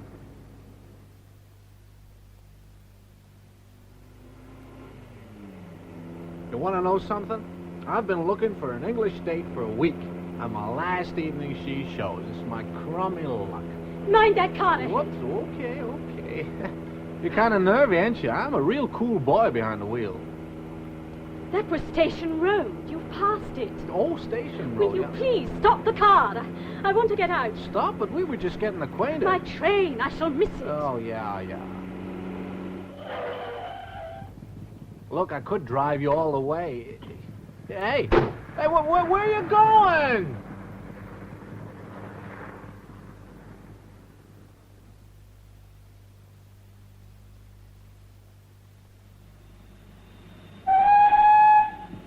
Oh, damn.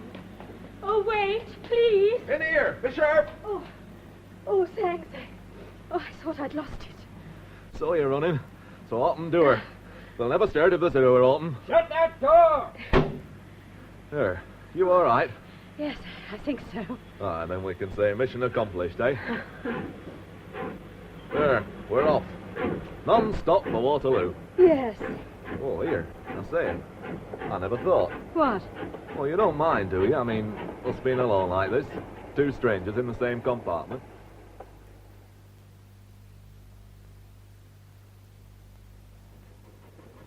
I've enjoyed our talk. Well, it passed the time light, didn't it? It certainly did.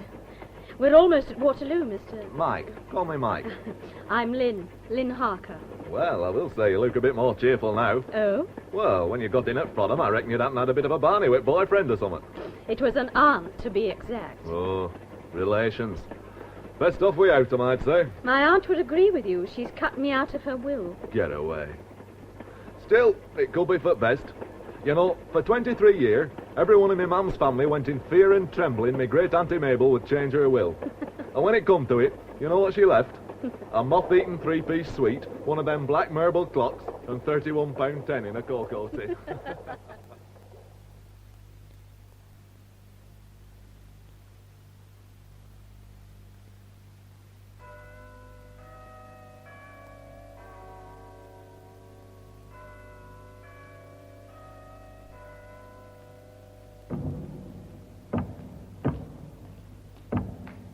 Good evening, George. Good evening, miss.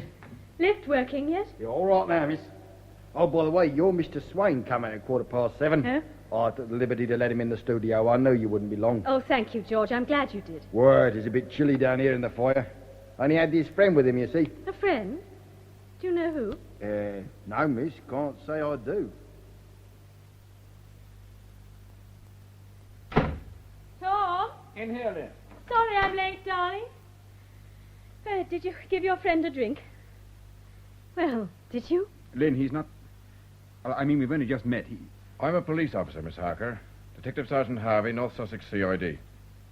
What do you want? I'm afraid I have bad news for you, miss. It's Lady Mathry, your aunt. Lynn, she's dead. Dead? Nina, but I was with her. We understood so, miss. It was very sudden. You mean a stroke, like her father? No, miss. At 5:15 this afternoon, your aunt, Lady Mathry, was murdered.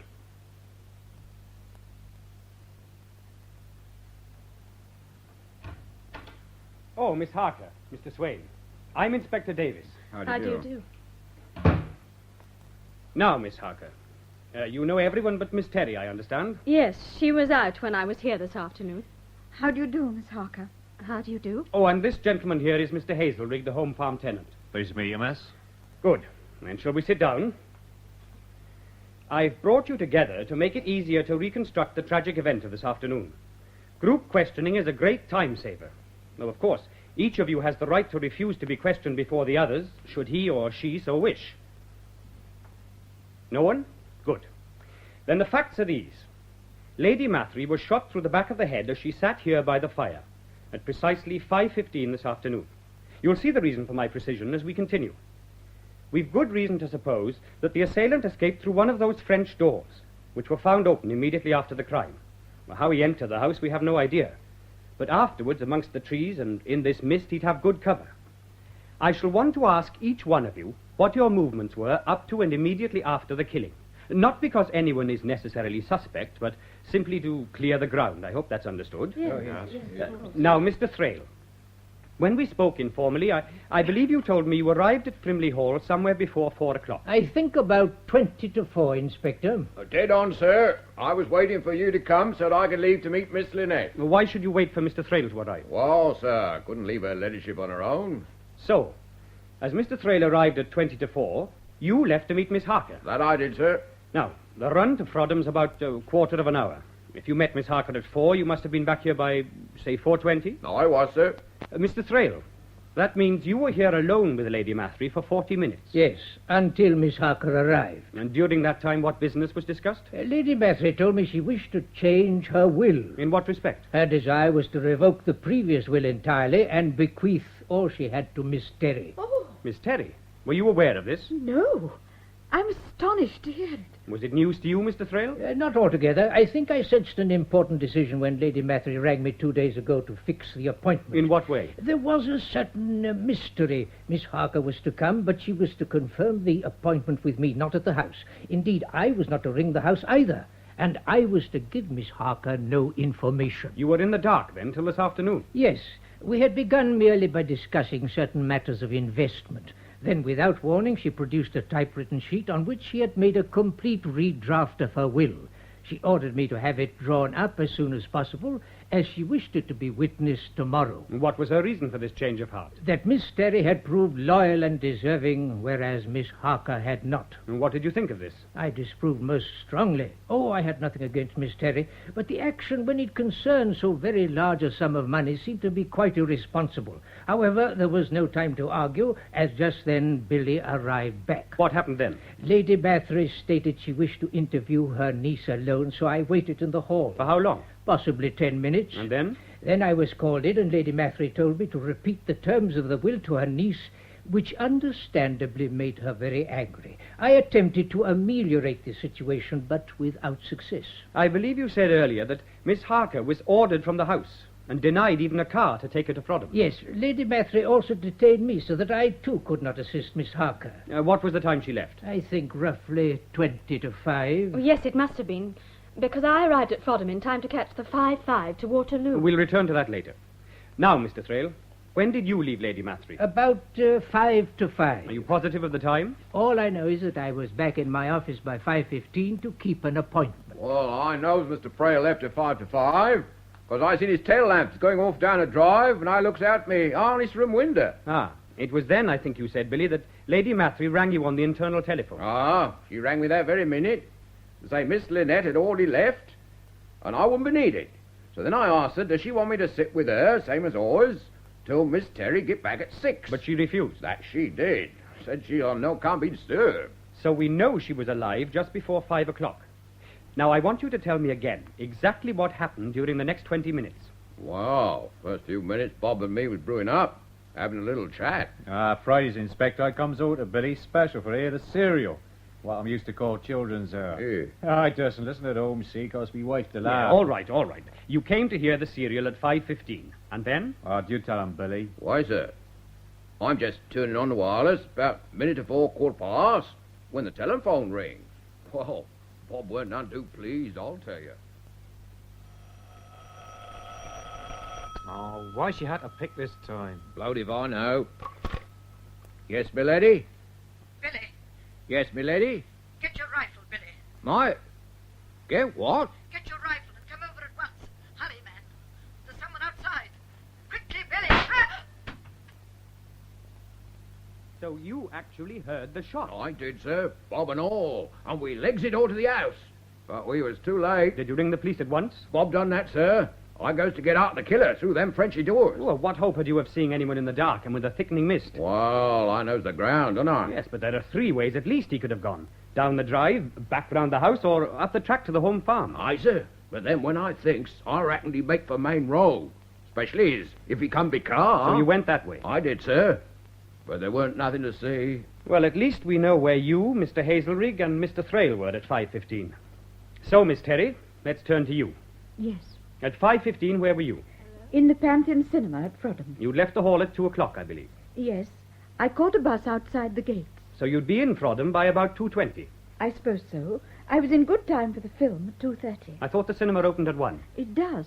But the second feature's often bad, so I usually go into the main film first, and then if I don't like the second feature, I can come out early. But in this case, you saw the whole program. Yes. Now, the program today ran 3 hours, so you must have left the Pantheon at, say, 5:30. Well, I easily caught the 5:45 bus back. And found us here when you returned at 6:05. Well, I expect it won't be hard to check with the bus conductors both ways. But I wonder if you were seen in the cinema. Well, I imagine so. It's not a big place, and being afternoon, it wasn't crowded. That leaves us with you then, Miss Harker, doesn't it? First, from the time of your arrival here at 4:20, is there anything you'd like to add that we haven't heard? I'd like to say one thing. Yes? When Mr. Thrale said I was angry, it wasn't about losing the money. I was angry because of the trick my aunt had played. Trick? She had pretended she wanted a reconciliation. When I admitted I'd be glad of one, she told me the truth about the will. That seems unusually vindictive. I think her illness had made her so. No doubt. Now, Miss Harker, will you tell me in your own words what you did from the moment you left here up to the moment you arrived in your flat at Regent's Park? It was 20 to 5 when I left. By the front door or that French door? The front. I went down the drive. I suppose in the dark you'd not notice anyone. Oh, apart from that, I was too angry. In fact, I'd got to the gates before I remembered that I hadn't said goodbye to Billy. But you didn't turn back. Well, I nearly did, and then I glanced at my watch and saw that if I hurried, I'd a chance to catch the 5:05 back to Waterloo. Just 1 hour earlier than had been intended. Yes. Weren't you rather optimistic in hoping to make the 6 miles to Frodham in 20 minutes? Well, there was a lot of traffic on the road. I got a lift almost at once from an American. Can you identify this American? Not by name. Well, then can you describe him? He was about 26, blonde, square-faced, and he was rather drunk. Yet you accepted a lift from him? It didn't show till we moved off. He drove badly? Well, the first thing he did was just miss a big blue and white van that was overtaking. In fact, the whole journey was pretty awful. Do you remember what sort of car he had? Yes, I'm good at cars. It was a Pontiac, pale green. I remember he said it was hired. He was driving it back to town because... Well? Because it was his last day in England. I see. So even if this man was sober enough to recall the precise time he gave you a lift, he may well be out of the country by now. All right, Miss Harker. Tell me about the rest of the journey. Well, he dropped me at the bottom of Station Road in Frodham. I ran into the station and found the Waterloo train just about to leave. Would a ticket collector or porter remember you? He might do, but with the rush hour, the station was pretty crowded. Quite. Now, when did you arrive at Waterloo? 6:05. It was dead on time. Miss Harker, do you remember my sergeant phoned me from your flat? I do. He told me you'd returned a moment or so after 7:30. That's right. Now, your flat's in Regent's Park. From Waterloo on the tube to Regent's Park is only a matter of minutes, but you, it seems, took an hour and a half. I was talking to a friend. I see. Where was this? In the bar on Waterloo Station. Perhaps I might have the friend's name and address? I'm afraid you can't. Why not? He was just a man I'd met on the train. I knew nothing about him except his name was Mike. Yet you sat in this bar with him for over an hour. Oh, look, I know it sounds silly, but somehow we got talking on the train. And just before we arrived, I started to tell him about my row with Aunt Nina. I think he sensed I wanted to finish the story, so on the platform he suggested a drink. Can you give me any definite point of information about this man? He was about 30, dark hair, a northern accent, brown eyes and a small moustache. He was wearing a gabardine mackintosh and he had a suitcase. At what point on the line did he get into your compartment? He was already there at Frodham. He'd held the door open for me to delay the train. Was anyone else in the compartment? No, the train was almost empty. Did this Mike tell you where he was going? Well, he may have said up north. I'm not sure. And there's nothing else about him you can tell me after a total of 2 hours' conversation? I'm sorry, no. I see. Well, thank you, Miss Harker. Is that all? For the moment. In fact, everyone's free to go. We'll notify time of inquest. Thank you, Inspector. I shall be in my room, should you want me. Lynn, how do you feel? I'm all right. Oh, give me, Mr. Swain. Miss Harker, I forgot to ask. Are you returning to town tonight? No, not tonight. In fact, I may have to stay on here for several days. No, family matters, yes, of course. We can reach you here at the hall, then. No, not at the house. I couldn't. We'll be putting up locally, Inspector. Well, if you want a good hotel, sir, I could recommend the Raven at Frodham. I'd already decided that would be a good place. Thanks, Inspector.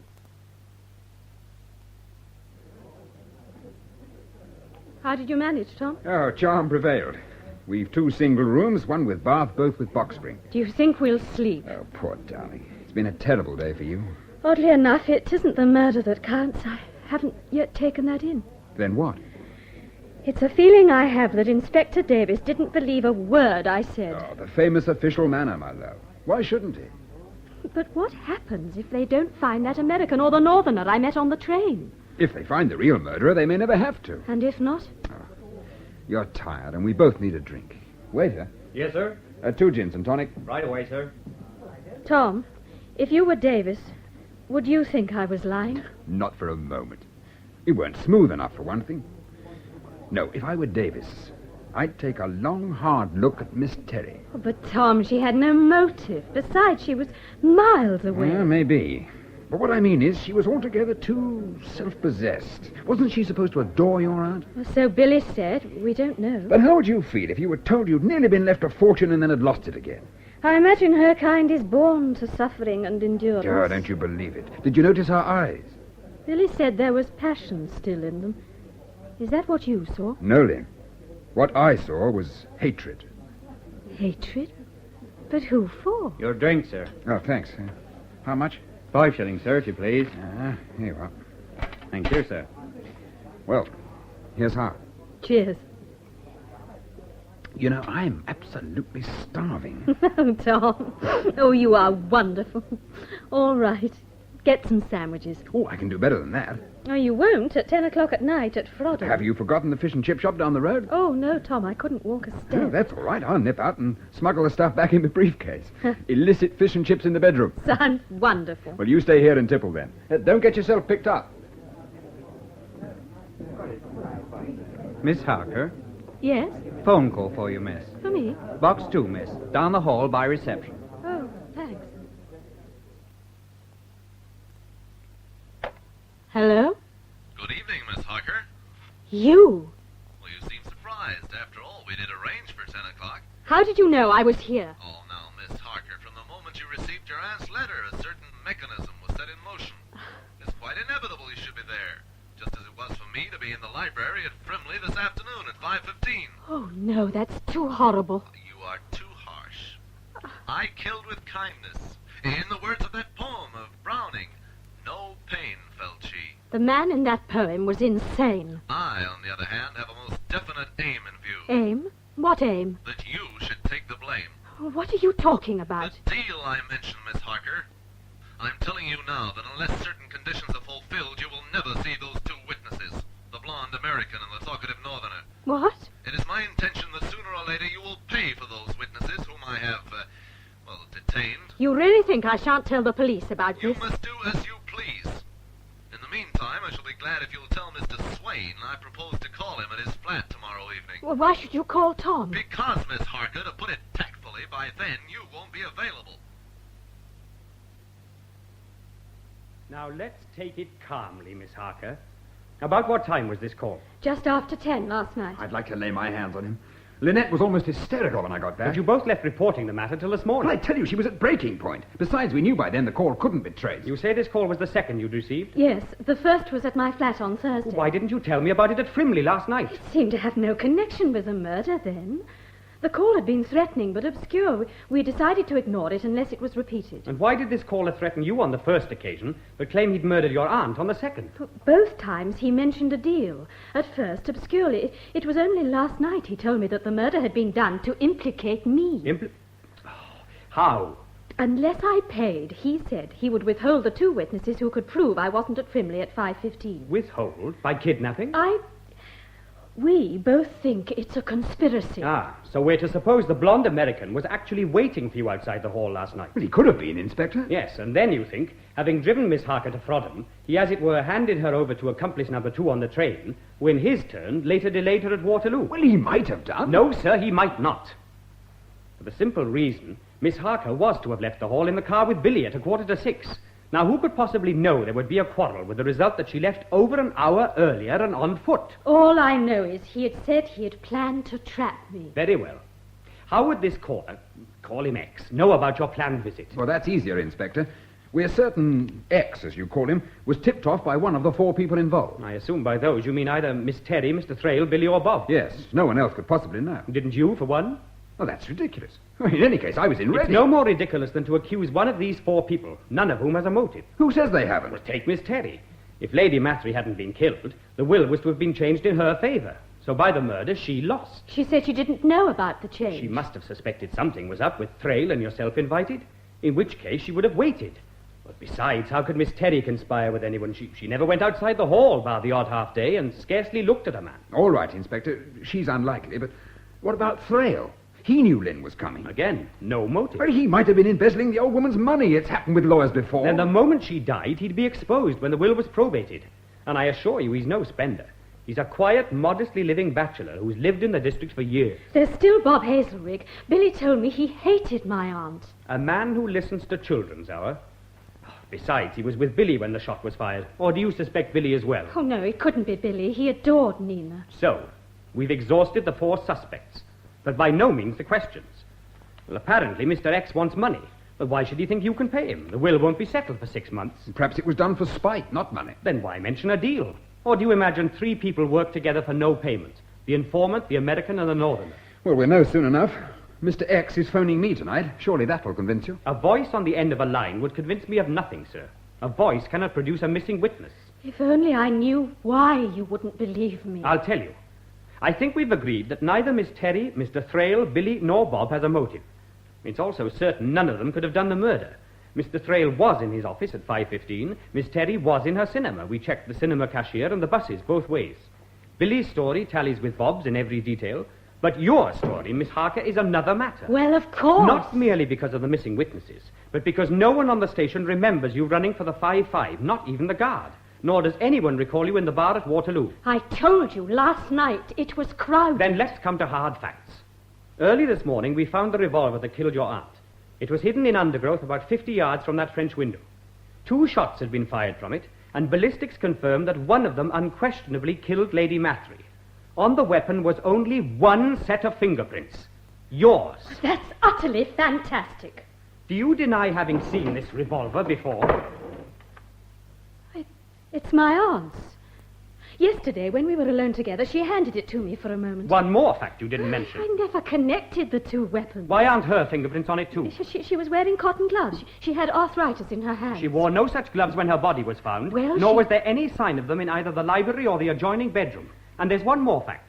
Miss Terry has told us Lady Mathry never owned a revolver. Do you believe her? It seems easier than to believe your story. Inspector. Now listen, you're intelligent people.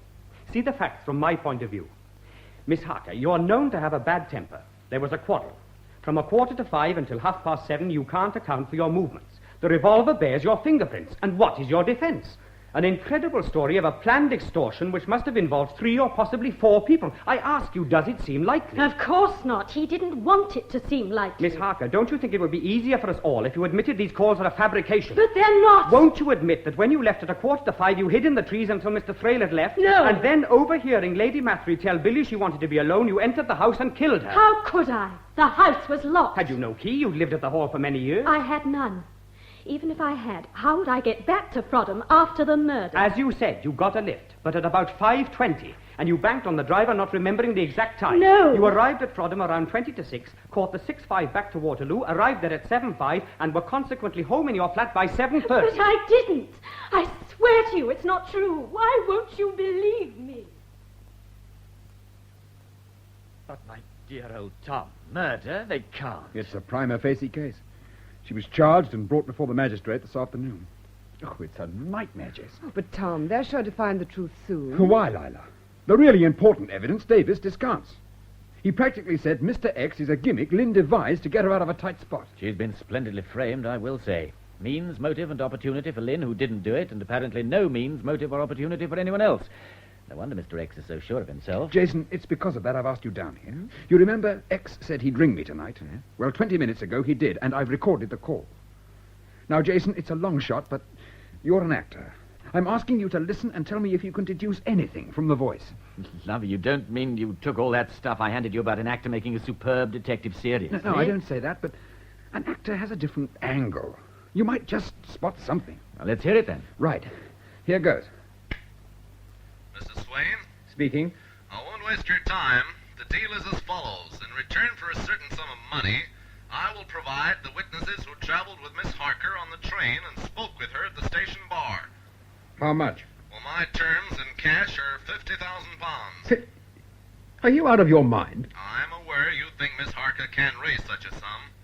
But if you see Mr. Thrale on Monday and explain everything, I guarantee he'll indicate a way. And what sort of guarantee do we get that this witness will appear? There's only one guarantee, Mr. Swain.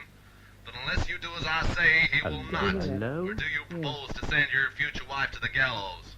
I may tell you that at the moment she doesn't believe you hold a witness. Oh, well, then ask her if she remembers the three-piece suite and the black marble clock. The what? She'll know.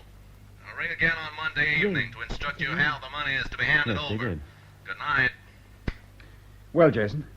Well, Tom, we've both spotted a sweet smell of grease paint. It's an act, of course. Mr. X is no American. I noticed he said ring for call myself. Besides which, the accent wobbles from a curious deep south to an even curiouser Chicago. But, I'm not concerned with the accent, but the effect he wants to produce. Meaning? It's a sort of magician's act, where to think he's all-powerful, yet quite invisible. He's not doing badly. Davis doesn't even believe X exists. But then Davis isn't rooting for Lynn, as we are. Even so, he's behaved in a very unpolicemanlike way. How? You remember you suggested that X could only have found out about Lynn's visit from Miss Terry, Thrale, Billy, or Bob? Yeah. All right. What did Davis say? He said it was impossible. None of them had a motive. You see? He'd forgotten that in crime, as in a conjuring trick, you don't first ask why, you ask how.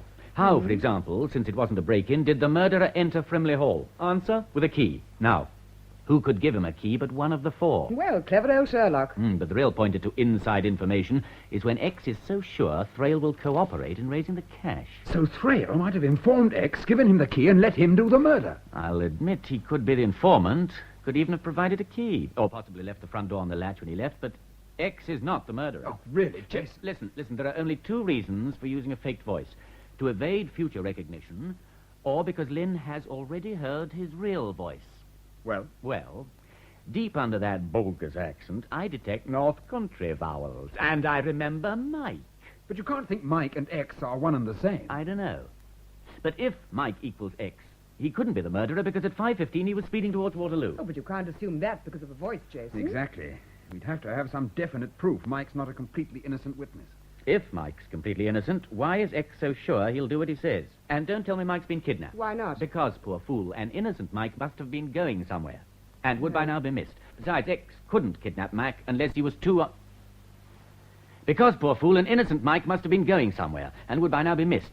Besides, X couldn't kidnap Mike unless he too was on the train. No, as soon as you analyze Mike's actions, it's obvious his purpose was to isolate Lynn. Why else did he open the compartment door for her? Why else did he delay her in the bar at Waterloo? And think how little he said of himself in an hour and a half's conversation. All right. Assume Mike's an accomplice and possibly X himself. If he's not the murderer, and if it wasn't any of the four obvious suspects, who was it? I know. The American and the Pontiac. My dear, I dismissed him ages back. He's got absolutely nothing to do with any of this. Well, prove it. Look, he dropped Lynn at Frodham 2 minutes after 5, right? Right. He then had to turn his car, make the 6 miles back to the hall, park his car, proceed through the grounds on foot, and reach the library in just 13 minutes. Simply couldn't be done. But he could still have been an accomplice. No, Davis spotted the flaw in that. No one could possibly know Lynn would quarrel with her aunt and leave on foot. I've just thought of something. If no one could know when Lynn would leave Frimley Hall, how could Mike know which train Lynn would catch? Oh, that's easy. He was early at the station, hung about till he saw her, and then nipped to the train just ahead. Wrong again. If he were over an hour early, as Lady Bracknell says, he'd expose himself to comment on the platform. Oh, all right. You tell us how. Isn't it obvious the real murderer at Frimley tipped Mike the wink Lynn was on her way? How, Jason? By phone, presumably. There's no phone box anywhere near the hall. Then from inside. Yes, and Thrale was there at the time. But the phone stood right beside Lady Mathery in the library. Well, he could easily have used some innocent code word as a warning. It certainly looks like Thrale's your man. Yes, I'm sure of it. Miss Teddy would have lost by the murder. Bob could never have organized it, and Billy's the last one on earth to have tried. Thrale, then, assisted by 2 outsiders. I'd give a lot to know what he's been up to during the past few weeks. Isn't it Friday night we're concerned with? No, Tom. The conjurer did his act very nicely and convinced his audience. But a conjurer has to prepare his act and clear up afterwards. Before or after, that's where we'd nail him. Would you be interested to try, Jason? What? We found out more in half an hour with you than in 2 days with Davis. Aha, but the big rule in detective fiction is don't cross the police. If I go round questioning people, Davis will clap me an eye. But a little discreet investigation into the background of those concerned, surely that would do no harm. Well, you know, it's intriguing. A detection where none of the direct participants would be questioned. You'll do it, then? Provided you go straight to Thrale tomorrow and tell him with tears in your eyes how you intend to cooperate with X up to the hilt. And while I'm lulling him into a sense of security... I shall be lurking in the background asking subtle questions. Beginning, I think, with Billy, who, from what I hear, seems to be a man of strong opinions. But, Jason, why on earth in the middle of Frimley Woods? The morning's fine, the walrus said. Do you admire the view? Well, if you mean the view of the hall through these binoculars, then no. I suppose you'd approach the front door and announce to Miss Terry you'd come to investigate a murder. I certainly wouldn't expect Billy to appear out of a bush in Frimley Woods. Does it occur to you that at any minute Billy will have his lunch? Oh, I see now. You think he'll come up this track through the woods? By golly, yes. Well, what is it? Here he comes now. Hmm? Now, it all depends on whether he makes off down the drive or turns up here towards us. Oh, yes, you're right. Yes, he's coming towards us. And the dog. Dog? He's got an Alsatian with him. Quiet, you know. Quiet, damn ya. Good morning. That's a fine dog. She don't like trespassers, nor yet getting reporters. If I was you, I'd make back for Main Road. Yeah, but we're not reporters. Yeah? Billy. How'd you know my name, eh? Billy, we're friends of Miss Harker's. If that's it, why's you lurking about up here, eh? There's something we have to discuss with you in private about the murder. Yes. You mean away from Miss Terry? Yes. So you reckon it was her, do you? Like me and Bob? Well, we're not quite certain. Oh, of course she did it. What she did was go in a picture house bit of front and slip out the side. Bob read where a woman done that in a thriller. It's in every thriller, I believe. Only thing is, how'd she get out here and back again? Too dangerous to beg a lift. She can't drive. You're sure? Well, why's she been catching buses, Elsie, 3 years past? She can. Besides, where'd she get a car from? She'd been out in Frodham. Yes. Then why do you suspect her? 'Cause the inspector said whoever 'twas had a key. Yes, but it's possible an outsider could have got one. Now, just you wait. They reckons the killer got in just after Mr. Thrale left, didn't he? Between 5 to 5 and 15:15. Well, now, I'll swear during that time, Juno here never barked. So it was someone what she knew. Where's the dog kept, Billy? Outside her back door on a chain. Used to run wild, but then she got a bit savage, see? Could you be sure she'd hear someone creeping up the house from the front? Oh, remarkable fine ears, that has. And if she don't know someone's step, she barks. That's why I told that Davis 'twas Miss Harker. See, Juno didn't know her. Ah, very good point, Billy. Unless possibly someone entered the house earlier that afternoon. How could they? Right in the front driver cleaning the car till Mr. Thrale come. Can you be sure Miss Terry didn't leave a door or a window open somewhere on the far side? Oh, I can. See, when she left at 5 to 2 for the bus, I remember her stopping me to ask I should fix a nail on the cellar door where she'd scratched her hand. Yes, but that doesn't... Now, let me finish. Last Friday was my old woman's day for cleaning at the hall. And it was her went round the place, locking up. And that didn't leave till 1:30. I see. So you're certain no one might have slipped in when you didn't notice? I was right there, slap before the house, I tell you. What's more, every few minutes I go across the library window, take a peep at her ladyship. Why was that? Well, she always had a nap from 2 to 3:30, and I'd keep watch like. Oh. In fact, I had to wake her at 3:30 by tapping on the glass. I suppose you could see Bob Hazelrig all the time, too. He was down by the lake from start to finish. For a minute, round 3:25 when he come up to borrow a match. So you were at the front of the house, the dog at the back, the place locked, and there were no visitors. Right, sir. Less than you counts the laundry, in course. Huh? But he don't even get out the van. He's that scared the dog. How can a laundryman deliver if he doesn't get out of the van? Well, he drives round the back, see? Slings out the clean stuff on the kitchen porch. Carries on round the yard till he gets to the wall where we leaves the dirty. And then picks that off the top as he goes by. Oh. Just for interest, when did he come? 3 o'clock, near enough. I suppose you know the driver. Oh, I does. He'd been a driving for Frodham Laundry best part 3 years.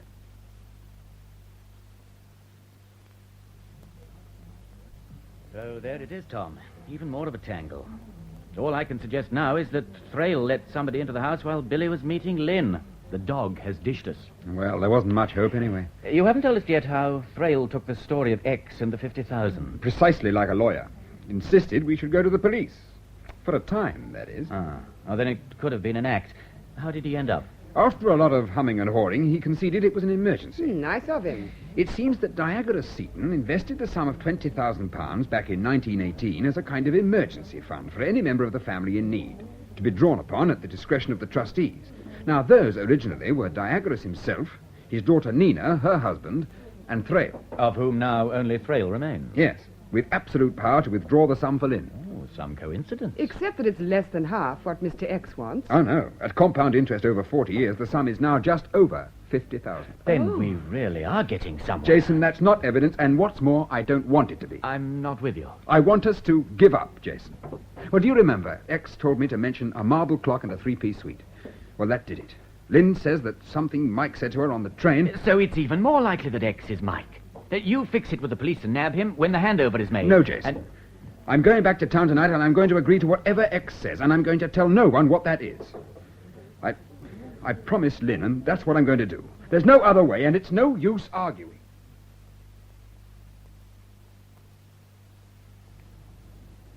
He was really scared, wasn't he? Scared.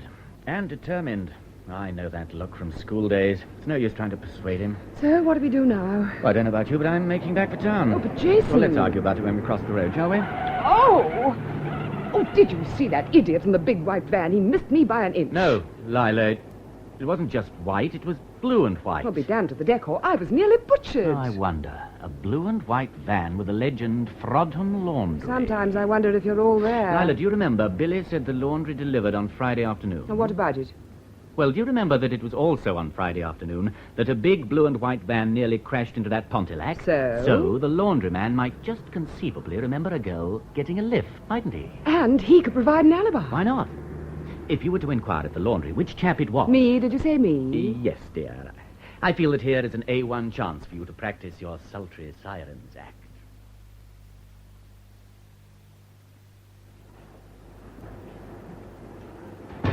My secretary says you wish to see me, Miss James. So very kind of you to spare the time, Mr... Frisbee, Mr. Frisbee. Oh, you are the manager? I am, yes. Oh, you see, it's such a big laundry that I didn't expect anyone so young or so... Oh, well, we're pretty progressive, you know. Yes, pretty progressive. I'm sure you have a hand in quite a lot of things, eh? Oh, well... For example, the colour scheme of those delightful vans of yours. Van? Yes, it's because one of them that I'm here, Mr. Frisbee. Oh, not a collision, I hope. Oh, no.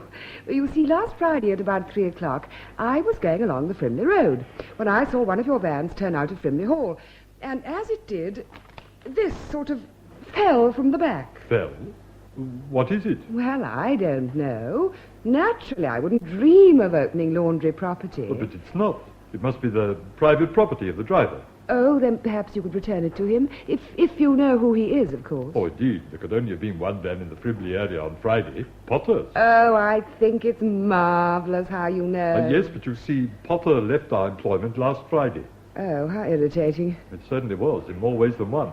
Oh, but you wouldn't be interested in that. Oh, but, Mr. Frisbee, you've no idea how interested I'd be. Oh, well, you see, he let me down. Oh, dear. Oh, he gave notice in the usual way. But because he'd always been such a respectable chap, worked here almost 3 years, you know, I made an exception in his case, stamped his cards up to date, gave him his money at lunchtime. Yes? He told me the train to catch right after work. And then when I went into the transport section at 5, I found his van returned. Left half an hour early. Well, Mike Potter needn't apply for references to me. Mike Potter? Is anything the matter, Miss James? No, I mean, what a pity we've no way of tracing him. I don't suppose you know where he was going? Only somewhere up north. But of course he had lodgings here. No doubt his landlady has a forwarding address. Mr. Frisbee, I don't suppose you could find her address for me? Yes, I think I have it here in the file. It's tempting, Lila. It's terribly tempting. So you agree that Mike, alias Mr. X, could also be this laundryman? Well, the facts fit.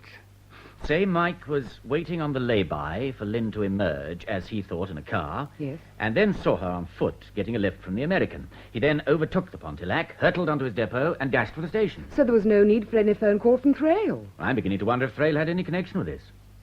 In fact, I have the beginning of a superb idea. The way the murderer got into Frimley Hall. Well, come on, then. You remember, Billy said the van went round the back of the house but didn't stop. Yes. Well, what if, during the split second the van was out of sight, a passenger had jumped from the back? A passenger who not only knew the dog, but who also had a key. A passenger whom we now know couldn't have been Thrale, Billy, or Bob. But Miss Terry, driven there from Frodham. Yes, Jason, it fits. Let's try it for time.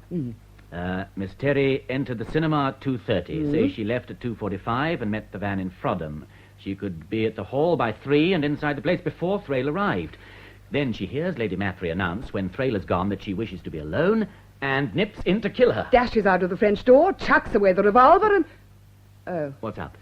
Well, how did she get back to Frodham in time to catch the 6:15 bus? She had, say, 25 minutes plus. How about if she'd hidden a push bike among the trees? In the dark, she'd not be recognized on the road. I suppose she could have done, though I can't really see her on one. Or for that matter, it seems awfully hard to connect that genteel lady's companion with a North Country van man, doesn't it? They've both been in the district 3 years. That's something. And there's still not a vestige of motive. Well, that may come if we can once prove a link between her and Mike. And obviously the place to begin is the chap's digs. Oh, no, he didn't leave no forwarding address, not Mr. Potter. He didn't have to, if you follow. I'm afraid I don't, Mrs. Beasley. I mean, he'll be back, see? Back? When? Well, I couldn't say, I'm sure, but it stands to reason he'll come back for his scooter, doesn't it? Oh, yes, I noticed it in the lane beside the house. Besides, he'd never go off and forget old friends, not Mr. Potter. Ever such a nice lodger he was, never no nasty drinking or noise. Happy as a standboy, just watching the telly or going to the local rep. He liked the theatre? Oh, crazy for it he was. Collected all them old programmes and theatrical pictures. I used to tell him, you could be an actor yourself, Mr. Potter, with your looks, but he just smiled. Shy, you know, not even a girlfriend. Perhaps if I leave this parcel with you, Mrs. Beasley, you could return it to him when he comes. Well, of course I will. I'm glad you caught me in. I'm usually down the factory till 6. Goodbye. Oh, yes. Ta-ta, then. Come on. I wonder what he'll think of that parcel if he ever opens it. 3 packets of potato crisps. Well, at least the connection between Potter and Miss Terry is getting clearer. 10 to 1, he wasn't really a vanman at all, but an actor. I always said there was a smell of grease paint about this. Both of them apparently shy and never meeting the other sex. Oh, by the way, what about the motor scooter? Miss Terry could have used it to get back to Frodham with. Mike just unloaded it from his van, you mean? Yeah. It was dark by then. Mrs. Beasley probably at her factory, too. So if Terry wore a snowdrop helmet or those plastic slacks, she'd pass for a man at a distance. But we've still no real evidence to prove the connection. How do we do that? Find out about Miss Terry's early life. Possibly that's where their paths first crossed. Oh, that won't be easy. Well, I imagine Lady Mathery would only have employed someone through a really good agency. So tomorrow we'll start on a whole lot of phoning. Lila! I've done it. I phoned this place in High Holborn, Pamela Agencies Limited, and they know her. Well, after 23 phone calls, I should hope someone did. They weren't very keen to give her back history, but I spun them a tall story about locating her for a legacy. Well, come on, then give. Right. Terry, Edith. Born Watford, 1932. Attended Linwood School, Bushy, 43-48. Trained as a nurse in Bridget's Hospital, Penge, 48-51. First post with a Mrs. Yarrow of Edinburgh, who died in 55. Then employed by the Bellinger Clinic, Sloane Square, until July 59. Left for private reasons. 3 months later, in late September, she took up her post with Lady Mathery. Well, it sounds singularly unsensational, doesn't it? One thing's a bit odd. Why did she leave the Bellinger Clinic, which is wildly opulent, for Lady Mathery? And why the 3-month gap in between? Are we to ask at the clinic? Sooner or later, we're going to work right through her career. I suggest we start at each end. I'll tackle Linwood School and her background at Watford. You interview the head of the clinic. All right. I believe he's a very handsome doctor who resembles Herbert Long. Handsome? He was divine. I tell you, Jason, the moment I'm rich, I shall live at the Bellinger Clinic. Never mind that. Did you find out why Terry left? Yes, to nurse a sister up in Northampton. Then it must be true. What? The headmistress of Linwood School told me the same thing. Well, how did she know, for heaven's sake? It seems she was quite a friend of Edith's, ever since she left school 14 years back. I could just imagine Miss Terry writing letters to her teachers. Some people never leave school. It's thanks to those letters I got an admirable sketch of her career, at least up to 3 years ago. What then? Then the letters stopped. That 3 years keeps cropping up, doesn't it? Yes. Anyway, till then our Edith was a paragon of virtue. Popular and clever, the joy and support of her widowed mum, who died in 49, and the inspiration of St. Bridget's, where she trained as a nurse. How did she inspire men? Meaning anyone called Potter. It seems she preferred the ideal of service. However, there is one extremely interesting fact about her. Which is? Her sister. Oh, the one she went off to nurse in Northampton? The same, Violetta. In 1947, the year before Edith took her school cert, Violetta disappeared. Don't tell me. Into white slavery. Worse, onto the stage. She found some disreputable fellow in Godalming, of all places, who signed her for a fit-up tour in a sort of third-rate dancing troupe. From then on, she went from strength to strength, ending up at about 100% proof. So she'd taken to the demon drink. Like others before her in this harsh profession. However, in 1956, she found the Torcliffe Repertory Company and romance. Romance in rep? Well, not quite in rep, in the Variety Theatre opposite. The gentleman in question was known as Marvo, the Man of Mystery. They married. Don't tell me they lived happily ever after. Not quite. By 1959, Violetta was back on the old bottle, and it was then Edith was called in to nurse her. And, my Lila, Edith fell for Violetta's husband. Did the schoolmistress tell you that? No, but I can't see any other reason why he should leave Northampton and take up work as a laundryman in Sussex. You mean... Yes, my love. Violetta's husband, alias Marvo, the Man of Mystery, was christened Michael Potter. Jason! We've actually done it. We've made contact. Yes. Yeah, we've quite a case against Miss Terry, given just one really malicious witness to demonstrate they did fall in love during those 3 months. Violetta? If we can trace her. After the desertion, she'd hardly go on living at the same address. Still, there may be neighbours. But we don't know the address. Oh, yes, we do. Edith wrote to her mentor twice from there. At Elm Cottage, Rinham, near Northampton. And tomorrow, my love, that is where we shall be.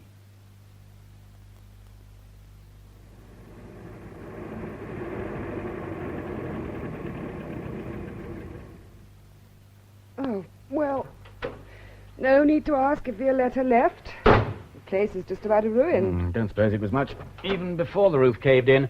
Oh, what a place to choose. A mile outside the village. Only the one house opposite. It's not just a house. It's one of those country shops.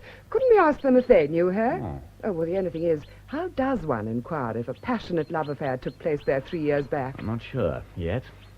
We'll play it by ear. Come on, in we go. All right. Good morning, sir. Good morning. I wonder if you can help me. I represent a firm of solicitors who wish to trace a Mrs. Violetta Potter. I believe at one time she lived opposite. Well, yes, sir, but... Yes? Well, sir, Mrs. Potter's been dead these 3 years. Oh, dear. Most unforeseen. Why, the papers was full of it at the time. Proper local drama it was, especially for us. You see, it was my hubby saw the car plunge over. Oh, shocking. One moment, Mrs...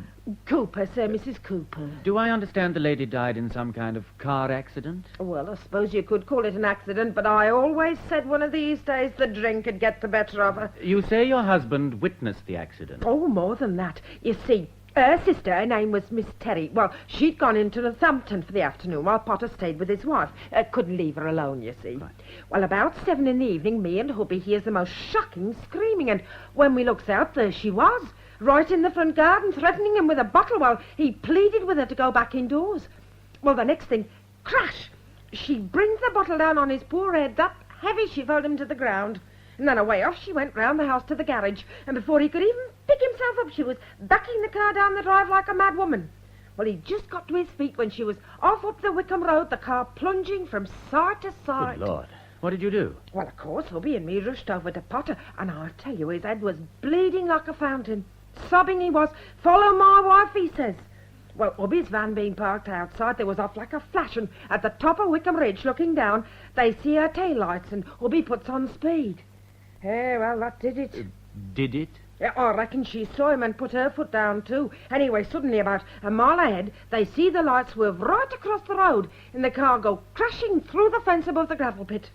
Well, by this time, hubby and Potter was down the slope after her, but by then the car was aflame.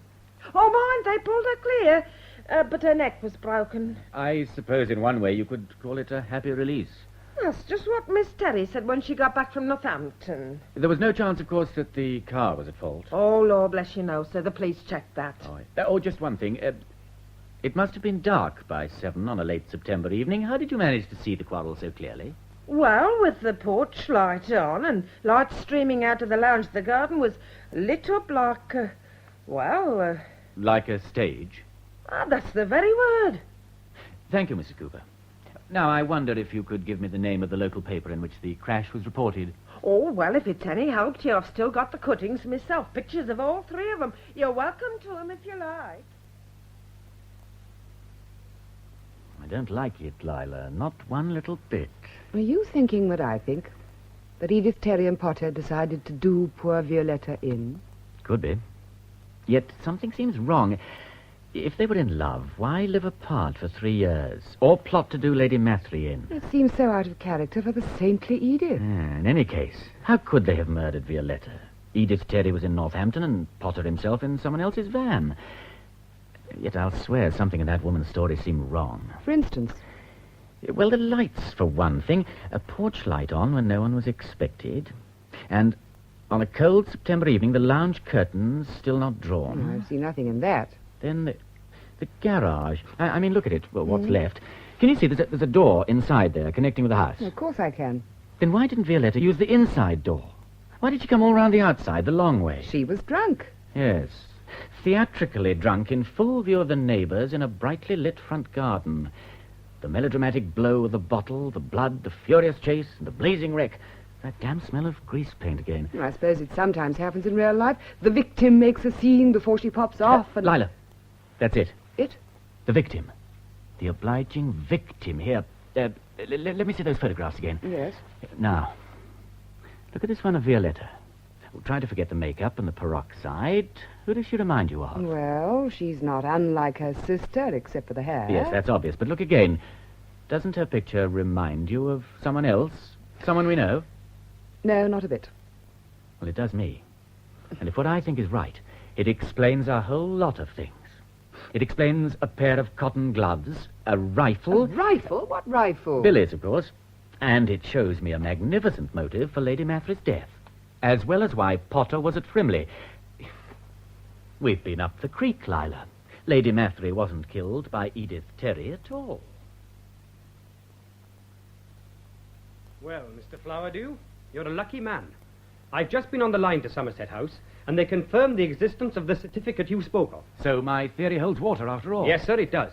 So what will you do, Inspector? Well, for one thing, I shall put Mr. Swain under surveillance right away. What's more, if we can get a permit, we'll have his line tapped. Now, let's see, it's Thursday today. Swain was supposed to have been hearing from Mr. X on Monday evening. That's right. Then by now he should be well on the way towards getting the money out of Thrale. In fact, the supposed handover will be at any moment. I was wondering, would you like to be in at the kill? Oh, Inspector. Would? Good. Then if you'll hold yourselves in readiness, as they say, I'll be giving you a ring.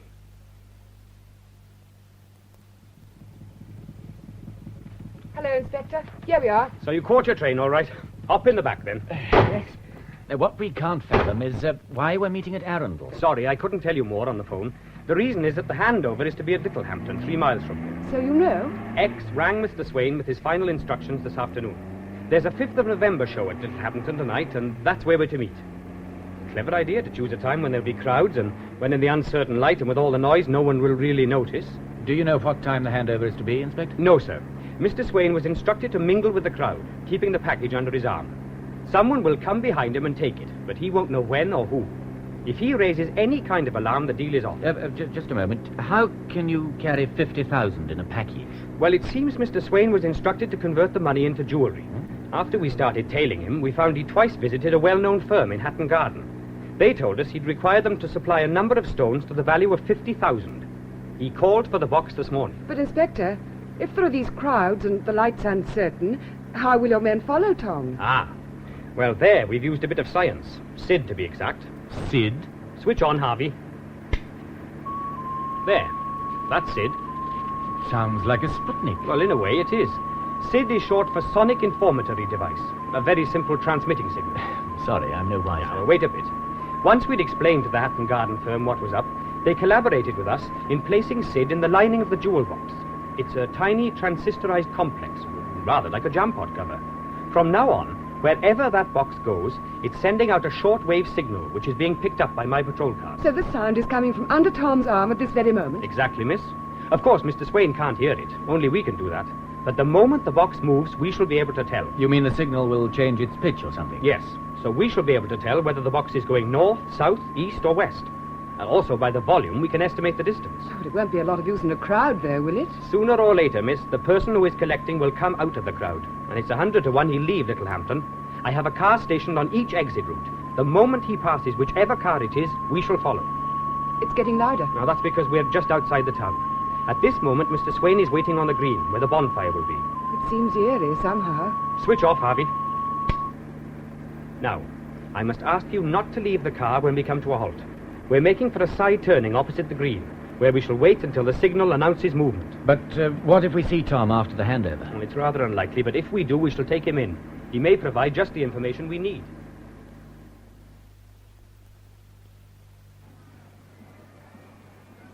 What time is it, Harvey? Just after 8:30, sir. They should be coming in a minute now. Wind down the window. Yes, I can hear the band. Harvey, we better check positions. Sir. Control B Bravo 2020 over. B Bravo 20 to control. Standing by, over. Control B Bravo 21 over. B Bravo 21 to control. Standing by, over. Control B Bravo 22 over. B Bravo 22 to control. Standing by, over. Control B Bravo 23 over. B Bravo 23 to control. Standing by, over. All cars in position, sir. Switch on the signal, then. Now we have to wait.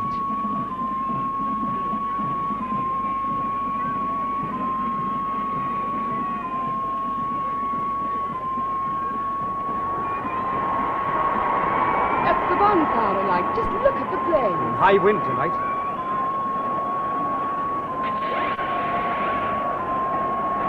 I say, I'm rather careful to rock. Inspector, signal change, sir. Which way? Eastwards, going towards Rustington. 121. Control to be Bravo 21. Suspect moving eastwards. Stand by to report maximum signal. B Bravo 21 to control. Roger and out. Right, Harvey. Turn into the main road and make your way slowly along the front towards Rustington. Sir.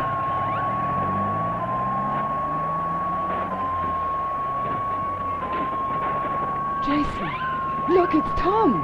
Coming out of the crowd over there. And he hasn't got the parcel. Well, Inspector, what do we do? Follow him slowly, Harvey. When I say out, Mr. Flowerdew, we'll jump from the car and rush him. All right? Right. Out! He's seen us. He's dodging down that turning. What's wrong with him? Tom, come back, you fool! Tom! Don't waste your breath. Get after him. Don't worry, Inspector. He was never very fast on the rugger fields. Keep away, Jason. I'm warning you. Don't be a fool. Get him, Flowerdew. All right, Tom, you asked for it. Damn you, Jason. Damn you to hell.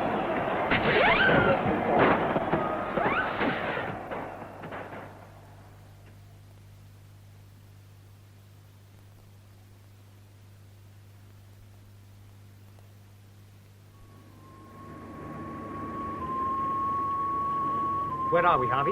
8280, sir. North of the Worthing Road. He's making for the Downs.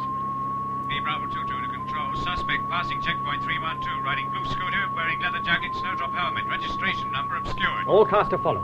Now, Mr. Swade, let's have a bit of an explanation. I'm sorry, Inspector. I panicked. I didn't want this chap to see you get me. If he thought I'd... Hold on a moment. Listen. My God, he stopped. We've got him.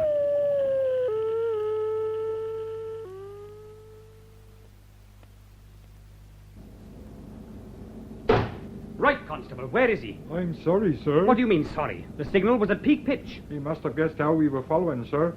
We just found the empty box thrown out in the road. On the... Well, top me. What a pack of fools not to have thought of that. Mrs. Merricker's old, sir. They've been trying to contact us for 2 hours. Seems someone rang Miss Terry at Frimley Hall just before 6. Immediately afterwards, Miss Terry ordered a taxi into Frodham. We had 2 main tailor and loser. That's all I needed. No indication of a meeting place, of course. No, sir. I have the full message here, sir. I pray you fail me not. Bah, obviously prearranged, so we lose the pair of them. I wouldn't be too sure, Inspector. What? That's a quotation from A Midsummer Night's Dream. Rude Mechanicals, planning a meeting. Let me see. Peter Quince says, I pray you fail me not. Then Bottom says something about rehearsing, and Quince replies, at the Duke's Oak, we meet. The Duke's Oak? That's the name of a roadhouse on the main Horsham Road. Well done. There may still be a chance. Come on, back to the cars. I tell you, Lynn, you never saw anything like it. The two of them were sitting at this table in the cocktail lounge. Then the inspector walked across. The moment she saw him, she stood up and she began to scream. I don't know if it was rage or fear, but it took 3 men to get her outside. Oh, how horrible. I'd say she was one of the few entirely evil women I've ever arrested. It's obvious Potter was afraid of her, as well he might be, of a murderess twice over. Twice, did you say? Oh, yes, Mr. Flowerdew discovered the earlier one when he was investigating the family background. It's really the clue to this whole affair. I'm sorry, I just don't understand. I see, Lynn. I discovered that Edith Terry had a sister called Violetta, who'd been killed in a car crash. And what put me on the scent was that Violetta's photograph bore a strong resemblance to you. Me? Yes. So I did a bit of research at Somerset House, and I found out something which at last gave me the motive for the whole affair. I found that Edith and Violetta were your cousins. What? Don't you remember your Uncle Ralph who married that actress? What? His widow was left with 2 daughters, Edith and Violetta. The mother, with a love of the stage and a hatred for the Seatons, changed her name to Terry. She knew about the trust fund, you see, and deeply resented the fact that the family wouldn't help her. My cousins? Now, the one daughter, Edith, harboured no thoughts of revenge. It was Violetta who for years kept tabs on Lady Mathry and schemed out how a murder might get her the £50,000. Then, in 1959, came her chance. Lady Mathry advertised for a companion. Well, plainly, Violetta couldn't apply for the job, but Edith could. What's more, when the police investigation came, she would appear to have a completely blameless background. So she somehow bullied Edith into taking the post. No, I'm afraid something went wrong. Edith either refused to be a party to the conspiracy, or even said she'd expose the plot. So what happens? Violetta and her husband rent a deserted cottage, lure Edith there with a tale that she's needed to nurse her sister, and then murder her. But what did that solve? It meant, my love, that Violetta could take Edith's place. But they didn't even look alike. No, Violetta was a peroxide blonde and Edith was a plain little mouse. But essentially their bones and build were the same. It's easy enough to dye one's hair brown, wipe off makeup and don sensible tweeds. The rest would be acting, and Violetta was a good actress. She became her sister. Except, of course, she couldn't write to old friends. But, Jason, how did they manage to make it seem that Violetta had driven off and crashed the car? I think it went like this. On the morning Edith was due to go into Northampton, in fact, she was drugged. While she was unconscious, Violetta and Mike bleached her hair, applied a heavy makeup, and put her into some tarty clothes. Meanwhile, Violetta dyed her hair brown, removed her makeup, and donned Edith's clothes. Then, as Edith, she took the bus into Northampton. I think she must have had a push bike waiting there in the public stand. As darkness fell, she cycled back by some secondary road, hid the bike near the gravel pit, and got to the cottage over the fields. No one saw her. Meanwhile, Potter had placed the unconscious sister in the front seat of the car, hunched up below the level of the window. When it was dark, he opened the garage doors. Now, all Violetta had to do was slip on a flashy topcoat and a blonde wig, and she was ready to stage that loud, melodramatic scene in the front garden. So that was why the lights were on, for the neighbours to see. Right. She crowns her husband with a bottle and drives off. Potter follows with the neighbour. Violetta steers for the gravel pit. At the last moment, she jumps clear while the sister crashes to her death. All she now has to do is remove the blonde wig and the topcoat, grab the hidden pushbike, cycle back into Northampton. There, as Edith once more, she catches the outward bus and arrives to find her supposedly wicked sister dead. And so she was free to take the job with Aunt Nina. Yes, but remember, it wasn't going to be enough just to kill your aunt. You had to appear to be the killer. Now, that could only arise as the result of a row over the changed will. Also, you had to be invited down to Frimley, and Thrale informed of the fact. Yes, but how could Violetta be sure that would happen? She wasn't. Your aunt never wrote that letter, or phoned Thrale. And on that afternoon, you didn't interview your aunt at all, but Violetta giving the performance of her life. But that's impossible. Don't you remember the room was rather dim, and that somehow you sensed your aunt was different? Add to that the fact that Violetta had 3 years to study your aunt, and that to some extent she had the family features. Wasn't at all impossible. But where was Aunt Nina at that time? In the adjoining bedroom, I imagine. You see, she'd been given some kind of sedative by Violetta just before she left at 2 that afternoon. As she sat in her chair by the window, Billy would merely assume the old woman was napping as usual. But later he saw her wake. Now think.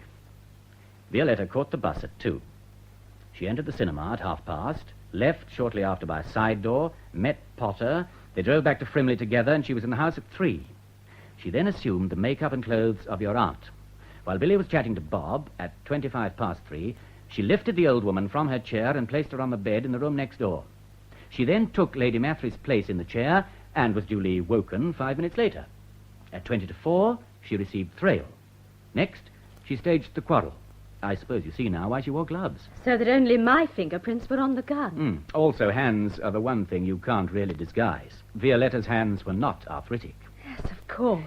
Well, now, the moment you and Thrale had gone, she rang Billy to say she wasn't to be disturbed. That left her 20 minutes to put on her own clothes and cover them with a motor scooter outfit. Next, she lifted Lady Mathry back into her chair and, still wearing the cotton gloves, shot her. That would be, say, at 14 minutes past 5. She then opened the French doors and rang Billy to announce a supposed intruder. But the shot he actually heard was a second one she fired out of the window. Then she was off into the shelter of the trees and onto her scooter. It was certainly clever. In point of fact, she'd made 2 mistakes. The first was to tell Billy to bring his rifle. A sportswoman like her aunt would certainly have said gun. And the second thing was to shoot Lady Mathry from behind. If she'd really heard an intruder, she would have turned to face him. You know, sir, I hate to steal your thunder, but you've made one serious mistake I'd have thought a theatrical man would have avoided. How do you mean, Inspector? Well, you suggested the victim in each case was first drugged and then killed. Of course, I can't be sure about the first murder, but in the second, I can assure you the autopsy found no trace of a drug in Lady Mathry's body. So how was she kept asleep? Well, no, I give up. You should have inquired a little more about Marvo, the man of mystery, sir. He was a hypnotist, and Violetta had been his assistant. Miss Harker, when that bullet finished your aunt, she was in a hypnotic sleep. So that's why Potter said she felt no pain, and why Billy spoke of her as being under a spell. Oh, honestly, Jason, I've no idea how even to begin to thank you. No? Well, I have. You can begin by letting me bring my tiny stool and join your queue. Well, you see, it occurred to me that one day there may be disgusting progeny who deny that their grandsire was ever beautiful or talented. Yes, of course, there's a really gorgeous portrait by you to prove the fact. Well, now, I do assure you I'm quite unparalleled in that.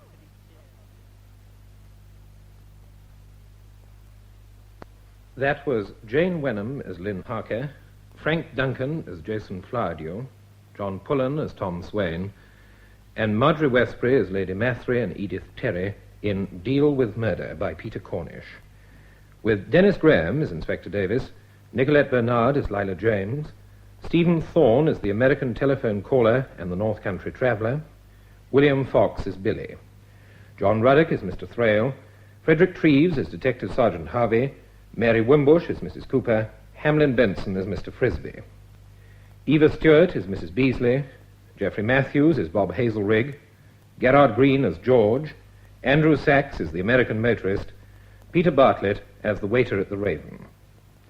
The play, which was recorded, was produced by Audrey Cameron.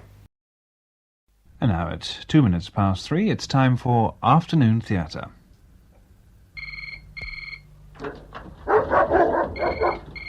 All right, Ben. Come on, boy. Out here. Grub up.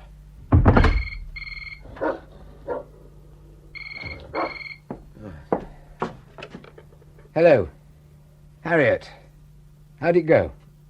Oh, tons better. Still on a liquid diet, but... yeah, we're going to have some consolation. Yes, Ben's having his supper right now. I didn't forget. Look, and don't worry. Of course I'll be at Gatwick tomorrow. I'm okay now. It's just a 24-hour bug. Yeah. Sure. Give my love to Gay Perry, and don't do anything I wouldn't do. Bye. Okay, belt up, Ben! Oh, hello there. Long time no see. You better come in. It's just me and the hound, I'm afraid. Oh, for God's sake, dog! Harriet insisted we had him. We're pretty isolated here. And, of course, all the bits we keep buying. Investments against the rainy day when the books stop selling. You never know in this game. Now then, what shall it be? Gin, whiskey, vodka, Campari? And if it's not too much to ask, what exactly are you... Huh? Ah!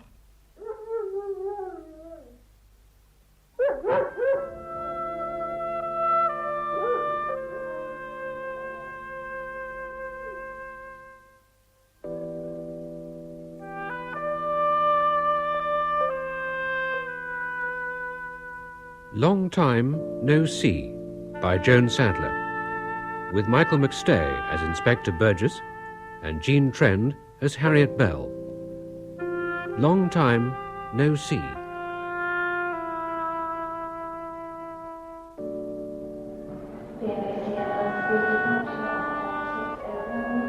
Excuse me, Mrs. Bell? Harriet Bell? Yes? I'm Inspector Burgess. I've a car. Oh, thank you. I can't believe... I was only speaking to him a few hours ago. I'm sorry, Mrs. Bell. What, through here? It wasn't raining in Paris. Oh, I think it's only a shower. My car's just there. Shall we make a dash for it? What time did you speak to him? Last night, soon after 10. The dog. Oh, he's all right. He was shut in the kitchen. Did he say he was expecting anyone? Alan? No. He should have been in Paris with me. If it hadn't been for a stupid tummy bug. How did you... Who found him? The couple who worked for you, the Pollacks, when they came to the house this morning. He'd been dead some time, before midnight, certainly. How?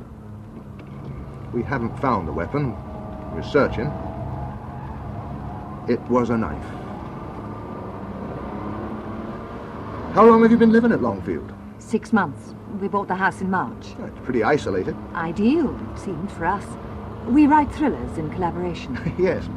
My wife and I are Harriet Allen fans. We've read them all. Really? Thank you. Who else knew you in Paris alone? The Pollacks, of course, and our agent. That's all? To my knowledge. Unless Alan, of course. Is there anyone who might have had a grievance against your husband? You think it was planned? How long had you been married? 10 years. And there was no one, I'd swear, in that time. How about before? He never said much about before, except it hadn't been easy. When did his stomach upset start? Wednesday evening. Something he ate? It's possible. He said a bug. When you spoke to him? Yes. What else? Oh, he was feeling better. Certain he'd be all right to pick me up at Gatwick this evening. Where are we going? I'm afraid I'll have to ask you to identify the mortuary at Barston. No idea of the number, I suppose. Registration letter? No, of course not. Okay, I'll pass it on. Thanks, dear. Morning, Inspector. Who was that? Policewoman Dorothy Weeks. Lives in Longfield Village and off duty on Thursday night. Overtook a light-coloured Mini near the back gate to the Bell's house around 9. Thought it might have been about to pull off on the verge or turn in. It didn't register much at the time. Thought we should know, just in case. Ah, you'll follow it up? Sure. Oh, and the checkout on Alan Bell has come through. Already? Positive, too, here. Manslaughter charge, 1967. 2 years suspended. 67, that's some years back. Still, you never know. I'll want the details. Underway. I'm leaning on them. Manslaughter. A rough boy, maybe, Mr. Bell. How's the search? Nothing yet. The gardener chap went berserk when we went through his flower beds. My God, he's a funny one. Pollack. German, I'd say. Mrs. Pollack? That's right. Inspector Burgess. Oh. Or perhaps you'd better come in. Though my husband and I told the young policeman yesterday the little we know. Oh, do sit down. Poor Mr. Bell. It's a terrible thing. In the prime of life, really. I understand it was you and your husband who found him. Well, just me, actually. Ernest went straight to the garden like he always does. I can't get it out of my mind. The dog had been sick, and worse, all over my kitchen. The downstairs lights were still on. And when I looked in that lounge... Did you call us immediately? Well, I called my husband first. I mean, I was knocked all of a heap. It was horrible. Yes. It must have been most unpleasant for you. Oh, this is a charming little place. Oh, it used to be a forester's cottage. Of course, it goes with the job. Not too far from the house. Not too close. How close? 5 minutes or so? About that. By the path through the wood. We normally take the long way round through the village. You don't get the mud. You go on foot. Lord, no. We both got bikes. Have you seen Mrs. Bell this morning? No. I give her a ring. We don't work over there Saturdays. But, of course, if there'd been anything we could do, You were with the previous owners? The Lamberts. That's right. All of 28 years. They moved to Spain for the sunshine. Ah. Laura? Yes? Oh, there's so many beans out there. Will you be freezing today? Oh, my husband, Inspector Burgess. We said yesterday all we knew. Yes, we appreciate that. Just a few odd points, Mr. Pollack. Oh, shoes off then, Ernest.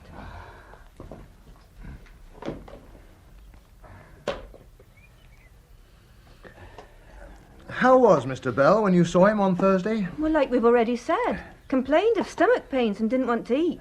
Did you see him that day, Mr. Pollack? Just a few minutes. In the morning. What about? The tomatoes. He wanted them up. Did he know much about gardening? My husband worked that garden for 28 years, and the Lamberts never once had cause for complaint. He complained? He criticised sometimes. Where do you keep your tools? Back of the house. Used to be a stable. And I'll tell you something. I made all those tool racks myself. You know, then, if anything was missing. They asked yesterday. I showed them nothing is missing. Everything is in its place. You're not from this part of the world, Mr. Pollack? I was born in Vienna. Ernest lost all his family at Auschwitz. There was an internment camp here at the end of the war. But I am British now. I have my papers. Mrs. Pollack, did you see Mr. Bell before you left? Just briefly. About 5. He said he thought a good night's rest had put him right. Did he say anything about expecting a visitor? By rights, he should have been in Paris with her. But he wasn't. He was at home. I'm wondering if he invited anyone over for accompany you. Not to my knowledge. Where were you both on Thursday evening? Here at home. All the evening? Well... Like we always are every evening. Did you see or hear anything unusual? No, nothing at all. From what you've seen of the Bells, would you say the marriage was a happy one? They work very hard. I couldn't really give an opinion. Made any friends here in Longfield? The Morgans went to dinner there once. Mr. Bell did the cooking, but not the washing up after. Any guests to stay? Colonel Ferguson come for a night. He's Mrs. Bell's uncle.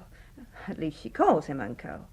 He used to live round this way, knew the Lamberts quite well. Well, how about people calling in, for drinks maybe? No, they kept themselves to themselves. And the Morgans who came to dinner, who are they? Old Vicarage, that White House by the pond. He's a naval commander, retired. Let me top you up, Inspector. Oh, thank you. An old salt doesn't like drinking alone. Yes, the wife and I had dinner up there with them once. When was it, Hilda? July the 9th, a Wednesday. He cooked. Goulash or something. Very good it was, too. We invited them back, of course, but there was always some excuse. Too busy, I suppose, all those books. Oh, what made him invite you? Wanted to pick my brains, eh, Hilda? He was quite frank about it. New thriller was to be about a drug smuggling ring, run by an old naval type like myself.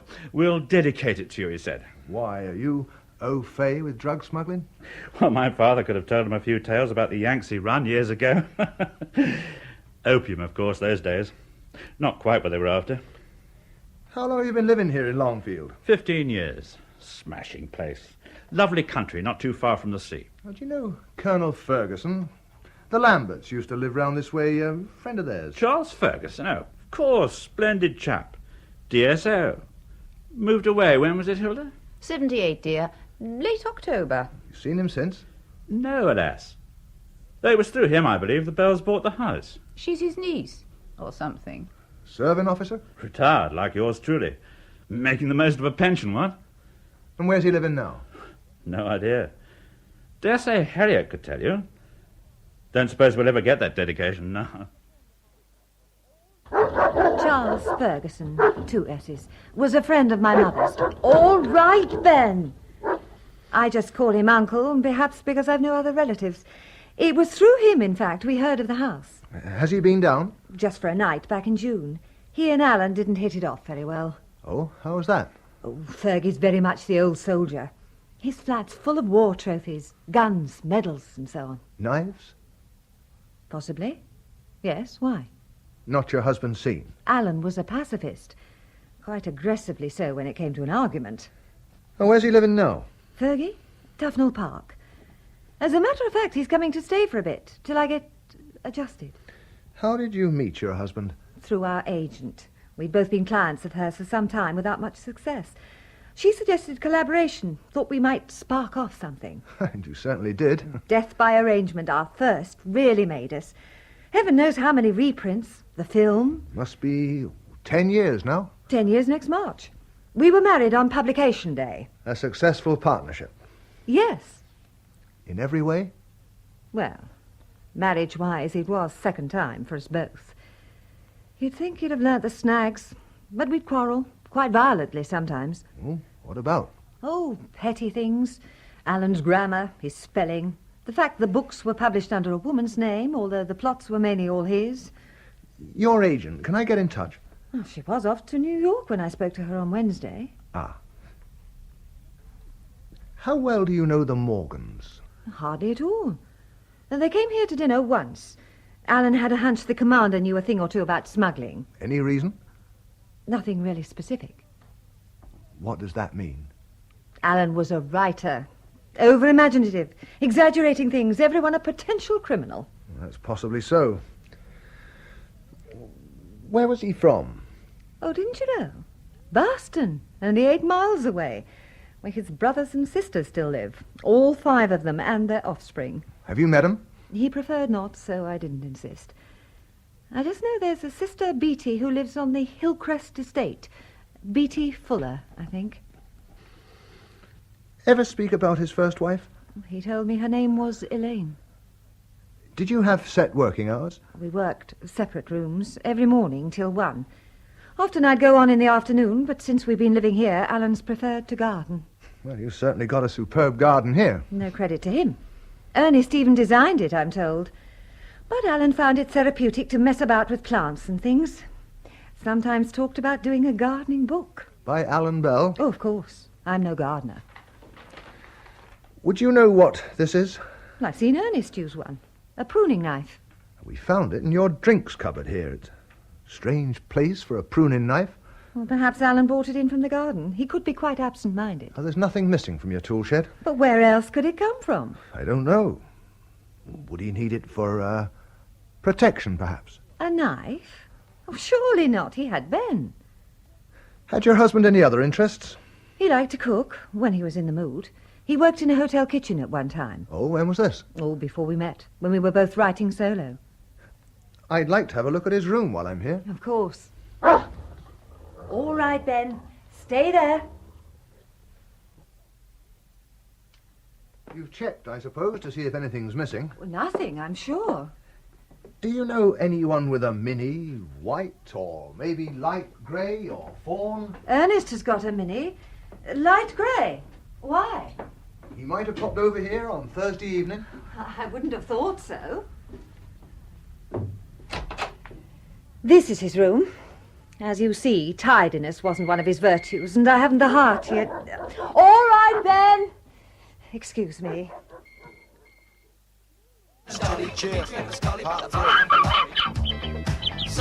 Louis, pack it in, can't you? Oh, Sharon, get his blanket and shove it over the cage. And turn that damn noise off. It's not proper. Hello? Harriet Bell? Oh, this is Beatty here. Beatty Fuller. That's right. Oh, shattered. Well, Alan was my big brother. I worshipped him as a kid. Wild he was in those days. Never dreamt he'd hit the big time. Not that we've seen much of him since he did. It's about the funeral. I see. Well, when you do, perhaps you'd let me know. Fuller. That's right. We're in the book. OK, Harriet. Of course. Well, as you wish. Goodbye, then. Ice cold, she sounded.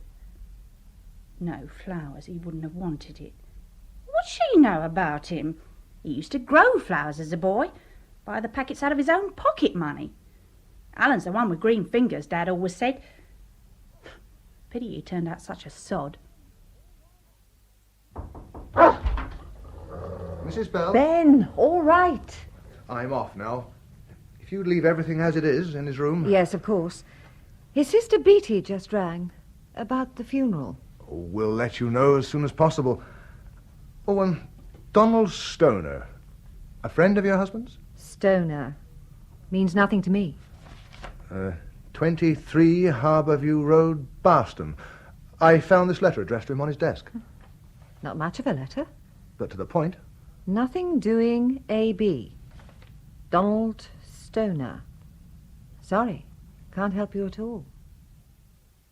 Mrs. Stoner? Yes? Inspector Burgess. I see. Perhaps you'd better come in. Thank you. Is your husband home? No. He's linesman for Barston Reserves. They're playing an away match today. What time will he be back? Oh, late. After 10, I expect. What does your husband do for a living? Donald's manager of Flynn's Carpets in Broad Street. Saturdays off. Every other one. Excuse me for a moment. Martin! Turn it down a bit, love. I've got a visitor. My younger boy. He starts at Kent University soon. The older one's working in London. Do sit down. Mrs. Stoner, I think you know why I'm here. I assume it's to do with him. His death, Alan Bell. What was the relationship between him and your husband? Him and Don? None. But your husband knew him? Not to my knowledge. You're sure? Well, he's never mentioned his name. Is he local? Don. He was born in this house. How long have you been married? 12 years. So your sons... Are by my first marriage. Mrs. Stoner, if your husband didn't know Alan Bell, why weren't you surprised to see me? Thought you'd come to see me. Not that there's much I could tell you about him after all these years. You're Elaine. That's right. They're Alan's boys. How long since the marriage broke up? 17 years. You knew he'd come to live at Longfield. News gets around. Do you ever feel the urge to go and see him? Why? He's nothing to me anymore. He was successful and rich. You might feel he owed you something, you and the boys. After all, he's their father. Some father. Mrs. Stoner, would you know of anyone who might have had a grudge against Alan Bell? Someone back in his past, here in Barston? Only me. Or your husband, perhaps? I've said he didn't know Alan. To the best of your knowledge. 1967. Were you in touch with Alan Bell at that time? I never heard a word since the day he left me in May 1965. Will your husband be home tomorrow? Tomorrow's Sunday. In the morning. We usually garden till opening time, weather permitting. I'll be calling round. Before opening time. Ice? Please. It's good to have you here, Fergie. It's what uncles are for, sweetie. Now, how'd it go in Paris? Rather well. Thanks for your good wishes. Someone called Henri Benoit has translated our first 3 in one volume. La Rive seemed delighted. Ah. And to end like this. There. Thanks. Harriet, as a friend, wasn't it ending anyway? The writing. Perhaps. We'd started to live on our earlier reputation, though Alan refused to accept. And not just the books. He wasn't easy, but this has been quite shattering. I'm sorry. Forgive me. Garden looks in good nick. Pollack still with you? Of course. How'd he get on with Alan? Oh, all right. They argued a lot. Poor Ernest, he gets so worked up about his garden. And I'll tell you something. I planted those euchres, tended them like children. You don't water euchres. Who else round here knew he was in the house alone? Only Ernest and Dora, I'm sure. You're not suggesting... Oh, no, it's ludicrous. I'll tell you something. 5 years ago, Ernest Pollack nearly killed Clive Lambert.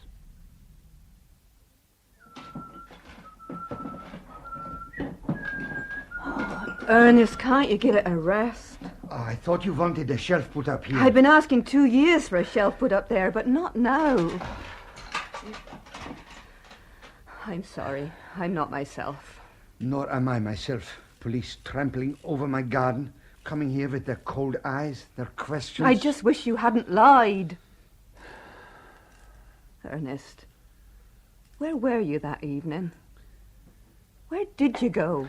For a ride on my bike, that's all. You know, 2 nights running now you've got up in the night. So I drink too much. And left the bathroom light on. What's on your mind? Has he been needling you again? Oh, he always needles me, cocky so-and-so, telling me my job. His greenhouse, his shrubs, his euchres. Me, I planted those euchres, treated them like children. You get too worked up, love. It's only a garden. Only you know nothing. My brains he picks for his book. What book? Every time he picks faults is to find out how. Figs and grapevines and melons and cordon peaches. A gardening book? Him? It's finished. He told me. The first, what is it, draft, except for the pictures. Ernest, you went over there that evening? Maybe. To see my garden. It was too dark for the garden. To see him. About this book. My name somewhere, that's all. Some recognition for my knowledge he steals. In any case, someone was there already. You saw someone else? No, it was dark. I was at the side of the house. I heard his voice. Hello there. Long time no see. Better come in. Oh, did he give a name? Ernest, try and remember. There was an owl, the dog barking inside, but no name. Well, you should tell them. It must mean something. Tell the inspector. No, Dora. I tell them nothing. Nor you. Understand? We have said enough. Harriet? Oh, Henry here. Henry Morgan. We were wondering if you care to come over this evening for a meal. Hilda thought it might do you good. Make a break. He is? Oh, so both of you come. No, of course. No problem at all. We'll look forward to it. Around 7? Fine. And if there's anything we can do to help, I hope you will. Goodbye. Who's both of you? The Colonel's there with her uncle. Oh, Henry, I wish you hadn't. Why ever not? Can't be rude. Well, I don't trust the man. There's something shady about him. My dear old girl, nothing shady about the Colonel. I always felt you and he were up to something. Clive Lambert, too. You imagine things, Hilda. Not to worry. Well, I do worry. I have for some time. Life seems almost too good to be true, materially. Oh, so how about smoked salmon for starters, and I'll get a brace of pheasant. Mrs. Bell? Oh, I do apologise. You're just going out. Only to the Morgans. This is Charles Ferguson, Inspector Burgess. How do you do? I'll bring the car round, shall I, Harriet? Thanks. Quiet, Ben! Mrs. Bell, we've had the post-mortem result. Your husband had had an excellent meal not long before he died. No indication at all of a stomach upset. So, it was an excuse not to come. Is that what you thought? Not till this moment. But I realise now as I put the phone down, I'm almost sure I heard our front doorbell ring. You probably did, Mrs. Bell. It seems likely your husband had a rendezvous that night with his killer. Good night to you. What did he want? Nothing really. Just routine, as they say. Harriet, my dear, can't you take a I'm little... sorry, Hilda. It's delicious, but... May I? Just a tiny piece more. Of course.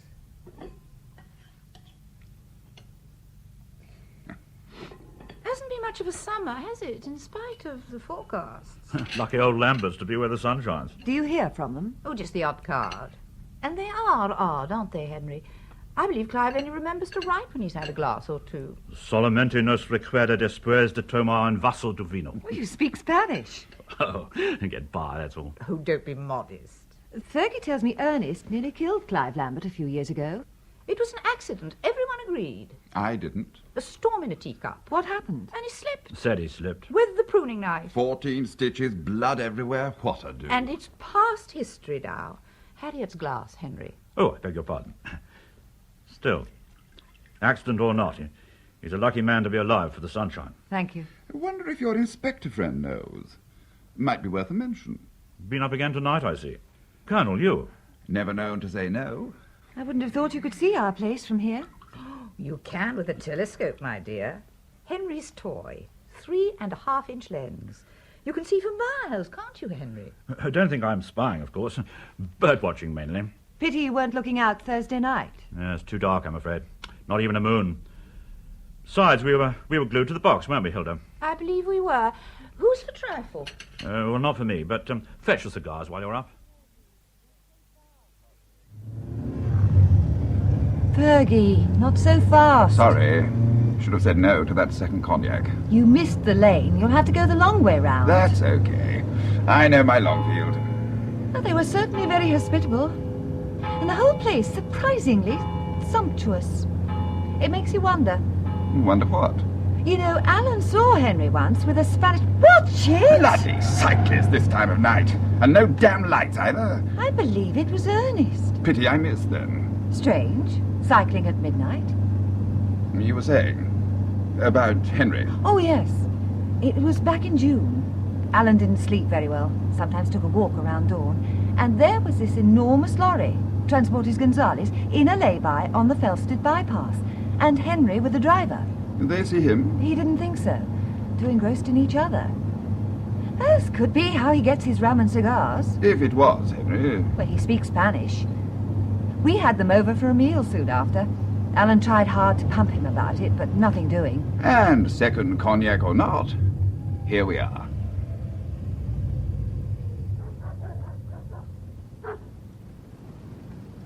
You left the lights on up there. I did not. Fergie, it's Alan's room. How about this casserole thing, Hilda? Oh, just leave it to soak. The Colonel certainly did everything justice. The pig. Oh, compliment to your cuisine, old fruit. No, I never liked the man. Why you had to invite him? Oh, not again. He was there with Harriet. I had to.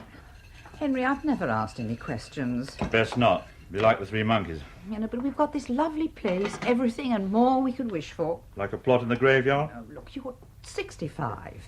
You're too old for dangerous games. You've had enough excitement in your life. Never. I'll die any way you like, but not from boredom. And worry not. No one has ever suspected. Alan Bell did. Nonsense. Looking for a plot, that's all. In the graveyard? God, these saucepans. We really must get ourselves a machine. Henry, where were you Thursday night? Watching telly with you. That's the scene. And don't forget it.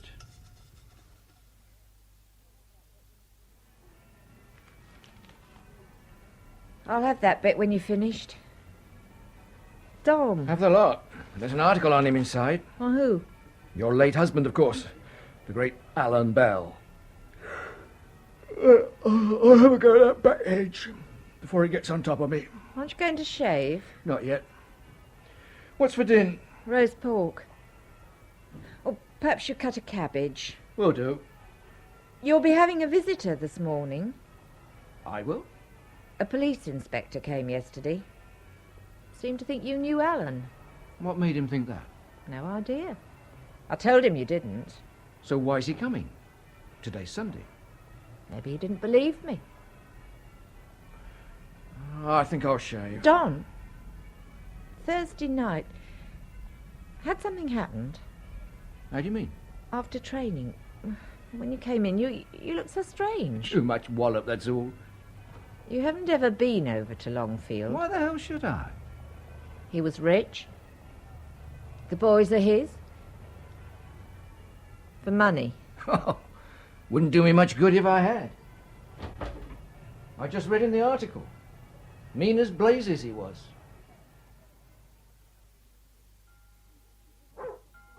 As you know, it wasn't tidy before. In fact, if the lights hadn't been on... You haven't touched anything. I know the rules, Inspector. Other than switching them off. How about the dog? Shut up in the lounge. Though I'd have sworn I'd left all the downstairs doors open. The house was locked? Of course. Windows? It was a warm evening. I'd left a small one open for Ben. Anything of value up here? The paperweights, the little antique clock, the radio, all still here. Where's Colonel Ferguson? Walked in for the 10 o'clock service. Ah, that's his Mercedes in front. Yes. We've a Rover. At least Alan had. I don't drive. How did you get up to Gatwick? Ernest drove me, reluctantly. He hated leaving his garden. Who else knew you were at the Morgans? I told Dora, en cas de malheur. She has keys to the house? Yes. Did you see anyone on your way to or from their place? On our way home, there was a man on a bicycle. I'm almost certain it was Ernest. Oh, it's a pity I missed the Colonel. I'd have liked a word with him. Perhaps you'd ask him to call in at the station tomorrow. You'd better give me a ring first, you know the number. My husband's in the garden. I've said you're coming. Don! That's a fair-sized bit of ground you got there. Don's quite a keen gardener. Like your first husband. Alan? Really? I didn't know that. Of course, we only had a flat then over Moore's the greengrocer's. Not even a window box. Here in Boston? That's right. Oh, Don, Inspector Burgess. Oh. If you'll excuse me. We have roast on Sunday. Good match yesterday? So-so. I used to play up to 10 years ago. Devon Police. Mr. Stoner, how well did you know Alan Bell? I didn't know Alan Bell. You never met him or corresponded? Why should I? You married his ex-wife. The 2 boys are his. You might feel he owed you something, especially after he became rich and famous. I suppose I might, but I didn't. You're a local chap. Must be around the same age.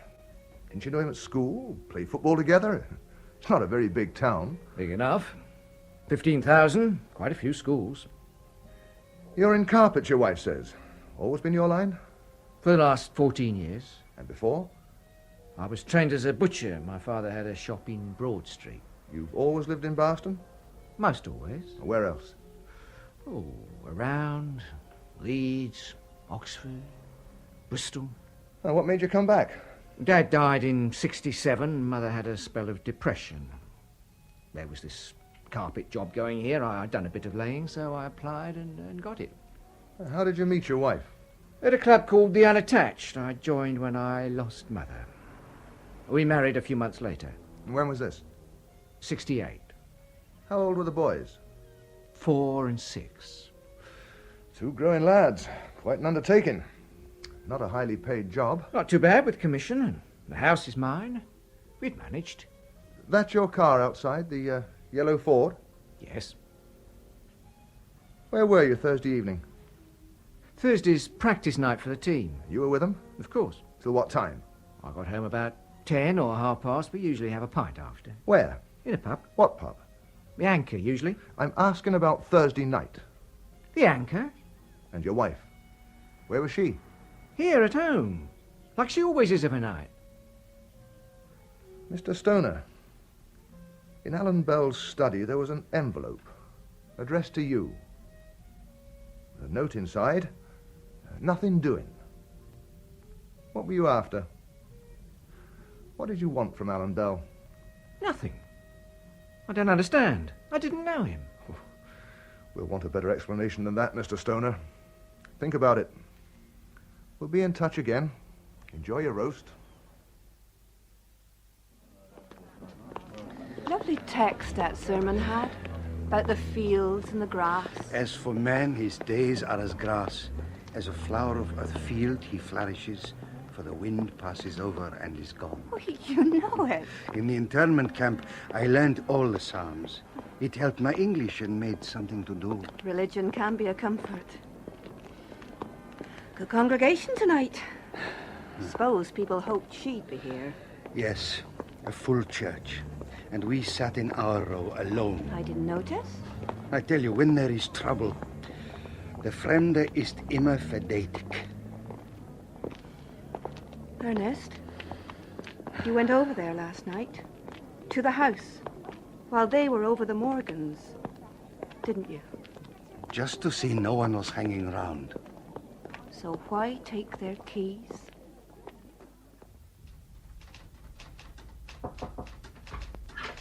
Inspector, a reporter from the local says you promised a statement. Oh, hell, so I did. I'll be with him in 2 minutes. I'll concoct something and hope I sound confident. Okay. Oh, and Charlie, anything on the search? Not yet. We've covered grounds, woods, and right across to the river. Pollack's garden? Too true. Nothing. Call it off. Sir? Now, I have a feeling now that until we find the killer, we aren't going to find the weapon. Well, how about the manslaughter charge? I've been on to them. Weekend backlog of work. Always a good excuse. Yeah, I've used it myself. I'll keep pressing. Sure. Hello, Henry. Ferguson here. On my way to see the great Burgess. I'd rather not, but it might look bad if I refused. Seen you? Why? You bet I'll be discreet. I hope you were. Look, I'd like to see you for 5 minutes, sans Hilda. Oh, that's great. No, I won't say now. Walls have ears. Oh, 1 hour at the most. See you, Henry. Hasta la vista. Ah, Colonel Ferguson. I'm sorry to keep you. Lovely morning again. It is indeed. Good to be alive. Sit down.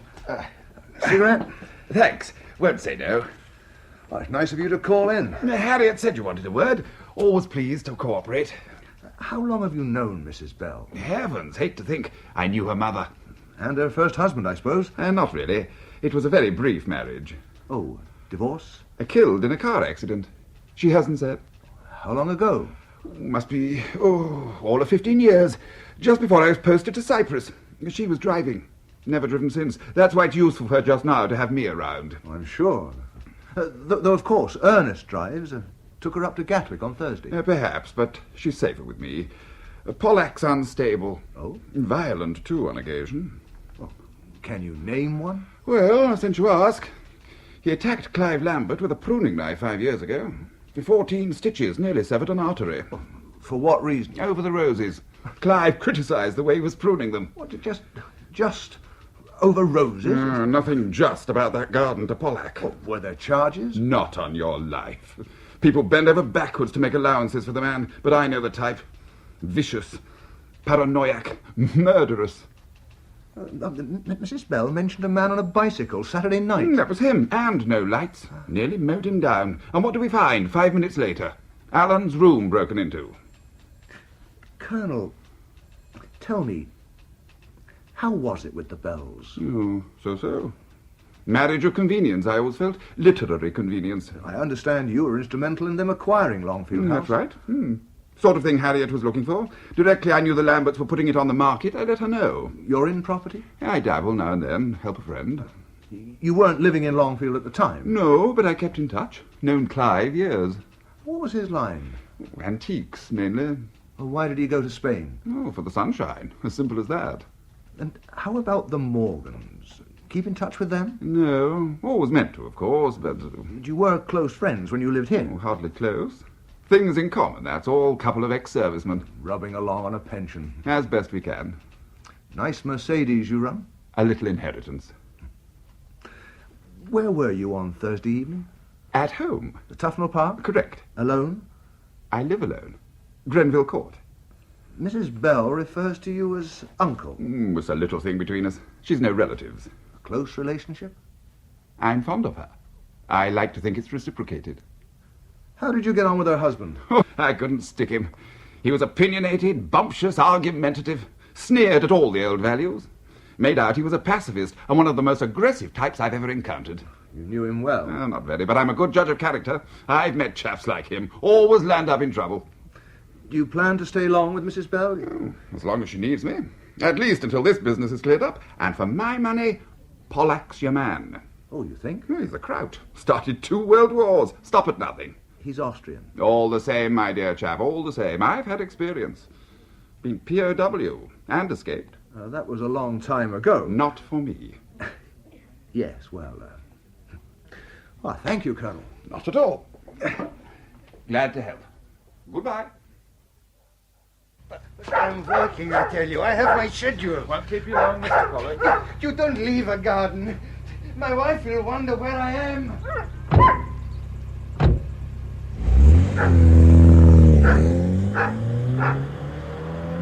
Mrs. Bell?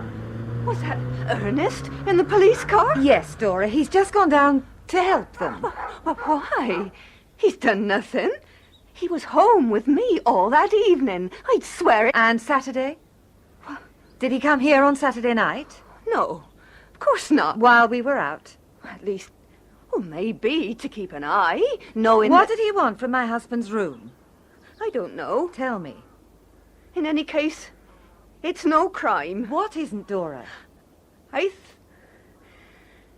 think he only wanted to read the book. Book? Mr. Bell's gardening book. Excuse me, Inspector. Yes? We've got Pollock outside. I'll let him cool his heels for a bit. Anything yet on Stoner? He and Alan Bell were in the same class at Eastern Road Primary School. Well, that's really going back. You're checking out Thursday evening? Working on it. Seems he left the Anchor soon after 8:30. Did he now? Burgess? Oh, Mrs. Bell, hello. Really? And you yourself didn't even know? Just to read it? Well, well. Oh, we'll see. Thanks. Yes, of course. Goodbye.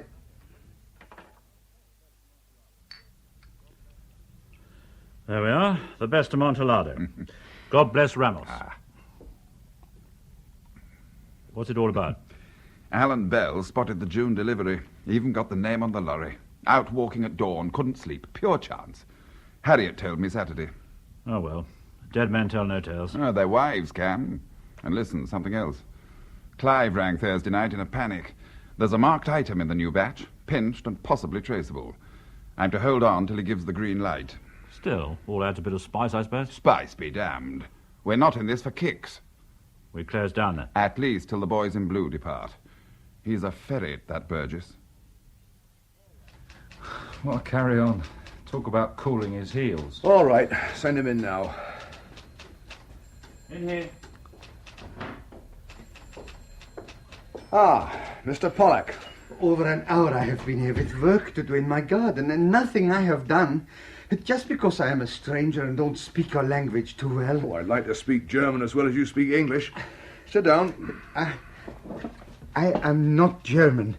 I was born in Vienna. Cigarette? I don't smoke. How long have you been a gardener? Since I was 16. I have no other trade.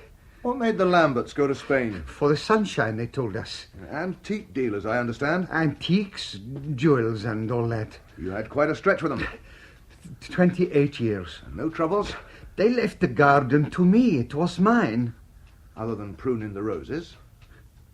Who told you? It was an accident. Everyone knew. Mr. Lambert tried to take the knife from my hands. I slipped on the wet grass. Been raining? It was the dew, a heavy dew. It wasn't your fault, his wife said. Forget it. Put it out of your mind. Ever pop back to the house of an evening? Have a look at the garden? No, I have my own garden to do at the cottage.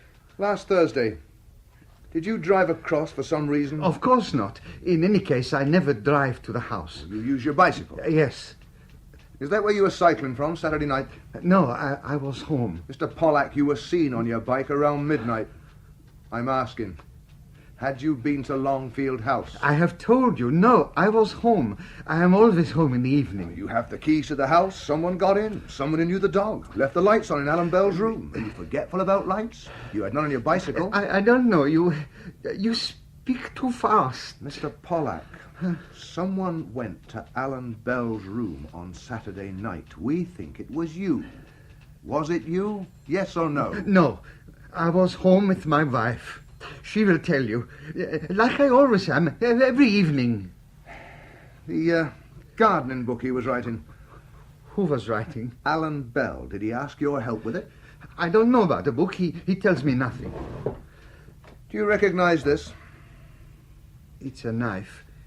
Pruning knife. Yours? How can it be? I showed the young policeman everything there, everything in its place. Did you leave it at Longfield House? Is that the reason you went back there Saturday night? I told you, I didn't go there Saturday night. I don't know this knife.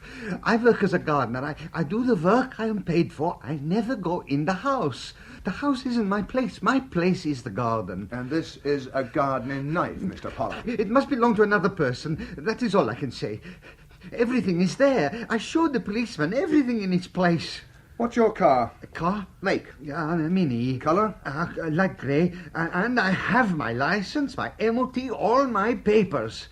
Why do you question me like this? Because I think you're lying. I think you drove to Longfield House the night Alan Bell was murdered. No, it's not true. I never drive at night, only walk or ride my bicycle. So you walked there, rode your bike? No, I was with my wife. Ask her. Look, why should I want him dead? He was my bread and butter. So was Clive Lambert. That was an accident, I tell you. I slipped. The colonel should have said he was there. Yes. All right, then. That's it. I may go? We'll know where to find you when we want you again. In your garden.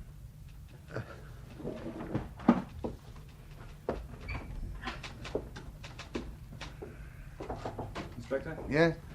You'd sign these sometime. Oh, sure.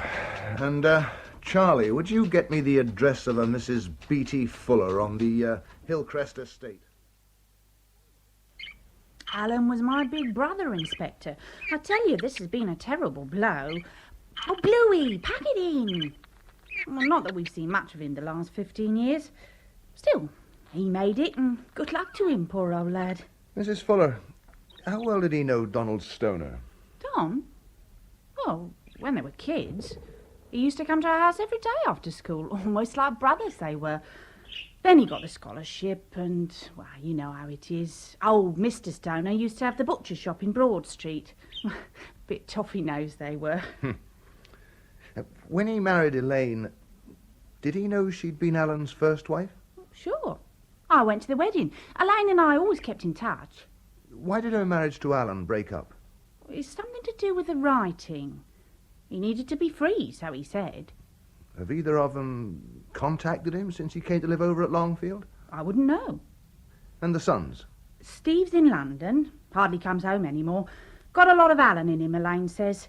The other one's a bit of a dreamer. Wants to be a writer too, I believe. Did he keep in touch at all after he left the town? He wrote, now and then. To you? Yeah. We used to be close once. He had a tough time for a bit, I believe. Well, it wasn't easy. And what did he do? All sorts of jobs to keep going. Milkman, hotel kitchen, Father Christmas one year. Ever ask you for money?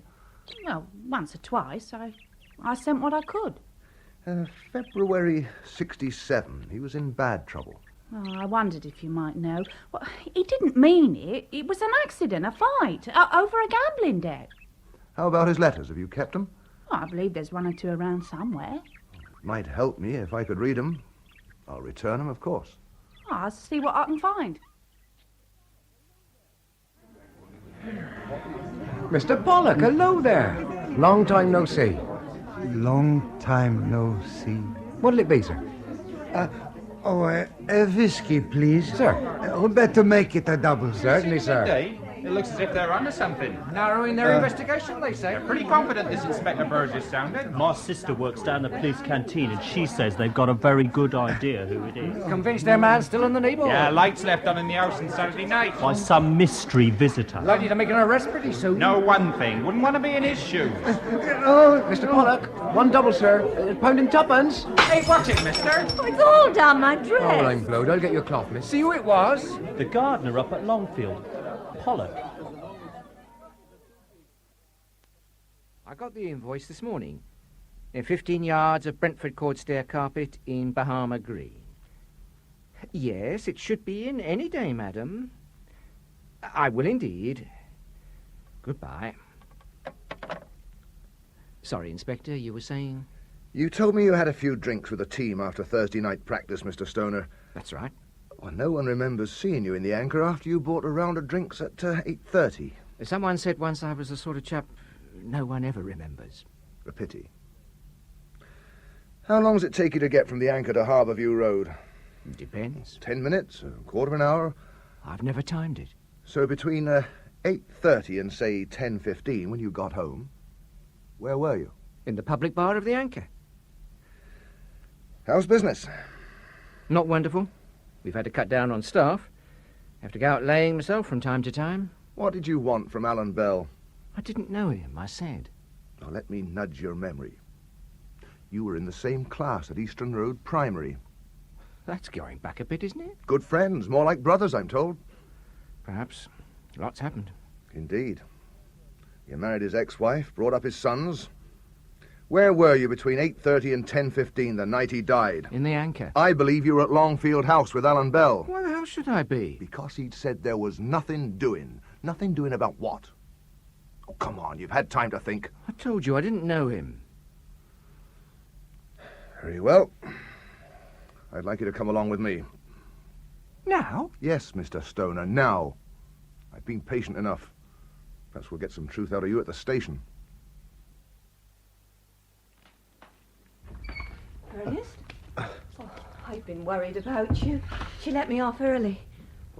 What you burning? Nothing. Some rubbish. You look poorly. What happened? What did they want you for? Have you seen the paper? No. The police expect to make an arrest very soon. In this neighborhood. Well, it'll be a good thing when they do, won't it? Dora, I think they mean me. You? But why? You've no reason. They want to believe it is me. I'm the what is it? I'm goat. Scapegoat? Look, I am a violent man, too. I attacked Mr. Lambert 5 years ago. That was an accident. Surely you Oh, said. look, when they're told by an English colonel something is so, they're not going to believe the gardener, especially if he's German. Oh, that man hates you. Always has. Thinks the war never ended. God, and I hate him, too. I'm scared, Dora. Scared to death. Locked in a cell. The dark, the stench. Oh, now don't be silly. It's not like that here. How do you know? People die in cells. I have read. Police brutality. Stop it. Calm down. Nothing's happened yet. I thought when I replaced the knife, that would be it. No more questions. Knife? What knife? Pruning knife. Missing from its place in the rack over there that morning. That's why you... But why? Dora, you're so stupid. I had to show them everything right, everything there in its place. Otherwise, it is me they suspect. And they do? Yes. I am a violent man. The colonel says so. It must be true. Look, I'm going to the inspector. I'll tell him everything. How you felt that night, what you heard. No. We tell her nothing, you hear? Nothing at all. We have said enough. I can't face them, Dora. What should I do? Now stop shaking. No one will hurt you. They will leave me in the dark. I shall hear the screams of the others. Calm down now. Shh. I must answer it. All right. Tell them where I will be. In my garden. Right. Goodbye, little Dora. Auf Wiedersehen.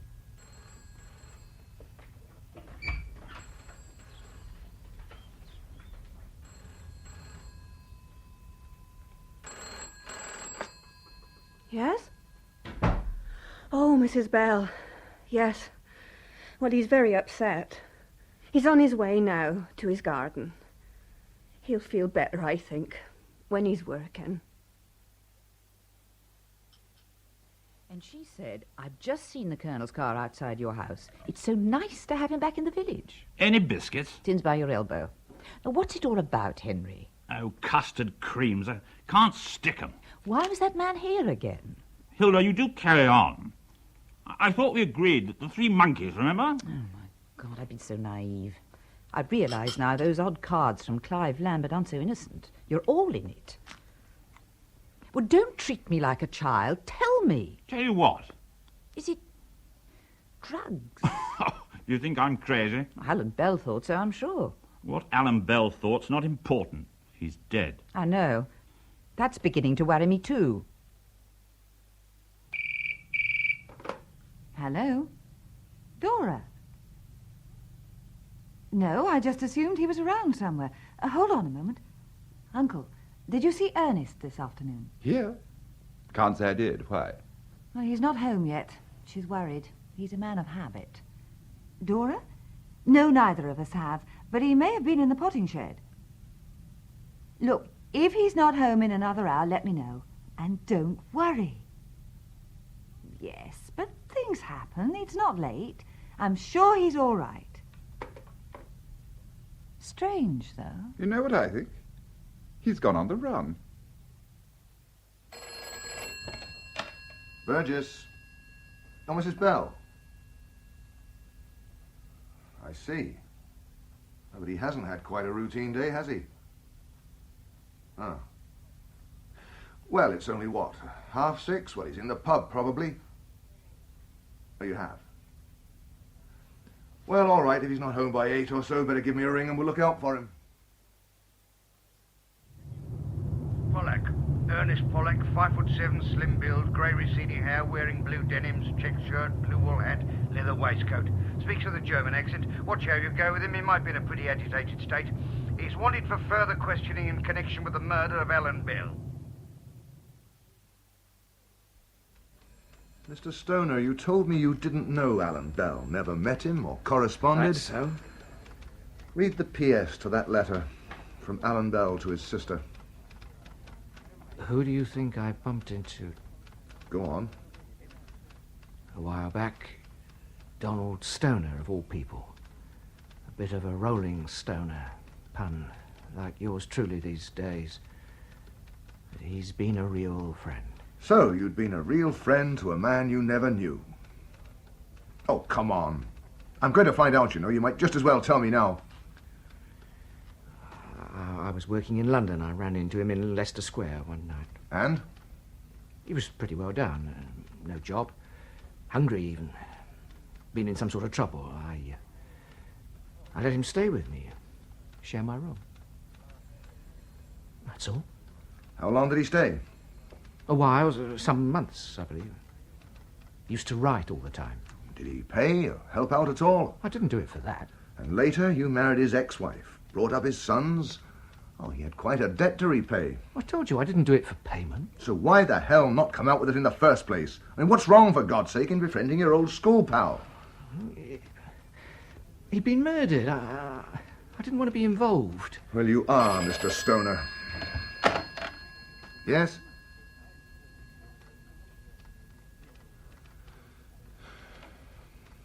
I see. All right. Thanks. And that's all for now. I can go? Not yet. You're helping us. You stay. According to a communique just issued, 100 of the rebel forces have been killed. The body of Ernest Pollack, gardener to Alan Bell, the murdered crime writer, was recovered this morning from the river at Barston. His body was spotted by a group of children on a nature walk from Easton Road Primary School. The strike of air control officers has been stepped up, and now all flights to and from the continent... Oh, Henry, I feel most upset. Poor Ernest, he so loved his garden. The matter is being investigated, that's all I can say at the moment. I told you, didn't I? A kraut. They cause all the trouble. Get a search warrant. Let's hope we can find the knife over there. I must go to Dora.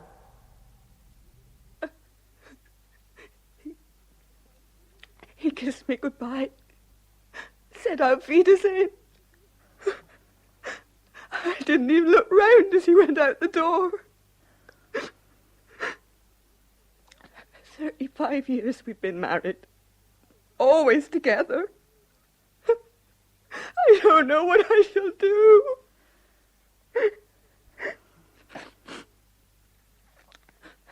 It wasn't easy sometimes. He'd had treatment. Didn't help very much. He was always scared of them. Scared of the uniform. Scared of the dark. That's why he wouldn't tell. We've said enough, he said. We tell them nothing. Now look what's happened. Wouldn't tell them what, Dora? Tell me.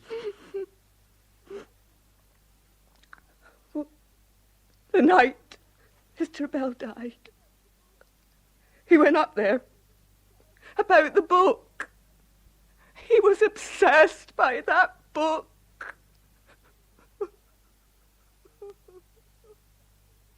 She's sure that's all he heard. So she says. Long time no see. An expression your husband used? Occasionally. To someone he didn't care for, perhaps. A kind of false bonhomie. And the knife business. I wonder why Ernest lied. To avoid questions. Everything in its place. This overwhelming fear of the police. How soon do you think I can see Dora? She's still very upset. I doubt if you'll get any more. Perhaps. It's surprising sometimes. Well, it seems pretty certain now your husband took the knife from the tool rack that evening. But why? To threaten someone he didn't care for, perhaps? My husband had a very quick temper, but he wasn't a violent man, Inspector. He was on a manslaughter charge in 1967. Alan killed a man? Good God, who? Well, we're waiting for the details. You're sure no one else knew your husband was here alone, other than the Pollacks and your agent? As far as I know. I see. The note. Nothing doing. Why leave it lying around?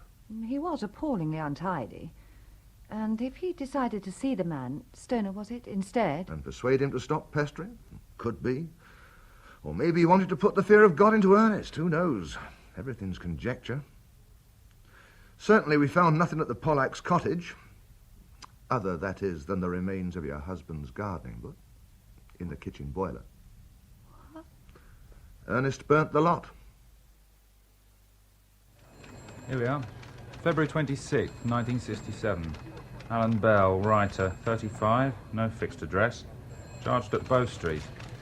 With the manslaughter of Ronald Albert Wyman, doorkeeper at the Connaught Hotel, Bayswater, over a matter of a £25 gambling debt. In the ensuing fight in the Barlow Arms, Hammersmith, Wyman fell and struck his head, died 10 days later. No living relatives. Ex-regular soldier, 57th Field Artillery. That doesn't help very much. File it? Yes, please. I think I'll see if Mrs. Pollack's feeling up to having a word. I'll beat her, then, he said. Kiss me goodbye. If I'd known it would be the last time. Mrs. Pollack, I'm deeply sorry, believe me. Murderers you are. Hounding him. Believing the lies of that man. You killed him. But I've a job to do. And if your husband had come to me right away... You don't know what he'd lived through. He was frightened to death of the uniform, frightened of questions, frightened of you. Listen now. He went to Longfield House that evening. I've already told Mrs. Bell. Did he drive over in a Mini? He never drives at night. So he cycled over. Heard Alan Bell's voice. Long time no see. Now, was there anything else? Now, think. Think hard. Anything he even thought he saw? Well? Yeah? He did say... I couldn't tell her. He had a strong feeling. Almost certain he was. It was that man. The Colonel. Her uncle. Hello? Is Inspector Tandy there? Burgess. He'll know me.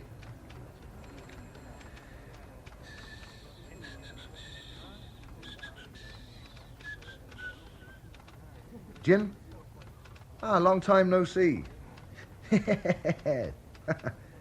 How is it down in salubrious Tufnell Park? Oh, bogged down as usual?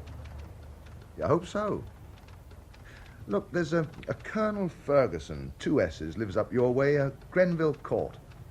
Well, I'm interested in his whereabouts last Thursday afternoon and evening. Yeah, it's just a routine thing, really, probably wasting your time. Oh, I got a strange one here, but you know how it is. I've got to turn all the stones.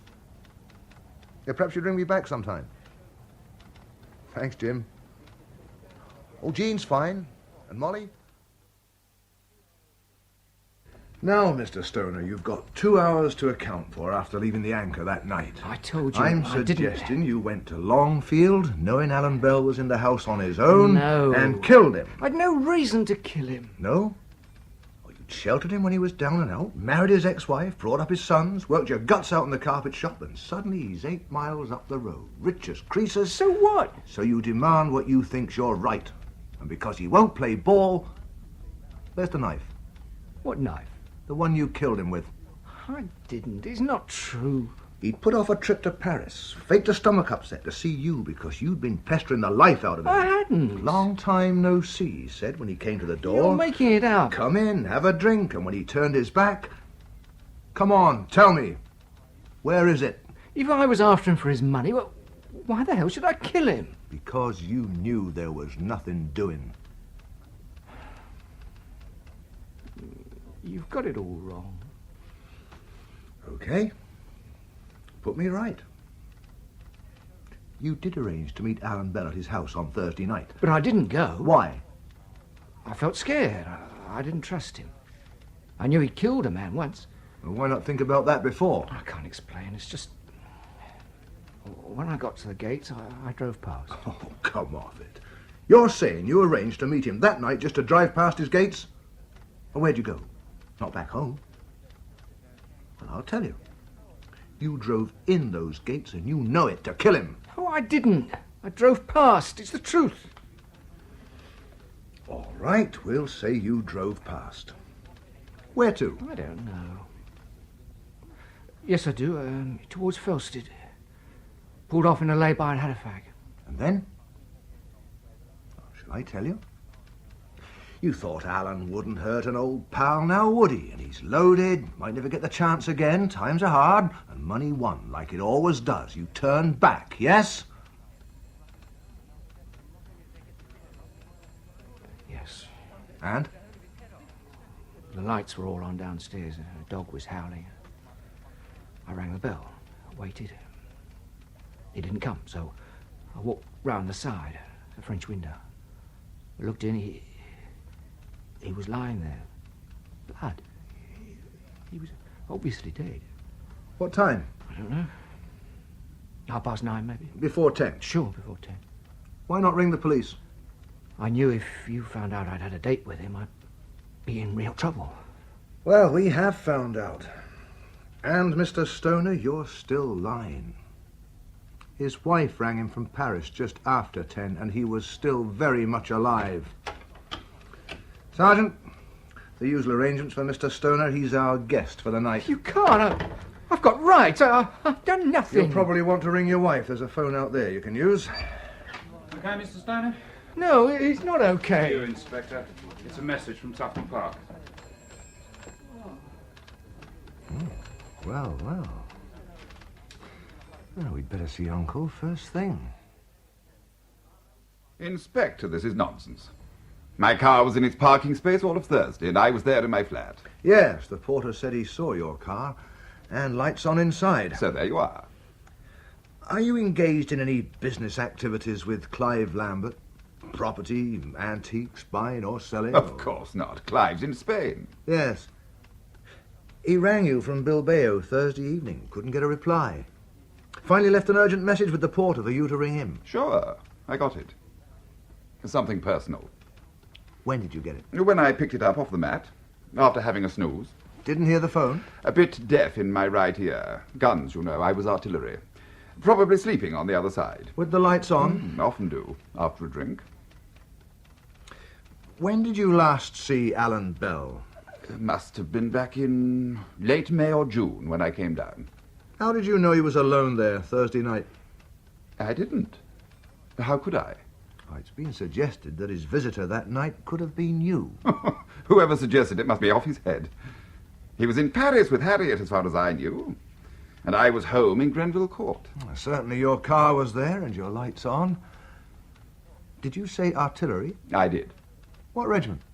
57th Field. 57th Field? Yes, 25-pounders. Was that all?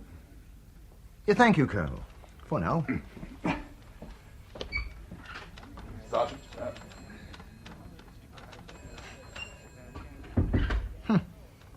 57th Field, Charlie. Interesting. How come? The manslaughter case. Wyman, same regiment. Well, life's full of coincidences. Yeah, all the same, you better look into it. Ah, we've certainly got a right bunch here. There's one thing in common, though. All trying to fool a hard-working policeman. Except Mrs. Bell. Oh, I'm not so sure. She's cagey, holding something back. Probably of no interest when I find out. But I shall.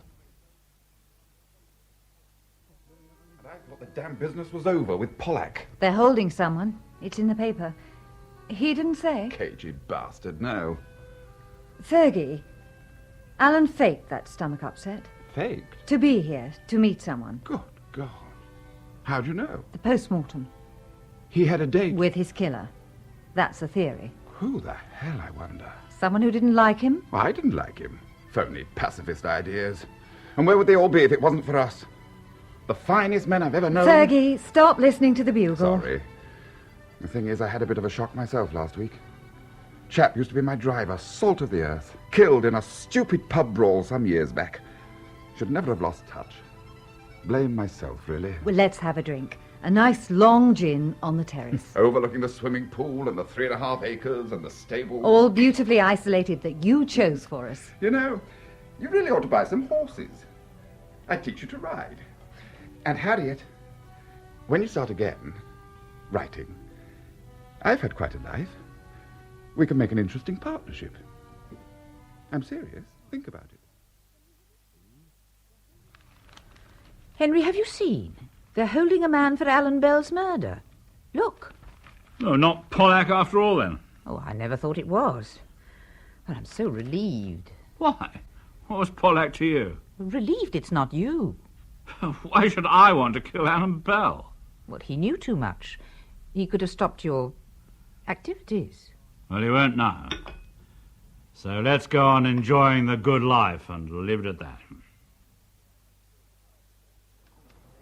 Yes, we have, but no charges yet. Really? When? Well, well. Oh, sure, but you never know. Thanks, Jim. Keep digging. Yeah, I'll be in touch. Inspector? Ah, Charlie. Tandy just called. A Mini. White. J registration has been reported missing by a Major Henderson of Muswell Hill.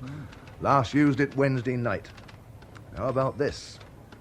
It's the Major's second car, and he lends it from time to time to an old army pal when his Merc's in for service.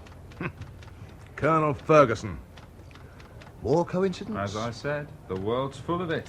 Anyhow, Tandy's got a search underway. Ah, you can't beat a Devon policeman. Meanwhile...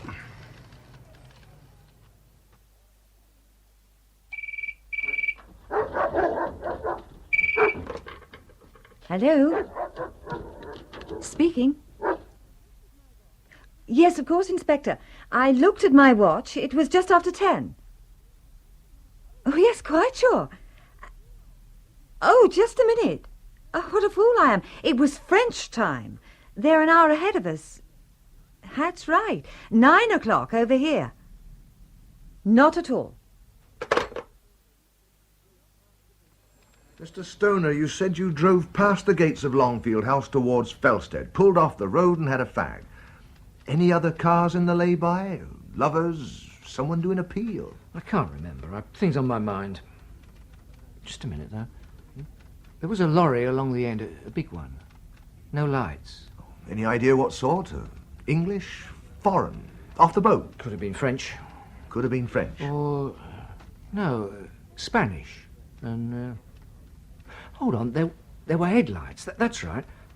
A car pulled up alongside, a chap got out, oldish guy, small white beard. Good God, we laid carpet there last year. Berber, good stuff. The attic of all places. Bloody great telescope. Glued to the box, weren't we, Hilda? 6 o'clock onwards.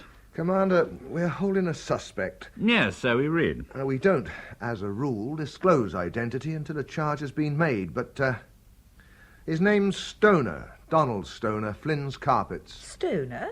But he laid our carpet in the attic. Commander, did you pull into Felsted lay-by last Thursday evening between 9 and 30:30? I just told you, Inspector, I was here. Donald Stoner maintains he saw you with a Spanish lorry. Oh, not me, I swear. Now, look, I don't give a damn if that's your supply of Bacardi and Castellas. I'm holding a man on suspicion of murder, and if what he says is true, it might possibly help him. I'm sorry. Mrs. Bell? Burgess again. You said your husband had a hunch Commander Morgan knew a thing or two about smuggling, but nothing really specific. Well, if possible, I'd like something specific. Yes, this is a murder investigation, Mrs. Bell. You know as well as I do that apparently irrelevant information can sometimes be useful and... Yes, of course he's a friend, but... Yes? Go on. Where? Could you repeat that? Transportes Gonzales. Ah. Oh, and Mrs. Bell, the Colonel's still with you? Picking late strawberries. Very nice. If this Stoner chap's innocent, Hilda, he'll get off without help from me. But he doesn't reveal anything just to say it was you. And it was, wasn't it? The lorry driver could have been asking the way. Hilda, we were watching the box. We said so. Think they're daft? If I open my mouth... Look. Do you want to see everything snatched away from us? Visit me in jail of a Sunday for the few years I've got left? All right. But I have shut my eyes for too long. You must tell me now. What is it? Diamonds. Uncut diamonds one way, small arms the other. I'm in it up to here. All three of us. Rich, too. More than ever you dream. I can't lose it. Don't ask me. Where are you going? To the sea. Look at the boats. Calm me down. Oh, do be careful, and don't be too long, or I'll worry.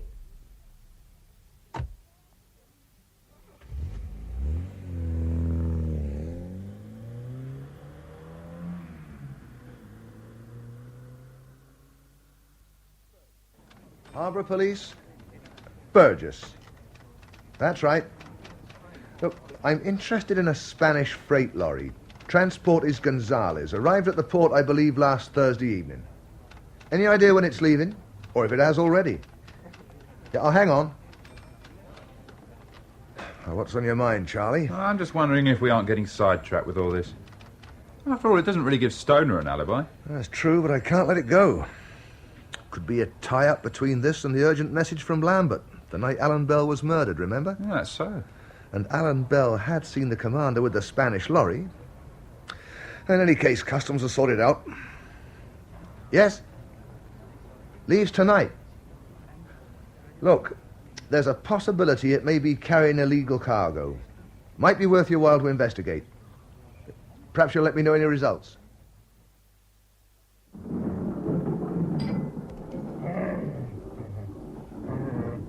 I hope there's not going to be a storm. My dear, I'll protect you from the wrath of the gods. Here. Dutch courage. Thanks. I was thinking of Dora over there on her own. She's terrified of lightning. Don't ask me to go to Dora. You know, Ernest came here that night. Heard Alan say to his visitor, "Long time no see." Who told you? Dora, after he'd died. Did he see the visitor? Hear anything else? No, nothing. Just that. Long time no see. Someone he hadn't seen in years, probably. On the other hand, the sort of thing Alan might say after 3 days. Or 3 months. Let's have another. Not for me.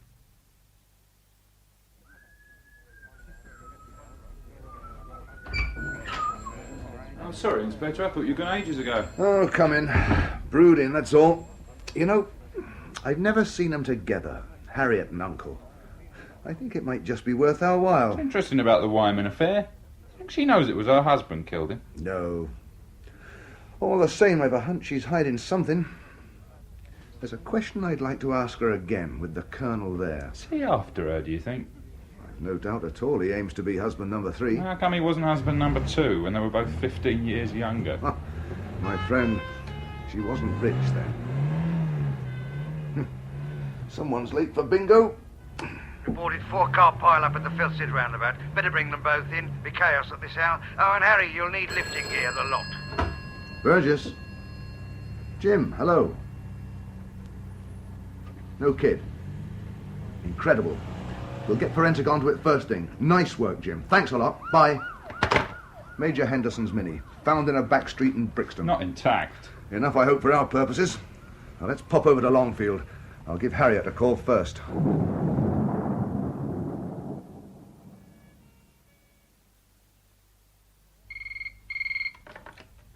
Hello? Speaking. Yes, Inspector, he's here. I'm listening. Stop it! Yes. All right, I will. No, I've got it. I'm to say 2 things. Ronald Wyman's death. Wyman? Your old driver. What the hell's he mean? Happened years ago, dead and buried. He knows that. But Fergie, surely you said you only found out last week. And you'll be glad to know Major Henderson's Mini's been found. Who's Major Henderson? Fergie? Are you all right? The storm, perhaps. Or the strawberries. Perhaps I'll get a breath of fresh air. Easy, we're coming to the roundabout.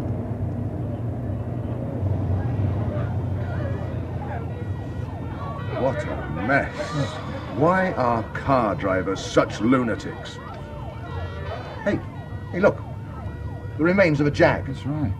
The white beard. Good God, it is. It's the commander. Mrs. Bell, I was hoping to see you with Colonel Ferguson. He's in the garden. He suddenly didn't feel very well. You gave him the message? Yes. He's hopped it. Oh, don't be silly. Fergie? Fergie? He can't be far. We hope. Perhaps it was dangerous to let him know. Mrs. Bell, I've asked you before. Who else beside the Pollacks and your agent knew your husband was alone here the night he died? The man you're holding, perhaps? To your knowledge. Did Colonel Ferguson know? For God's sake, it was your husband. He phoned Wednesday night to wish me luck. The Colonel? Yes. I told him then. Alan wasn't coming with me to Paris. And you've kept it from us. Maybe cost Ernest Pollack his life? Why? Because I think all along I've known and didn't want to face. Don't you see? He knew my mother. All my life he stood for something marvellous and fine. What time does that boat leave? 8:15. Right, away we go. We'll start the search from there. Transportes Gonzales may well have a smuggled military cargo aboard. And the station.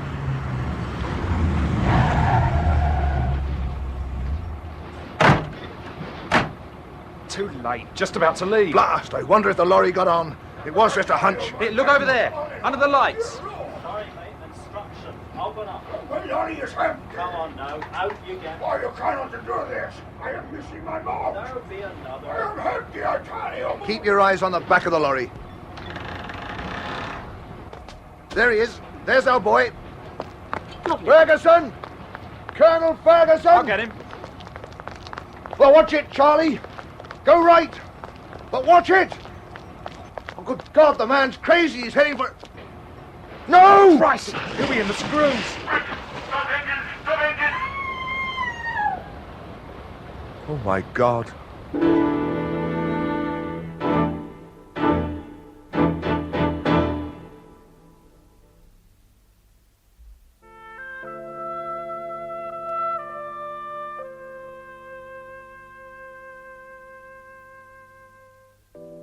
In Long Time No See, by Joan Sadler, Inspector Burgess was played by Michael McStay, and Harriet Bell by Jean Trend.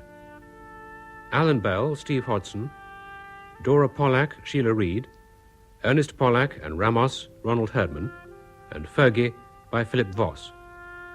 Henry and Hilda Morgan were played by Michael Miller and Lisa Daniele, Elaine and Donald Stoner by Elaine Mitchell and Hugh Dixon, B.C. Fuller, Miranda Forbes, the police sergeant by Alex Jennings, and the radio announcer and harbour policeman Patrick Keeley. Long Time, No Sea was directed by Margaret Etall.